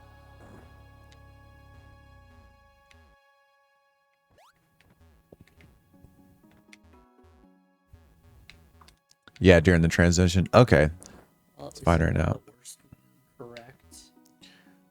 That's interesting about the transition. Must be something in the file. That is not down. That is not down. That is not down. That is not down. David's doing this intentionally to buy y'all more time to name Garatina. Yeah, let's go with that. I'm not having a mental breakdown. Definitely not.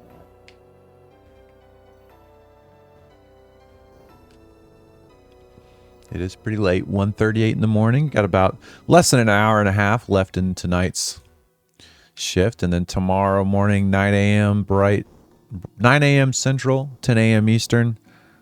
We'll be kicking off Gen 5.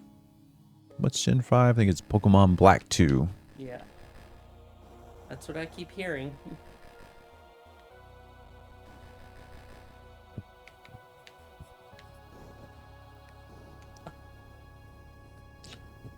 Y'all built up a pretty decent lead, 17 Pokemon. See if it holds. And I think I prefer when he had like a 40 Pokemon lead. Tomorrow we got to whittle away, try to build a bigger lead. What was it both the time when you started? Was it like a 25 Pokemon lead or something like that? Something maybe. So gotta see if we can maybe get a big lead back.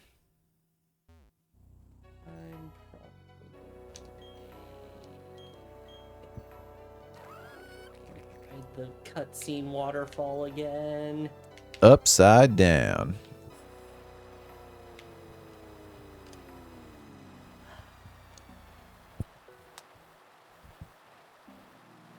So chat, how's it going?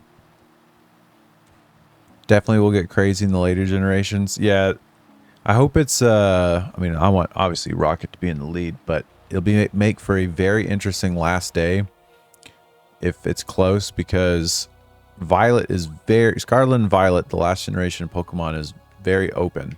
Once you get past the tutorial area, it's going to throw us into the open world, and it's just going to be us just trying to catch as many as we can, and especially before the other team catches like the same Pokemon. Yeah. So, that's going to be wild. But have you shown your showcase or anything recently for St. Jude and talked about it? My showcase. What do you mean by showcase? Sorry. Oh, do you mean like the games?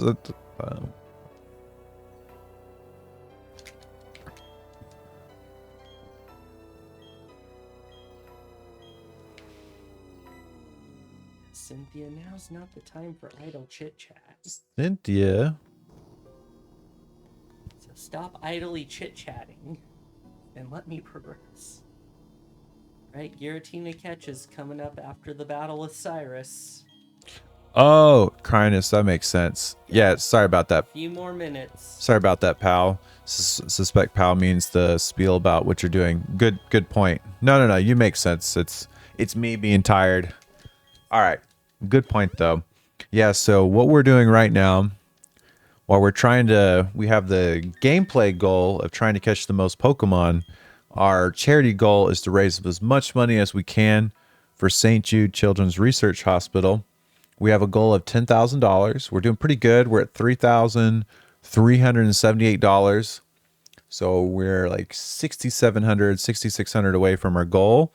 We're on pace for it, but we got to keep it up. It's going to get harder, especially now that the weekend's about to end. If you're wanting to contribute, St. Jude Children's Research Hospital helps kids with pediatric cancer. Kind of like how we were just having this insurance discussion before. You guys know how expensive medical and health bills can be, and St. Jude, helps take care of those for the families and the kids that have the unfortunate circumstances of getting cancer as a child. It's devastating, and St. Jude helps with that. We've gotten to tour their campus in Memphis, get to see the awesome things that they do, and so that's what we're trying to do. We've been raising money for them since 2008, so it's been a while. Yeah, any amount you can contribute, whether it's $1, $5, any amount would be appreciated. And we also appreciate you guys just hanging out with us and giving us the energy to keep playing, to keep doing this. We've been doing this for a while. We're on year, what's math, 17 of TSG. So we've been doing this for a minute, and we do it because it's fun. We love hanging out with you guys. We love doing it for a great cause. So yeah, if you do want to donate though, there's a link. If you do !donate, it's gonna Moobot's gonna generate a link for you, and that'll take you straight to the Tiltify. And then if maybe you're listening to us on the phone or you don't have access, you could also go to tsg.tv/donate. They're all going to take you to the same spot. There's a big donate button also below our feed. Any of those will take you to the same spot. Let's see. Yeah, and also a good thing is even if you aren't able to donate and say you still want to help out in some way, the best thing you can do, and it's so super impactful, is promotion in any way. Maybe it's like social media, something that King Simba does. He's had people have convinced other people to do raids or Blue Sky or whatever it's called, retweeting, posting in Discords, you know, when you get permission, posting on Reddit, stuff like that. Anything to promote. Let's see. Don the Dinosaur says, you've been streaming since 2008. I need a tiny bit of lore. That's a good rabbit hole to go down. Oh, by the way, before I do that, one of the incentives that's going on right now is for the nickname of Garatina. Don the Dinosaur is the only one to donate so far for the nickname, and currently the nickname is Dunker Slam, unless someone tops that by the time we catch Garatina. Reskeet. Oh, no, that's completely fine, King Simba. The way I look at it is, even if, you know, say you have a reach of like 200 people, if just one person enjoys it, hangs around, even if 0 people, but, you know, one person is super helpful. By the way, y'all didn't know they are a 501c3, so tax purposes also show up. And yeah, if you were to donate like to St. Jude, they'll send you, I think each year, I feel like they send us it's a thing in the mail, so it's something that you can file your taxes with, and yeah, when you do your taxes each year, to help get a write-off. Let's see, where was I going? I was laughing about TSG website yesterday, Britt. So much of the website has not been updated in years. Oh yeah, there's a lot of updating we need to do. Website's pretty dead. I'm glad that people are still going there, Crinus. That gives me, now it makes me feel like okay, yeah, I need to get motivated and add stuff. Luca actually helped out quite a bit. If you go to the past events, that part's up to date. You can check out all the old events we've done. But yeah, we started streaming in 2008, back when Twitch.tv was called Justin TV. First marathon we ever did, The Legend of Zelda. There's the whole goal was try to beat all the mainline Zelda games, all the console Zelda games from, you know, Zelda 1, Zelda 2, The Adventure of Link, all the way up to, at that time in 2008, the newest Zelda game was Twilight Princess. So we tried to beat them all in a weekend, and we were doing it to raise money for St. Jude, just like we are now. And we actually failed the first time and the second time. We did it in March 2008, and then we did a second attempt, I want to say in April, May, or June, somewhere like that. If you go to our website, it's got all of our marathons. And we just continued to do events. Eventually, we went from Justin TV to Ustream, because Ustream, which I don't think exists anymore, had a feature called co-host. So it allowed us to, as we made friends, whenever we get to the late night hours, we had a really cool friend, Russ, who was in the chat actually at some point yesterday. He would like... Cyrus, if nice. you want to get a donation in for Giratina's name, you gotta beat $3. It would allow us to then host in other people so they could co-commentate through Ustream. It was called... There's a similar feature on it for like that Twitch has now. But anyway, so we went to Ustream, and then we eventually came back to Justin TV. It was right as like Justin TV was starting to pick up steam, and it was more gamer focused. Ustream was a lot smaller. So we went back to Justin, and then Justin TV became Twitch. That was the time that they really had figured out what their strength was, because originally Justin TV was not just games. It wasn't even like people live streaming or what do you call that? Not reality streaming, but just chatting. It wasn't so much that either. There wasn't a lot of streams in general, but there were like people just re-streaming like Friends, like the TV show and stuff like that. But eventually Justin TV found its like niche and its strength, and that was focusing in on gaming stuff. And they would reach out and contact us and say like, hey, what do you think would make our platform better? And they implemented a lot of the suggestions and stuff, which we thought were really cool. So we're like, okay, we're going to move from Ustream. We're going to go to Justin TV, go back to Justin TV, which was Twitch. Turns into eventually Twitch. That'd be cool. No. All right. Looks like it's going to be Dunker Slam, the nickname, unless someone donates and tops the $3 in the next couple seconds. Yeah, and so we've been doing like 3 to 4 marathons on average, 2 to 3 ish, somewhere around there every year. And yeah, a lot more stories like along the way. We've had crazy events. I'd say our like biggest initial marathon was the 2009 Final Fantasy Marathon, Dunker Slam, which we got hosted on a website called MMO Champion, which was like the biggest World of Warcraft fan site. And they hosted us like the feed was on their website on the patch day during, what's the third expansion for World of Warcraft? Arguably like one of the peak periods of World of Warcraft. I keep wanting to say Icecrown Citadel. It's not Frozen Throne. Frozen Throne was you guys know what expansion I'm talking about. Wrath of the Lich King. There we go. So we had like over 30,000 people watching at one point, and that marathon exploded. And so for that marathon, we raised $50,000, and $50,000 back then, and I'm not talking about because of inflation or anything, but $50,000 back then was insane because charity marathons weren't much of a thing at that point. I can't remember when GDQ came about. It was a little bit after that marathon.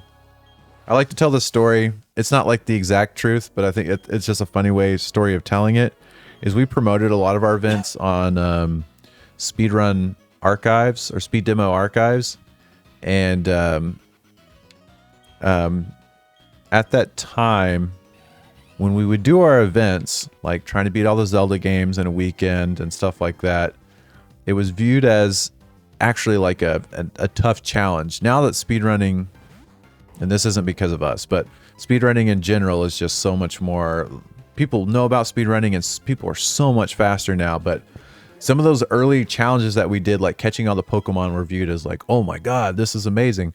We're now beating all the Zeldas in the weekend really not that impressive whenever you compare it to like the best speedrunners. But the part I was going to talk about that I think is funny and not exactly true is that after Final Fantasy, we had a Mega Man marathon. And that Mega Man marathon, we really heavily promoted it on Speed Demos Archives, where like Mike Uyama, who started GDQ, and a lot of the speedrunners were there, and we were promoting Mega Man. And you know, we're not like great speedrunners at all. We just play games for fun, and we're trying to be fast. But okay, I'll add them in a second. Anyways, that Mega Man marathon, we did tons of terrible runs, and I like to joke that marathon was so bad that it inspired GDQ to start. But that was shortly thereafter. Like Mike had messaged and told us about the them doing Games Done Quick, and some of us were out there for the first Games Done Quick, Baltus and Phil, when I think it was at Mike's house. Yeah, it was something like that.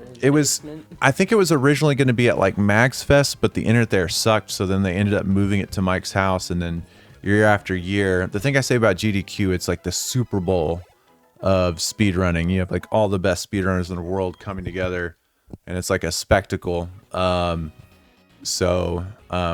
our, and then we have friends, Anna and Toast. Anna specifically, who's worked with them since early on. She's been on their team, and so we have that, like, we always have that link with them, which is really cool. Yeah, I forgot where I was going with all that, but I think the first GDQ was around 2009. I think whenever the MagFest that year of 2009. And every year they just got exponentially bigger, bigger and bigger and bigger. But yeah. Okay, let me add these Pokemon real fast. You said it was obviously Giratina, and what was the other one? Chingling. Okay. They're both Gen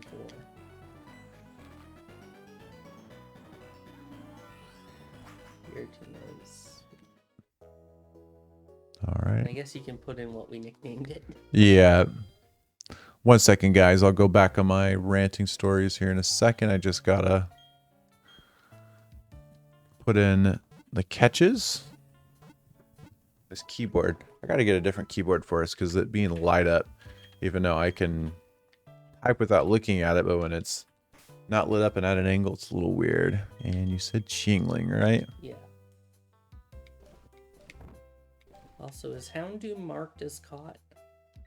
I believe so, but I'll double check. Someone was using it earlier. I might have marked it while you were showing off your nerd cave. Let's see. Chingling. Let's see. Yes.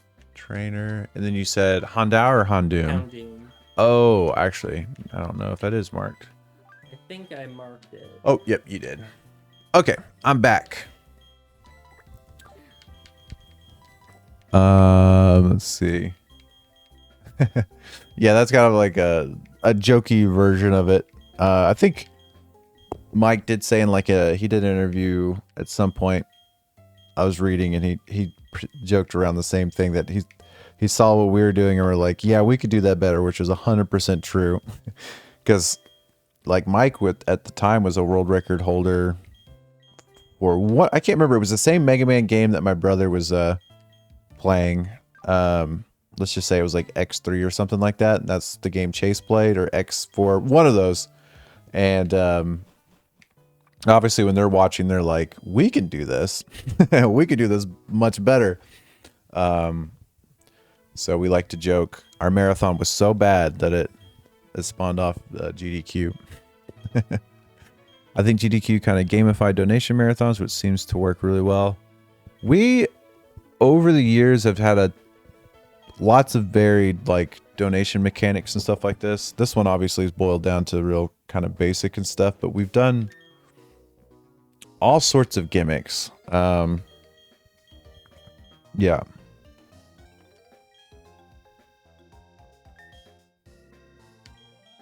Oh yeah, have a good night. Sorry if I missed. Let's see.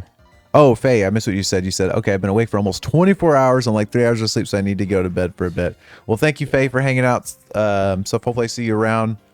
We'll be here till Friday. It's gonna end up being me after tonight. I do like to think of one of the initial ideas about the marathon, because Krynos said, honestly, I think your strength is being more hangout focused, like a giant long slumber party. It is that like feeling. I really always enjoyed the staying up late playing games with friends, and then, you know, turning on Toonami or like Nick at Night, hanging out and watching that and playing Game Boys. That's why Game Boy gets all the late night commentary shit. And so yeah, that is kind of the feel that I think we're going for. That it's just like you're hanging out with friends. Which does make me sad for this marathon. It's the first time where we have an end at like 3 a.m. and then we get back at 9 a.m. It's just pretty much necessary at this point. We hope to build back up to that point. The reason why is because we could do it a 24-hour one, even like for this event. However, as you can see for this event, I've been able to be on cam a lot earlier, and Joseph has been able to be on cam much later, and it makes it to where we're able to cross over more. But I think we've kind of been low on manpower too. Yeah, exactly. So my hope is that a couple of years we build a little bit and we can fill in that 3 to 9 period with more overnight shifts and get back there. So I mean, with what's coming next year, I think we got a good chance of getting some people down who might not have been down for a while. Yeah. That would be nice. I would, Steffi. I always fall off my personal streams. I would like to. The problem is I like to be. I get focused on something, and so when I stream pretty consistently. Like, you know, I might be like 2 or 3 times a week, and I'll do it for like 6 months, and then I'll start missing streams, and then I'll be like, Yeah, oh, that's my same problem. yeah. And once I miss a couple streams, I'm like, oh, I'm done. But yeah, I should probably not let that affect me and just be like, stream when I want, stream when I can. I do want to stream more, that's for sure. I wonder what mostly drives the donations at GDQ, like what incentives, prizes. It would be interesting to see the analysis. They have a great system set up with having all the incentives and stuff really accessible, and the prizes, and you know, them being just like the draw of watching like the best players obviously is really cool too. It's so cool to see what runs are happening. You see stuff that you've never knew existed, and great commentary. You get insights on the games because you're like listening to the experts of these people. Great audio quality, great setup. Setup is a big thing too. Yeah, just it's like probably a whole lot of combination of things, but I'd like to see that too, Snacks on a Plan. But if I had to guess, like in terms of just like the raw donations, like where what's being pulled into, I mean obviously the most is going to be just the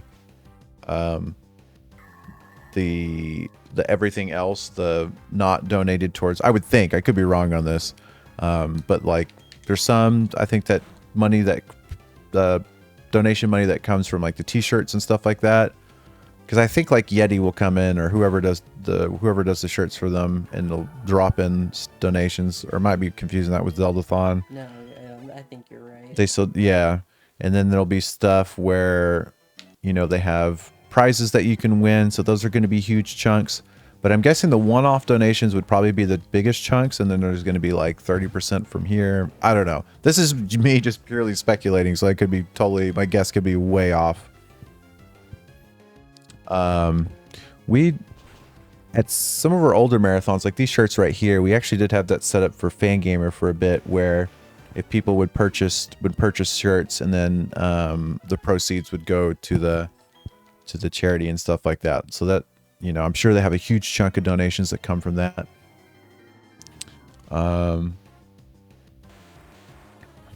Yeah, but those groups also, you know, have a big volunteer base that makes it a little bit more doable. Yeah, those pipe vault shirts are really cool. For us, in our like peak times, like, you know, when we had our events that we raised $50,000 or $60,000, we had these, some of the unique stuff that was unique to us was our cutthroat auctions. We'd kind of host them in our peak times, have really cool art pieces that were unique, like you know, like one of a kind stuff that maybe, like for example, that LLK drew. And so we would do, you know, just like we did with Leanna's drawing. We'd have like LLK, or maybe like Nina, or we would say on a Saturday night do an auction for that. And sometimes, you know, they would routinely raise like $1,000 or so, but there was an event, it was a Zelda event, actually, from the shirt that David's wearing right now. I need to look back and see what art piece it was, but it raised like $12,000. Sunny51 says, I still have my Pipe Vault shirt that was misprinted. That was really cool. Fangamer is like the best. So during that marathon, we had a Pipe Vault shirt, which is a Mario shirt from our Mario marathon. And they gave all the proceeds of the shirt, the like the profits from the shirt, though, you know, would go to the charity. And one of the shirts was misprinted, and they for free had I had sent out, well, not free for them, but you know, free for the people that bought it. They sent them an adjusted shirt, which I think was awesome. I believe so. But I got one. I don't know why I said believe so. I know so, but I still have my green Pipe Vault shirt too. Who all has a green Pipe Vault shirt? Seems like everybody does. Which marathon was the one you were giving out the orange hoodies? Good question. Didn't we have one where we were giving them out? Just for the people that were in attendance, I think, or bought. We weren't giving them out. The only thing we gave away to attendees was the scarves. I don't know if you were at the marathon with the scarves. I don't think so. I think I won one though. Okay. In, like a giveaway or a raffle or something. The staff were able to buy the orange hoodies, I believe. I don't know which marathon that was. It was probably like I think it was an October one. like in 2017 or 2018, maybe. Yeah, it was definitely after 2016. Yeah, the TSG scarves, we just was just kind of like a thank you to the staff. We just bought those, and yeah. This is a throwback, Brit. Remember that time when the forums had the Pac-Man game and there was a contest to see who could get the high scores?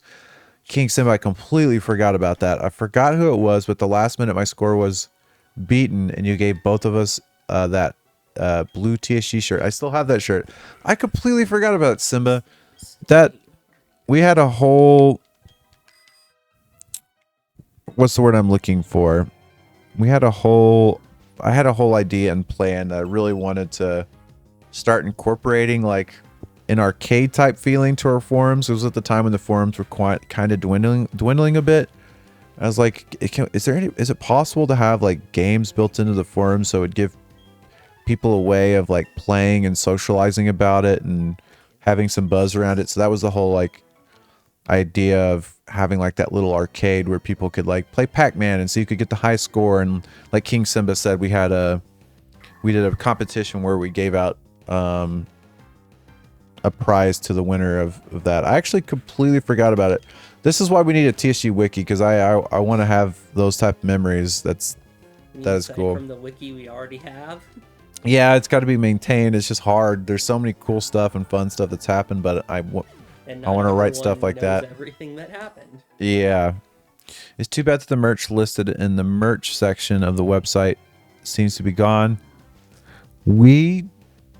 If you do want, if you are interested in getting like TSG shirts, the ones that are on Amazon, which I think the link must just be broken.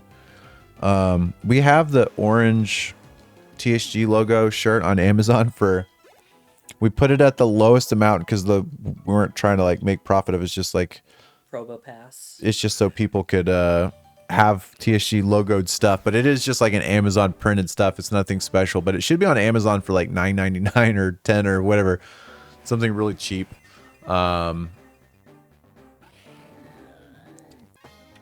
It should still be up. I think there's hoodies on there too. I guess you would just go to Amazon and search the Speed Gamers or TSG TV, all one word. You said Probo Pass, right?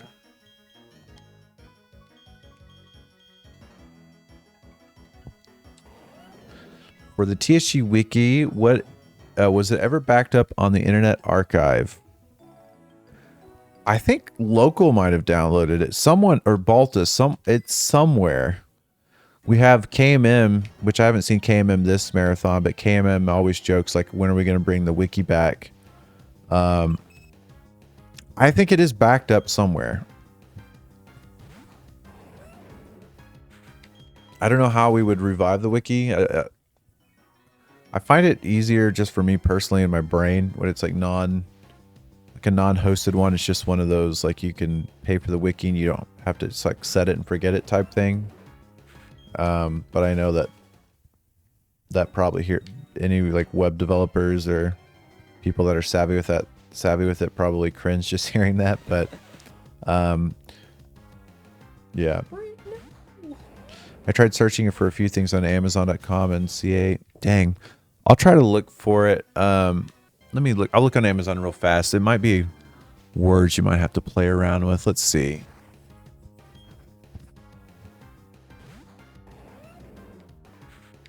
Is it still under the Speed Gamers instead of just TSG, maybe?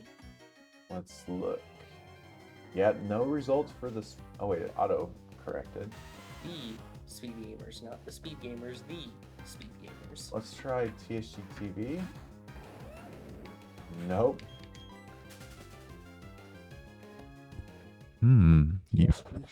You might be right here. I guess we were so unpopular they purged us. Let's see.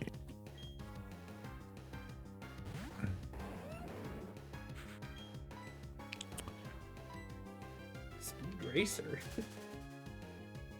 I'm trying to think of what something that we might have labeled the shirt. Why does it keep... Fresh 5 shirt.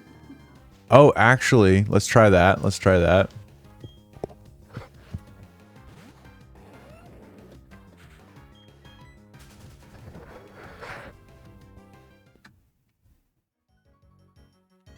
Sworn there were wild cleffer in this spot. Hmm. Maybe.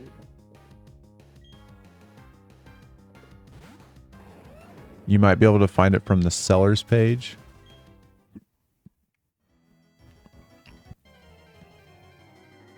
Yeah, I can't find it. I bet, yeah, if I were to open up my seller's account, it's probably listed from there. It's so difficult to find them. I know there. I looked sometime within the last year and it was still there. Oh, did Zero Flame find it? Yo, there it is. Oh, these are actually kind of expensive. $18.99 was the lowest one. Go up in price.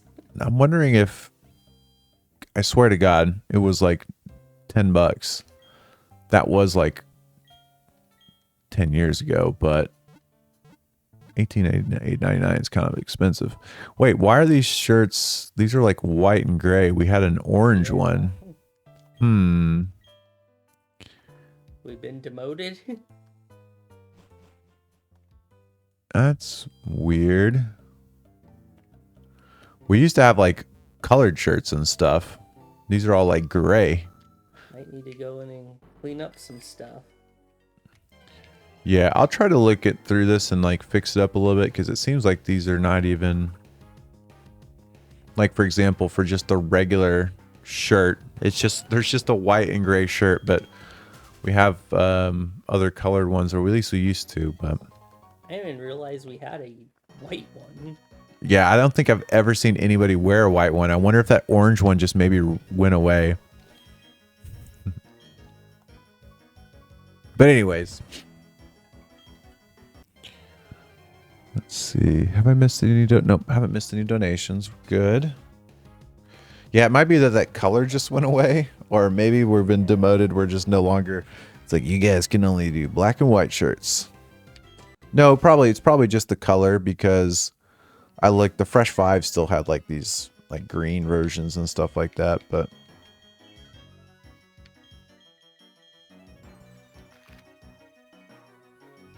what would since we're talking about analyzing donations and stuff, what would you guys like to see? What do you think would help bring in is there something donation wise like in the future you'd like to see? Is there something when y'all watch GDQ, when you donate personally, what type of stuff do you like to see? Is it something I didn't mention? They have a lot of really cool game-based type things, like voting for I think they'll do like what type of runs, or even like picking between games, I want to say, or choosing. They have incentives based around the games, essentially. I feel like that probably drives a lot of donations. It's a little bit rougher for us, but I'm just curious to see, whether it's you for GDQ or for anything, what's your favorite incentives to donate for, or this feels like the most fun for y'all. Kind of says, even upgrading the category, for example, going from any percent to 100%. Yeah, you do see that type of stuff. I don't think they all the time. do something that swings that much unless they're already pretty close, though. Yeah, it probably depends on the game. Like, we're going from any percent Ocarina of Time to 100% Ocarina of Time. I like the game incentives. I don't usually donate just for the prizes because I don't expect to win them. How do they usually do their prize? Probably similar to us, where it's like just with a lot more like people. Yeah, with like a raffle style. 100% on a Pokemon game or even some Zelda games is a lot. Yeah, true.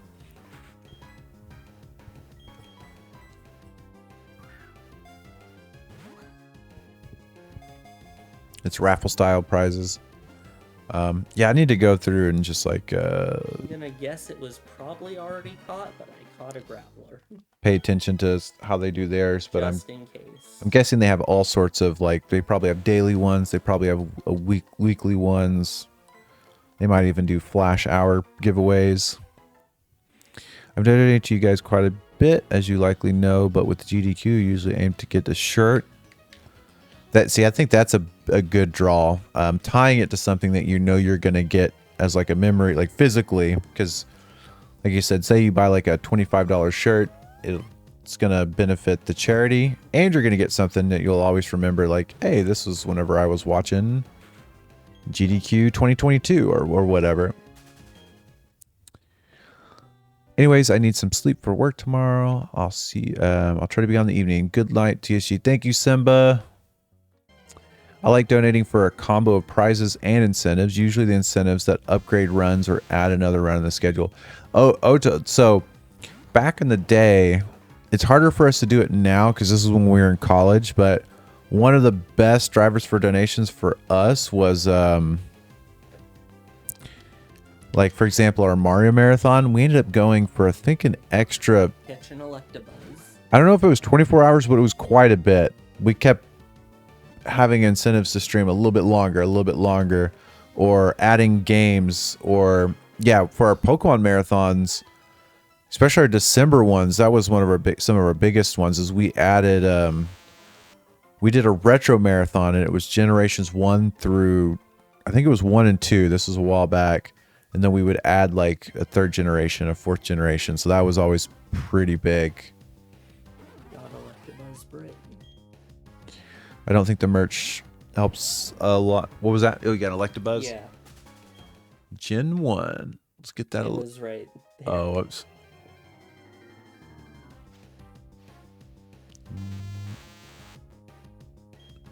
One second. There it is.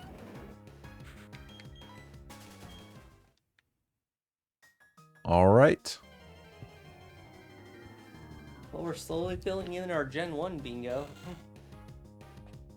Yeah, it's actually pretty. Pelipper caught in Emerald? Yeah, I think so, but I'll double check. I know Wingull almost certainly was. I don't know if it was evolved. Oops.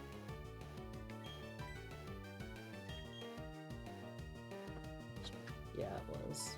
Yeah.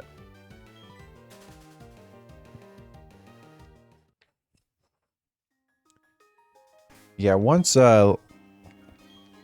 we can build ourselves back up and have more people down and stuff like that, it'll open us up to more things like that. The potential to kind of like ad lib and stuff. Like I felt bad last night because we got raided by GDQ, which was incredible, and then but I was like, oh crap, I feel bad. Right at the end of the. Yeah, we extended it a bit.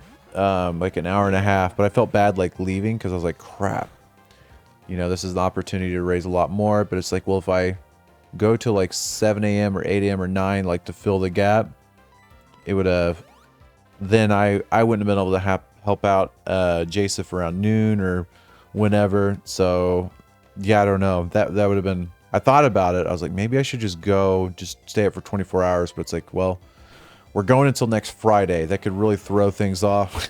Yeah. But it was a thought. Maybe I should have. But things are going pretty smoothly, so.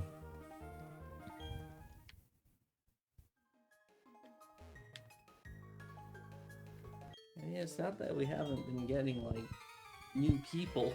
Yeah, there's so many new people. It's been great seeing you guys in here. There are lots of people from the GDQ raid still in here, I feel like. I think I talked about Krynus's recent message. Let's see. It's always a challenge when you're runners. Older and everything. Yeah, that's always going to be the challenge. Still waiting for Casca to make it down for a marathon. Come on, Casca. Come on down.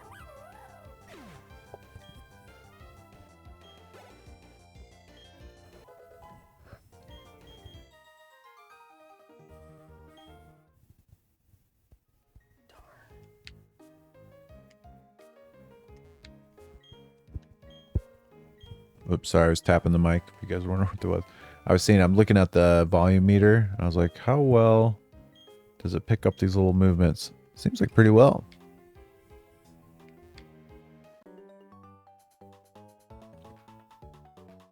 Oh, I forgot. Did you say what your favorite generation of Pokemon was, David? It might be Gen 4. Ooh, so you got in a good one then. You just happened to line up with Gen 4. Sailor Mark.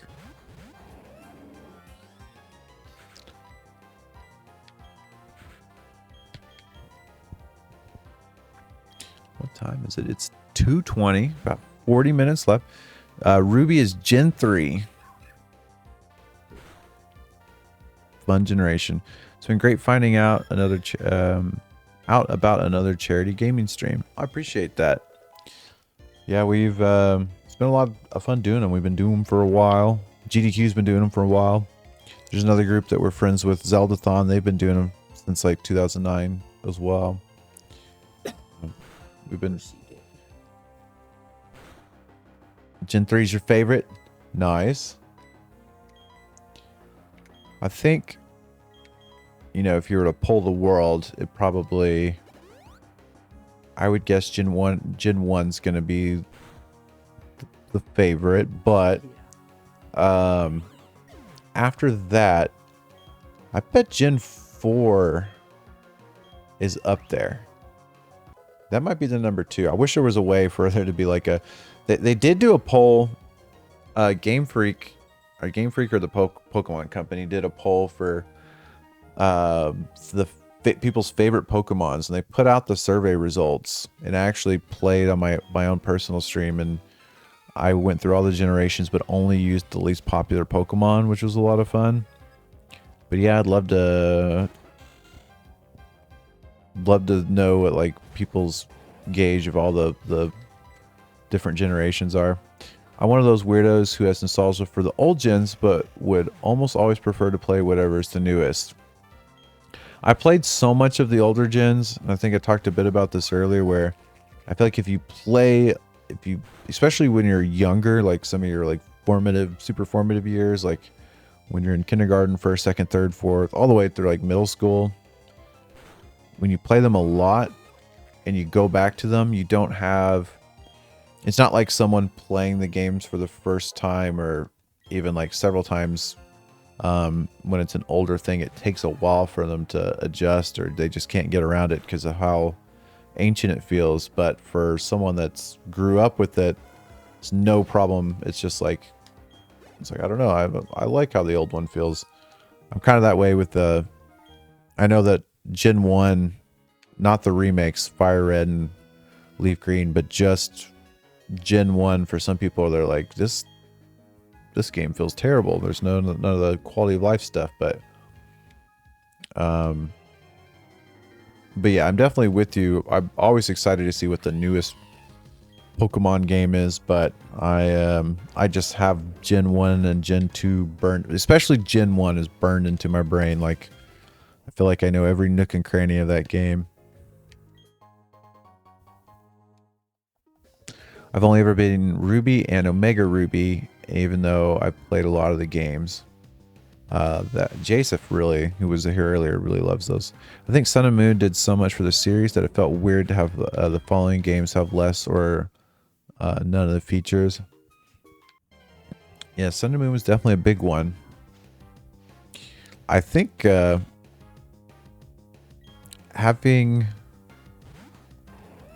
well, I was going to say having them go 3D. I guess the first kind of 3D ones were X and Y that were fully 3D, right? Were X and Y, Sun and Moon, and then when they had to make, I think the transition period, especially to consoles, was rough for them.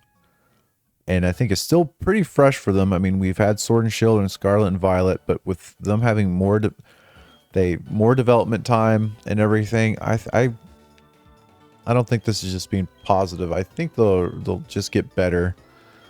Because if you look at their team, if you ever check out the credits and you compare them to the teams of the other Pokemon games, they have a ton of the same people.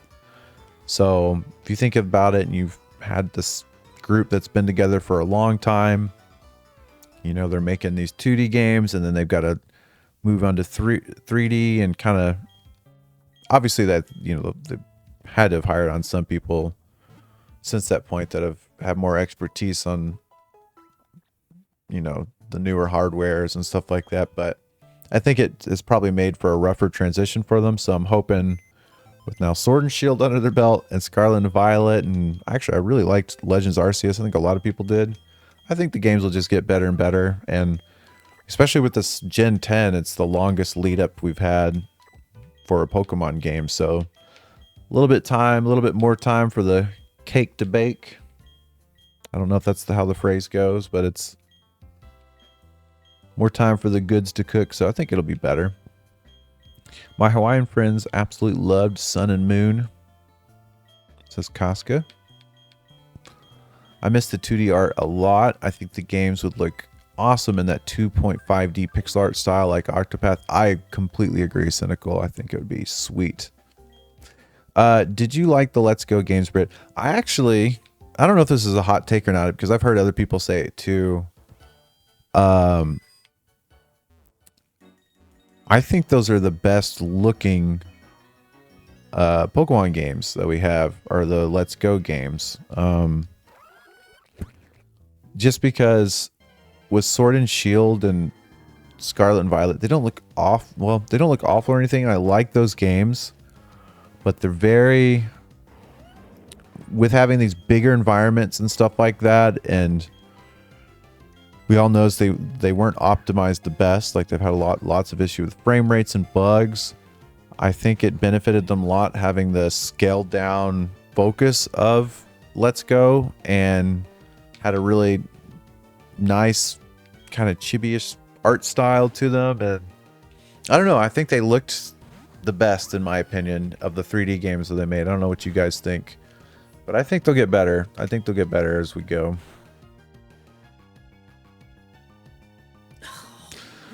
Arm Jim says, I think Sword and Shield were beautiful, but the maps were too linear on rails. Yeah, what I wish, I agree with that. Like, some of the towns and stuff are some of the coolest looking one. I can't remember what the like glowing mushroom city is called. Yeah, they had some really cool looking areas. I think I was talking about this earlier with think about how Pokemon Red's laid out. You start in like a town, like a pewter. I guess you do the same in, not a pewter. You start in a town like you do in Sword and Shield, or if you do in Red. And then you're progressing in kind of you're being filtered to other areas, but that have more like, sorry, it's late at night, so I'm not going to be making a lot of sense. Say if you were going through Viridian Forest and stuff like this, and you have kind of choices. It's kind of like open areas that will then filter you into like the next space.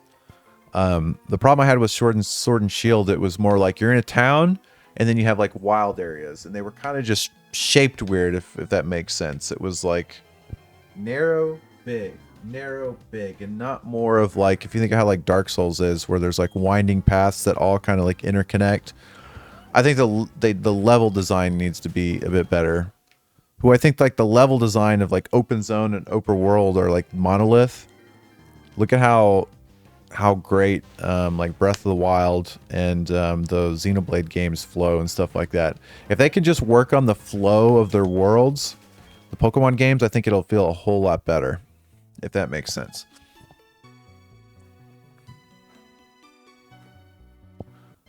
Let's see. Yeah, Gen 1 did a good job of having obstacles that showed you could come back and either go somewhere new or get something new.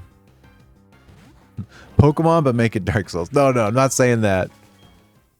But yeah, I just think the level design, and that my favorite is that Dark Souls 1 is kind of like how Metroid Prime is. It's kind of like a Metroidvania in a way. It's like did I say Metroidvania? That's what I meant to say. Where you have branching paths and you have ways that so what I love about Dark Souls is you'll be going, let's say, to the gargoyle fight, And on the way there, you can see, you know, this giant like tower and things like that. And then later on, you might be in the garden. I can't remember the garden's name. And then you'll look around and you'll say, hey, there's the clock tower that I was at earlier. And then you'll go down into this dungeon and come out and you realize, oh, I'm now on the other side of the garden. And it's like you're always kind of like reorienting or realizing that you're kind of going through this like winding world that wraps around each other. I really like stuff like that. Can you dodge roll in Arceus? Yeah, so I guess Yes. that is kind of it's kind of soulsy.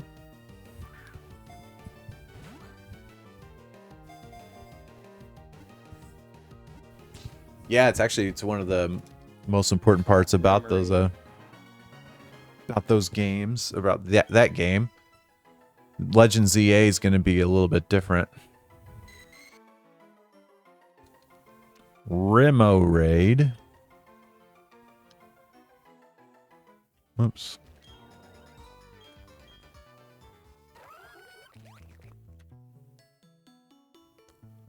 It's named Mario.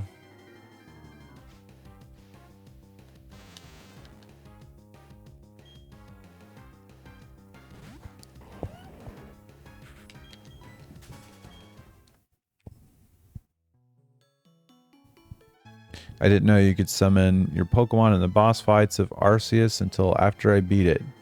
Oh, were you just like fighting the boss with your trainer itself? Is that even possible? I can't remember.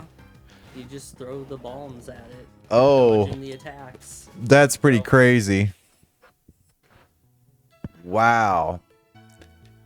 If There's- anything, throwing out your Pokemon makes it harder because you're not actually making progress. Well, they damaged them, right? Well, yeah, but in that time you could have just been throwing bombs and bringing the bar down. Instead of Well, it's- battling it to make an opening. It's definitely quicker though with the Pokemon, that's for sure. I don't know about that. I don't think the speedrun uses them at all. Really? The speedruns are player only? I did Just not throw know. the bombs, they dodge everything. I think you can take the brick raid. Pokemon gives safe openings. That's cool. Now I kind of want to try that challenge. Have they played Arceus at a GDQ yet? You know what I'm hoping for is with this Pokemon Direct or whatever it's called, Pokemon Presents, that's coming up next week. Or I think it's next week. It's like 22nd, wherever it is. It's coming up soon. I hope we get like a Switch 2 patch for Legends Arceus and even Sword and Shield, because Scarlet and Violet feels and plays so much better. It would be nice to get a resolution bump and a frame rate buff on Legends Arceus. That would be super cool. Mantike is being a brat. Mantike.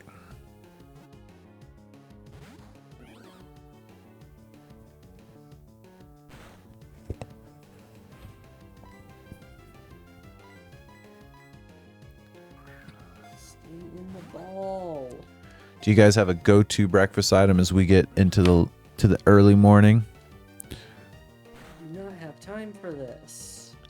Or what about, let me modify my question. You can still answer go-to breakfast, but let's say specifically fast food. For me, I used to be a big McGriddle person, but I think my go-to is the Egg McMuffin. I feel like McDonald's, I know they got a bad rap, but their breakfast actually isn't half bad. It's a totally different place in the morning. The Breakfast Jack isn't bad either from Jack in the Box. Let's see, Mantine. Mantike. The Oh. pre-evolution. Hopefully we can evolve it. Mantike. Yes. Trainers. Okay. Said Remoraid was Mario. Yes. Casca says baked potato. Ultima395 says breakfast pizza. Ooh, what goes on a breakfast pizza? Maybe like potatoes. Sausage. Oh yeah, sausage and egg, I wonder.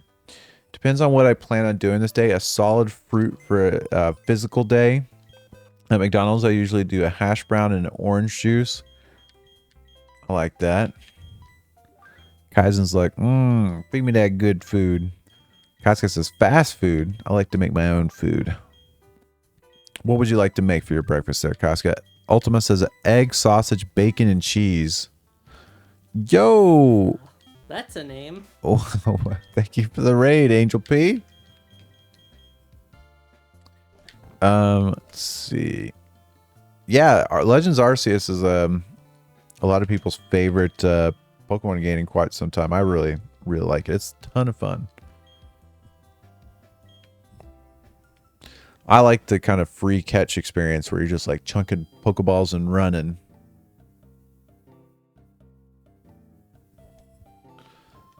I like making French toast in the mornings. More eyes are always welcome. Let's see. Angel P says, "Baha, heck yeah, I love what you guys are doing. Wanted to keep more eyes on the marathon. I really appreciate it, Angel." What game were you playing, by the way? I'm gonna guess we're gonna go with the GDQ theme. You were playing AUW wrestling, weren't you? Or I'm gonna hold on. It's gonna be a gotcha game. I'm gonna go with Persona X. Last Pokemon game I played was Black and White, and before that, Gold and Blue and Red. It's been a while. Damn, that's quick. The any percent run of Legends Arceus is 4 hours long. God dang, they were hauling. Pretty sure that's after the Switch 2, right? I wonder how much, yeah, that sped up. Tales of Grace's F Remastered, my current RPG. Awesome. Oh, yeah. It's one of my favorite games of all time. That is awesome. The first Tales of game I ever played, I think this is the case for a lot of people, is Tales of Symphonia on the GameCube. We used to, during the summers, we'd go swimming at my friend's house, and we'd all run upstairs, and we'd played co-op. Tales of Symphonia. We all had our characters that we'd stick to, and I love it. Co-op RPGs are, I think, underrated. The first co-op RPG, like single-player story game that I ever played was Secret of Mana. There's not a lot of them that do that. That'll have, you know, where you can be in like a turn-based RPG or even an action RPG with your friends. For me, my first experience of that was probably Secret of Mana, and then I guess maybe you could count like the Gauntlet games. Those are fun. Those are more like hack and slash, I guess you'd say. But do the Tales of game, like Tales of Graces, do they still allow like the multiplayer? Like, yeah, it's couch co-op multiplayer only. That's cool. So that's a thing. Well, the most recent new Tales game doesn't. It was a full single-player experience, kind of like FF16 was. Symphonia is a top favorite for me. Multiplayer in high school was so much fun. You must be around the same, because that was whenever it was high school for me too. Unless you're talking about like this Symphonia like remaster or something. But yeah, for high school for me it was the GameCube one, and Graces is a close second. The story isn't the strongest, but the characters and the combat are top tier. Yeah, I need to revisit the Tales. The Tales games. My first Tales game was Bleem. Or no, my Tales game was on Bleem. That is a very subjective opinion, Otoako. That is not what I hear from a lot of longtime Tales fans. Let's see, Tales of Arise revamp. I think Callum really likes Tales of Arise. OG, I still have my receipt in the box from 2008. Oh, man. That's awesome. Was yours also GameCube? Because was Tales of Symphonia, I know they did a remaster. Before that, was it like probably all the like GameCube, PS2, Xbox type deal? Or was it just GameCube? I think it was GameCube and then an enhanced version on PS2. Okay. That was only in Japan. Oh, so that probably is the GameCube version then. Let's see. I so hope Tales of the Abyss comes to the Switch 2 someday. Yeah, I feel like the Switch 2 is going to open the floodgates. Maybe Abyss will be the remaster they announced this year, because they're announcing one sometime this summer. Ah, dang. Sorry to hear about that, Angel. That's the worst when a gaming console. We were talking about earlier about the Xbox 360 and all the 360s that we've gone through. Luckily, my GameCube, it's still holding up. And I've got what's neat about the Wii is it can play the GameCube games. And they're, well, I don't know. I haven't checked in a while, but the Wiis aren't too hard to come by. This is a bit out of left field, but you know what we need on the Switch 2? Echo Knight and Shadow Tower. I don't think I've heard of those. What type of games are those, Crynus?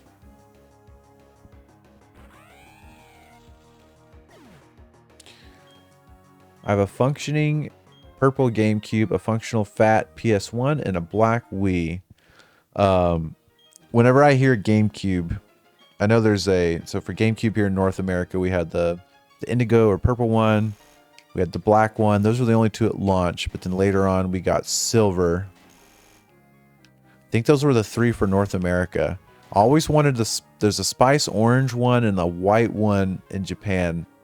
We got the spice orange controllers, but we never got the spice orange GameCube, and I always thought the spice orange looks cool. I have like 3 spice orange GameCube controllers. It's really easy to take the shells off, and they're not that expensive. I've thought about importing off eBay a spice orange GameCube. I think they're probably like $50, just taking the shell off and replacing my shell on my GameCube.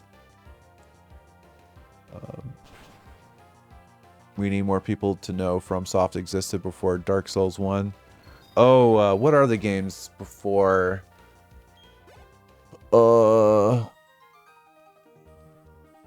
I've went through these before.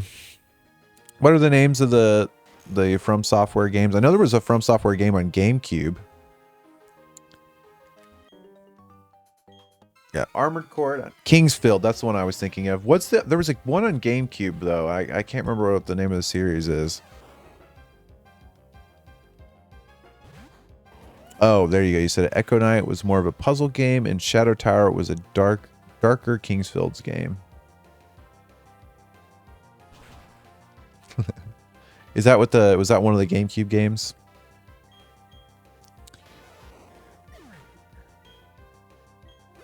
The Adventures of Cookies and Cream.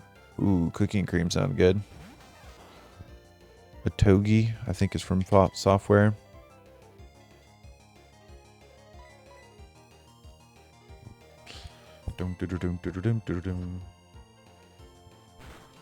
Cookies and Cream is one of my top tier ice creams. It might be. We have Bluebell ice cream down here, and Cookies and Cream I think is my favorite.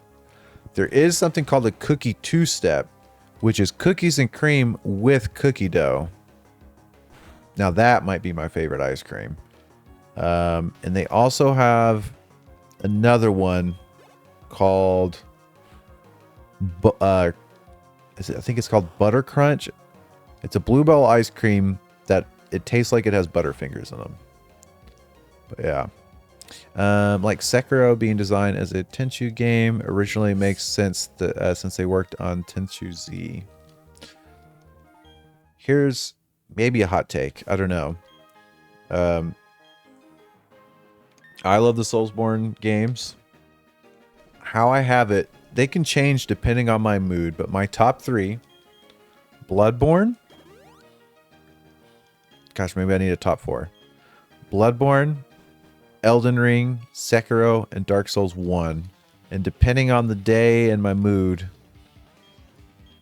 like what I love about Sekiro is it feels and plays, even though they're all similar formulas, it feels and plays so much different because there's no multiplayer in it, which makes me sad sometimes, but on other times the bosses are tuned so well because they don't have to worry about designing for multiplayer. And the story in Sekiro and the combat and parry mechanics, it feels a lot like a rhythm game. On some days Sekiro is like my favorite From Software game, but generally Bloodborne is, I'd say, my favorite. But Elden Ring is sometimes just fun, just go out and explore. They're also so good. For me, it's Demons, Dark 2, and the Night Rain. Demon Souls is underrated too. I like a lot of their like crazy, strange mechanics, like the dark and white. What do you call them? Not the tent, but it's not the mood. I forgot what you call it. Essentially, like it's almost like a ethos system or whatever. Like depending on what you do in the world, your meter will like change. I love gimmicky stuff like that, and I love stuff that connects you with other people.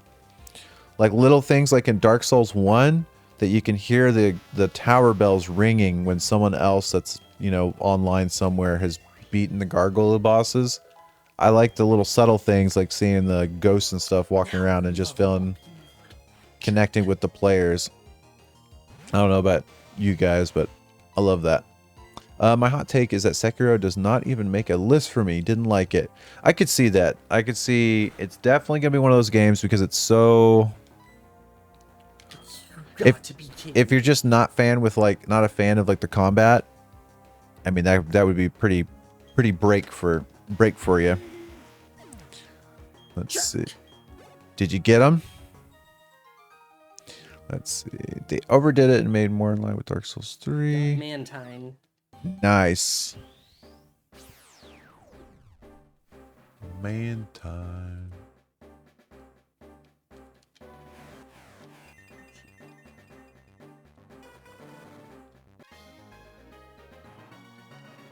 Let's see. Yes. Trainer. There we go. What do you guys think of the Demon Souls remake? I bought a PS5. For me, that was enough to just... I had to get a PS5 for the Demon Souls remake, and I platinumed Demon Souls like right off the bat because it's not like a super long game. It took me a while beating it, even for the first time, but it's like one of those things is once you beat it once, even though I'd played the original one on the PS3, I was rusty. I just like went through it and I had to hunt the trophies, or at least I'm pretty sure I platinum it. I need to look it up and see. 99% sure. I'm not sure if I'm missing anything. I like Dark Souls 3. I think Dark Souls 3 is great, but Demon's Remake had all the jank of demons, but for me, lost the charm of the original. If that makes sense. You mean like from the look of it and everything?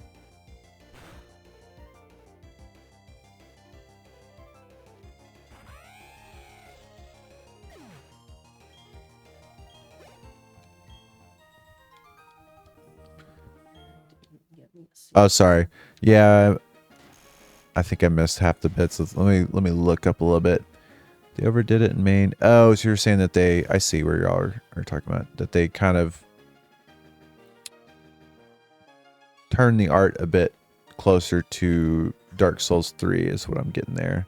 They went full gothic instead of the early medieval and made the music over the top bombastic.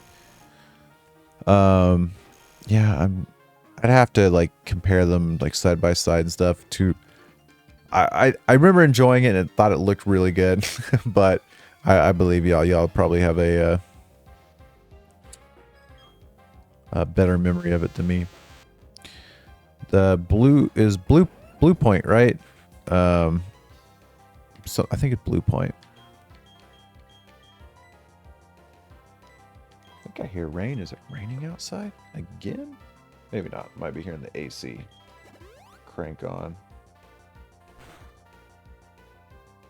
No, it just says... Oh, wait. There's rain just south of us. It might be raining.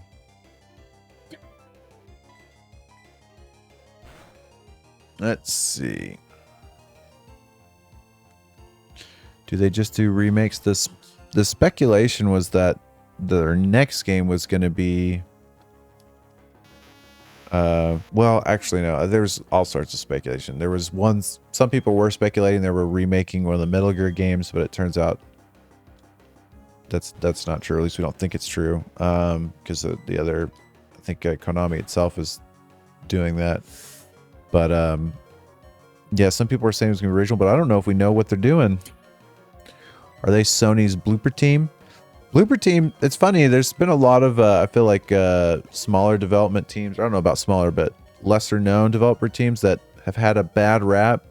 that have kind of redeemed themselves over the last couple of years. Blooper Team being one of those. I remember people were really not happy when they heard that that the Blooper Team was doing the remake of Silent Hill because of their previous stuff. But you know, some teams, especially the younger ones, you know, you got to start somewhere, and they just get better over time. And I think they're making, isn't Blooper Team making the next just brand new Resident Evil game?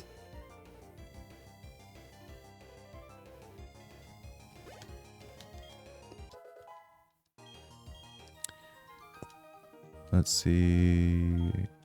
It's where they chose not to recite the art. Is it Bloober or Blooper?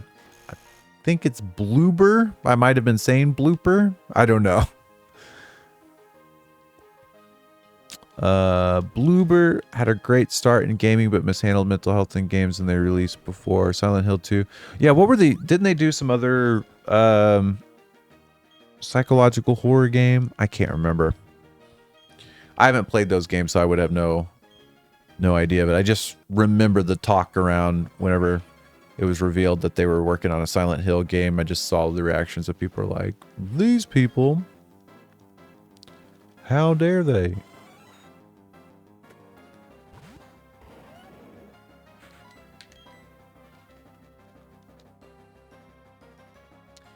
Did they do that Dead Space-like game?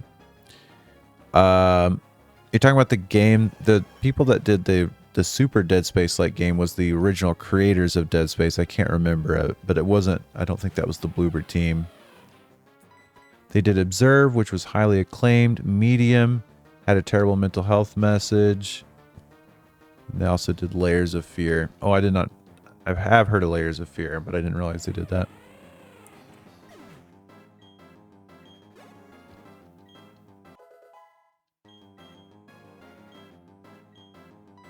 Learning a move. Dang, Bloober seems to be making a ton of stuff. Where is Bloober from? I'm guessing it's, if I had to guess, it's going to be some, well, very wide guess, but somewhere in Europe. Does it not have Ice Punch? Is it luring you a false sense of security? Electivire. Either way, it's dead.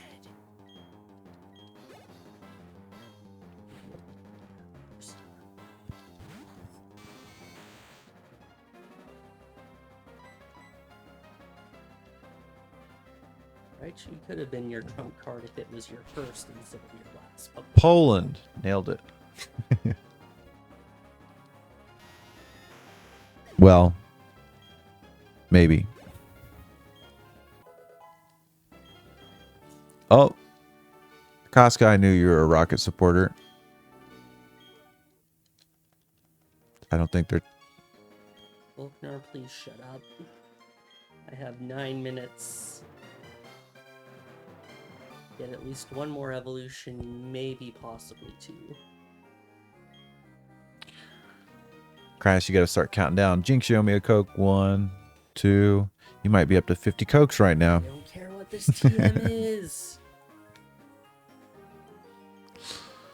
All right, it's 2:51. We got about 9 minutes left. And then we'll be calling it a night. But remember, we'll be back at 10 a.m. Eastern, 9 a.m. Central. Let's see, what are we at? $3,378. Hopefully tomorrow we can get, tomorrow's day 4. As long as we can get to 4K, if we stay on that 1K a day, we can get to, you know, it's a 7-day event. So that would put us around 10,000. So if tomorrow, maybe if we can get around 4,200 or 4,300, we can kind of get us closer to that $10,000 pace, if that makes sense. By the way, Britt, if you remember, Jasmine, I don't they care. were seen Harry, I don't care. that From Software did that was inspired by Echo Knight. Is that the doll? Why do I keep thinking doll? The I don't know what type of game or how to explain it, but like an interactive story type game. I really hope that Night Rain and Duskbloods are tests for FromSoft to move to newer systems for their next big release. Maybe so, yeah. Maybe it's a way for them to test their online systems. If you have any last minute donations, but you can also feel free if for some reason you're coming and we haven't started the shift, like the gameplay at 10 a.m. Be a nice surprise to wake up to. Jasif is setting up stuff at 9 a.m. and we have some overnight donations. That'd be cool. Still will apply all the same. We should have one day where we have to overnight donation competition. You think doll because she is nearly the same outfit as the doll in Bloodborne. Yeah, what type of game was that? People were speculating something from that game. I remember somehow people drew the conclusion that the next game was going to be like either Aztec inspired or something like that, but I can't remember why. Lady, I didn't say anything about your bikini. Even though it's the exact same suit. Even though you look like the exact other girl. I need to play a lot more Night Rain. I bought it and I just haven't done much with it. Mystery Adventure. Was it a VR game? Oh yeah, it's PS4, PSVR only, so I never had a chance to play it. Yeah, I only saw a little bit of YouTube stuff, and the only reason why I saw YouTube stuff was because it like inspired tons of speculation on the future from software projects, and I can't remember why. It's been too long.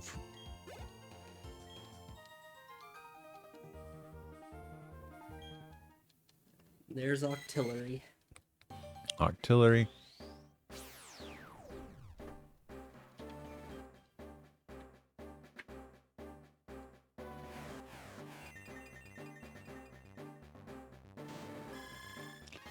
All right, artillery caught. Also Mario. Yeah, it was already named Mario. It's Remoraid. All right, so the team trainers is going to have about a 25 Pokemon lead going into the next day.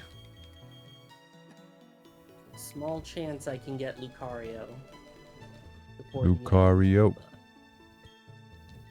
I'm not holding out much hope.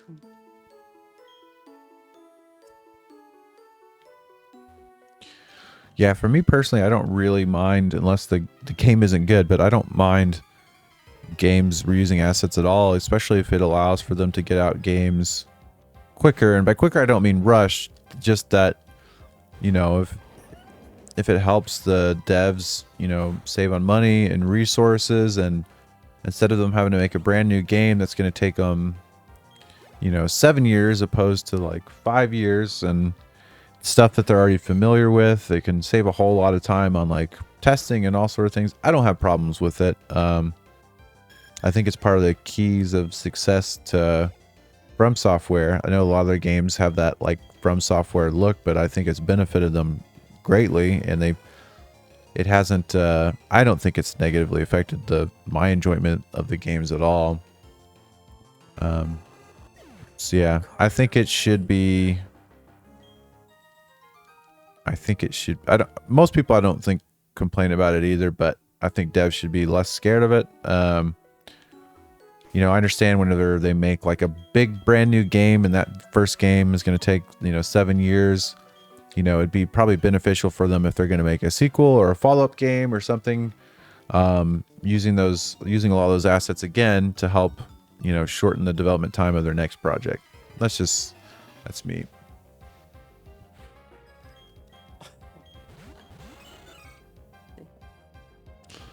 All right, we got about 3 minutes left. If anybody wants to squeak out a last-minute donation before we head to bed, as David tries to get one more evolution.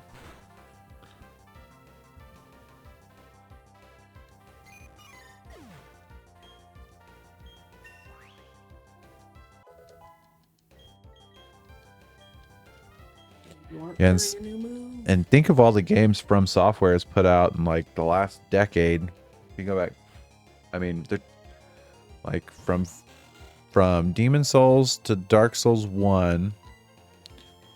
But then the quicker turnarounds was for like Dark Souls 1 to 2 to 3, you know, with Sekiro, Elden Ring. I'm trying to remember. There's Bloodborne. I forgot to throw Bloodborne in there. Made lots of games. Lots of really good games too.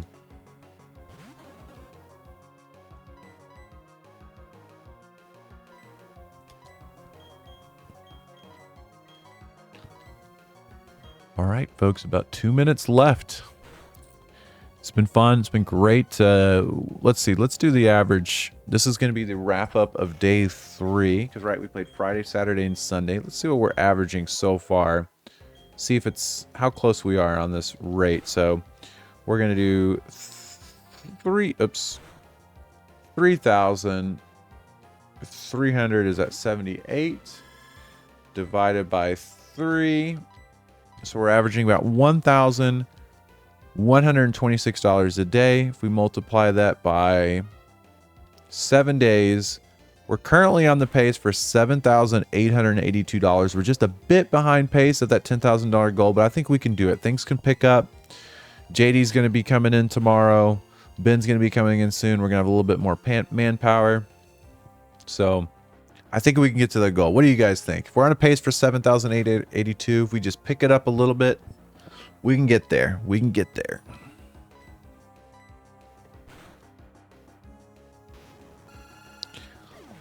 But yeah, we'll be back 10 a.m. tomorrow. We're going to be playing Pokemon Black 2. The stream's not going to go down, so if you guys want to hang out, still talk, chill, and stuff like that, there's an overnight Pokemon sleep screen, and you guys will be able to hang out and all that. Let's see. Oh, there's the timer, my 3 a.m. timer. I'll let David finish up this fight. It's finishing up right now. One last chance, Lucario. Let's see. BBHK. In how many hours is 10 a.m.? I'm in Asia. Thanks for streaming. Oh, no problem. So 10 hours from now, it'll show the local time. But from right now, it's 10 a.m. Eastern, which is 9 a.m. Central. Sorry, I keep confusing the time zones. That is 6 hours from now. 6 hours. I'm guessing since your name is HK, you're probably from Hong Kong or so. Hello to you over there in Hong Kong. But there'll be on this stream, actually, I'll pull it up right now so you guys can, well, no, you're going to be blasted with music. But there we go. There'll be a stream that has the local time and it'll say what time we start. But roughly about 6 hours from now, we'll be starting up Gen 5. So I appreciate you, y'all hanging out. If you want to hang out and chill and talk with people in the chat, they'll be there. And yeah, we're playing till Friday. Still several days left. This event just started. Thank you guys, and we will see you very, very soon. Later, y'all. Good night. Well, Britt.